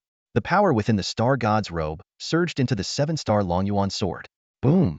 The sword emitted a powerful aura, and Zhang Yuan found himself standing in a vast starry sky. The starlight of the 7-star Long Yuan sword seemed to breathe, flashing in sync with the countless stars. The system prompt updated. Divine Quest completed. The 7-star Long Yuan sword has evolved into a divine artifact and can be refined beyond tier 3. Divine Sword 7-star Long Yuan, exclusive divine artifact tier 3. Attack power 30,000, Auto Guardian. Holder is immune to control effects. Holder is immune to lightning damage and can reflect lightning attacks. Holder gains the protection of the stars, unaffected by the pressure of the strong, and exerts pressure on non-divine beings, reducing their damage by 50. Note: one of the top 10 swords, it protects its master and purges evil, cleansing the world. Zhang Yuan's eyes widened, forgetting to breathe. Invincible. Absolutely invincible. He was so excited that his hands trembled. It took him several minutes to roughly calculate the 7-star Long Yuan sword's damage value, which exceeded tens of billions. This is beyond anything imaginable. I wonder if the Demon Grand Duke can withstand a strike from the 7-star Long Yuan sword. Zhang Yuan quickly replaced the purple nether sword in his sword case with the 7-star Long Yuan sword. At that moment, he felt a profound sense of empowerment. Buzz. As the celestial phenomena dissipated, a blue dungeon exit appeared before Zhang Yuan. He was about to touch it when he suddenly stopped, frowning in vigilance. Something was off. The artifact quest for Qi Shao hadn't updated, indicating that the Abyss dungeon wasn't fully cleared. So why was there an exit? While Zhang Yuan was still puzzled, a cold voice emanated from the portal. So cautious, not fun at all.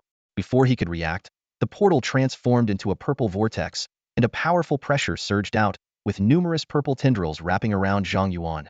Get in here. The voice cackled as the tendrils yanked forcefully. However, starlight flared around Zhang Yuan, instantly severing the tendrils, leaving him unmoved. You scheming clown.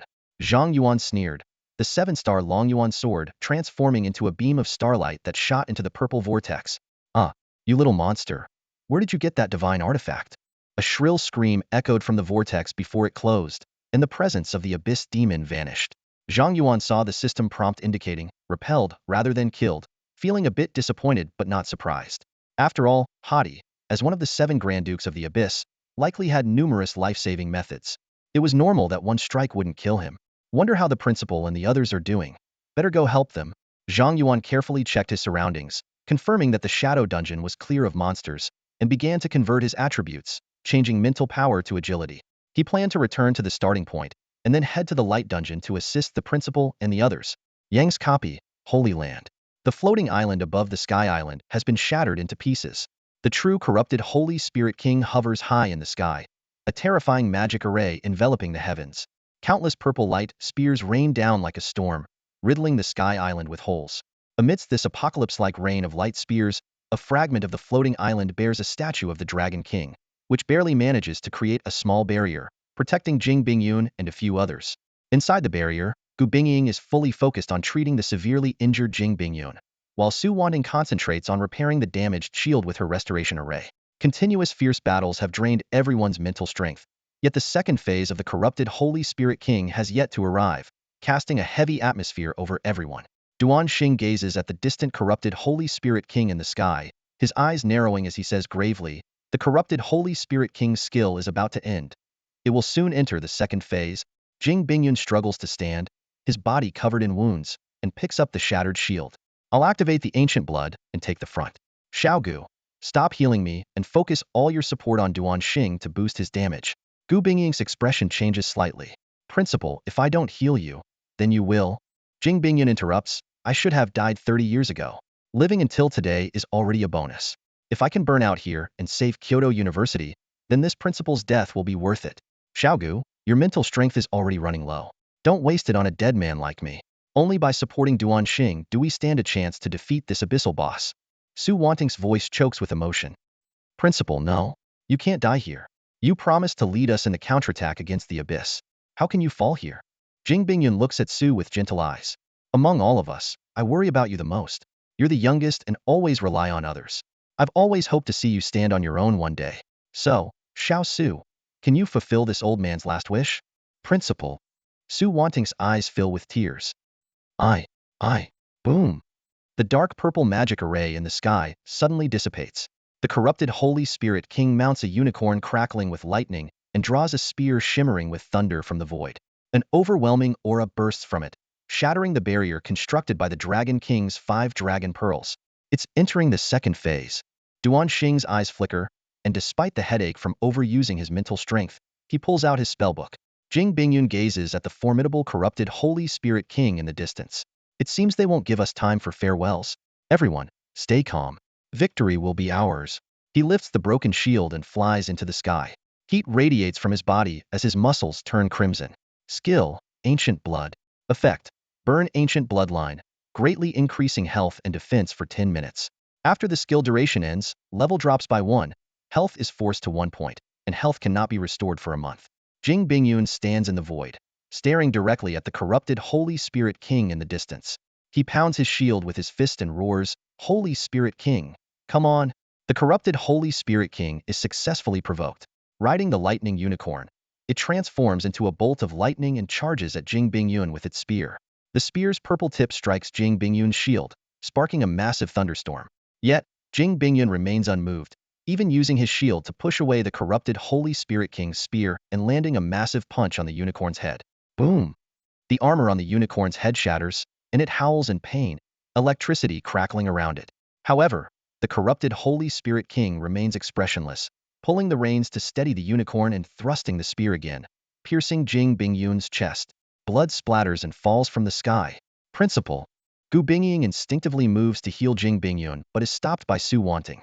Teacher Gu, don't waste mental strength on the principal. Su Wanting's eyes are now filled with unprecedented determination. We must fully support Teacher Duan and aim to kill the boss within 10 minutes. Xiao Su. Gu Bingying looks at Su Wanting with a complex expression, finally smiling with relief. You've grown up. With that, Gu Bingying's eyes also become firm. She uses her mental strength to restore Duan Xing's. Teacher Duan, it's up to you now. Flames reignite around Duan Xing, and a fire dragon emerges from his spellbook. He looks at the corrupted Holy Spirit King, locked in close combat with Jing Bingyun, and says gravely, "Don't worry, even if it costs me my life. I'll pin this abyssal boss down today. Xiao Su, give me boosts." Yes. Su Wanting, no longer hesitant, immediately constructs layers of enhancement arrays, enveloping Duan Xing. Forbidden Art, Holy Flame Dragon's Judgment. With all the boosts, Duan Xing unleashes the Forbidden Art once more. A dragon of flames, capable of destroying the world, roars toward the corrupted Holy Spirit King. The flame dragon engulfs the corrupted Holy Spirit King, setting the sky ablaze in red. However, soon, lightning surges around the flame dragon, and a deafening thunderclap from within shatters the flame dragon. Jing Bingyun is sent flying, and Duan Xing suffers severe backlash, coughing up a mouthful of blood. Teacher Duan, I'm fine. Duan Xing clutches his chest, staring intently at the corrupted Holy Spirit King amidst the lightning. I can sense the boss's aura is chaotic. That attack heavily wounded it. I need to use the Forbidden Art again. Gu Bingying's eyes widen. Teacher Duan, can your mental state handle another Forbidden Art? Why not? Duan Xing's eyes are resolute. The principal has gone this far. As the vice principal, I must step up now. Boom. At this moment, Duan Xing's spellbook ignites, and he prepares the Forbidden Art again, sacrificing his soul. The corrupted Holy Spirit King senses the danger and immediately targets Duan Xing, gathering a massive thunderstorm at the spear's tip. Your opponent is me. Jing Bingyun's roar echoes in the sky. Covered in blood, he crashes into the corrupted Holy Spirit King like a missile, knocking it off the unicorn. Jing Bingyun throws away his shield, circles behind the corrupted Holy Spirit King, and locks it in a deadly embrace. Attack me, Principal. Duan Xing, bleeding from 7 orifices, looks at Jing Bingyun holding the corrupted Holy Spirit King and shouts to Su Wanting and Gu Bingying, "Boost me." Tears stream down Su Wanting and Gu Bingying's faces as they overdraw their mental strength to give Duan Xing the final boosts. Jing Bingyun, seeing the reformed flame dragon below, suddenly recalls the silhouette of a young man. His pupils shrink at the sight. Su Jianxin? Jing Bingyun remembers the Abyssal battlefield 30 years ago. Kyoto University's teachers and students were tasked with killing the 3 demon dukes under the Curse King. The battle was fierce, and they reached their limit. At that time, as the ancient shield, he failed to step up.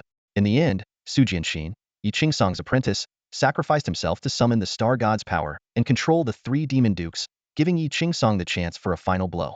Seeing the young man's silhouette, Jing Bingyun tears up, murmuring, "I should have been at the front then. Because of my cowardice, Dixia lost its brightest genius. Jianxin, I'm sorry. I'm a sinner." Jing Bingyun closes his eyes. "Teachers, I'm here." Suddenly, Zhang Yuan's voice echoes from afar. A sword array covers the battlefield, quickly restoring everyone's strength and spirit. Jing Bingyun's eyes snap open in disbelief. He sees a dragon king carrying Zhang Yuan, flying rapidly toward them. Zhang Yuan? Zhang Yuan gracefully landed from the back of the Dragon King and joined Duan Xing and the others. He immediately deployed a sword formation, sending a warm energy flow to restore everyone's stamina and mental strength. Teachers, are you all okay? Zhang Yuan asked with concern, his eyes scanning each person. Duan Xing stared in disbelief at the suddenly appearing Zhang Yuan. Zhang Yuan, how did you? I've already cleared the Yin dungeon, Zhang Yuan quickly explained. I thought I might be able to help in the Yang dungeon. So, I retraced my steps from the boss's territory and went through the Yang dungeon again. He sighed in relief. Luckily, I made it in time. Zhang Yuan glanced gratefully at the Dragon King statue beside him. If he hadn't had the sudden idea to use the mirror of duplication to create a copy of the Dragon King statue and write it here, Jing Bingyun and Duan Xing might have already been lost. Well done, Zhang Yuan. Gu Bingying, her mental strength significantly restored by the sword formation, immediately transferred her energy to Duan Xing to help him maintain his forbidden technique. Zhang Yuan looked up at the sky, where Jing Bingyun was tightly holding onto the corrupted Holy Spirit King. He turned to Su Wanting and asked, Miss Su, can you teleport the principal back? Su Wanting was momentarily stunned, but then gratefully nodded at Zhang Yuan. Yes, I can. Great. In a moment, Mr. Duan and I will attack the boss together. The principal is in your hands. No problem. Buzz. Qi Xiao, Zhan Lu, Qi Xinglong Yuan, and 7 ZU swords flew out from the sword formation, humming around Zhang Yuan. Zhang Yuan looked at Duan Xing. Mr. Duan, I can't see this abyssal boss's attributes, but my skills have an execution effect. If we attack together, we should be able to take it down instantly. Ha ha ha. Excellent. Duan Xing laughed heartily. Well done, young man.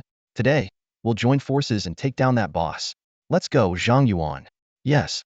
Fire elements surged around Duan Xing as a fierce flame dragon, formed from terrifying fire elements, roared towards the sky.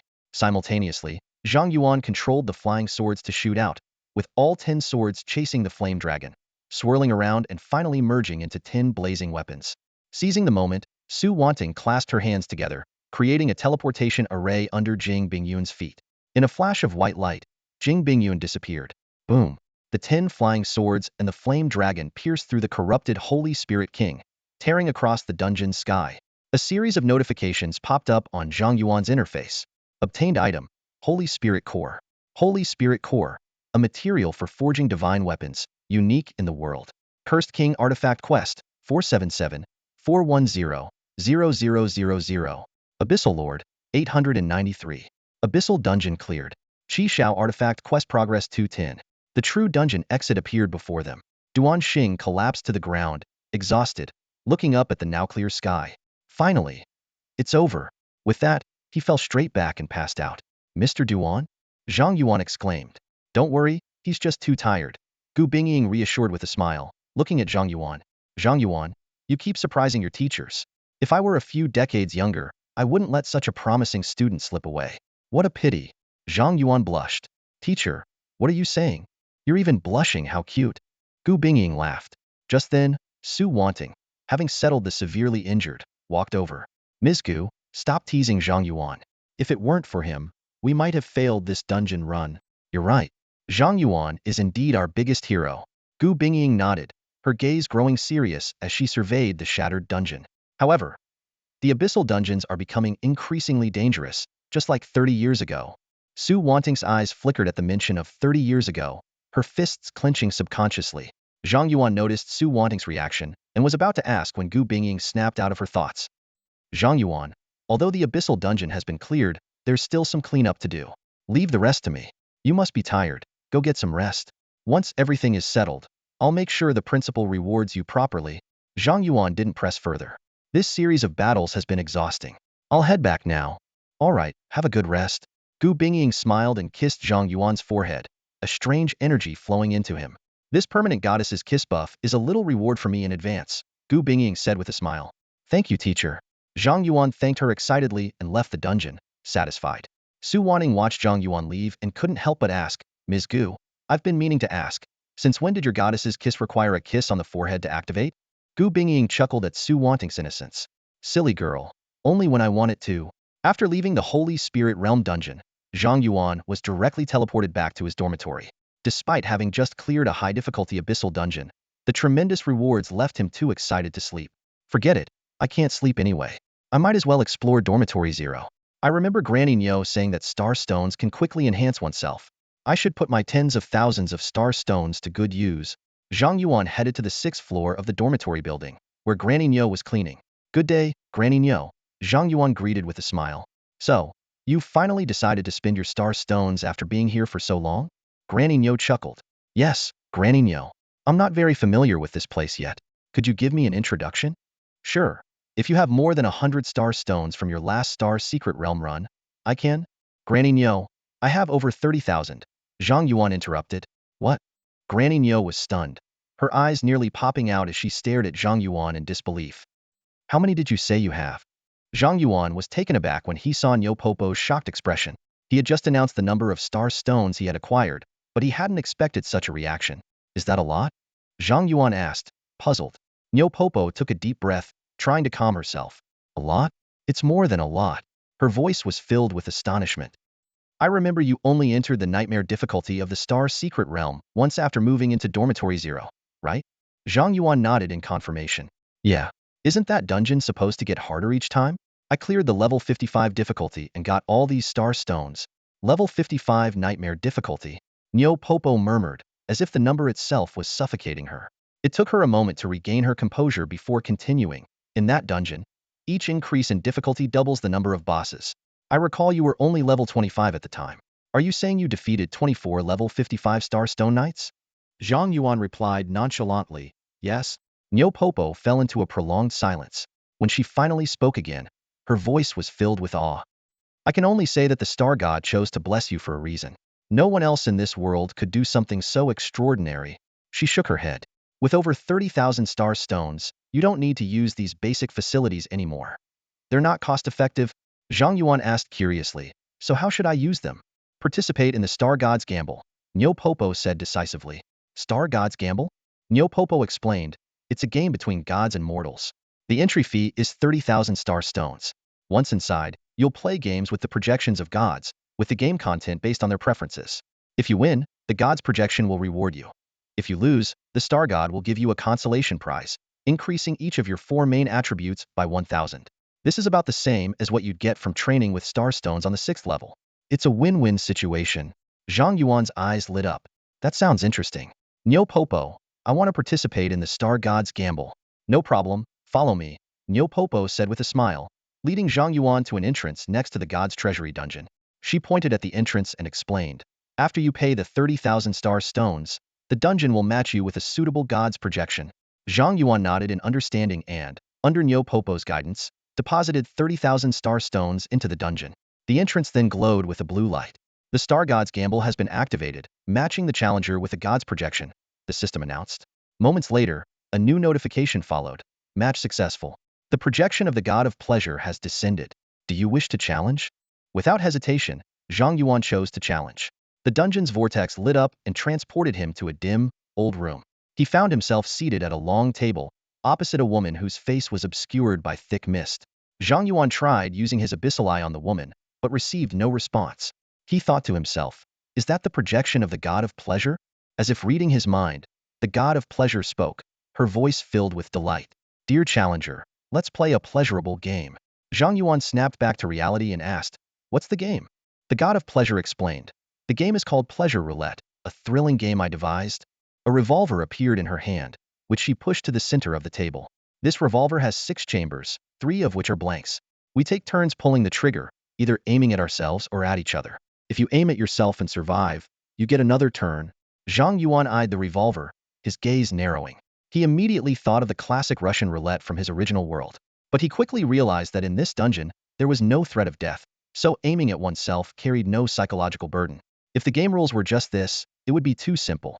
Seeing through Zhang Yuan's thoughts, the God of Pleasure smiled and continued. Of course, it's not that simple. Since this dungeon doesn't allow death, it greatly reduces the game's thrill. So I've prepared various items that can be used during the game, and both of us have 3 chances to draw items. In this game, we each have 3 lives, and we can use the 3 items we draw at any time. Zhang Yuan raised an eyebrow. So it's a strategy game now? The God of Pleasure continued. Additionally, to make the game more exciting, I propose an extra wager. Are you interested? Zhang Yuan's interest was piqued. What kind of wager? The God of Pleasure glanced at Zhang Yuan's star god robe and smiled. If you win, I'll give you one of my artifacts. If you lose, well, you give me one of your artifacts. How about it? Zhang Yuan's eyes narrowed, his expression becoming nuanced. He calculated in his mind, win, and he gets a new artifact. Lose, and he loses an artifact. It seemed like a high-risk, high-reward gamble. But the god of pleasure hadn't specified which artifact, and Zhang Yuan had several artifacts, including two that were more of a burden: the Cursed King's Blade and the Cursed King's Heart. If the Cursed King were to be resurrected, these artifacts would turn against him. Zhang Yuan would be more than happy to have someone take them off his hands. In this way, whether he won or lost, it would be a gain for him. The god of pleasure, seeing Zhang Yuan lower his head, thought he was hesitating. She laughed. Of course, you can choose not to gamble and just leave. You'll still get the attribute rewards. Zhang Yuan pretended to think for a long time, then looked directly at the god of pleasure. All right, I'll gamble with you, but I want to change the stakes. The god of pleasure raised an eyebrow. Oh, what do you want to change? Zhang Yuan said, if I lose, they'll give you an artifact. But if I win, I don't want your artifact. I want your blessing of pleasure. Hearing this, the god of pleasure laughed. Silly boy, an artifact is worth more than a god's blessing. Besides, you're already recognized by the star god. If you take my blessing, it will override the star god's blessing. Are you sure you want this? Zhang Yuan answered firmly, yes. In fact, he didn't have the star god's blessing at all. Moreover, he was bound by a contract with the Cursed King, who was backed by a demon god with a higher rank than the star god. To defeat the Cursed King, Zhang Yuan needed to find a god with a higher rank than the demon god before reaching level 70. If the god of pleasure's rank was higher, winning the game would solve his problem. If the god of pleasure couldn't bless him, a god failing to honor a bet would make things very interesting. The god of pleasure looked at Zhang Yuan with great interest. Hee, what a peculiar mortal. To be honest, I'm starting to find you intriguing. With a snap of her fingers, 3 blind boxes appeared in front of each of them.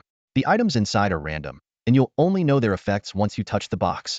Zhang Yuan asked, since you provided the items, how can I be sure it's fair? The god of pleasure replied confidently, rest assured, as a god, I haven't fallen so low as to cheat a mortal in a game. Besides, this dungeon belongs to the star god. If I cheated, he would know. Do you have any other questions? Zhang Yuan shook his head. No. All right, then let's begin, the god of pleasure announced, and the game officially started. As the god of joy announced the beginning of the game, 3 flickering red hearts appeared above the heads of both participants. A gleaming golden coin slowly descended from the air and was deftly caught by the god of joy. Guess whether it's heads or tails. This will decide who goes first, the god of joy said with a cheerful smile. After a brief moment of thought, Zhang Yuan replied casually, heads. The god of joy opened her palm, revealing the coin with heads facing up. Lucky you, she nodded approvingly. Do you want to go first or second? First, Zhang Yuan chose without hesitation. The god of joy pushed a finely crafted handgun towards Zhang Yuan. Instead of immediately picking it up, he carefully examined the 3 mysterious blind boxes in front of him. The first box contained X-ray glasses, which could confirm whether the current chamber held a blank or a live round. The second box had a paralysis rope, which could immobilize the opponent for the next turn. The last box held a fantasy bullet, which could turn a blank into a live round and vice versa. Zhang Yuan pondered. Using the X-ray glasses and the fantasy bullet together could ensure a win for the next round. The paralysis rope was also powerful, allowing him to fire 2 shots in a row. Since this was a best-of game, it was best to use each tool in separate rounds. The god of joy noticed Zhang Yuan had finished inspecting the boxes and chuckled. Are you going to use a tool right away, little guy? It's just the first shot. I'll try my luck first, Zhang Yuan replied, then pointed the gun at his temple and pulled the trigger without hesitation. Click. It was a blank. The god of joy chuckled. Lucky you. Now there's a 3 out of 5 chance it's a live round. Are you going to shoot at me? No. I'll use a tool now, Zhang Yuan decided, using the paralysis rope. A purple rope flew out of the blind box and instantly bound the god of joy tightly. Zhang Yuan calculated. There were only 2 blanks left in the magazine, making the odds of firing 2 blanks in a row just 1 in 10. This meant his chances of hitting the god of joy with a live round were very high. Taking a deep breath, Zhang Yuan aimed at the god of joy and pulled the trigger. The gun spat fire, and a bullet hit the god of joy squarely, causing one of her red hearts to disappear. The god of joy remained unfazed and smiled. Too bad. Even though you hit me, you wasted a tool. Using a tool to secure a win isn't a waste, Zhang Yuan said confidently. I admire your optimism, the god of joy said with a smile, but it's my turn to go first in the next round. As soon as she finished speaking, the gun in Zhang Yuan's hand vanished, and a new gun appeared in the god of joy's hand. She immediately used the X-ray glasses and, after a quick glance, smiled smugly. Looks like Lady Luck is on my side today. The god of joy aimed at Zhang Yuan and pulled the trigger. A bullet flew out, striking Zhang Yuan in the chest. He felt a sharp pain, and one of his red hearts disappeared. The gun vanished from the god of joy's hand and reappeared in Zhang Yuan's. He picked it up and, after a moment of thought, decided to use the X-ray glasses. Seeing a blank round in the chamber, his expression tightened slightly. Ha ha ha, the god of joy laughed, noticing Zhang Yuan's reaction. Judging by your face, it's a blank, isn't it? How unlucky can you get? She mocked, trying to put pressure on Zhang Yuan. Zhang Yuan glanced at his last tool, the fantasy bullet. If he used it now, he could win this round. But in the next 2 rounds, he'd have no tools left, while the god of joy still had 2. This would put him at a severe disadvantage. After careful consideration, Zhang Yuan decided to take a gamble. He first shot at himself, then at the god of joy. Both were blanks. Zhang Yuan's mouth twitched.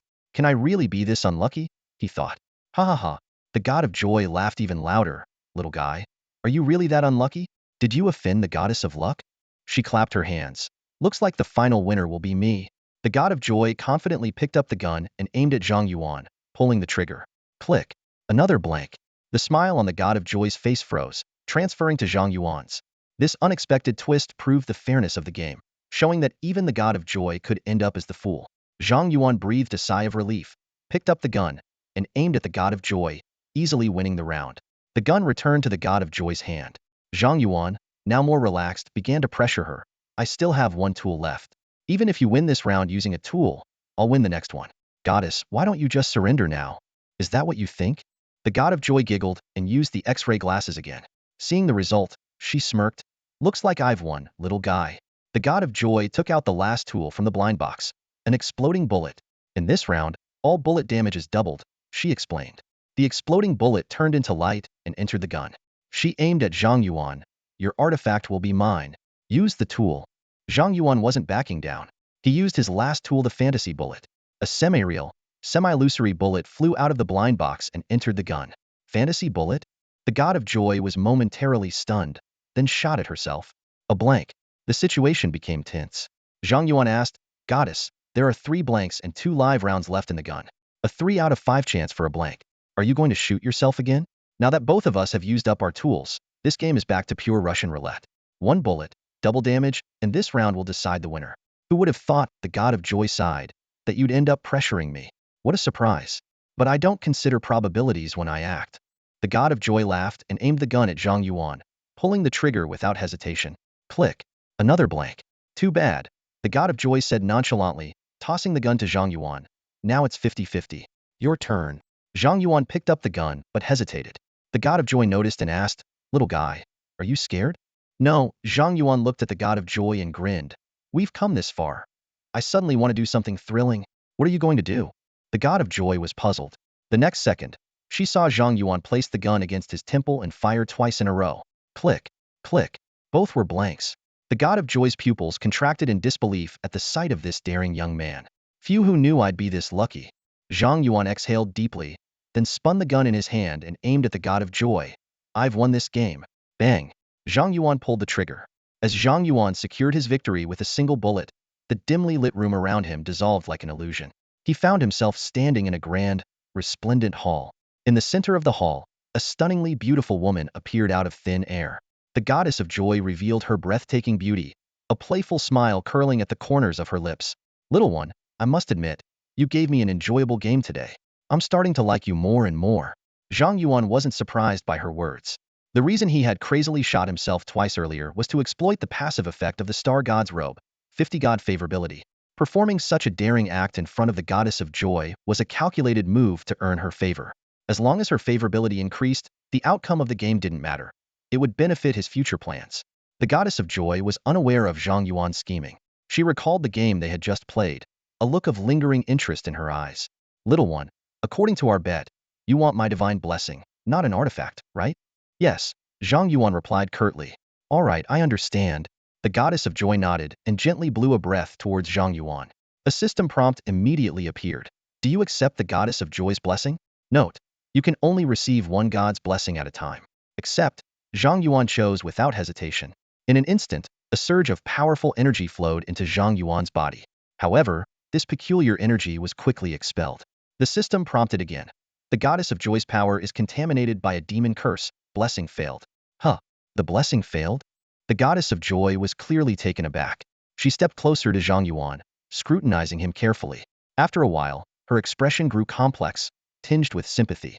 Little one, it seems you're quite unlucky. My blessing can't reach you. There's a demon curse of a higher rank occupying your body. Not only me, but most God's blessings can't override that curse. I have a demon curse? Zhang Yuan's expression turned serious. He knew he had demonic power within him, but he hadn't realized it was a curse.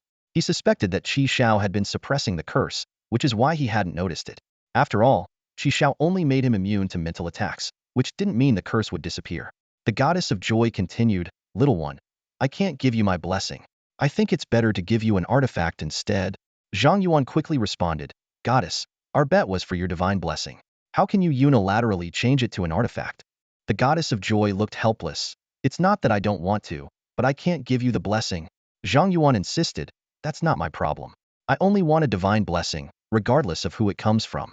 "Or are you saying, goddess, that this is too hard for you, so you're trying to back out?" "As a goddess, I wouldn't."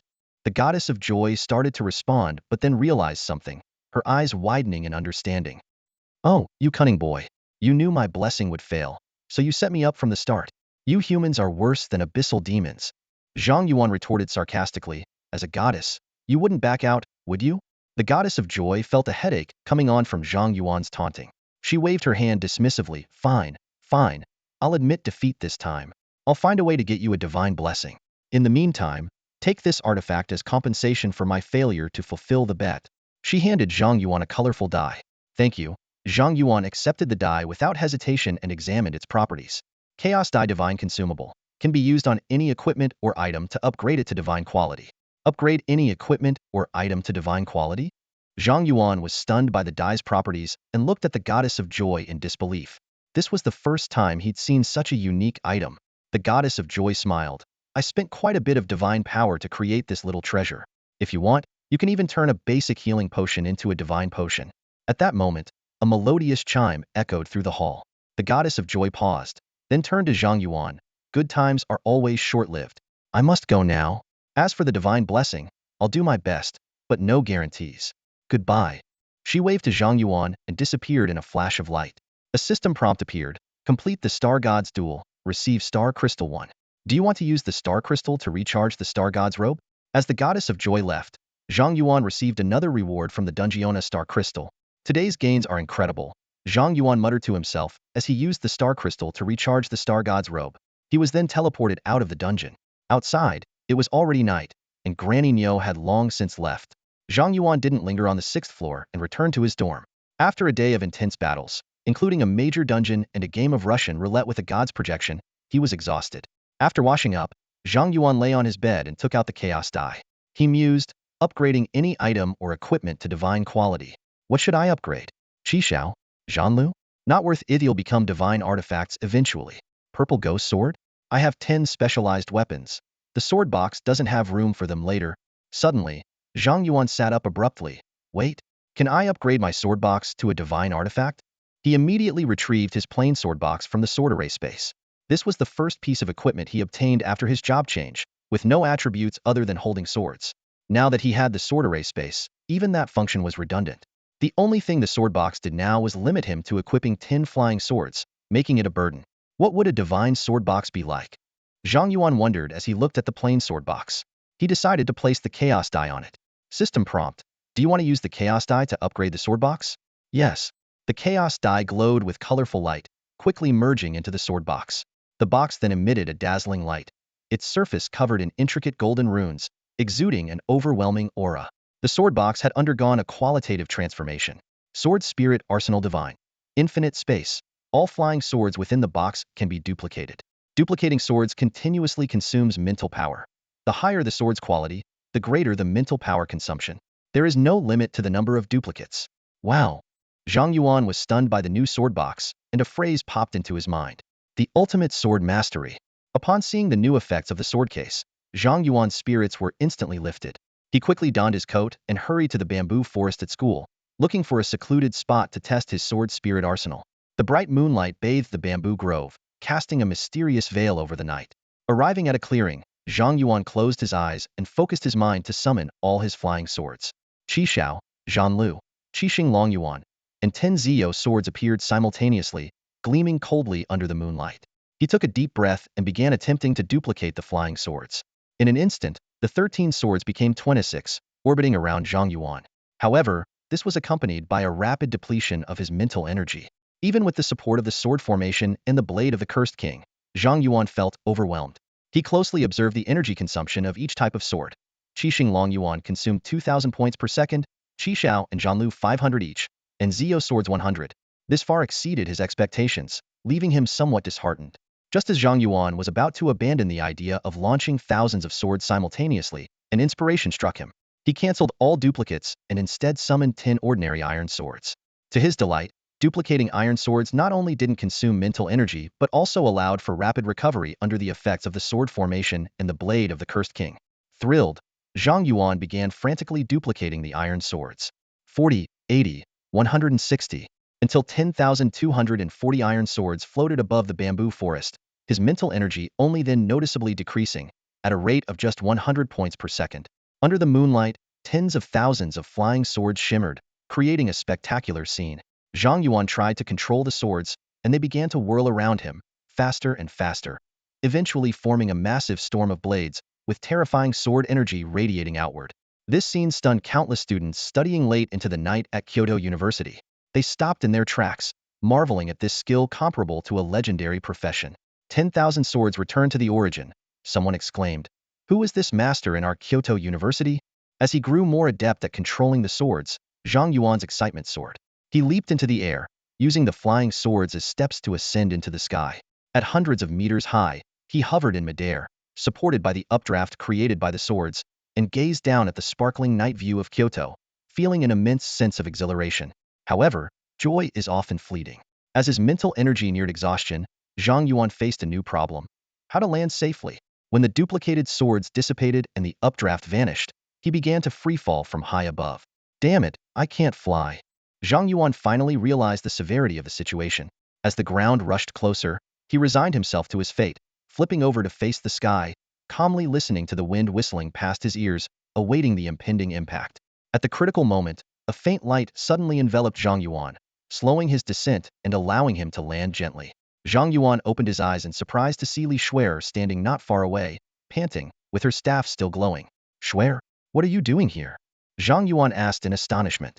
Xue'er put away her staff and walked up to Zhang Yuan angrily, demanding, Idiot! How long has it been since school started? You missed the freshman training, and you weren't there for the sorting ceremony either. Didn't we agree to attend Kyoto University together? Why haven't you come to find me even once? If I hadn't seen you showing off in the sky from my dorm, I wouldn't have known where you were. Zhang Yuan scratched his head and smiled apologetically. It's not that I didn't want to find you. I've just been swamped with one thing after another. Forget it, I don't want to argue with you, Xue'er sighed, seeming to hesitate about saying something. Zhang Yuan noticed and asked, What's wrong? Xue'er replied, I don't know what you've been up to, but my family elders have taken a keen interest in you lately. They keep insisting I bring you home.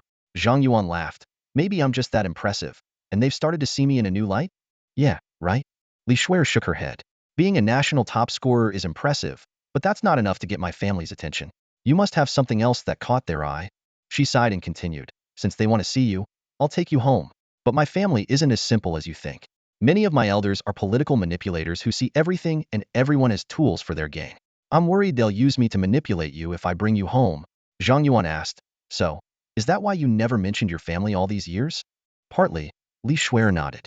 But mostly, I didn't want you to feel pressured or distant after learning about my background.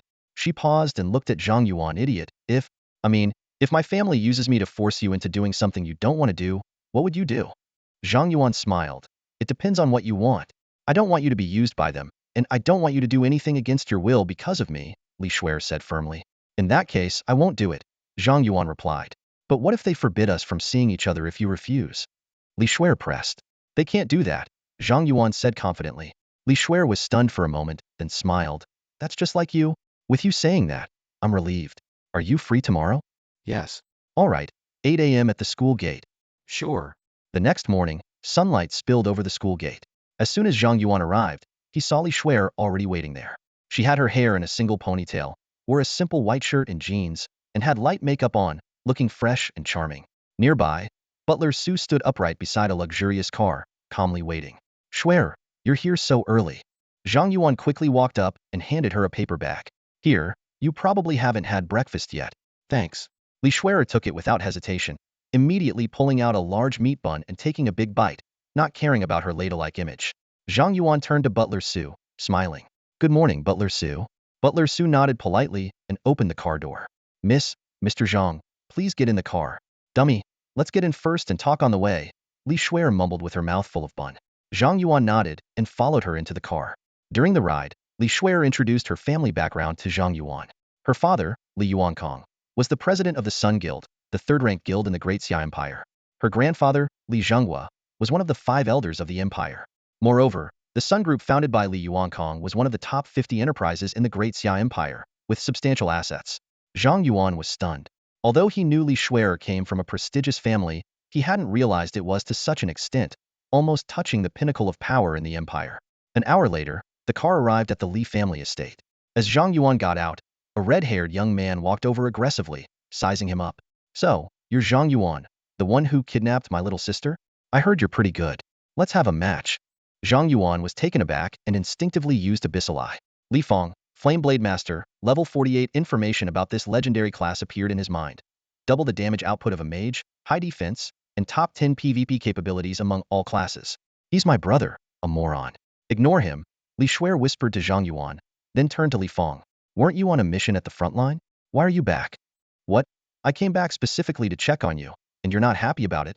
Li Fong retorted. You haven't even gotten married yet, and you're already siding with outsiders. What's next? Are you looking for a fight?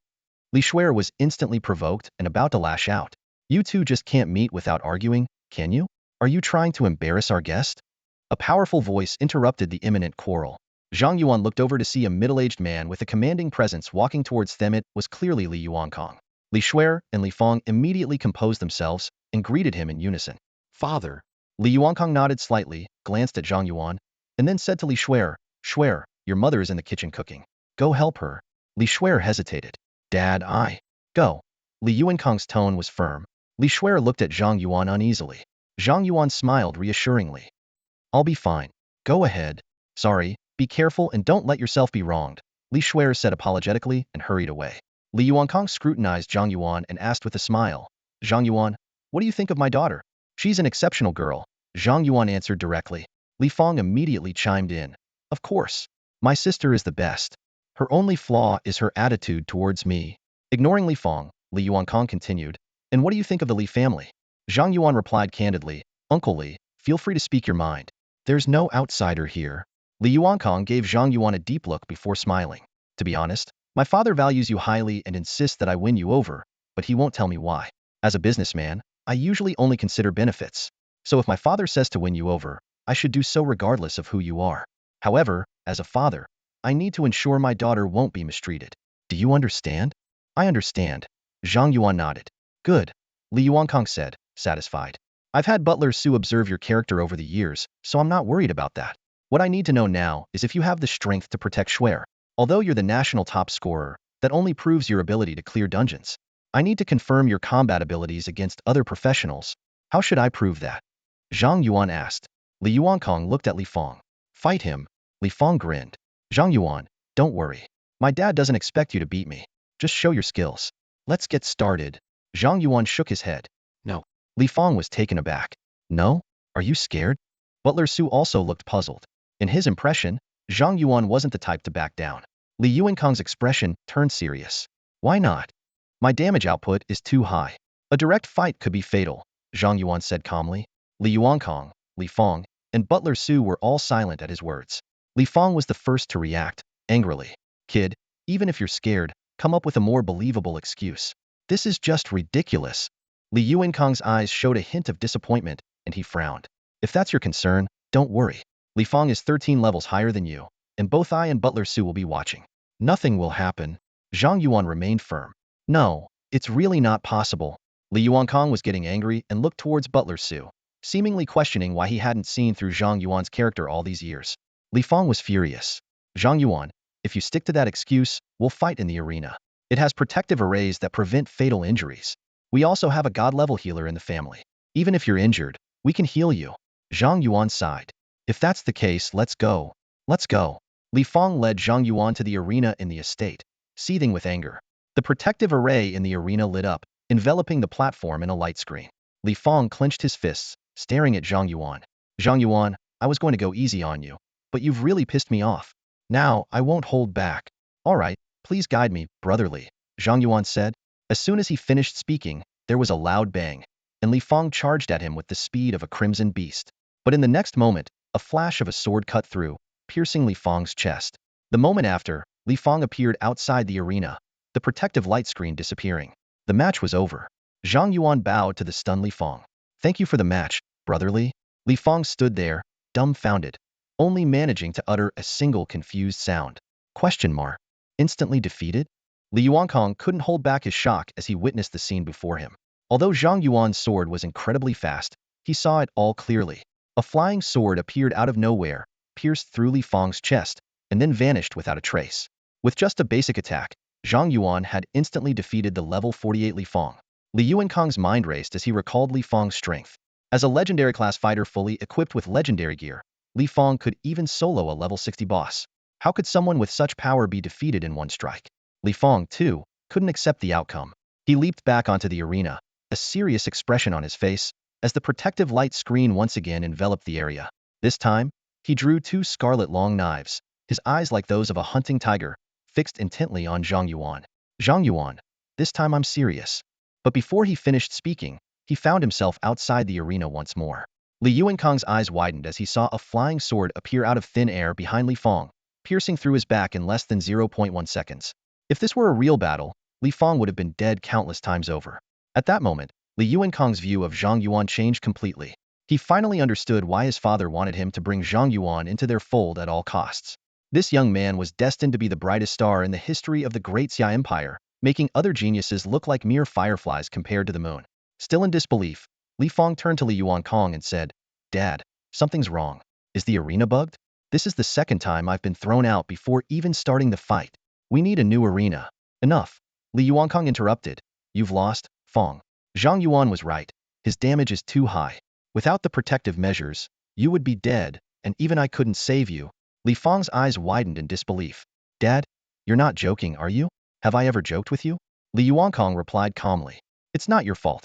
Zhang Yuan is just too exceptional. He's so outstanding that even a genius like you seems ordinary by comparison. With that, Li Yuankong turned to leave and said to everyone, Let's go. It's time for lunch. Lunch was unusually silent. Li Yuankong didn't say a word, and Li Fang was lost in despair.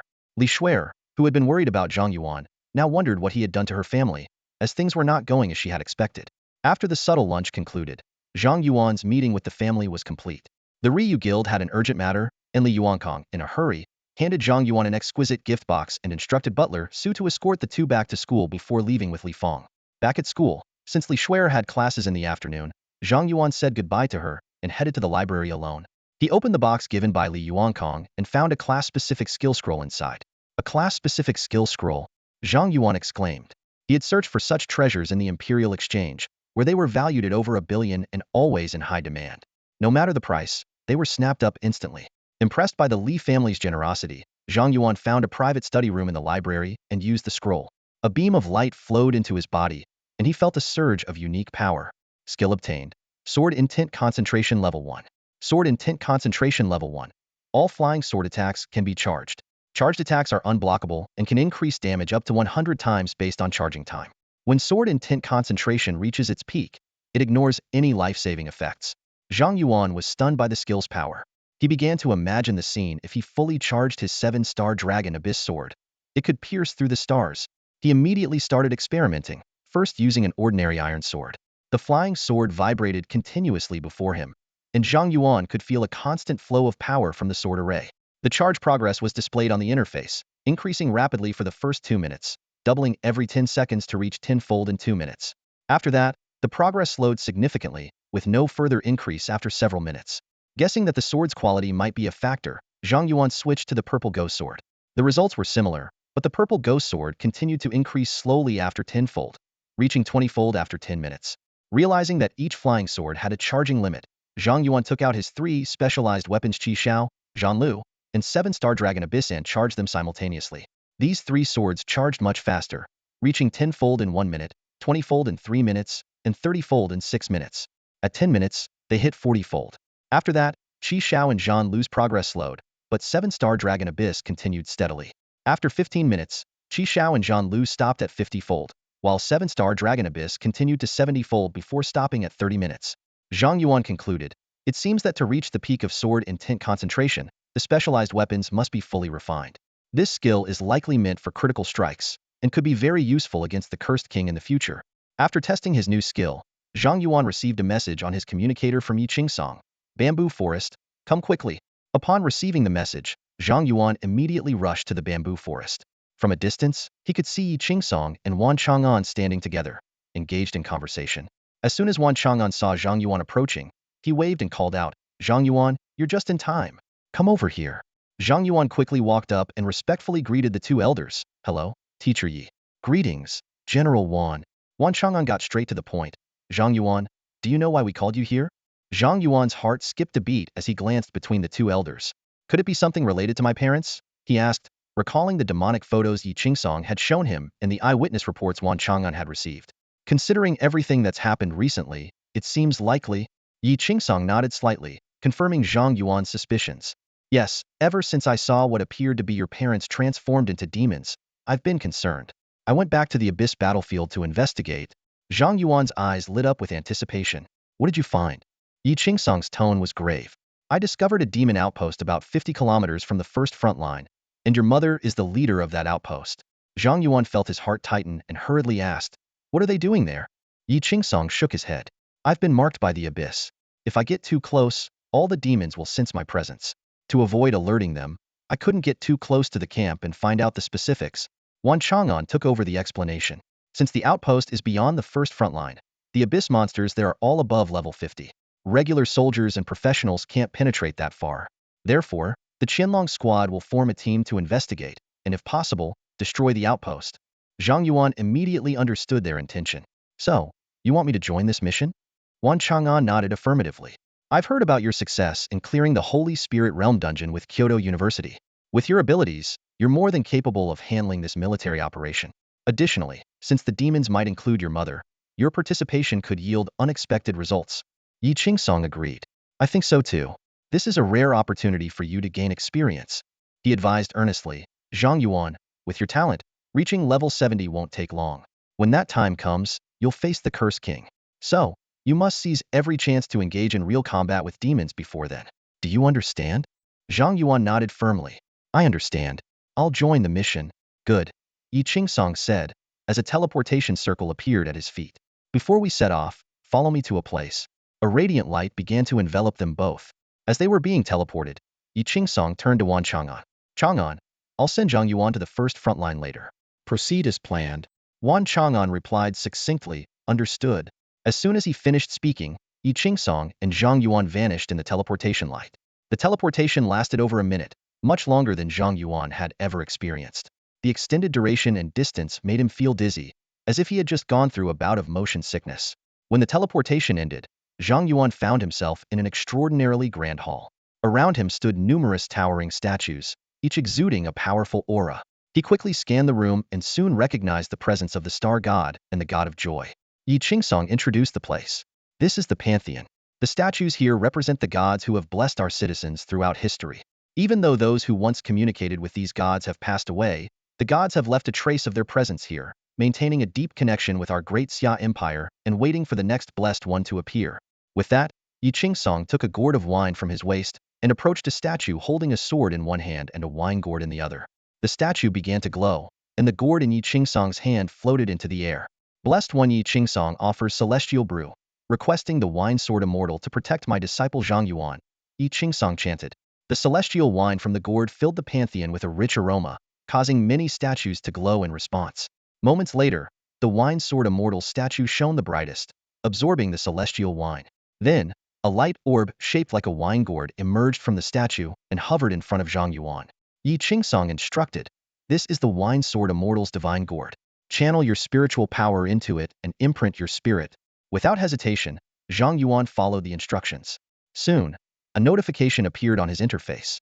"You have established a connection with the divine gourd. In case of death, the divine gourd will preserve your soul."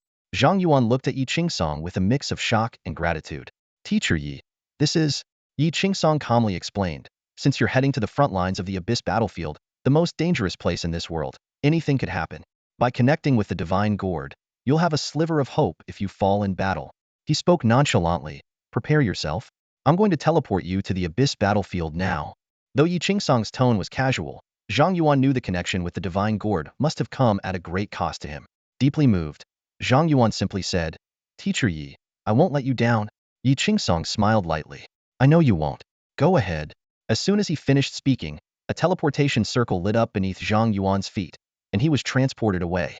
Hee. Who would have thought? The strongest human in the world today, willingly lowering his level to protect a junior. What a show I've witnessed today. A beautiful woman suddenly appeared on the statue of the god of joy. She sat leisurely on the statue's wrist, her smooth, white feet playfully swinging as she watched Yi Qingsong in the pantheon. Yi Qingsong turned to her and bowed slightly. What brings the god of joy here? Do you have any instructions? Nothing much, just found the kid interesting, she replied with a smile. Then she added, by the way, since you gave me such a good show today, I'll give you a heads up. Recently, a few blessed ones have emerged in the Abyss Curse Kingdom. If you make another grand entrance like before, you might not come back. Yi Qingsong's expression changed slightly, and he thanked her. Thank you for the warning, goddess. No need for thanks, she pouted. Do you have any more of that celestial wine you offered to the wine sword immortal? Give me a bottle too. I'll fetch one from the Mingyue winery right away. Hurry up, the god of joy urged. There's still a lot of fun waiting for me to see with Zhang Yuan. Abyss battlefield, first line of defense, the weapons wall. After the retreat of the demon Duke Disses, the great Xia Empire swiftly reclaimed the position and reinforced this steel fortress. As Zhang Yuan stepped out of the teleportation array, he was greeted by the sight of a towering iron bastion, where busy professionals were installing powerful demon-slaying cannons on the walls. The weapons wall is the most perilous frontline fortress of the great Xia Empire.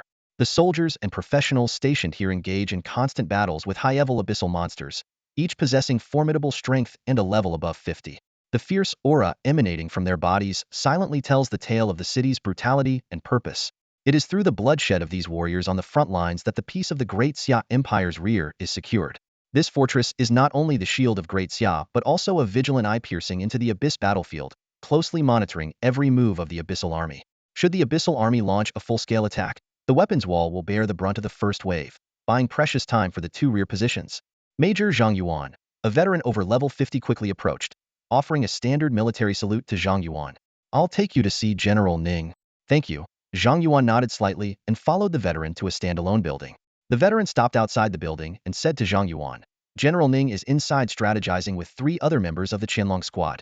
You can go in by yourself? Thanks. Zhang Yuan expressed his gratitude before pushing the door open. Inside, he saw Ning Wuwei standing before a sand table, explaining tactical points to 2 men and 1 woman. Instructor Ning, Zhang Yuan greeted. Ning Wuwei looked up at the sound, a smile immediately spreading across his face. Zhang Yuan, you're here. I've heard about your situation from God of War 1. Let me introduce the team members for this mission. Ning Wuwei pointed to a cool-looking guy with white hair first. Gao Ning, level 62, Phantom Assassin, our squad scout. Gao Ning nodded slightly at Zhang Yuan without saying a word. The bald guy is Zhuang Wenxiang, level 64, Dragonblood Hunter, the squad's tank. Zhuang Wenxiang grinned widely. With me around, no abyssal monster will lay a finger on you. The lady with long black hair is Lu Elan, level 60, Raincaller, our squad support and healer. Lu Elan smiled warmly as she sized up Zhang Yuan. What a handsome young man. After the introductions, Zhang Yuan briefly introduced himself. Zhang Yuan, level 35, Ghost Swordmaster. Upon hearing this, the 3 team members' expressions became subtly awkward, clearly surprised and concerned about Zhang Yuan's low level. Ning Wuwei, sensing the team's doubts, immediately addressed them. I know what you're thinking. You're worried that Zhang Yuan's low level might hold us back. But remember, we are a team. Once we leave the city, we must trust each other completely. Any suspicion among teammates can lead to mission failure, and even the squad's annihilation. Despite Ning Wuwei's words, Zhuang Wenxiang couldn't help but voice his concern. Captain, I don't mean to underestimate Zhang Yuan, but isn't his level too low? We're up against abyssal demon strongholds and might encounter demons above level 70. At level 35, no matter how talented he is, can he really handle this mission? Although the other 2 remained silent, they clearly shared Zhuang Wenxiang's concerns. Ning Wuwei smiled at the reaction. That's the spirit. If you have doubts, speak them out so we can resolve them immediately. He turned to Zhang Yuan. There's a sparring arena in the city. How about a match to prove yourself? Zhang Yuan nodded in agreement. Just then, a heavy alarm sounded throughout the city. Ning Wuwei remained calm, as such alarms went off several times daily at the weapons wall, signaling an abyssal monster attack. Typically, Ranged professionals would attack from the walls while melee fighters cleaned up the remaining monsters below, wrapping up the battle in a few hours. Only when the alarm became more urgent did they need to be particularly cautious. Ning Wuwei smiled. Looks like there's a more direct way to show your strength. Zhang Yuan, come with us to the wall. Zhang Yuan nodded in agreement and followed Ning Wuwei and the others up the wall. By this time, many professionals had already gathered on the wall, forming teams and preparing to showcase their skills. After all, abyssal monsters not only provided rich experience points but also military merits upon being slain, which could be used to raise ranks and acquire military resources. At the weapons wall, high risk came with high rewards. Standing on the wall, Zhang Yuan gazed into the distance. The desolate land was shrouded in black mist, from which countless abyssal monsters emerged. These monsters varied in levels, ranging from 30 to 60, numbering in the tens of thousands. The defensive barrier of the weapons wall activated, and numerous demon-slaying cannons fired devastating lasers into the monster horde, each shot clearing large swathes of the field, creating a spectacular scene. After the initial volley, the cannons began recharging, while the surviving abyssal monsters continued their frenzied assault on the fortress. Ranged fighters, prepare! A commander shouted. The ranged professionals on the wall began channeling their abilities, while the support professionals busied themselves with buffing their teammates. Ning Wuwei turned to Zhang Yuan with a smile. It's your time to shine. Show them what you've got. Zhang Yuan, watching the approaching abyssal monsters, didn't immediately attack. Instead, he asked, Instructor Ning, can we form a legion with everyone in the city? You want to form a legion? Ning Wuwei was taken aback but quickly understood. I see what you're getting at, clever boy. I'll form the legion right away. Ning Wuwei flew into the air, took out his general's insignia, and shouted, All forces, form a legion. As his words echoed, the central tower of the weapons wall lit up, and the insignias of all professionals in the city began to glow. A buzz of conversation spread across the wall. Forming a legion? Is there a massive abyssal invasion coming? Why isn't there a high-level alert? Damn, I wasn't mentally prepared for a big battle. Stop complaining, this is General Ning's order. Join the legion now, or you'll miss out on the buffs and get killed by the monsters. Following Ning Wuwei's command, all professionals joined the legion, Zhang Yuan included. Lu Yilan curiously asked, Zhang Yuan, can you tell us why you wanted to form a legion? The scale of the abyssal monsters outside doesn't seem to warrant such a big move. Zhang Yuan replied, the monsters out there give too much experience. I need everyone to help share it. Lu Yilan was puzzled. Huh? How can high experience be a bad thing? What kind of logic is that? Zhang Yuan just smiled slightly, offering no further explanation. He leaped off the wall, landing at the forefront of the melee fighters. Seeing a level 35 youngster suddenly charge to the front lines, the professionals on and below the wall were astonished. Who let a kid onto the battlefield? This is madness. Hey, little guy. It's dangerous out there. Come back. Is there a formation master? Quickly teleport him back. Amidst the rising panic, Zhang Yuan raised his arm slightly, and a sword formation unfolded. In an instant, thousands of flying swords appeared, hovering in the sky. Go. With Zhang Yuan's command, the flying swords shot toward the horde of abyssal monsters like a torrential downpour. In moments, the monsters fell like wheat, turning into black smoke and dissipating. The Legion's kill feed went wild. Cursed King's Blade Artifact Quest 2586-210-0000. Abyssal King, 22,031. In the blink of an eye, the desolate land was cleared of abyssal monsters. On the battlefield, both inside and outside the weapons wall, there was a stunned silence. Not only were the many professionals within the city astounded, but even Ning Wuwei, who was observing from high above, was left speechless by Zhang Yuan's abilities. He had known that Zhang Yuan possessed wide-range attack techniques, but he never imagined their power to be so overwhelming. With just one round of attacks, tens of thousands of abyssal monsters were wiped out, leaving everyone in awe. Ning Wuwei gazed at Zhang Yuan's silhouette outside the Fortress of Arms and murmured to himself, indeed, it was right for the war god to protect Zhang Yuan. He is truly our hope for reclaiming the abyss. After a moment of silence, the city erupted in thunderous cheers. Amazing! Our Daxia has a sword immortal. 1,000 swords returned to their master. Countless words of praise surged towards Zhang Yuan. Every professional fighting at the Fortress of Arms harbored deep hatred for the abyssal demons, and Zhang Yuan's spectacular feat of clearing the battlefield in a single move filled everyone with excitement. Ning Wuwei descended to Zhang Yuan's side, patted him on the shoulder, and said with a smile, Kid, not bad at all. It hasn't been that long since we last met, and you've already grown this much. At this rate, that damned Cursed King won't stand a chance against you. Zhang Yuan responded humbly. Instructor Ning, I still have a long way to go. Being overly modest can come off as pretentious. Ning Wuwei laughed heartily, giving Zhang Yuan another pat on the shoulder before leading him into the city. The surrounding professionals looked at Zhang Yuan with admiration. To them, anyone who killed abyssal monsters was a hero. The more they killed, the greater the hero. Under the gaze of many admiring eyes, Zhang Yuan returned to the meeting room. At this point, Gao Ning, Zhuang Wenxiang, and Lu Yilan's attitudes towards Zhang Yuan had visibly changed. His display of power outside the fortress had thoroughly impressed them. The abyssal assault has ended. Let's resume our action meeting, Ning Wuwei said, glancing around the room. Before we start, does anyone have any objections to the team composition for this mission? Gao Ning, Zhuang Wenxiang, and Lu Yilan all expressed no objections. Ning Wuwei then turned to Zhang Yuan. Zhang Yuan, what about you? Any thoughts on the team members? Zhang Yuan shook his head. No objections. Good. Since everyone agrees, let's begin the meeting. As soon as Ning Wuwei finished speaking, a virtual battlefield map of the Abyss appeared in the meeting room. The map showed a medium-sized demon outpost located 50 kilometers northwest of the Fortress of Arms. Ning Wuwei continued, this operation has been named the Demon Hunt Plan, and our team will be called the Demon Hunt Squad. The primary goal is to investigate the purpose of the abyssal demons stationed there. If possible, we'll eliminate the outpost. Seeing the confidence in everyone's eyes after witnessing Zhang Yuan's strength, Ning Wuwei emphasized, I know you might feel emboldened after seeing Zhang Yuan's power, but I must stress that our main objective is to uncover the abyssal demon's intentions. Destroying the outpost is secondary. Do you understand? Understood. The team responded in unison. Ning Wuwei began allocating tasks. The demon outpost is protected by a barrier. I will break the barrier from the front and draw the demon boss's attention. Zhuang Wenxiang and Lu Yilan, you will feign an attack from the front to delay their barrier repairs. Meanwhile, Zhang Yuan and Gao Ning will approach the camp from the northwest hillside and infiltrate from the air. Gao Ning, you'll take out the surveillance beasts inside the camp, while Zhang Yuan will go deep into the camp to gather information on the abyss. Once Zhang Yuan secures the intel, he'll fire a signal flare, and everyone will use a forced return scroll to get back to the Fortress of Arms. Gao Ning raised a question, Captain, I'm more skilled at infiltration. Why not let me go alone and have Zhang Yuan fight on the front lines?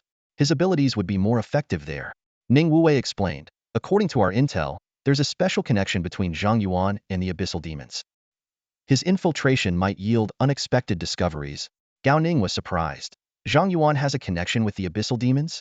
Ning Wuwei replied seriously. The specifics are classified at the highest level of the Daxia Empire. Just know that Zhang Yuan is central to this mission. No need to ask further. Gao Ning nodded in understanding. With no further objections, Ning Wuwei distributed the equipment. Everyone, come get your gear. We move out immediately once we're ready. Each member received an equipment box containing 10 bottles of advanced healing potions, 2 forced return scrolls, a wireless earpiece, and a bracelet made from abyssal monster bones to mask their human scent. Let's go. The 5 of them put on their earpieces and bracelets, silently left the city, and swiftly made their way towards the demon camp, avoiding any abyssal monsters along the way. In less than 10 minutes, the Demon Hunt Squad arrived at the demon outpost 50 kilometers away. The camp was patrolled by well-trained abyssal monster squads, with dense black mist hovering above, giving the entire area an ominous atmosphere. Ning Wuwei noticed the concentrated abyssal energy around them and immediately instructed the team. Everyone, get into position and wait for my signal. Roger. Zhuang Wenxiang and Lu Yilan stealthily moved towards the front gate of the demon outpost, while Zhang Yuan and Gao Ning headed to the northwest hillside, taking out the patrolling abyssal monsters on the hilltop and lying in wait. Gao Ning and Zhang Yuan in position, Zhuang Wenxiang and Lu Yilan in position. The team members reported through their communicators. Ning Wuwei took a deep breath, a spear materializing in his hand as he looked resolutely at the demon outpost. Everyone, it's time to move. Ning Wuwei charged towards the demon stronghold like an arrow released from a bow. As he passed, the patrolling abyssal creatures were swept away by the force of his momentum. Suddenly, a purple barrier rose from the stronghold. Ning Wuwei's spear struck the barrier, causing it to ripple. The sound of horns echoed through the stronghold as hordes of abyssal creatures swarmed out. Without hesitation, Ning Wuwei unleashed his forbidden technique, the god-slaying spear. The terrifying power erupted, changing the very color of the sky. A dragon's roar resonated as his spear pierced the barrier, instantly turning hundreds of demons into dust. A mere human dares to attack this place? You're courting death. A rough voice boomed from deep within the stronghold. A burly demon wielding a giant hammer charged out, swinging it fiercely towards Ning Wuwei. Bring it on. Ning Wuwei shouted, gripping his spear tightly. Each strike from the hammer demon was as heavy as a mountain, creating deep craters in the ground. Ning Wuwei weaved through the hammer's shadows like a swimming dragon, deftly avoiding the attacks while striking the demon's vital points. However, the hammer demon's thick skin and high defense, bolstered by the abyssal mages from the rear, made it difficult for Ning Wuwei to inflict significant damage. Human, are you just trying to tickle me? The hammer demon grinned, exploiting a flaw in Ning Wuwei's defense and sweeping his hammer across. Ning Wuwei quickly raised his spear to block, but the immense force sent him flying hundreds of meters. The hammer demon laughed heartily, transforming into a black streak to continue the pursuit. Seizing the opportunity, Zhuang Wenxiang emerged from the shadows, wielding twin axes. He leaped out and chopped down several abyssal mages who were repairing the barrier. The sound of horns blared again as more abyssal creatures poured out. Ha ha ha! Abyssal scum! Come at me! Today, I'll chop you all into mincemeat.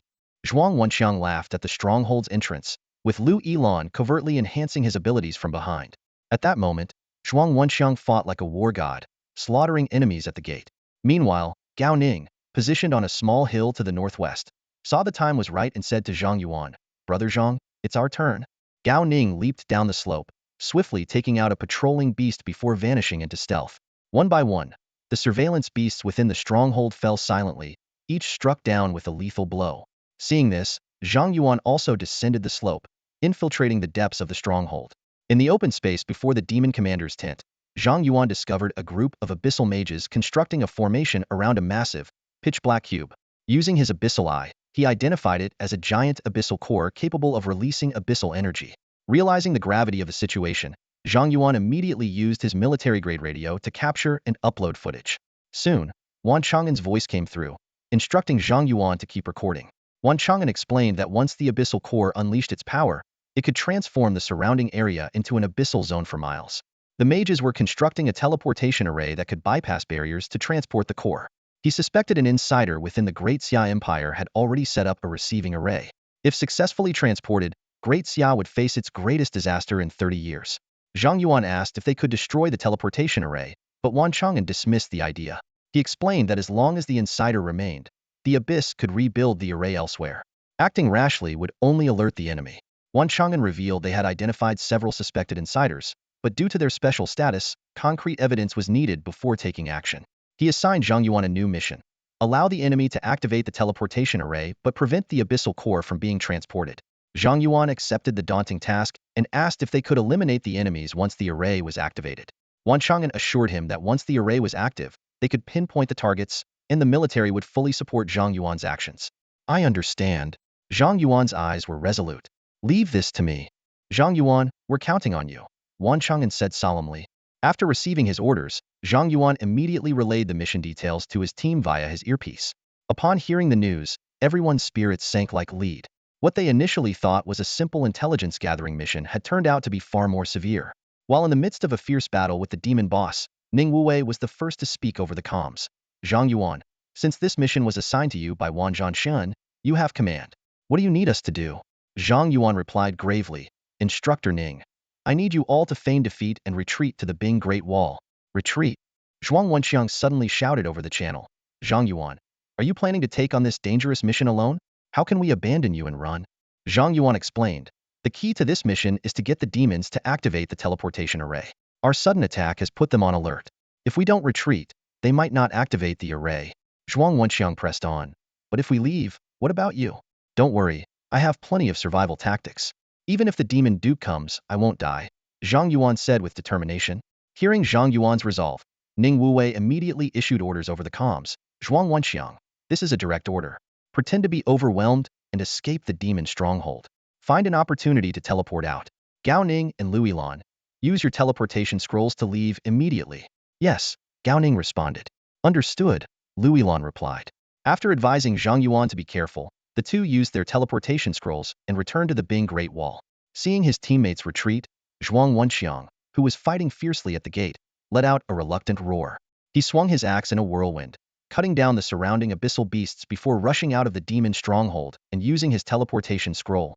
After the three had teleported away, Ning Wuwei said to Zhang Yuan, I'll retreat now as well. The abyssal boss I'm fighting will return shortly. Be careful. Don't worry, Instructor Ning. I know what I'm doing. Good. I've always believed in you. Good luck.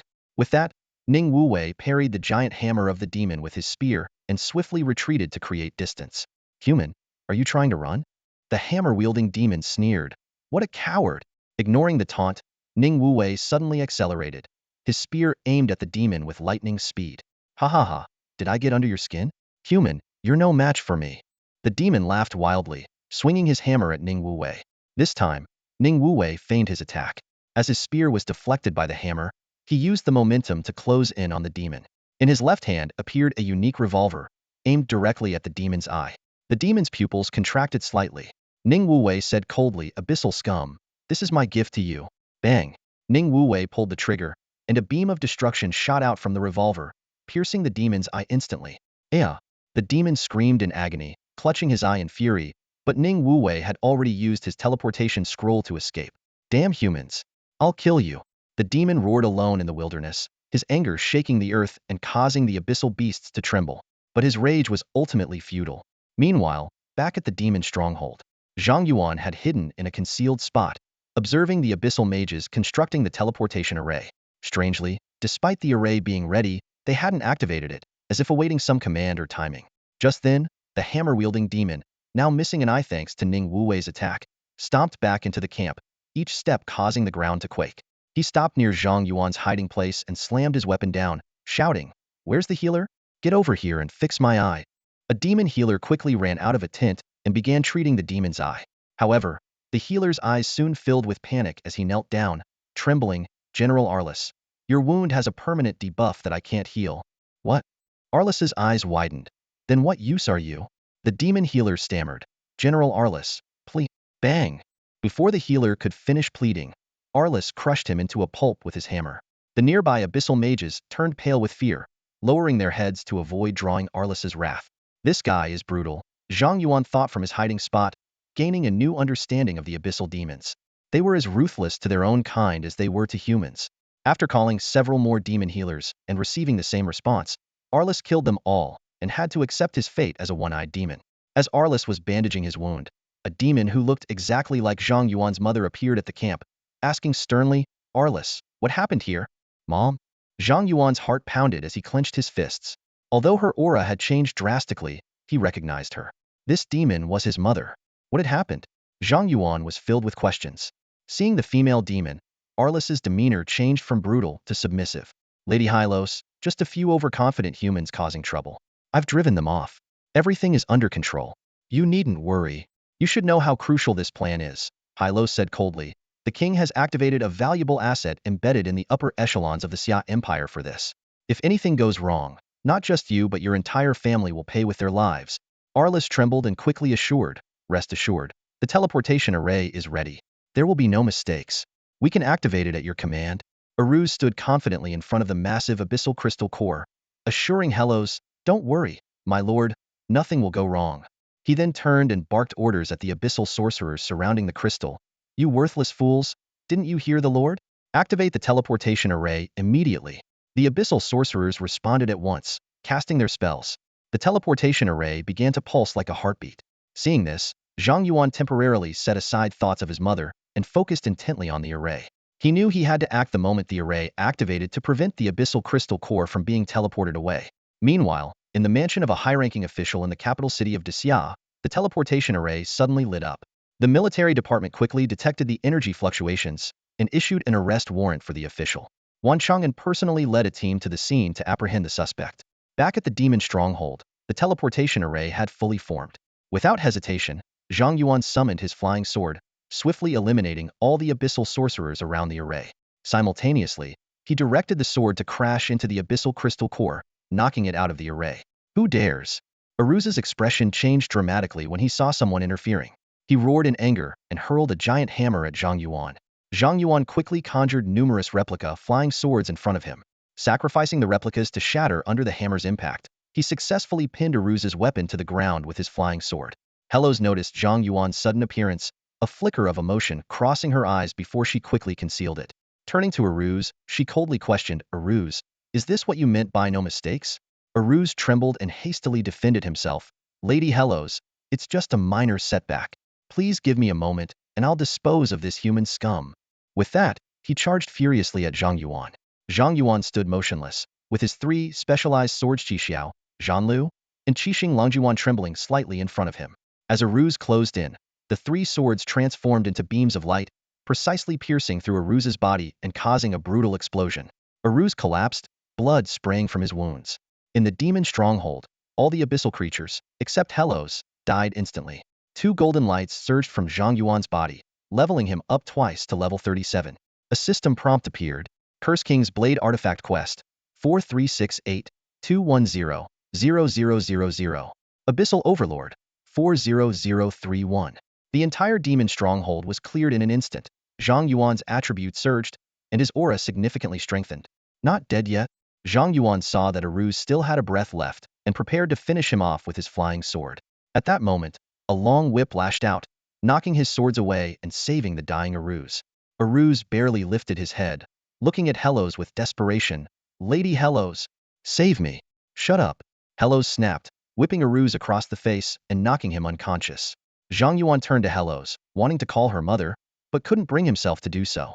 Instead, he asked, "Are you going to save him?" Hellos replied indifferently, "This plan failed, and someone needs to take the fall. If he dies here, I will be held accountable." After a moment of silence, Zhang Yuan said, "I can feel you have no hostility towards me. Are you no longer one of them?" Hellos interrupted him. "Zhang Yuan, the abyssal battlefield is no place for you. Leave while you can. Also, a word of advice. Xia is facing a calamity, and your time is running out." As she finished speaking, a thick black fog emerged behind her. Numerous low-level abyssal creatures appeared from the fog, bearing their fangs at Zhang Yuan. Ignoring the menacing creatures around him, Zhang Yuan stared intently at Hellos, asking, "Tell me, what happened to you? How can I save you?" This time, Hellos remained silent. She wrapped her whip around the abyssal crystal core and the unconscious Aruz, retreating into the black fog. "Come back!" Zhang Yuan shouted, rushing forward. Countless monsters blocked his path, only to be cut down by his flying sword. He reached into the black fog, but couldn't grasp Hellos. Instead, an abyssal hellhound pounced on him, pinning him to the ground. More abyssal creatures poured out of the fog, swarming Zhang Yuan. In the blink of an eye, Zhang Yuan was buried under a mountain of monsters. The black fog continued to spew out creatures, filling the stronghold and even spilling outside. At this critical moment, a powerful psychic storm erupted from Zhang Yuan, obliterating all the abyssal creatures and the black fog in an instant. A system prompt appeared. Curse King's Blade Artifact Quest completed. Abyssal Overlord, 111031. Zhang Yuan staggered to his feet, dazed as he looked in the direction Hellos had left. He quickly composed himself, reassuring himself, "At least Mom still has her sanity. There's still hope." With his emotions in check, Zhang Yuan noticed the prompt indicating the completion of the Curse King's Blade Quest. He thought to himself, "Mom must have done this on purpose, sending all these low-level monsters my way. I not only boosted my attributes and completed the quest but didn't even level up. It has to be intentional." Feeling unexpectedly uplifted, Zhang Yuan immediately checked the attributes of the Curse King's Blade. Curse King's Blade Divine. Attack Power, 100000. Grants Skill, Curse Incarnation. When wielding this weapon, slaying targets of a lower level than the wielder imposes no level or class restrictions. Curse Incarnation Level 10. Attacks have a 50 chance to inflict absolute curse on the target. Being attacked has a 50 chance to inflict absolute curse on the attacker. This skill does not consume mental energy. Absolute Curse. The cursed target loses 10 of maximum health per second and 10 of maximum attributes per second. The caster steals all attributes lost by the target. The attributes disappear upon the target's death. Targets killed by this curse cannot be resurrected. This curse ignores invulnerability and can only be cleansed by the caster. Note: the artifact of the Curse King, imbued with boundless resentment. Only those who can endure the Curse King's wrath can ascend to his throne. This is the Curse King's weapon? Zhang Yuan was stunned by the attributes and effects of the Curse King's blade. He couldn't help but marvel. Anyone who created such an overpowered artifact must have had no shame at all.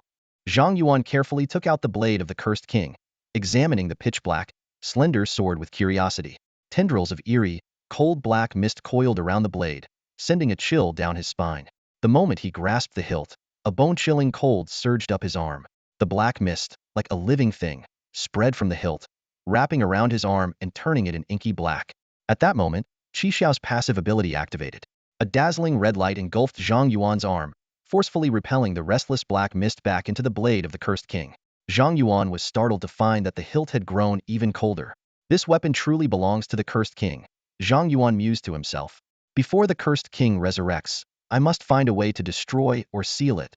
He could sense that the weapon held untapped hidden powers, and if it fell into the Cursed King's hands, the consequences would be dire. As Zhang Yuan was lost in thought, the projection of the goddess of joy suddenly appeared before him. She laughed. Today has been a lucky day. First, I witnessed a touching master-disciple bond, and now a heartwarming mother-son reunion. Zhang Yuan, why didn't I meet you sooner? You could have provided me with so much more entertainment. Zhang Yuan quickly put away the blade of the cursed king and asked, seeing how leisurely the goddess is, following me around, have you perhaps found a way to resolve the divine blessing issue? The goddess of joy was momentarily at a loss for words, then replied, your blessing issue isn't something that can be solved overnight. I'm still working on it, don't worry. Zhang Yuan eyed her skeptically. Are you really trying to find a solution? Ahem. The goddess of joy cleared her throat and changed the subject. Let's skip that topic for now. Aren't you curious about how your parents turned into abyssal demons? A glimmer of anticipation flashed in Zhang Yuan's eyes as he eagerly asked, you know? The goddess of joy covered her mouth and giggled. Of course I know, but if you want me to tell you, you'll have to entertain me a bit. What do you want me to do? Zhang Yuan asked. The goddess of joy explained, there's a stone tablet at the entrance to the abyss. It can only be shattered using the power of the cursed king. Go break that tablet, and I'll tell you everything. What will happen once it's broken? Zhang Yuan pressed. The goddess of joy smiled mysteriously. There will be plenty of entertainment, I assure you. My request is clear. Whether you do it or not is entirely up to you. Oh, and it might be the only way to save your parents. Before she finished speaking, her projection vanished into thin air. The only way to save my parents. Zhang Yuan murmured to himself, his gaze shifting to the distance. There, a massive amount of black mist was rising from the ground, polluting the entire sky, marking the entrance to the abyss. Zhang Yuan knew the dangers that lay ahead. Abyssal monsters above level 70, the continuous corruption of the abyssal energy, and the risk of falling into madness or becoming an abyssal monster. But for his parents, he decided to take the risk. I'll scout the area first. If things go wrong, I'll use the return scroll immediately. Zhang Yuan planned his strategy and headed towards the abyssal entrance. Using a bracelet that concealed his presence, Zhang Yuan quickly reached the edge of the abyssal entrance. To his surprise, the power of Qishao enveloped his entire body, fully shielding him from the abyssal energy's corruption. With this protection, Zhang Yuan boldly observed his surroundings. The abyssal entrance was a massive, bottomless pit with a diameter of over 200 kilometers, from which black mist continuously spewed forth. Numerous abyssal monsters above level 70 roamed the area, making the danger evident. Zhang Yuan soon found the stone tablet emitting black mist. Although he could only recognize a few scattered words in the demonic language inscribed on it, he didn't bother studying it further. He quickly took a photo, drew the blade of the cursed king, and struck the tablet with all his might. Boom! The tablet shattered instantly. Zhang Yuan immediately retreated, gripping the return scroll, ready to flee at any moment. However, after waiting for a long time, nothing unusual happened. Did that woman trick me? Zhang Yuan felt a bit disappointed. Is her idea of entertainment this low level? Shaking his head, he used the return scroll to teleport back to the war wall. Little did he know, the abyss was in an uproar. Every demon had received a shocking message. The cursed king Zhang Yuan had shattered the demon king's tablet. Speculations and discussions erupted. Some believed it signaled the cursed King Artie's successor reclaiming the throne, while others eagerly anticipated the upcoming demon king's war. Meanwhile, in the Dragon King's fortress, the terrifying Dragon King Arjuna glared at the message. Arties, even in death, you haunt us, eager to reclaim your throne? He sneered. Fine. Let's see if you have what it takes to wrest the throne from me. As the Dragon King accepted the challenge, Zhang Yuan, who had just returned to the war wall, received an unexpected system notification. Dragon King Arjuna has accepted your challenge. Current support in the Cursed Kingdom, 0.01. When abyssal support exceeds 50, you will face Dragon King Arjuna in a death match. The winner will claim the throne. Zhang Yuan stared at the inexplicable message, utterly bewildered. What? Dragon King Algernon? Zhang Yuan was baffled, his mind racing through the snippets he had read in Abyssal Theory. After the fall of the Cursed King, this newly risen demon lord remained a mystery. Zhang Yuan frowned, puzzled as to why he had to face this abyssal overlord. Was it because he shattered that stone tablet? Just then, a burst of unrestrained laughter erupted beside him. Zhang Yuan turned to see the god of joy laughing so hard that tears streamed down his face. Ha ha ha, this is hilarious. Too hilarious, the god of joy said between laughs. A human boy set to duel the demon king of the abyss, can anything be more amusing? Zhang Yuan, you better give it your all. If you become the demon king, that would be the ultimate joke. Realizing that he had been tricked by the god of joy, Zhang Yuan could only accept his fate. After all, he was already set to face the cursed king. Adding another demon lord didn't make much difference. When it rains, it pours. Regaining his composure, Zhang Yuan addressed the god of joy. I've done as you asked. Now, tell me about my parents. Of course, the god of joy said, wiping away his tears and adopting a more serious expression.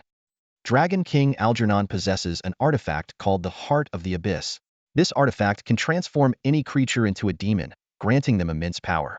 Over the past 30 years, Algernon has created numerous new demons using this artifact. His cursed kingdom now rivals the glory of Eridus' reign. Pausing for a moment, the god of joy continued. Your parents were among those transformed by the Heart of the Abyss. They exhibited remarkable resistance and caught Algernon's attention. Despite their strong will, they couldn't resist the artifact's power. Algernon granted them greater strength, making them his right-hand aides. They've become full-fledged demons, forgetting most of their human memories.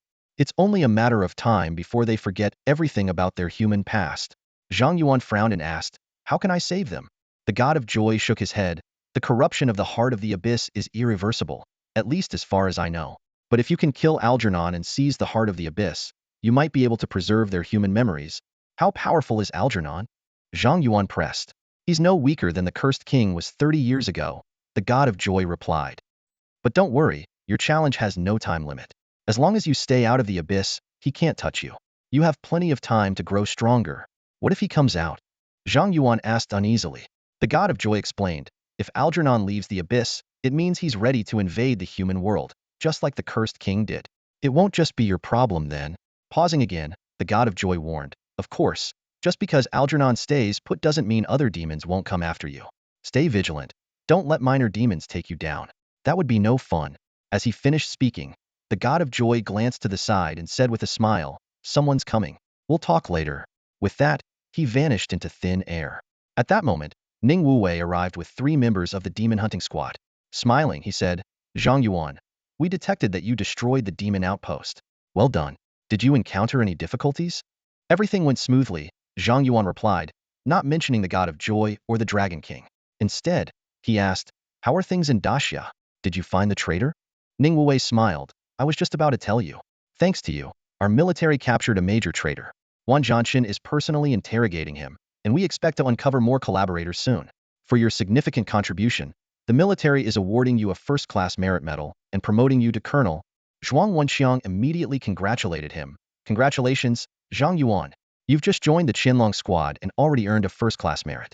In just over a month, you've gone from major to colonel. Your progress is unprecedented. I foresee a new war god in the making. Lu Ilan chimed in with a smile. Zhang Yuan, should I start calling you war god Zhang? Gowning nodded in agreement. Absolutely. With Zhang Yuan's abilities, I bet he'll become a new war god in a few years. Embarrassed by the praise, Zhang Yuan quickly said, I didn't do much this time. You're overestimating me. Ning Wuwei patted Zhang Yuan on the shoulder. No need for modesty. You accomplished what we couldn't. These honors are well-deserved. Come on, the celebration banquet is ready. You're the guest of honor today. Before Zhang Yuan could respond, he was whisked away to the city square. A crowd had already gathered, and they erupted into applause and cheers upon seeing him. Ning Wuwei explained, when the military awards a first-class merit, they announce it to the entire army. Everyone knows you're a hero now. Go on, enjoy the accolades. Ning Wuwei pushed Zhang Yuan to the center of the square, where the crowd lifted him and tossed him into the air. Zhang Yuan felt dazed throughout the celebration. Never in his 2 lives had he received so much praise. During the banquet, Zhang Yuan was forced to drink a lot. When he woke up the next day, his head was throbbing.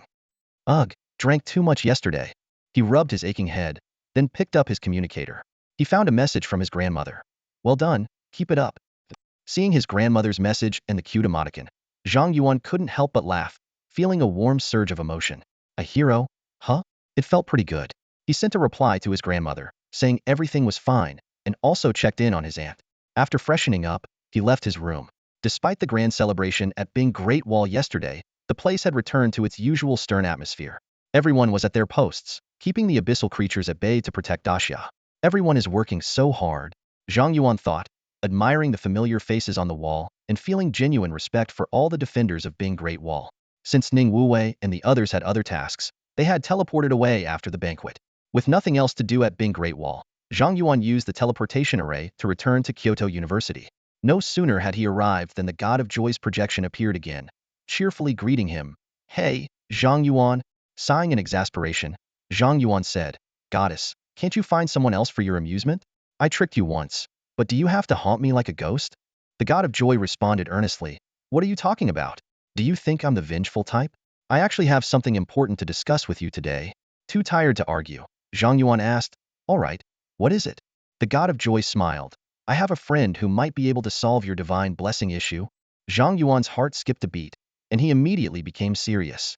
The words of the goddess of joy reminded him of his encounter yesterday, prompting him to be on guard. Just so you know, this time I won't be entertaining you, he warned. The goddess of joy stood with her hands on her hips, a smile that Zhang Yuan found hard to trust spread across her face. Relax, this is part of the promise I made to you.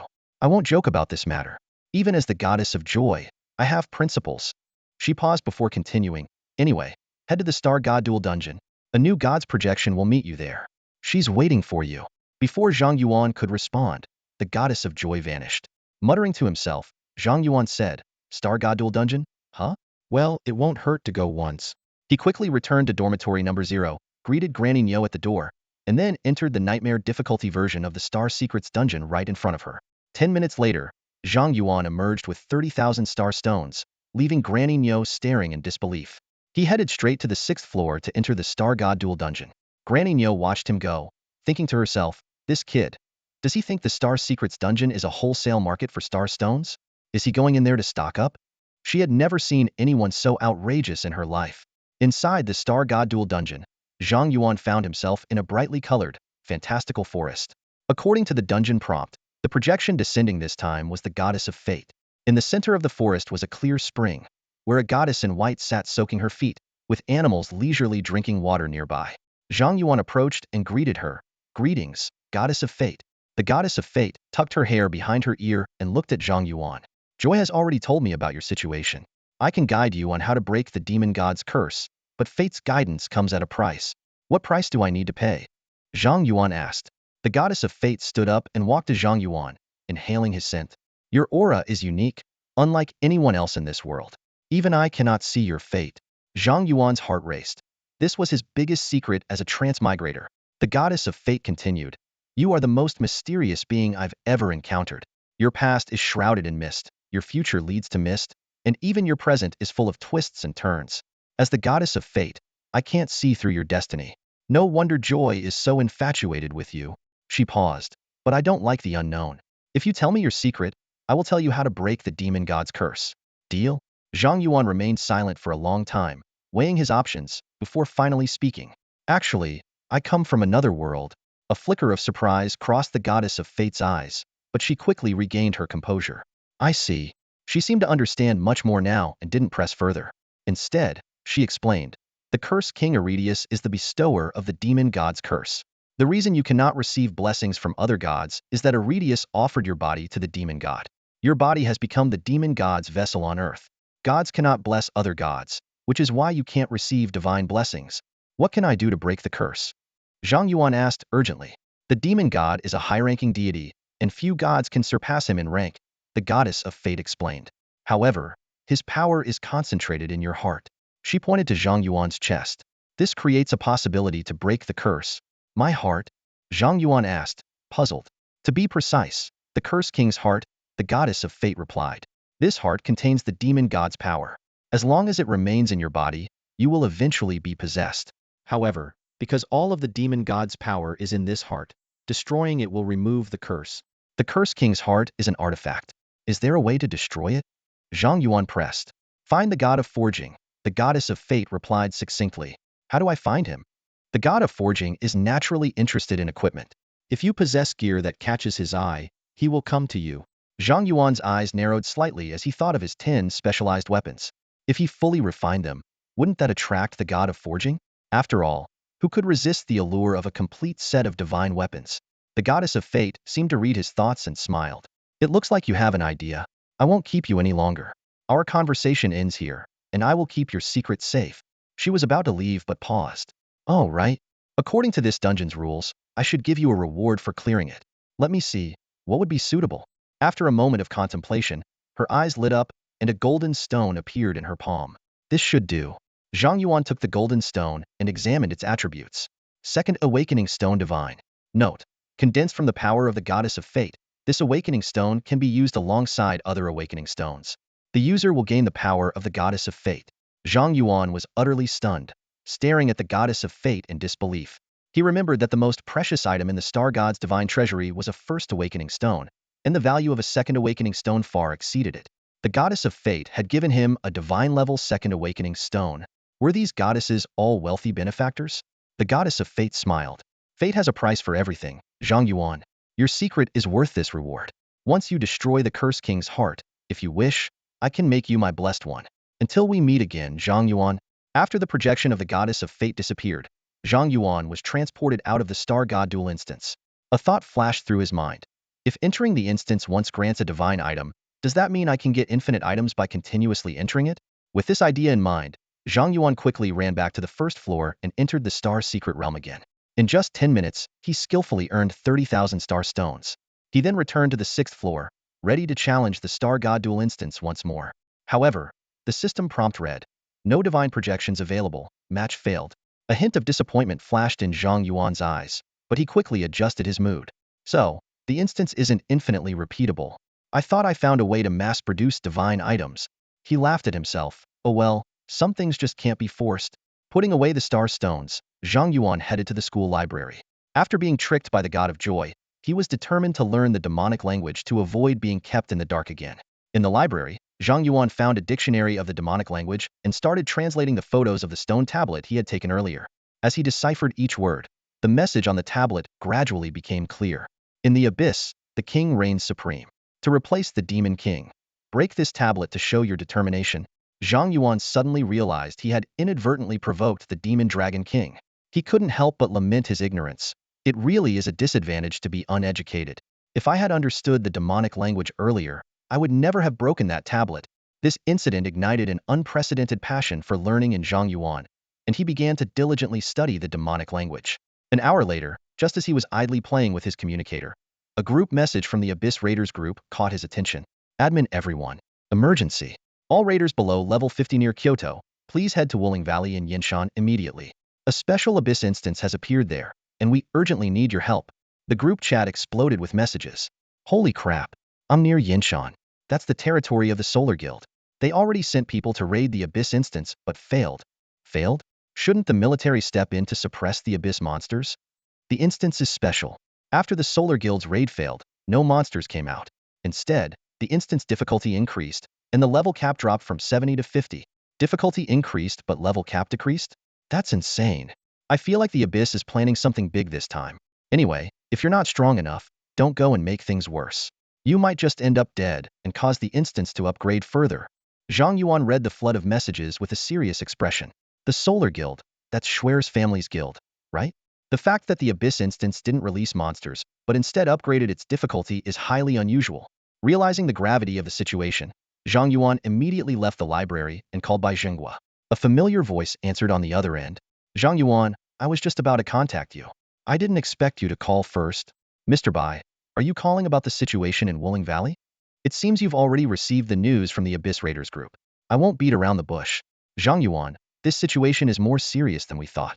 If we don't resolve it, Kyoto could turn into a living hell. I can help, Zhang Yuan responded decisively. Your willingness to help is a huge relief. With the level cap locked at 50, you're the only one I can think of who can handle this. Head to Wuling Valley first. I'll send you the details on the way. Understood. Zhang Yuan hung up and quickly skimmed through the information Bai Zhenghua had sent. Yinshan is a mountain range north of Kyoto, with monsters averaging level 50. Wuling Valley is a famous area within the Yinshan range, containing not only a large magic or vein, but also a level 60 outdoor instance. 10 years ago, the Solar Guild spent 500 billion to buy the mining rights to the magic or vein. After the guild members settled in, they naturally took control of the outdoor instance. However, the Solar Guild did not monopolize the instance. They opened it to the public, allowing anyone to raid it. The guild even built a large supply point next to the instance, including a pharmacy, blacksmith, inn, and general store. The magic or mine from the cave was processed into various potions and equipment on-site and sold directly to raiders. Due to the high difficulty of the Wuling Valley instance, raiders had a high demand for potions and equipment. The daily output of magic or often couldn't meet the consumption needs of the raiders. This business model saved the Solar Guild significant transportation costs and earned them a fortune, making Wuling Valley their biggest cash cow. When signs of abyssal corruption appeared in the Wuling Valley instance, Guild leader Li Yuankong took it very seriously and immediately sent a level 70 elite team to raid it, aiming to restore the instance to normal as quickly as possible and not disrupt their business. However, the raid failed, and the elite team was wiped out. Normally, after failing to raid an Abyss instance, Abyss monsters would pour out. If the Solar Guild could suppress them in time, they might still save the instance. But strangely, this Abyss instance did not release any monsters. Instead, it upgraded and mutated, increasing in difficulty and lowering the raider level cap to 50. If a level 70 elite team was wiped out, a level 50 team would likely meet the same fate. The situation in Wuling Valley quickly spiraled out of the Solar Guild's control. When Zhang Yuan arrived at Wuling Valley, he saw that many raiders below level 50 had already gathered outside the valley. In addition to the bounty posted by the Adventurers Association, the Solar Guild had also issued a public call for help, seeking strong individuals to resolve the Abyss instance. However, many of the level 50 raiders who responded were of varying quality.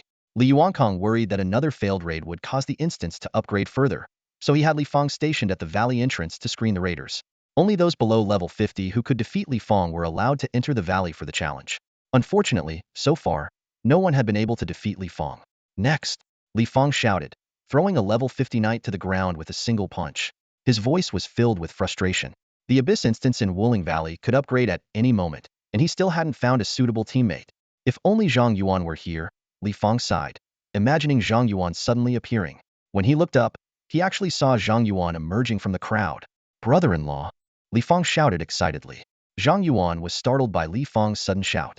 Before he could regain his composure, Li Fong had already grabbed his hand, his eyes shining with excitement. Brother-in-law, did you come here just to help? I'm so touched. Li Fong's voice trembled slightly with excitement. Caught off guard by this unexpected enthusiasm, Zhang Yuan felt a bit awkward and could only respond, Li, you're too kind. Realizing his overreaction, Li Fong quickly let go of Zhang Yuan's hand and apologized. Oh, sorry. I got a bit too excited. Despite his apology, his excitement was still evident as he continued, brother-in-law, your presence is a lifesaver. With your damage output, we just need 3 more decent teammates, and we can conquer that damned Abyss dungeon. Li Fong turned to the members of the Sun Guild and signaled them to make way for Zhang Yuan towards Fog Spirit Valley. Brother-in-law, you go ahead into Fog Spirit Valley. I'll gather the team and join you shortly. However, this scene did not go unnoticed by other adventurers outside Fog Spirit Valley, causing quite a stir. Someone loudly protested. Why does he get to go in without fighting you? This favoritism is too blatant. Exactly, another adventurer chimed in. I just checked that guy, and he's only level 37. How could he possibly handle this dungeon? If you don't want to give out the reward, just say so. Don't insult us. You Sun Guild folks have already failed once. Do you really want to mess up again? If the dungeon collapses, can you bear the consequences? More voices joined the chorus of complaints. Facing the growing dissent, Li Fong's demeanor changed instantly. No longer the friendly figure he had been with Zhang Yuan, he erupted with a fierce aura, a wave of intense heat radiating outward. Drawing his twin flaming swords, he coldly declared, my brother-in-law's damage output can take me out in one hit. He is undoubtedly the main DPS for this raid. If you're confident in yourselves, come challenge us. Otherwise, stop hiding in the crowd and spouting nonsense like cowards. Li Fong's words were like a bucket of cold water on the gathered adventurers. Several level 50 professionals' expressions changed slightly, and the voices of dissent quickly dwindled. Seeing Li Fong's full display of power, not a single person dared to step forward. Zhang Yuan made his way through the crowd and entered Fog Spirit Valley. He immediately saw the dark red vortex that marked the dungeon entrance, surrounded by flickering lightning, adding an ominous feel. Li Yuankong stood before the Abyss dungeon, his brow furrowed, seemingly contemplating a difficult problem. Uncle Li, Zhang Yuan greeted softly as he approached. Hearing Zhang Yuan's voice, Li Yuankong's furrowed brow relaxed slightly, but his expression remained serious. He responded briefly, Zhang Yuan, and continued to stare at the dungeon entrance in silence. Seeing this, Zhang Yuan used the Abyssal eye on the dungeon. Fog Spirit Mine Abyss Dungeon. Level, 60. Difficulty, Abyss. Maximum team member level, 50. Countdown, 3 hours 36 minutes 53 seconds. Reading this information, a hint of shock flashed in Zhang Yuan's eyes. Both the Abyss difficulty and the countdown were dungeon characteristics he had never encountered in books. Li Yuankong broke the silence. When the countdown ends, the dungeon difficulty will increase again. Zhang Yuan's eyes widened in disbelief. The difficulty will increase? Is that even possible? Li Yuankong nodded gravely, yes. The countdown has ended once before, making the dungeon jump from Hell difficulty to Abyss difficulty, and it introduced level restrictions. As time passes, this Abyss dungeon will become increasingly challenging, and the success rate for conquering it will drop until no one can clear it. No one knows what kind of monsters this dungeon will produce. If the abyssal creatures inside are released, it won't just be our Sun Guild facing annihilation. Even the southern Kyoto city won't be spared. After hearing Li Yuankang's explanation, Zhang Yuan pondered for a moment before resolutely saying, "Uncle Li, let me solo this abyss dungeon." Li Yuankang's expression changed dramatically, surprised. "You want to solo it? Are you serious?" "Zhang Yuan, this abyss dungeon can wipe out a level 70 raid team. Now that the dungeon has evolved, the difficulty will only be higher. Sending ordinary level 50 professionals in there is a death sentence, including Li Fong." Li Yuankang understood this well, but as the Sun Guild leader, he couldn't ignore the abyss dungeon. Moreover, given Li Fong's level and strength, he was an ideal candidate for the raid. If Li Fong didn't participate, it would not only undermine morale but also discourage other professionals. After all, if the best candidate isn't raiding the dungeon, everyone will notice, and no one will want to join. Although Li Yuankang knew Zhang Yuan was strong, he didn't have a clear understanding of Zhang Yuan's abilities. Zhang Yuan's records were top secret, and even as the son of a national elder, Li Yuankang had no access to Zhang Yuan's detailed information. He worried that Zhang Yuan might be in serious danger alone in the abyss dungeon. If anything happened to Zhang Yuan, the entire Li family wouldn't be able to bear the responsibility. With this in mind, Li Yuankang firmly said, "No, soloing the dungeon is too dangerous. You need a tank, healer, and support to ensure your survival." Zhang Yuan shook his head. "Uncle Li, I can tank, deal damage, and provide support myself. Adding level 50 professionals to my team would only make them a burden." With that, Zhang Yuan slightly expanded his sword formation, enveloping Li Yuankang within it. Li Yuankang was astonished by the buffs Zhang Yuan provided, especially the one that ignored 50 of defenses, which was simply outrageous. Zhang Yuan calmly stated, "To be honest, my support abilities are not even a tenth of my damage output." Li Yuankang remained silent for a long time, glancing at the dungeon countdown before finally taking out a bracelet and handing it to Zhang Yuan. "Wear this bracelet while raiding the dungeon." "What is this?" Zhang Yuan asked curiously. "It's a piece of equipment developed by our Sun Corporation called the Ring of Life. It monitors your life status in real time inside the dungeon. If I judge that you're in mortal danger, I'll use the Gauss cord to forcibly pull you out of the dungeon. Do you understand?" Li Yuankang explained. "Thank you for your concern, Uncle Li," Zhang Yuan said, putting on the Ring of Life. He added, "By the way, Uncle Li, I have a passive ability that prevents death once, plus a resurrection skill. So if I seem to be in danger at first, don't rush to pull me out. I might still turn things around." Li Yuankang nodded. "Got it? Then I'll get going." Without further delay, Zhang Yuan placed his hand into the abyss dungeon. "Do you want to challenge the Fog Spirit Mine dungeon?" Yes. As Zhang Yuan chose to challenge, he was sucked into the abyss dungeon. Meanwhile, in Li Yuankang's view, Zhang Yuan's health bar appeared. "Zhang Yuan, it's up to you now," Li Yuankang murmured, then used his communicator to contact Butler Su. "Butler Su, bring the Gauss core to Yanshan." The moment Zhang Yuan stepped into the dungeon, a dense, abyssal aura overwhelmed him, nearly matching the concentration at the entrance. Flickering oil lamps on either side of the dimly lit mine barely illuminated the rough rock walls, and the air was thick with a nauseating stench. Sensing danger, Zhang Yuan immediately summoned the Hellfire Demon Goat, the Ice Queen Spirit, and the Rakshasa King, positioning them in a triangle around him. Using the flickering flames of the Hellfire Demon Goat as light, the group advanced slowly. Strangely, they encountered no monsters along the way. This puzzled Zhang Yuan, as it was completely contrary to Bai Zhengguo's description of the monster-infested Wuling Mine. The entire dungeon was eerily silent, as if devoid of any life. Unhindered, they reached the deepest part of the Minea natural cavern filled with magic crystals. The blue glow from the crystals dispelled the darkness, but did nothing to alleviate the sinister atmosphere. In the center of the cavern, a blood-red magic circle stood out prominently. Cautiously, Zhang Yuan directed the Rakshasa King to investigate.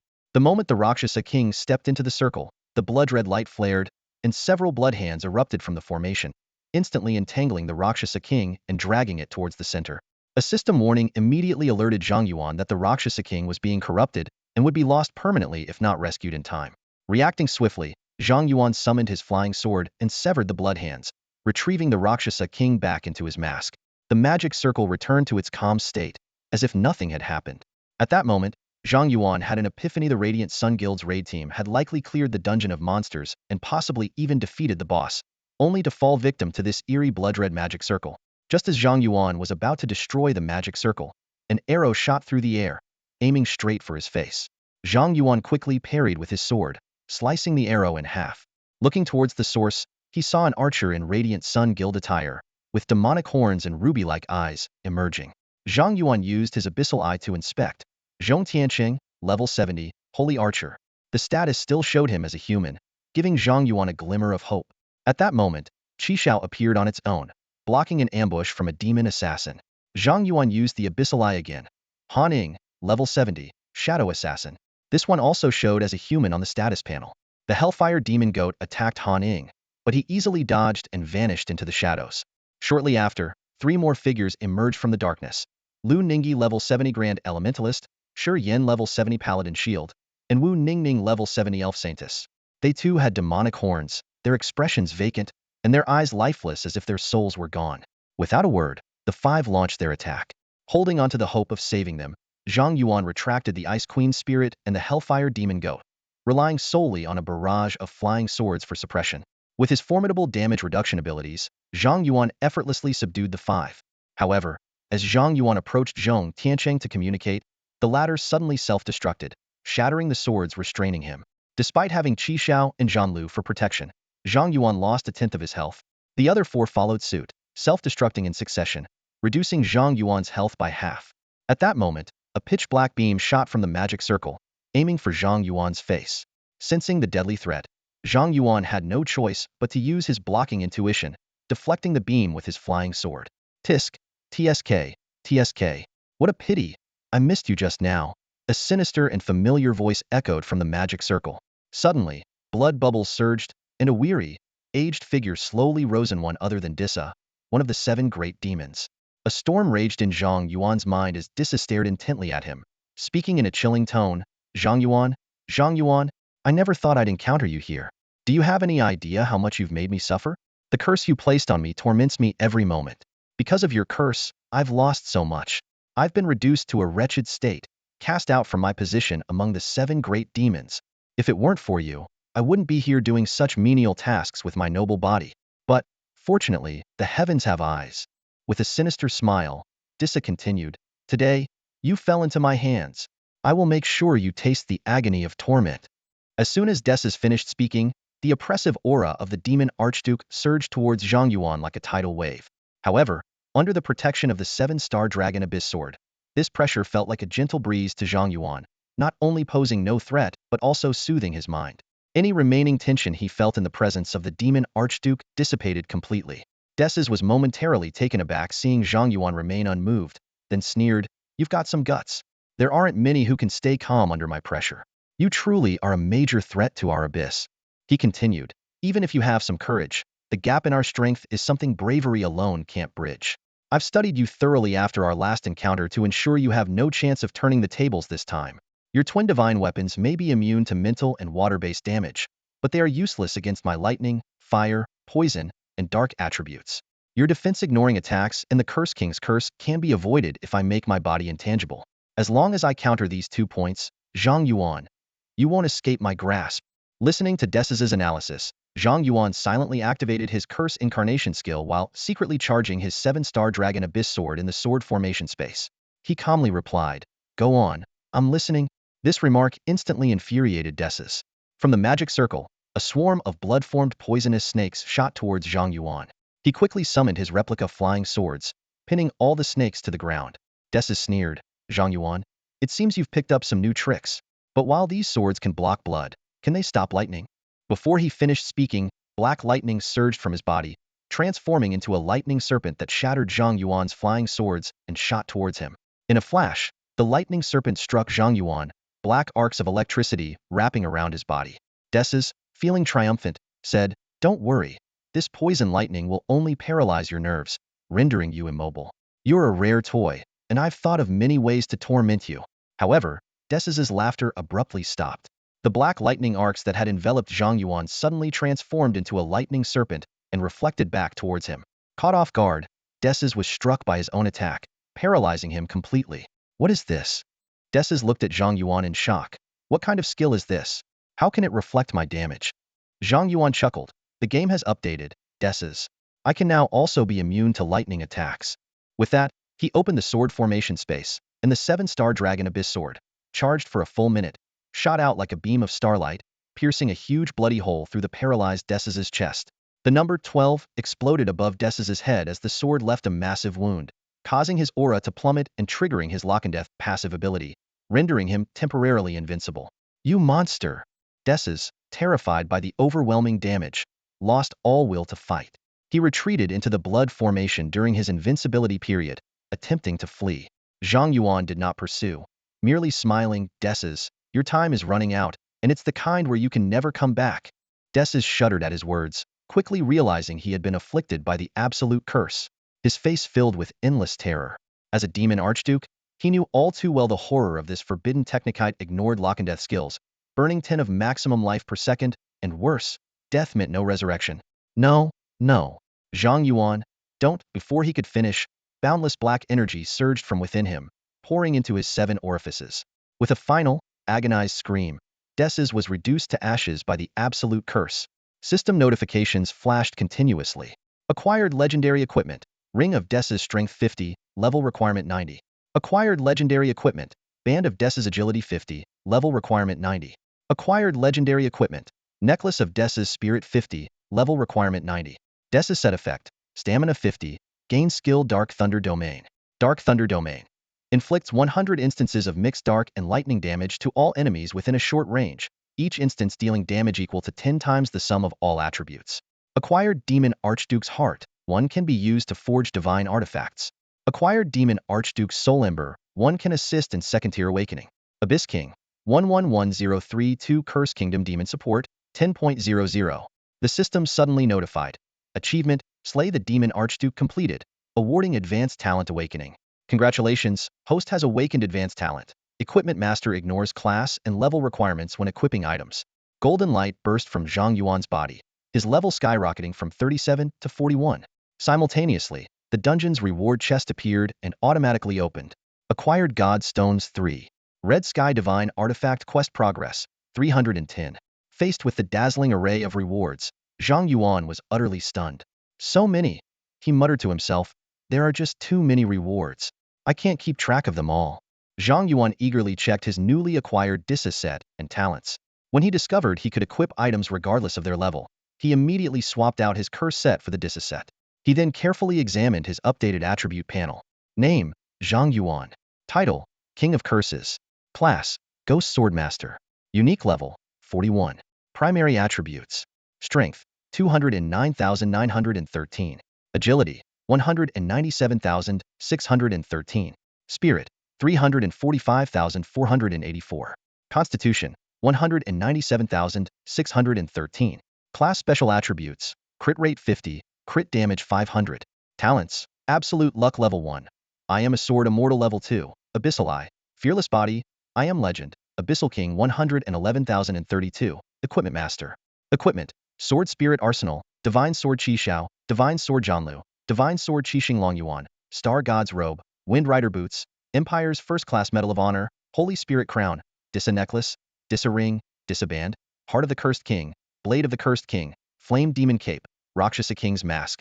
Skills, Ghost Sword Array Level 5, Ghost Sword Control Level 5, Sword Array Space, Attribute Conversion, Sword Intent Gathering, Dark Thunder Domain, Wind Control, Poison Resistance, Culinary Mastery, Poison Specialization, Potion Enhancement, Hidden Weapon Mastery. Fate Seed, 6 Fate. With the boost from 4 legendary pieces of equipment and the Abyssal King talent, all of Zhang Yuan's primary attributes skyrocketed to 6 digits. Although he lost the area skill Spirit Storm, he gained the much more ferocious Dark Thunder Domain. Zhang Yuan roughly calculated the power of Dark Thunder Domain. It deals 100 instances of mixed Dark Thunder damage to each enemy in range, with each hit based on the sum of his primary attributes. Considering his 15-20 crit damage and 20x talent damage boost, each enemy within the skill's range would endure at least 1,000 hits of 300 million damage, not even counting the Fate Seat splash damage bonus. This could electrify even the gods. Zhang Yuan exclaimed, I am the true Thunder King. He dared not continue calculating, as the damage numbers were already off the charts. Zhang Yuan couldn't help but marvel. Is this how the high-level experts of the 89th and 90th levels play? After reviewing his attributes and equipment, Zhang Yuan opened his storage space. Besides the legendary Disi equipment and height ear talents, his greatest gain was 3 God Stones. For Zhang Yuan, these 3 God Stones meant 3 exclusive weapons, a reward on par with the Disi set. It had been more than a month since he last drew Qi Xiao and Zhanlu. This month, he only drew a Divine First Awakening Stone and 3 Qi Xinglong Yuan swords, and still had 6 absolute luck uses left. After estimating the time and confirming he had enough draws, Zhang Yuan took out the fate compass from the dungeon. Qixing Longyuan's sword has completed its divine weapon task. With luck, I can refine it to its max tier this time and gain a new exclusive weapon, Zhang Yuan thought. I wonder how powerful a max tier Qixing Longyuan will be. With great anticipation, Zhang Yuan placed the 3 god stones into the fate compass. The fate star array lit up, and numerous red cards spun within the magic circle. Watching this scene, Zhang Yuan couldn't help but marvel at his absurd luck talent. While ordinary people would see mostly white and blue cards with the occasional gold card, his pool was filled with red cards. Soon, 2 red cards flew out from the fate star array, transforming into 2 Qixing Longyuan swords. The Qixing Longyuan sword in his sword array space automatically flew out and merged with the new swords. Instantly, the sword erupted with terrifying divine power, causing the entire Abyssal dungeon to tremble, filled with the power of the stars. Divine Sword Qixing Longyuan Max Tier. Attack 100,000, Auto Guardian, Holder immune to control effects, Holder immune to lightning damage and can reflect lightning attacks tenfold, Holder gains star protection, unaffected by the pressure of the strong, and exerts pressure on non-divine beings, reducing their damage by 90. This sword's attacks always hit. Divine Weapon Task. Collect all 10 max tier sword artifacts 110. Notes. One of the 10 great swords guards its master, purges demons, and cleanses the world. Seeing the effects of the max tier Qixing Longyuan, Zhang Yuan almost forgot to breathe. While the attributes like 100,000 attack, tenfold damage reflection, and 90 enemy damage reduction were astonishing, what shocked him the most was the always hit feature. These simple words embodied the unparalleled dominance of a divine weapon. Zhang Yuan immediately envisioned a strategy to deal with the Cursed King. Just before reaching level 70, use Qixing Longyuan to gather power, then level up by killing some mobs, and strike the Cursed King with a powerful blow the moment he revives. After seeing the new attributes of Qixing Longyuan, Zhang Yuan felt confident about his future duel with the Cursed King. After all, he had more than one max-tier divine weapon. Moreover, Qixing Longyuan had a divine weapon task, meaning that once he collected and fully refined all exclusive weapons, they would undergo a significant upgrade. Cursed King. Oh Cursed King, Zhang Yuan chuckled. You may have set many traps to revive and dug numerous pits for me, but unfortunately, you didn't account for my absurdity. Satisfied, Zhang Yuan stored the divine Qixing Longyuan back into the sword array space, and was about to check his new exclusive weapon when he noticed the Fate Star array still spinning the cards. Why hasn't it drawn yet? Zhang Yuan wondered. At that moment, the 3rd red card finally flew out. To Zhang Yuan's shock, it wasn't a new exclusive weapon but a red scroll. What is that? Zhang Yuan looked at the unexpected surprise and astonishment. As the red scroll flew out from the card, it turned into red light and entered Zhang Yuan's body. Immediately, a new task appeared on his panel. Path of the Sword Immortal Part 1. Unique mythical task. Slay a deity. Zhang Yuan was dumbfounded when he saw the task. Unique mythical task? Slay a deity? Zhang Yuan muttered. I understand each word, but together, they make no sense. What kind of insane task requires me to kill a god? Although Zhang Yuan was now among the world's top-tier experts, he still knew he was just a mortal. Even for the seemingly unreliable god of fun, he wouldn't stand a chance. This is an impossible task for any human. Zhang Yuan sighed. Oh well, it's just one godstone wasted. Pulling out a divine weapon this time was the biggest gain. One shouldn't be too greedy. Zhang Yuan collected his thoughts, temporarily put the sword immortal task aside, and walked towards the nearby dungeon teleportation exit. However, just before teleporting out, he stopped, turned back, and gathered the clothing fragments left by several strategy team members. These fragments were the last remnants of their existence in this world after self-destructing. Zhang Yuan softly said, although we were strangers, I avenged you by killing Dissa. I hope you can rest in peace. With the clothing fragments in hand, Zhang Yuan took one last look at the dungeon filled with battles and opportunities, then stepped into the teleportation portal, leaving the place behind. The Abyss, the Cursed Kingdom. In the Grand Hall of the Demon Dragon King's castle, King Algernon sat on his throne, eyes closed, meditating and absorbing the power of the Abyss. Suddenly, a flash of light appeared, and Helos teleported in, kneeling on one knee. My king, Disses has been slain. All the demons in the kingdom are aware of this. The support for the Cursed King Zhang Yuan has risen to 10, Helos reported respectfully. Algernon, still with his eyes closed, responded calmly, I know. After a brief pause, he asked, how is Hardy recovering? Since Grand Duke Hardy was repelled by Zhang Yuan in the Holy Spirit realm, he has been afflicted with the Cursed King's slumber curse and is currently asleep in his own territory, Helos answered truthfully. Upon hearing this, Algernon slowly opened his eyes and extended his hand. A blood-red orb appeared out of thin air, emitting an ominous aura. Use the Abyssal Seed to lift Hardy's curse, Algernon commanded. Once he awakens, send him to the Daxia Empire to find a way to kill Zhang Yuan. The blood-red orb flew towards Helos, who caught it, but hesitated. My king, Zhang Yuan now has the strength to kill a demon Grand Duke. We've already lost one. Hardy isn't particularly skilled in combat. If he goes to the Daxia Empire, will he? Do you dare question my decisions? Algernon's voice turned icy. Helos shivered and quickly apologized. I wouldn't dare. Go. Yes. Helos disappeared. Algernon extended his hand again, and a virtual projection of Zhang Yuan appeared. Staring at the projection, he muttered, Zhang Yuan, if Hardy can kill you, it means you're worthless and unworthy of challenging me. If you kill Hardy, I'll send a few more demon Grand Dukes your way until your support exceeds 50. Then, I'll personally deal with you. With that, he crushed Zhang Yuan's projection and closed his eyes again, continuing to draw power from the abyss. With the abyss's blessing, Algernon's aura grew stronger by the moment.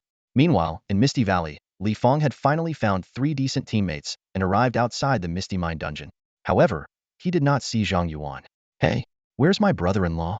Li Fang looked around and asked Li Yuankong, who was guarding the dungeon entrance. Li Yuankong ignored his son's question, focusing intently on the dungeon entrance, his palms sweaty with anxiety. Zhang Yuan had been in the dungeon for some time, and for most of it, his health had remained full. But suddenly, Zhang Yuan's health dropped below 50, nearly causing Li Yuankong to use the Gaius core. Although Zhang Yuan's health quickly recovered, Li Yuankong remained tense. Dad! Li Fang raised his voice, startling Li Yuankong. You brat. Why are you yelling? Li Yuankong scolded. Can't you see I'm busy? Li Fang was taken aback by the sudden reprimand. Dad, I just wanted to ask where Zhang Yuan is. I've assembled the team. Zhang Yuan's already in the dungeon. Li Yuankong answered curtly. What? Li Fang exclaimed. Dad, are you crazy? How could you let Zhang Yuan solo the Abyss dungeon? He's only level 37. It was his own request. Even if he requested it, you should have notified me. At least I could help tank some damage. Li Yuankong retorted bluntly, you useless fool. You'd only drag him down. Only Zhang Yuan can handle this Abyss dungeon. Li Fang was about to argue when movement from the Misty Mine dungeon caught everyone's attention. Both Li Yuankong and Li Fang stopped their quarrel and focused on the dungeon entrance. If the swirling abyssal energy intensified, it would mean Zhang Yuan had failed, and the capital city would face a great disaster. As the vortex at the dungeon entrance glowed, the surrounding abyssal energy dissipated, and the dark red dungeon returned to its blue color. He did it. Zhang Yuan cleared the Abyss dungeon. Li Yuankong shouted excitedly. For him, this meant the Sun Guild had retained a valuable asset, the capital city had avoided a catastrophe, and his father's position as a national elder was secure. Li Fang was dumbfounded, muttering in disbelief, he really soloed the dungeon? As the vortex's light faded, Zhang Yuan emerged. The aura he exuded left everyone present in awe once more. Level 41? Li Yuankong was stunned. He remembered Zhang Yuan entering at level 37. How did he gain 4 levels in such a short time? Even with the advantage of fighting abyssal monsters, the dungeon shouldn't provide such an enormous amount of experience. Did Zhang Yuan defeat a high-level demon above level 80? But how could that be possible? Uncle Li, these are the garment fragments of the 5 members who attempted the dungeon. I'm sorry. This is all I could bring out, Zhang Yuan said as he handed the fragments to Li Yuankong upon exiting the dungeon. Li Yuankong's eyes grew complex as he looked at the torn clothing, his earlier excitement dampened by sadness. Thank you for your efforts, he said, accepting the fragments. I'll thank their families on your behalf. It was the least I could do, Zhang Yuan replied. Uncle Li, the Abyss dungeon has been cleared. If there's nothing else, I'll be on my way. You're leaving so soon? Li Yuankong was surprised. Aren't you staying for a reward? I need to prepare something for you. No need. I've gained plenty this time. Zhang Yuan smiled, declining politely. To him, no reward could surpass what he had already obtained in the dungeon. After refusing Li Yuankong's offer, Zhang Yuan bid farewell to the still-dazed Li Fang and left Misty Valley, heading back to school. Now that he was level 41, he could move to the 3rd floor of dormitory number 0, according to its rules. Although the floor level didn't matter much to Zhang Yuan, the Star God Stone he would receive after passing the trial could be used to draw prizes from the Divine Treasury. Such rewards were too enticing to resist. Upon returning to school, Zhang Yuan headed straight for dormitory number 0. As soon as he entered the building, he saw Granny Nyo standing next to the Star's secret realm and promptly greeted her.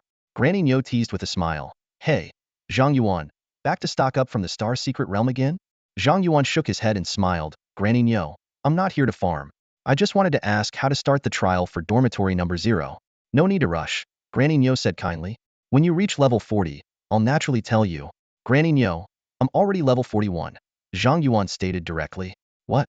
Granny Nyo thought she had misheard and quickly used a detection spell on Zhang Yuan. When she confirmed he was indeed level 41, she was completely stunned. What have you been up to? She remembered that Zhang Yuan was only level 37 when he left dormitory number 0 this morning. The word cheating flashed through Granny Nyo's mind, but she quickly dismissed the thought with a chuckle. This was reality, not a game. Cheating wasn't an option. Zhang Yuan explained, I just went out and soloed an Abyss dungeon, and then I leveled up to 41. There must have been a demon lord in that Abyss dungeon. Granny Nyo joked but didn't press further. She then said, since you've already reached level 41, follow me? Yes, Zhang Yuan replied. Granny Nyo led Zhang Yuan to the 3rd floor and stopped in front of a gray mist at the entrance. She said to Zhang Yuan, although what I'm about to say might seem redundant, we still need to follow the procedure. To challenge the trial dungeon, you must first pay 1,000 star stones. If you fail the challenge, you'll need to pay another 1,000 star stones to try again. Is that okay? Zhang Yuan nodded. No problem. Granny Nyo continued, additionally, if you pass the trial, the rent for a dorm room on the 3rd floor is 100 star stones per day. I no longer have the authority to waive the rent for you at this quantity. Can you afford it? Zhang Yuan nodded again. I can. He thought to himself, spending a few minutes farming in the Star Secret Realm dungeon would easily cover a year's rent.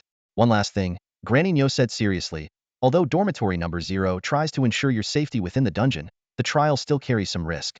If you encounter danger, you must exit the dungeon immediately. You can leave the dungeon at any time. Understand? Understood. Zhang Yuan replied solemnly. Good. No more unnecessary talk. Pay me 1,000 star stones, Granny Nyo said, extending her hand. Zhang Yuan promptly handed over 1,000 star stones. With a wave of her sleeve, Granny Nyo caused the star stones to dissolve into starlight and merge into the gray mist at the entrance. The next moment, the mist transformed into a blue vortex. Go ahead, Granny Nyo said to Zhang Yuan. Once you pass the trial, you can move up to the 3rd floor. The benefits there won't disappoint you. I'll look forward to it, Zhang Yuan said, walking into the vortex with curiosity. However, instead of being transported to the expected trial dungeon, he found himself in a completely enclosed room with no doors or windows. What's going on? Zhang Yuan was puzzled. What kind of trial is this? At that moment, a familiar voice rang out. Zhang Yuan, the trial for dormitory number 0 is too easy for you. So I took the liberty of bringing you here instead.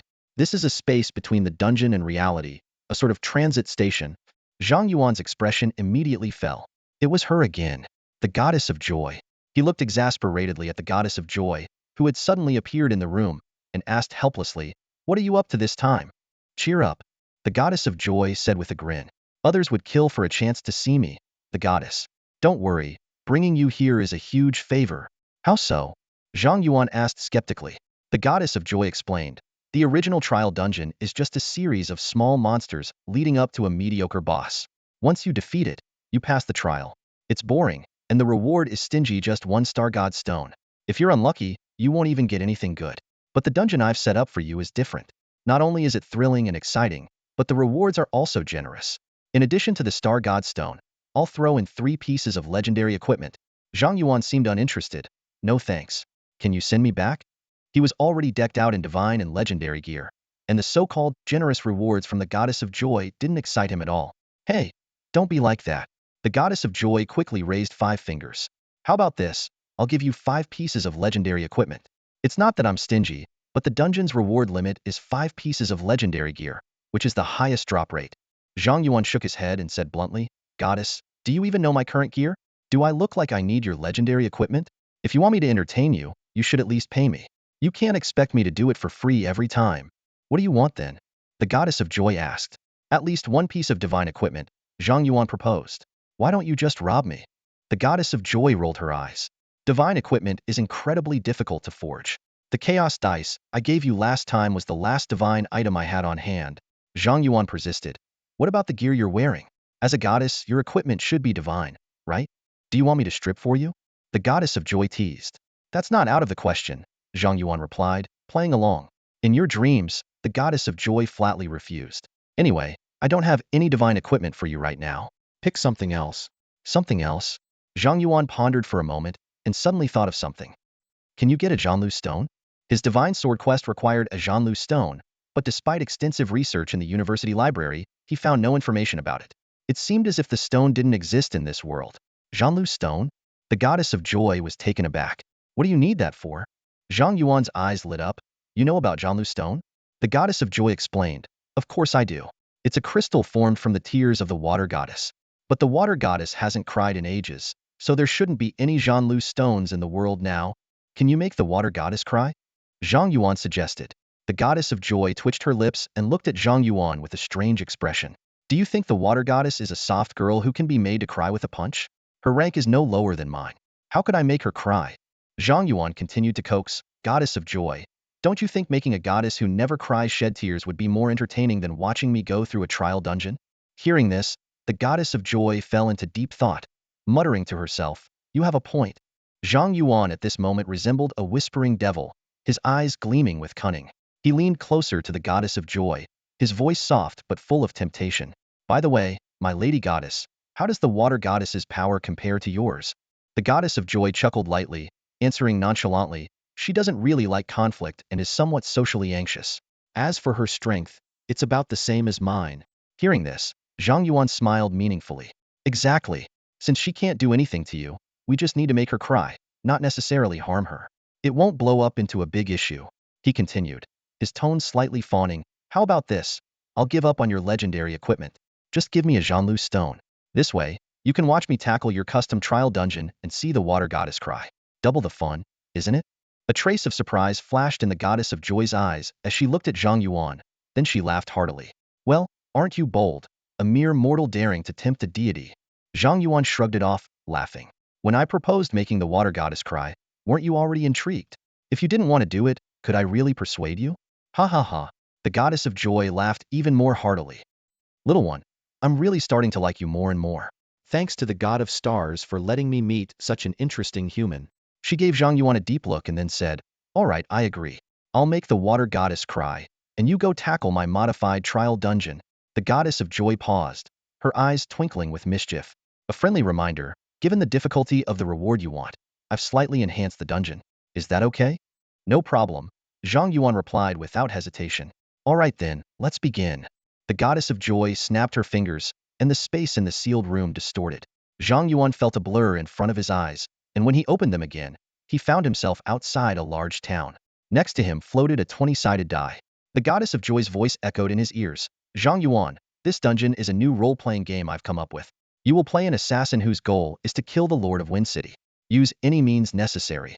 As long as you kill the Lord, you pass the trial. She continued to explain, of course, all your actions in this dungeon will be governed by the die, and your attributes will affect the role outcomes. Additionally, to make things more interesting, you have separate attributes and a profession in this dungeon. Those are the basic rules. Good luck. With this brief explanation, the goddess of joy fell silent. Zhang Yuan looked at the die floating beside him and then at the two guards at the city gate, recalling the tabletop role-playing games from his previous world, commonly known as tabletop RPGs. Those tabletop RPG rules were similar to the goddess of joy's dungeon. Players could do anything in the game, but whether they succeeded depended on the roll of the dice. However, in his past life, Zhang Yuan had only heard of such games and had never actually played one, so he had no experience to draw on. Forget it. I'll take it one step at a time. Let's enter the city first, Zhang Yuan muttered to himself, walking straight towards the gate. The two guards immediately blocked his way, demanding harshly, stop. What business do you have in Wind City? Without thinking, Zhang Yuan lied casually, I'm here to visit relatives. Deceiving the gate guards requires a roll of 12. Rolling the die now, the system prompt echoed in Zhang Yuan's mind. The die beside him spun and stopped at 9. Deception failed. The gate guards will attack you. The system prompted again. You look shady. You must be up to no good. Seize him. One of the guards shouted angrily. As soon as the words left his mouth, the two guards lunged at Zhang Yuan with their spears. Zhang Yuan instinctively tried to summon his flying sword to attack, only to find a dagger appearing in his hand instead. He quickly realized that in this dungeon, he had neither his flying sword nor his sword array. A special dungeon that completely restricts personal skills? Zhang Yuan's eyes narrowed, but there was no time to think. The guard's spears were already thrusting towards him, and he had to use the dagger to counterattack. Countering the gate guards requires a roll of 15. Rolling the die now, the system prompt echoed again. The die spun once more, this time stopping at 20. Counterattack successful. Guards killed? As if guided by some strange force, Zhang Yuan easily deflected the guards' spears with his dagger and swiftly slit their throats like a ghostly figure. This scene immediately triggered screams from nearby residents, quickly attracting a large number of soldiers. Run first. Zhang Yuan saw the approaching soldiers and dashed into the city, heading for the alleys. Evading the pursuing soldiers requires a roll of 16. Rolling the die now. The die spun once more, landing on 18. Evade successful. You have escaped the soldiers' pursuit. With the system prompt, Zhang Yuan felt himself moving faster and more agilely. He quickly scaled a high wall, easily shaking off his pursuers. It seems this really is a large-scale role-playing dungeon. All actions depend on dice rolls, Zhang Yuan thought to himself. Charging through blindly won't work. I need to understand the game rules first. He looked towards the grand mansion in the center of the city but didn't head there directly. Instead, he found a hidden spot to lie low and opened his status panel. Name, Zhang Yuan. Class, Assassin. Strength, 15. Agility, 25. Spirit, 5. Stamina, 5. Equipment, Poison Dagger. Skills, Stealth, Throat Slit, Lethal Strike. In this dungeon, all his attributes and skills were completely reset, and he couldn't use his equipment or items. The goddess of joy must be afraid I just tear through with my flying sword. So she gave me such poor stats, huh? Zhang Yuan couldn't help but complain as he looked at his current attributes. This is really thrilling and exciting. Having grown accustomed to 6-digit attributes, he felt a bit uncomfortable suddenly being back at level 1. However, Zhang Yuan quickly accepted the special dungeon setup.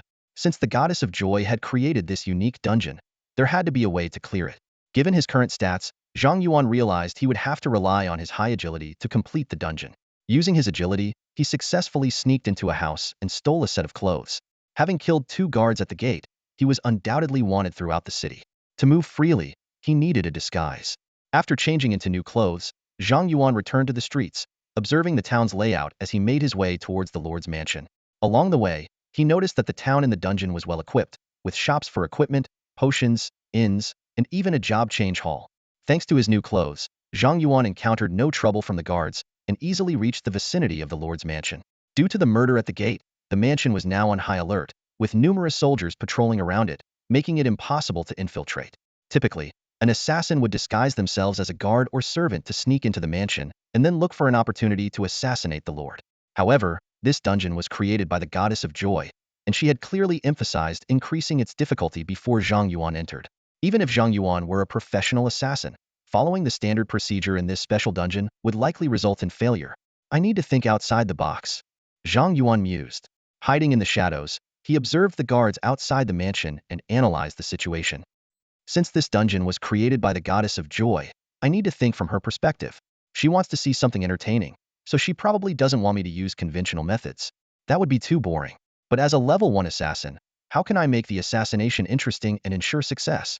Zhang Yuan pondered for a long time but couldn't come up with a perfect plan. Just then, he remembered the job change hall he had seen earlier and a crazy idea popped into his mind. Why not change jobs? What does it matter if assassin Zhang Yuan can't do it? It's not a problem for the ghost sword master Zhang Yuan. After this idea crossed Zhang Yuan's mind, he didn't hesitate to abandon his plan to infiltrate the city lord's mansion and assassinate the city lord. Instead, he headed to the job change hall in the city and approached a statue dedicated to the god of joy. Seeing the statue's appearance, Zhang Yuan couldn't help but silently mock the deity's shamelessness. Standing before the statue, he began attempting to change his job. The system notified him that job change required a roll of 20 points. Taking a deep breath, Zhang Yuan cast the dice. On the first roll, the dice landed on 1. Zhang Yuan frowned and rolled again. This time, luck seemed to be on his side as the dice landed on 20. Just as he was about to cheer, an invisible force nudged the dice, changing it back to 1. Rigged. This is totally rigged. Zhang Yuan couldn't help but shout in protest, but the god of joy remained silent. He even felt that the statue's smile grew more radiant, as if mocking his misfortune. With a final glimmer of hope, Zhang Yuan rolled the dice a 3rd time. Yet again, the result was 1. The probability of rolling 1 3 times in a row was 1 in 8,000, and Zhang Yuan was convinced this was the god of joy's prank. The system notified him of the job change failure and suggested he find another way to complete the quest. Frustrated, Zhang Yuan exited the trial dungeon. Granny Niu was astonished to see this, but Zhang Yuan offered no explanation. Instead, he handed over 1,000 star stones to reset the dungeon. Upon re-entering the dungeon, Zhang Yuan skillfully infiltrated the town and headed straight for the job change hall. However, multiple attempts at a job change continued to fail. After repeatedly exiting and re-entering, he finally saw the dice land on 20. This time, Zhang Yuan acted quickly, firmly pressing the dice with both hands before the invisible force could alter the result. The system notified him of a successful job change and prompted him to choose a profession. Without hesitation, Zhang Yuan chose the Ghost Sword Master. However, the system required another dice roll for confirmation. When the dice stopped at 19, Zhang Yuan deftly nudged it with his pinky, turning it to 20. A flash of white light restored Zhang Yuan to his Ghost Sword Master identity and abilities. Brimming with confidence, he headed to the City Lord's mansion. Confronted by the guards, he unleashed the Dark Thunder Domain. In an instant, the entire mansion was leveled, completing his mission. The system rewarded him with a Star God Stone and a promissory note for a Zhanlu Stone. Gazing at the reward, Zhang Yuan couldn't help but feel speechless at the God of Joy's stinginess, and his opinion of the deity plummeted. Zhang Yuan returned from the trial dungeon to find himself back at dormitory number 0. The gray mist at the entrance to the 3rd floor dissipated, revealing a starkly different scene from the 2nd floor. The doors here were engraved with intricate magical arrays, emanating powerful energy that gave a sense of solidity.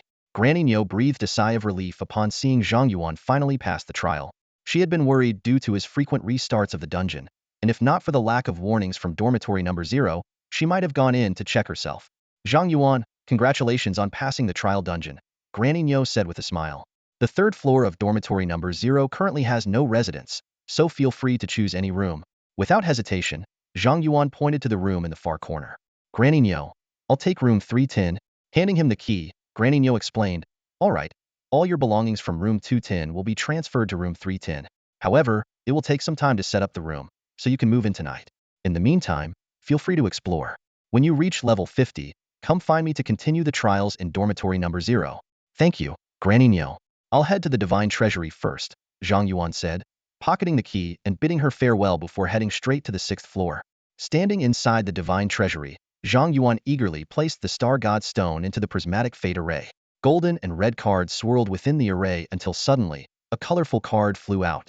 Another colorful one, Zhang Yuan exclaimed, his heart racing as he remembered the last time he drew a god-level awakening stone. The colorful card transformed into a red scroll. The moment it unfurled, a wave of intense murderous aura erupted, forming blazing sword shadows that crisscrossed the treasury. The red scroll turned into a beam of red light and merged into Zhang Yuan's body. A system notification chimed. Congratulations, you have acquired the 9 Heavens Crimson Fiend Sword Array. Zhang Yuan carefully read the skill description and discovered that while the sword array didn't directly deal damage, it could lower the target's level and even bypass rules to execute a direct kill. Initially, he thought it was a lackluster skill, but soon realized its hidden potential. Bypassing rules to execute. If I can lower a divine being's level to below 1, could I directly kill them? Zhang Yuan's thoughts raced, his heartbeat quickening. To test his theory, Zhang Yuan immediately sought out Granny Niu and requested to re-enter the trial dungeon. Although puzzled, Granny Niu agreed after he paid 1,000 Star God Stones. Upon re-entering the dungeon, Zhang Yuan headed straight for the job change hall and approached the job change statue. This indestructible statue, at level 999, was the perfect target for his test. Sorry, gotta fun, Zhang Yuan muttered, activating the sword array. Thousands of flying swords, stained red with the essence of the Crimson Fiend, hovered above the city in a spectacular display. At Zhang Yuan's command, the swords rained down on the statue. While unable to cause physical damage, the statue's level rapidly decreased. When the 9,990th sword struck, the statue's level dropped to 0. In that instant, the Crimson Fiend's sword erupted with overwhelming murderous aura, turning the sky blood red. Countless sword shadows pierced the statue, and the Crimson Fiend's sword transformed into a red beam, instantly shattering the indestructible statue. With a thunderous explosion, the statue detonated, and the terrifying divine power engulfed Zhang Yuan, obliterating the entire dungeon. Granny Niu, who had been standing guard at the entrance, watched in shock as cracks appeared in the dungeon's vortex. The next moment, the dungeon collapsed with a deafening roar, and Zhang Yuan was catapulted out like a cannonball, smashing through the wall of dormitory number 0 and plummeting outside. Granny Niu stared in disbelief at the human-shaped hole in the wall, her mind racing with countless thoughts. Finally, she could only manage to blurt out, "What the?" Madame Niu agilely slipped through the human-shaped hole in the wall and landed beside Zhang Yuan under dormitory number 0. With concern in her voice, she asked, "Kid, are you all right?" Zhang Yuan stood up, brushing the dust off his clothes. "Madame Niu, I'm fine," he said, a bit embarrassed. "Sorry, I didn't expect such a commotion. I ended up destroying the whole instance." Reflecting on the recent events, Zhang Yuan remembered how the divine power unleashed after he destroyed the statue had consumed the passive life-saving ability of the Qi Shao sword, far beyond his expectations. Madame Niu reassured him, "It's not a big deal. Dormitory number 0 can self-repair anything. As long as you're safe, that's what matters." She paused, then curiously asked, but seriously, what did you do in the trial instance? The whole thing disappeared. I destroyed the statue of the god of pleasure, Zhang Yuan replied honestly. Madame Niu's eyes widened in disbelief. You destroyed what? The statue of the god of pleasure, Zhang Yuan confirmed. You destroyed a divine statue? How is that possible? Madame Niu was thoroughly stunned. She murmured to herself, any statue blessed with divine power shouldn't be destructible by mere mortals. If a statue can be destroyed, it implies that the deity itself can be killed. The thought that Zhang Yuan might possess god-slaying powers left Madame Niu's mind in turmoil, as if she were in a dream. But she quickly regained her composure and sternly warned, Kid, I don't know what method you used to destroy that statue, but you must never reveal that ability to anyone unless it's a matter of life and death. She continued, in this world, there are numerous strange cults with fanatical followers. If those crazed zealots find out you can kill gods, they'll stop at nothing to hunt you down. In their eyes, gods are sacred and inviolable, and your existence would be the ultimate blasphemy. Seeing Madame Niu's serious expression, Zhang Yuan also became earnest and promised, don't worry, Madame Niu. I won't use that skill unless I face a god-level opponent. Madame Niu sighed in relief. In that case, I'm relieved. I'll go fix the outer wall of the dormitory. You go ahead and take care of your own business. Zhang Yuan glanced at the human-shaped hole in the third-floor wall and said apologetically, Madame Niu, let me help. Forget it. Just be glad you're not making things worse. Madame Niu refused outright, leaping into the hole to start repairing the wall. Noticing that Madame Niu was still a bit upset, Zhang Yuan thought to himself, it seems she's still a bit angry. I better stay away from dormitory number 0 for now. He shook his head with a smile and decided to head to Mingjing Academy to ask Gu Bingying to reset his cooldowns and visit the principal. Since the battle in the Holy Spirit Realm instance, Jing Bingyun had been unable to recover due to using a forbidden skill and had been lying in the medical center of Mingjing Academy. Mingjing Academy was located on an island in the middle of an artificial lake on the western side of Beijing University. The island was shrouded in a perpetual mist, and only students of Mingjing Academy and patients accepted by the Mingjing Medical Center could enter. Years ago, the academy had been open to students from other schools, but because the academy was filled with beautiful nurses, a large number of students visited daily, severely disrupting the quality of education.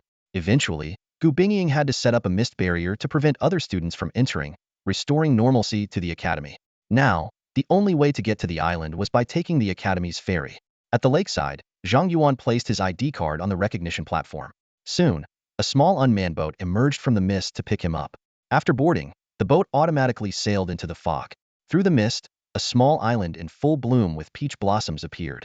Near the dock, a few beautiful women were playing and laughing, their high attractiveness pleasing to the eye. Zhang Yuan couldn't help but marvel. No wonder this hidden academy is where all the male students want to go. Studying here feels like it could extend your lifespan. As the boat docked, several beauties curiously surrounded him, asking, hey? Mingjing Academy didn't recruit any male students this year. How did you get in, Junior? Zhang Yuan politely replied, Seniors, my name is Zhang Yuan. Teacher Gu specially allowed me to study at Mingjing Academy. You're Zhang Yuan. The seniors' eyes lit up as they scrutinized him like a rare treasure. Zhang Yuan, puzzled, asked, you know me? Of course. The principal specifically instructed us to take meticulous care of you if you ever came to our academy, making you feel at home, one senior said enthusiastically. Come on, Junior. Where are you heading? Do you want to visit the Peach Blossom Spring on the island? It's the most beautiful place here, a must-visit for every newcomer. Surrounded by the enthusiastic seniors and their fragrant scent, Zhang Yuan felt a bit overwhelmed. He quickly said, Seniors, maybe next time. I need to see Teacher Gu. Then we'll take you there. The seniors insisted. Unable to refuse, Zhang Yuan followed them.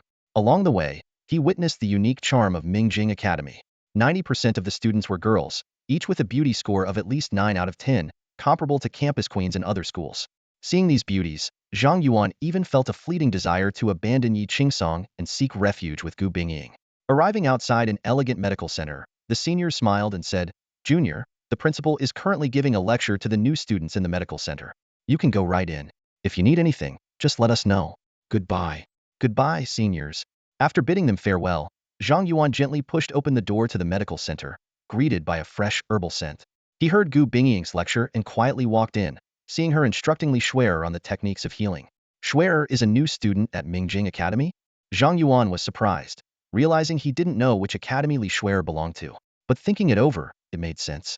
Xue'er's rare healing profession, the elf saintess, had extensive area revival skills, making her a perfect fit for Mingjing Academy. That's all for today's lesson.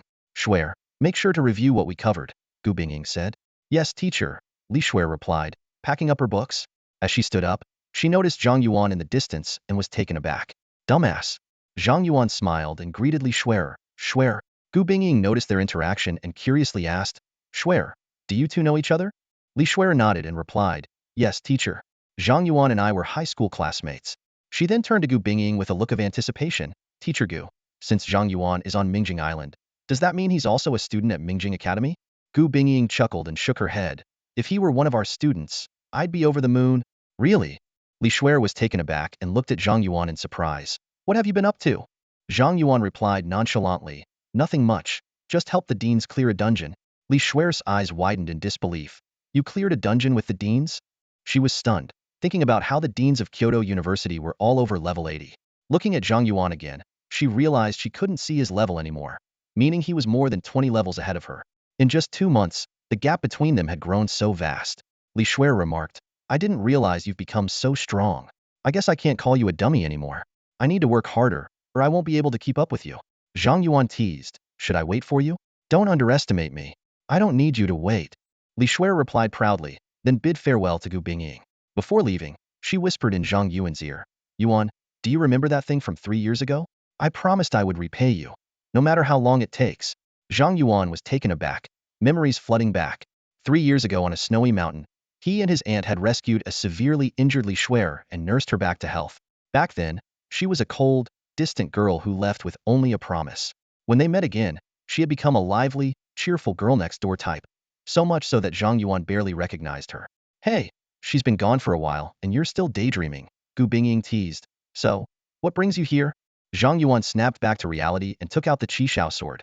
Teacher, could you reset my equipment cooldown again? Gu Bingying cast her spell while asking curiously, with your strength, what kind of monster could take you down? Zhang Yuan laughed awkwardly. Well, it was my own fault. I ended up blowing up a dungeon. Blew up a dungeon? Gu Bingying was momentarily surprised, then laughed. You really outdid yourself this time? With Gu Bingying's laughter, the Qishao sword's death immunity was reactivated. Zhang Yuan thanked her and asked, by the way, Teacher Gu, is the principal resting here? I'd like to visit him. Gu Bingying nodded and led Zhang Yuan to a simple yet elegant room on the 2nd floor. Jing Bingyun was sitting in a wheelchair, playing chess with Su Waning. Principal, Zhang Yuan is here to see you. Gu Bingying announced with a knock. Su Waning stood up and greeted. Zhang Yuan. Hello, Teacher Su. Zhang Yuan responded politely, then turned to Jing Bingyun. Principal, how is your health? Jing Bingyun smiled. Nothing serious, just some after effects of a skill. A bit of rest will do. I see you've reached level 41, Zhang Yuan. Well done. Just lucky, Zhang Yuan said modestly. Luck has little to do with it. It's your skill. Young people should be confident, Jing Bingyun encouraged. Since you're here, let me give you your reward. Su, bring it out. Su Wanting formed hand signs, activating a spell formation, and a blue key engraved with clouds appeared. What's this? Zhang Yuan asked curiously. This is the Sky Key, Jing Bingyun explained. It unlocks an extra hidden quest when you climb the Sky Tower. It's the only one in the world and extremely valuable. Zhang Yuan remembered the Sky Tower ticket given to him by Ning Wuwei. Jing Bingyun continued, I heard you have a Sky Tower ticket. After thinking it over, this key seemed the perfect reward for you. Taking the Sky Key, Zhang Yuan asked, Principal, what exactly is the Sky Tower? Jing Bingyun patiently explained. The Sky Tower is a multi-level dungeon with 100 floors, each with its own monsters or bosses. The higher you climb, the better the rewards and the tougher the challenges. It's best to attempt it after reaching level 60 and a second class change, ensuring you can reach at least the 50th floor for a legendary piece of equipment. But you're different. Even at level 41, your combat power rivals ours, maybe even surpasses it. You're fully qualified to take on the tower. The highest record in the Great Xia Empire for those under level 60 is the 89th floor, set by your teacher, Yi Qingsong. Teacher Yi? Zhang Yuan was surprised. Indeed, Jing Bingyun smiled. Yi Qingsong reached the 89th floor at level 50 and is now considered the strongest human. Zhang Yuan, do you think you can surpass your teacher? After Zhang Yuan gathered enough information about the Sky Tower instance from Jing Bingyun, he asked Su Wanting to use the teleportation array to send him to the outskirts of the Sky Tower. When he appeared on the eastern coast of Bohai, he saw a colossal tower reaching up to the heavens in the distance, the legendary Sky Tower instance. Unlike other outdoor instances that appear as vortexes, the Sky Tower is one of the few that manifests as a physical structure in the real world. Despite this, every adventurer entering the Sky Tower is still transported to an independent instance space, unaffected by others. Although Zhang Yuan was mentally prepared, he was still speechless at the sight of the magnificent sea-spanning tower. According to an ancient legend in the Great Xia Empire, the Sky Tower appeared when the heaven and earth underwent a cataclysmic change 10,000 years ago, coinciding with the first appearance of the divine stone. No wonder it's a god-level instance. The sheer aura alone is worlds apart from ordinary instances. Zhang Yuan marveled as he took out the Sky Tower entry ticket from his storage space. As Zhang Yuan raised the entry ticket, the Sky Tower over the sea suddenly lit up with a dazzling light, causing quite a stir along the coast. Scouts from around the world turned their eyes toward the source of the light, eagerly searching for the challenger. Someone's challenging the Sky Tower. Look, is the challenger a genius or a top player? These scouts stationed at the Bohai Coast year round to recruit qualified challengers for the Sky Tower. After all, out of the over 1 billion people in the Great Xia Empire, only 1,000 Sky Tower entry tickets are issued each year. Those who obtain these tickets are either rare geniuses or immensely powerful figures, both highly sought after by guilds worldwide. There he is, over there. With a shout from one scout, the others quickly cast detection spells on Zhang Yuan. Such a young face, doesn't look older than 20. How does he maintain himself? Level 41? He's challenging the Sky Tower this early? Wow, is that guy crazy? Isn't this a total waste of resources? When the scouts discovered that Zhang Yuan was only level 41, they were in an uproar, criticizing him for squandering the precious entry ticket. These tickets fetch billions on the black market and are incredibly scarce. Most people would wait until they were at a higher level before attempting the challenge, but Zhang Yuan couldn't wait. Ignoring the noise around him, Zhang Yuan focused entirely on the Sky Tower. A mechanical voice sounded in his mind. Brave adventurer, do you wish to challenge the Sky Tower? Yes, Zhang Yuan answered without hesitation. As soon as he spoke, a white light shot out from the Sky Tower, enveloping him. Under the eyes of the crowd, his figure gradually faded and was teleported into the instance. He really went in. At level 41, even if he's a legendary class, he might only reach the 30th floor, right? For the first challenge, you need to reach at least the 50th floor to guarantee legendary equipment. He's really losing out. By the way, have you heard of the Ghost Swordmaster class? The name sounds pretty powerful. So, is he well prepared? After all, back then, God Yi reached the 89th floor at level 50. If this guy has some tricks up his sleeve, reaching above the 50th floor isn't impossible. Are you kidding? How can you compare him to God Yi? No one has broken God Yi's record to this day. Could he be even stronger than God Yi? As the crowd debated, the first floor of the Sky Tower lit up, drawing everyone's attention. Despite their doubts about Zhang Yuan's level, they were all eager to see how far he could go. Reaching the 30th floor would mean he was an extraordinary talent, worth recruiting at any cost.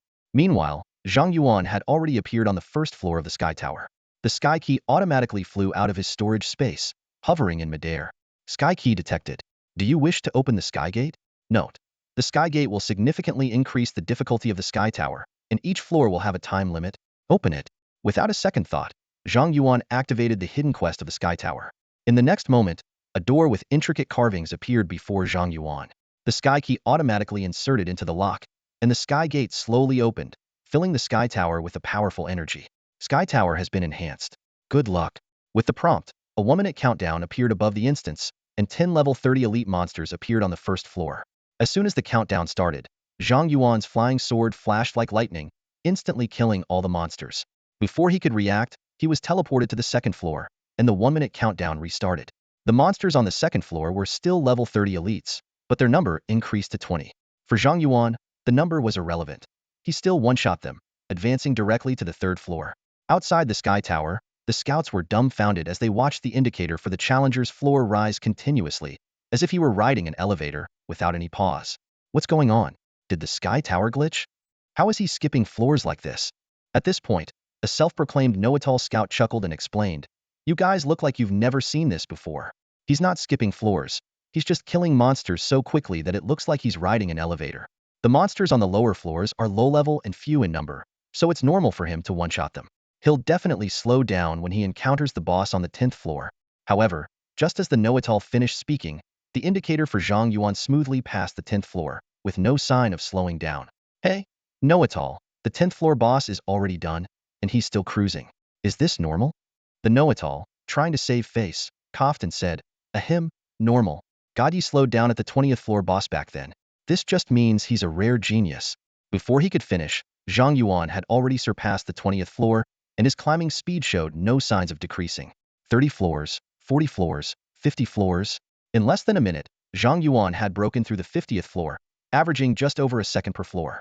Whether it was small monsters or bosses, everything was one shot. At this moment, everyone's eyes turned to the know-it-all, waiting for his explanation. The know-it-all's mouth twitched, and he instinctively wanted to keep up appearances. But when he saw the indicator for Zhang Yuan's floor had soared past the 60th floor and was still climbing, he couldn't help but exclaim, "Damn, he's definitely cheating." Sky Tower, 61st floor. With only 5 minutes left on the countdown, Zhang Yuan faced 2 level 60 bosses. His brow furrowed as he realized that starting from the 60th floor, every monster had been upgraded to boss level. Without hesitation, he summoned his 2 flying swords, Qi Xiao and Zhanlu, and swiftly dispatched the high-level bosses like lightning. On the 62nd floor, the countdown remained at 5 minutes, but the number of level 60 bosses had increased to 3. Zhang Yuan handled them with ease, recalling the principal's mention of Teacher Ye's legendary feat. Teacher Yi reached the 89th floor with the Sky Key at level 50. That's insane, he marveled as he quickly defeated the 3 bosses and continued his ascent. Upon reaching the 70th floor, the situation became dire. 3 level 70 mountain giants blocked his path, each with health attributes exceeding 2 million, making them more formidable than the world bosses found in the wild. To make matters worse, the time limit for this floor was only 10 minutes. Soloing 3 level 70 world bosses in 10 minutes? Only someone with hacks could do that, Zhang Yuan thought wryly. Luckily, I have my own tricks. No sooner had he finished speaking than his flying swords shot out like meteors, felling the 3 mountain giants and netting him 30 million pre-tax experience points, instantly boosting his level to 42. Meanwhile, the audience outside Sky Tower watched with bated breath, their eyes glued to the towering structure.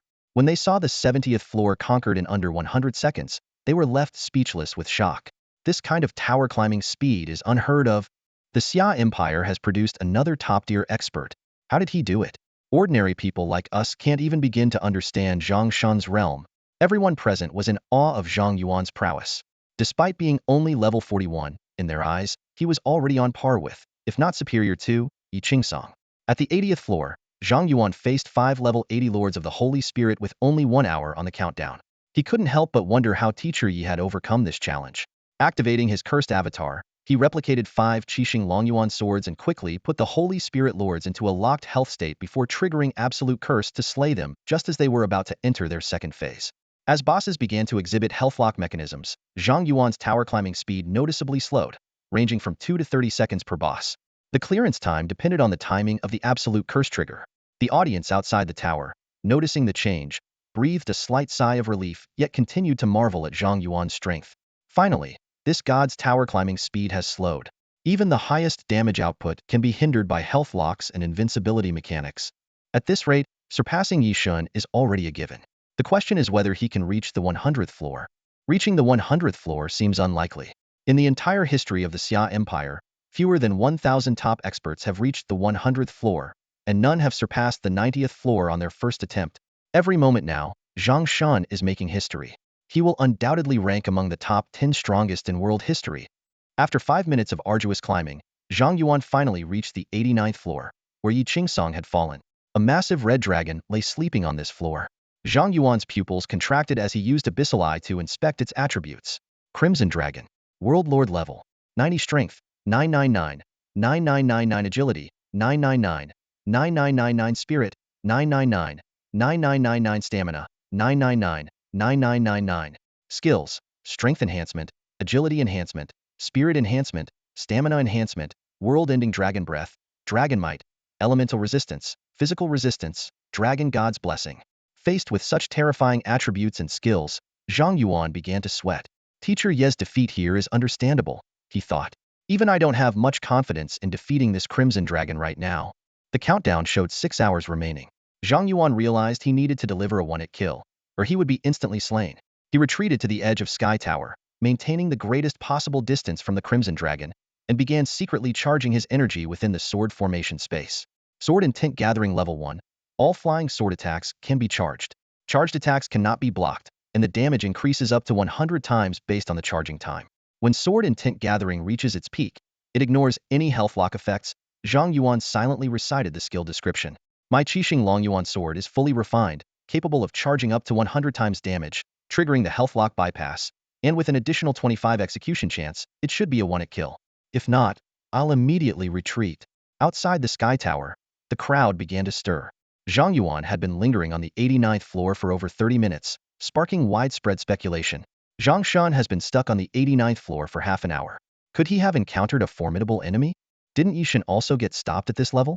What kind of terrifying monster is on that floor? Can anyone explain what's on the 89th floor? Stop dreaming. We're lucky if any of us even get a ticket to enter, let alone reach the 89th floor.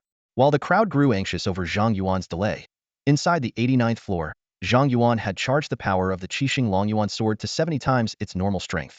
He discovered that after surpassing 70 times, each additional charge exponentially increased the mental energy required and significantly extended the charging time.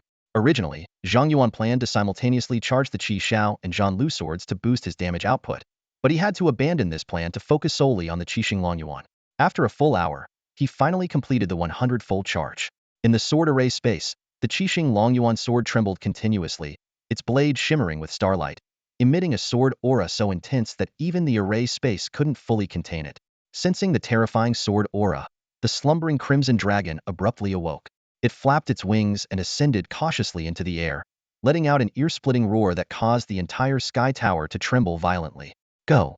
Zhang Yuan commanded, and the Chenlong Yuan sword shot out from the sword array space, transforming into a colossal star dragon. With overwhelming force, it distorted the surrounding space and charged towards the crimson dragon. Realizing the fatal threat, the crimson dragon knew it couldn't dodge and began to enhance itself. Strength, agility, spirit, and stamina all surged, bolstered by the dragon god's blessing, causing its aura to multiply several times over. Roar! The crimson dragon unleashed a cataclysmic dragon breath, filled with destructive flames, towards the star dragon, but it was effortlessly torn apart. The starlight pierced through the space, and the Chenlong Yuan sword impaled the crimson dragon, even puncturing the outer wall of the sky tower. A 14-digit number starting with 2 exploded above the crimson dragon's head, and it collapsed to the ground with a thunderous crash, disintegrating into light particles. Obtained Crimson Dragon Egg 1. A massive amount of experience flooded Zhang Yuan's body, instantly leveling him up twice to reach level 44. What incredible damage! Zhang Yuan stared at the massive hole in the sky tower's outer wall, astonished by his own destructive power. At this moment, the teleportation array to the 90th floor appeared. Zhang Yuan had officially surpassed Yi Qingsong, but he didn't rush upstairs. Instead, he decided to rest. Although leveling up had restored his state, the mental fatigue from charging couldn't be easily dispelled. With nearly 5 hours remaining, he even considered taking a nap. True to his word, Zhang Yuan set an alarm on his communicator and fell asleep in the dungeon. Outside, the professionals, seeing that Zhang Yuan hadn't advanced to the 90th floor, lost hope and began to disperse. What a pity. Zhang Yuan may be fast, but he still couldn't surpass Yishan's limit. We were expecting too much. Yishan represents the human limit. He can't be easily surpassed. However, there's no doubt that Zhang Yuan will eventually stand shoulder to shoulder with Yishan. The crowd concluded, no longer expecting Zhang Yuan to break through the 89th floor. 5 hours later, Zhang Yuan woke up feeling refreshed and noticed that the outer wall of the sky tower had been restored to its original state. As expected of a god-level dungeon, a normal dungeon would have been utterly destroyed by that strike. But this place can repair itself. With some time left, Zhang Yuan didn't rush to the 90th floor. Instead, he took out the loot from killing the Crimson Dragon Egg. Crimson Dragon Egg, capable of hatching a Crimson Dragon. Hatching experience required. 0.5 billion, 5 billion experience to hatch a dragon baby? Zhang Yuan chuckled. For others, this might be an astronomical number, enough to take someone from level 40 to over level 50. But for Zhang Yuan, a high-level boss killer, it was a trivial amount. Killing one Crimson Dragon provided 500 million experience, so he might even hatch the dragon before finishing the sky tower.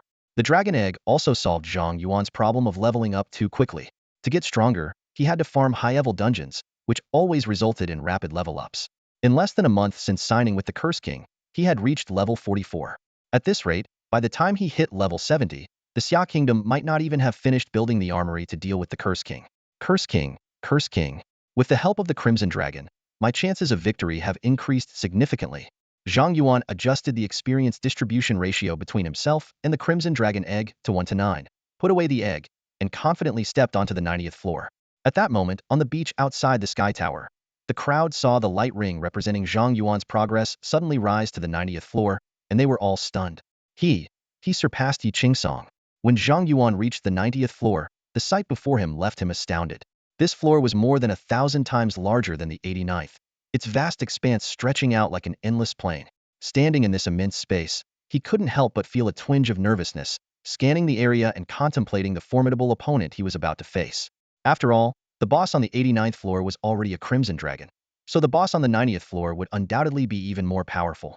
Soon enough, Zhang Yuan's gaze locked onto a figure about 2,000 meters, a Waya skeleton mage draped in a black robe, holding a staff. He immediately used Abyssal Eye to check the opponent's attributes. Undead Lord. World Lord level. Strength, 90. Agility, 9,999,999. Spirit, 9,999,999. Stamina, 9,999,999. Skills, Summon Undead Legion, Summon Bone Dragon, Summon Enhancement, Undead Resurrection, Soul Burn, Necromantic Domain, Damage Transfer, Curse Storm. Seeing that the boss on the 90th floor was an undead mage, Zhang Yuan couldn't help but laugh. The two things he feared the least were swarm tactics and psychic attacks. This boss was practically a gift. As the 12-hour countdown for the 90th floor began, the undead lord noticed Zhang Yuan and immediately waved its staff. Black mist surged from the ground, and thousands of skeletons crawled out, forming an enormous level 80 undead army almost instantly. Then, 3 dragon roars echoed through the sky, and 3 level 90 bone dragons emerged from behind the undead lord, their skeletal wings spreading an aura of dread, causing the temperature to plummet. The undead lord raised its staff again, and a halo expanded, enveloping all the summoned creatures. The undead army was significantly enhanced, their aura surging. Following that, a domain spread beneath the undead lord's feet, covering the entire undead army. With this double reinforcement, the army's strength skyrocketed, and more undead continued to emerge from the ground. Zhang Yuan marveled at the power of the undead lord, thinking that if such a being descended into the real world, it could probably destroy a small to medium-sized country single-handedly. He couldn't help but wonder what kind of terrifying opponents awaited him on the subsequent floors if the 90th floor boss was already this overwhelming. Facing the vast undead army, Zhang Yuan remained fearless. He immediately activated his sword formation, enveloping the entire undead army. He used his Dark Thunder domain skill, causing dark purple clouds to gather above the undead army, casting a shadow over them.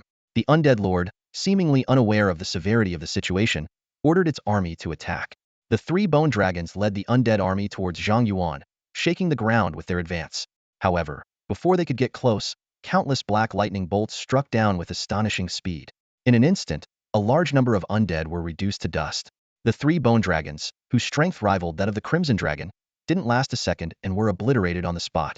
Although the necromantic domain allowed the destroyed skeletons to resurrect, the splash damage effect of Zhang Yuan's skill ensured that these revived skeleton warriors were reduced to ashes before they could even reassemble. Zhang Yuan's screen was flooded with kill notifications and the experience bar for the Crimson Dragon Egg Sword. These summons actually provide experience? Zhang Yuan looked in surprise at the undead lord, who had triggered a passive lock on its health, and decided against using Absolute Curse to finish it off directly. At that moment, the undead lord was cowering within an energy shield, repeatedly using damage transfer to divert the damage it received to newly summoned skeletons. Skeleton warriors were continuously summoned, only to be struck down by dark lightning and converted into experience for Zhang Yuan and the Crimson Dragon Egg. When the Dark Thunder domain ended, the undead lord's spirit power was exhausted, and it could no longer summon new skeletons. Zhang Yuan's 3 specialized weapons sliced through the air, slaying the now useless undead lord. After the battle, Zhang Yuan checked his gains. Crimson Dragon Egg hatching experience, 2.3 billion 5 billion. Obtained legendary equipment, Summoning Book. Summoning Book legendary. All of the holder's summons pets receive 100 of the holder's attributes. All of the holder's summons pets can gain experience and level up. All of the holder's summons pets can be revived directly from the Summoning Book after death. Equipment level, 90. A legendary item that enhances summons. Zhang Yuan exclaimed. Though he primarily focused on swordsmanship, he already had 4 summons: the Rakshasa King, the Ice Spirit Queen, the Hellfire Demon Ram, and the Yetahatch Dragon. At level 44, Zhang Yuan's attributes had all surpassed 5 digits, making his level 30 Rakshasa King and Ice Spirit Queen nearly obsolete. But with the Summoning Book, these summons could be reborn as top-tier forces. He immediately equipped the Summoning Book and summoned the Rakshasa King and Ice Spirit Queen, checking their new attributes. Rakshasa King Summon. Level 30. Strength 11,200 and 11,713. Agility 11,198,513. Spirit 11,352,684. Stamina 11,198,513. Skills: Sword Flash, King's Pressure, Unyielding Will. Ice Spirit Queen Summon. Level 30. Strength 30,211,713. Agility, 20,198,513. Spirit, 80,352,684. Stamina, 100,198,513. Skills, Frostmourne, Ice Explosion, Frozen Expanse. With the Summoning Book's boost, the Rakshasa King and Ice Spirit Queen transformed from obscure entities into top-tier powerhouses, exuding an intimidating aura. Combined with Zhang Yuan's skills and constellation bonuses, these summons had become miniature versions of Zhang Yuan himself. Zhang Yuan couldn't help but envision future battles. Activating his sword formation and unleashing his summons, the enemy would have to face one Zhang Yuan and a swarm of mini Zhang Yuans. Just thinking about it made him feel a bit sorry for his future adversaries.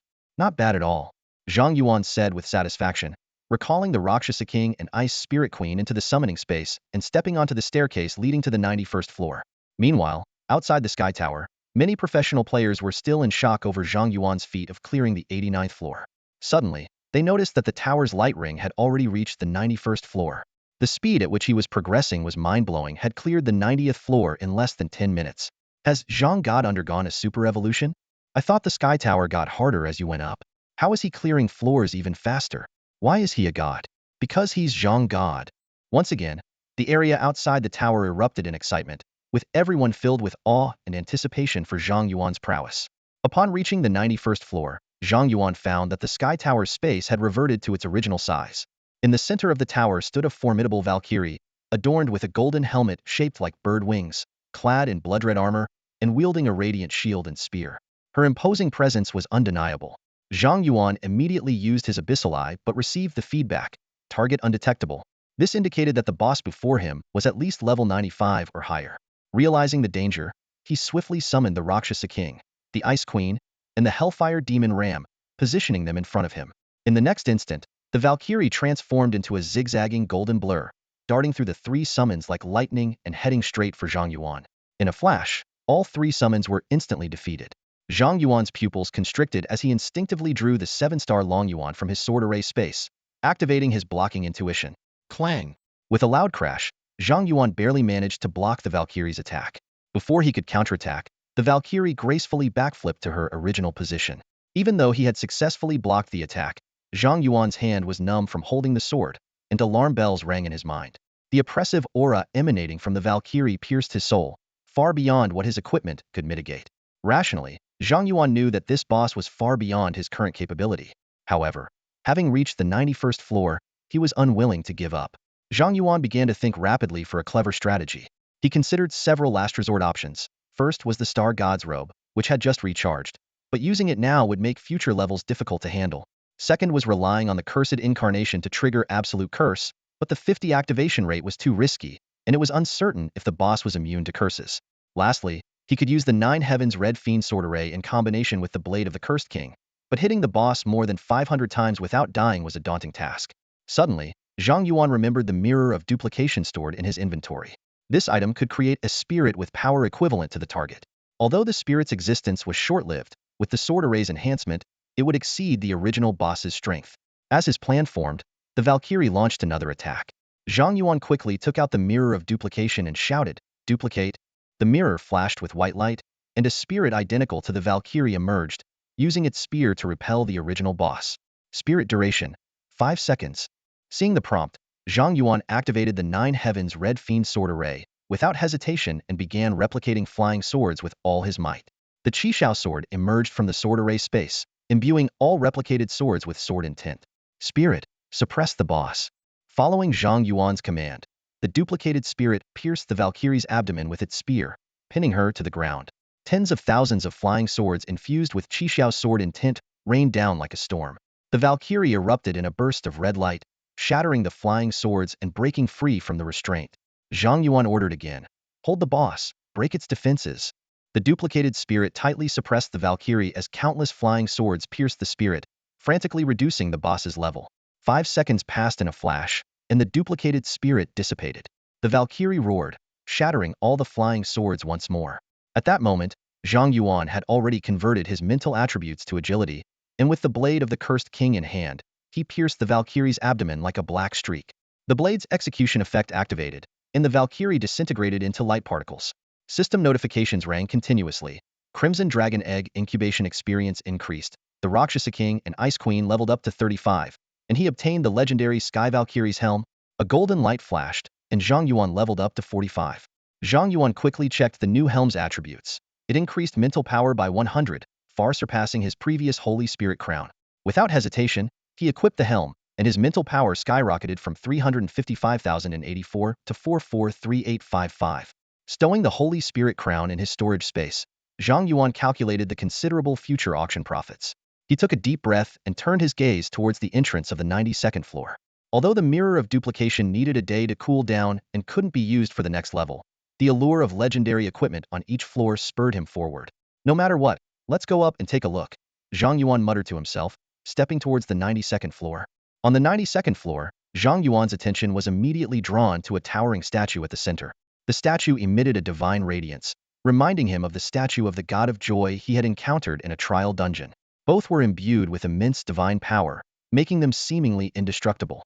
Frowning, Zhang Yuan pondered. The 91st floor had a Valkyrie projection, and the 92nd floor featured a divine statue. Could it be that the subsequent floors would all involve battling divine projections? Although using the Sky Key had unlocked a hidden quest, significantly increasing the difficulty, this seemed somewhat excessive. He couldn't help but wonder if anyone could actually clear such a challenging hidden difficulty. As he questioned the fairness of the dungeon's design, the statue suddenly erupted with a surge of divine power. The entire sky tower trembled, and the divine power slowly began to coalesce into a human form in midair. Surprisingly, this process was unusually slow, as if to emphasize the solemnity of a god's descent. Typically, Zhang Yuan would wait quietly for the divine projection to fully materialize before confronting it as a challenger. But as he stared at the statue continuously emanating divine power, a sudden idea struck him. What if he could destroy the statue before the divine projection fully formed? Would that count as clearing the floor? With this thought, Zhang Yuan decided not to wait passively. He immediately summoned tens of thousands of flying swords, forming the 9 Heavens Scarlet Fiend Sword formation, and directed them to bypass the half-formed divine projection and strike directly at the statue. Many swords shattered under the statue's divine power, but the relentless assault of the Scarlet Fiend Sword formation began to weaken the statue. Seeing a glimmer of hope, Zhang Yuan's eyes lit up, and he intensified his attack. Since he couldn't defeat a fully formed divine projection anyway, he might as well give it a shot. As countless flying swords were shattered by the divine power, the statue's level continued to decrease bit by bit.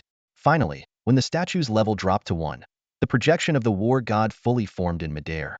The war god slowly opened his eyes, looking down at Zhang Yuan with disdain, just about to speak. But before he could, Zhang Yuan's 9 Heavens Scarlet Fiend Sword formation shattered the statue into pieces. The war god's projection dissipated instantly. The terrifying divine power from the statue exploded outward. Zhang Yuan was prepared and immediately summoned a Hellfire Demon Goat to shield him from the blast. The system notified him that the Hellfire Demon Goat had perished, and the residual divine power subsided. The central war god statue vanished without a trace. Although there was no notification of a kill or any rewards, a teleportation array to the 93rd floor appeared before Zhang Yuan. To his surprise, he had actually cleared the floor this way. Zhang Yuan pondered. This seemed like a viable shortcut. Since the divine projections took a long time to descend, he could weaken and destroy the statues during this period. Although he would forego the rewards for defeating the divine projections, winning those battles was questionable anyway. If he used this method to shortcut his way to the 100th floor, he would set an unprecedented record, reaching the top of the Sky Tower on his first attempt. Moreover, having unlocked the hidden difficulty with the Sky Key, the rewards would surely be even greater. Thinking of the potential rewards on the 100th floor, Zhang Yuan was filled with anticipation and stepped into the teleportation array, leading to the 93rd floor without hesitation. The layout of the 93rd floor was identical to the 92nd, with a statue standing at the center. Without wasting any time, Zhang Yuan unleashed the 9 Heavens Scarlet Fiend Sword formation, attacking the statue and destroying it before the divine projection could fully materialize. Watching yet another incomplete divine projection dissipate, he cheerfully whistled his way to the next floor. Meanwhile, on the beach of Bohai outside the Sky Tower, thousands of adventurers had gathered, with more arriving via teleportation to witness Zhang Yuan's historic feat. However, they witnessed something unbelievable. After breaking through the 92nd floor, Zhang Yuan's ascent sped up dramatically, reaching the 99th floor in just a few minutes. Nobody could explain what was happening inside the tower. They only knew that what they were witnessing was nothing short of miraculous.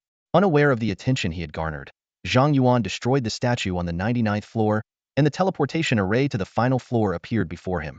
Finally reaching this moment, he felt both excited and exhilarated. Even though he had cheated his way through the last few floors, the difficulty of the Sky Tower was comparable to the mythic trials he had faced in the king's burial ground dungeon. Zhang Yuan couldn't help but marvel. It's no wonder this is a hidden quest in a gaudier dungeon. Not only did you need to cheat, you had to exploit the dungeon's loopholes to clear it. This quest was never meant to be completed by anyone. With these thoughts, Zhang Yuan stepped into the teleportation array to the 100th floor. In a flash of white light, he found himself on the top floor of the Sky Tower. There were no boss monsters or statues, only a skygate he had seen on the first floor. The sky key appeared out of thin air and gently fell into his hand. Without much thought, Zhang Yuan walked up to the gate and inserted the key into the lock, turning it gently. With a click, the skygate slowly opened, revealing a field of flowers under a blue sky and white clouds. A woman in white sat among the flowers with her back to him. That silhouette felt incredibly familiar to Zhang Yuan. Just then, the woman spoke, Zhang Yuan as expected. Only you could make it here.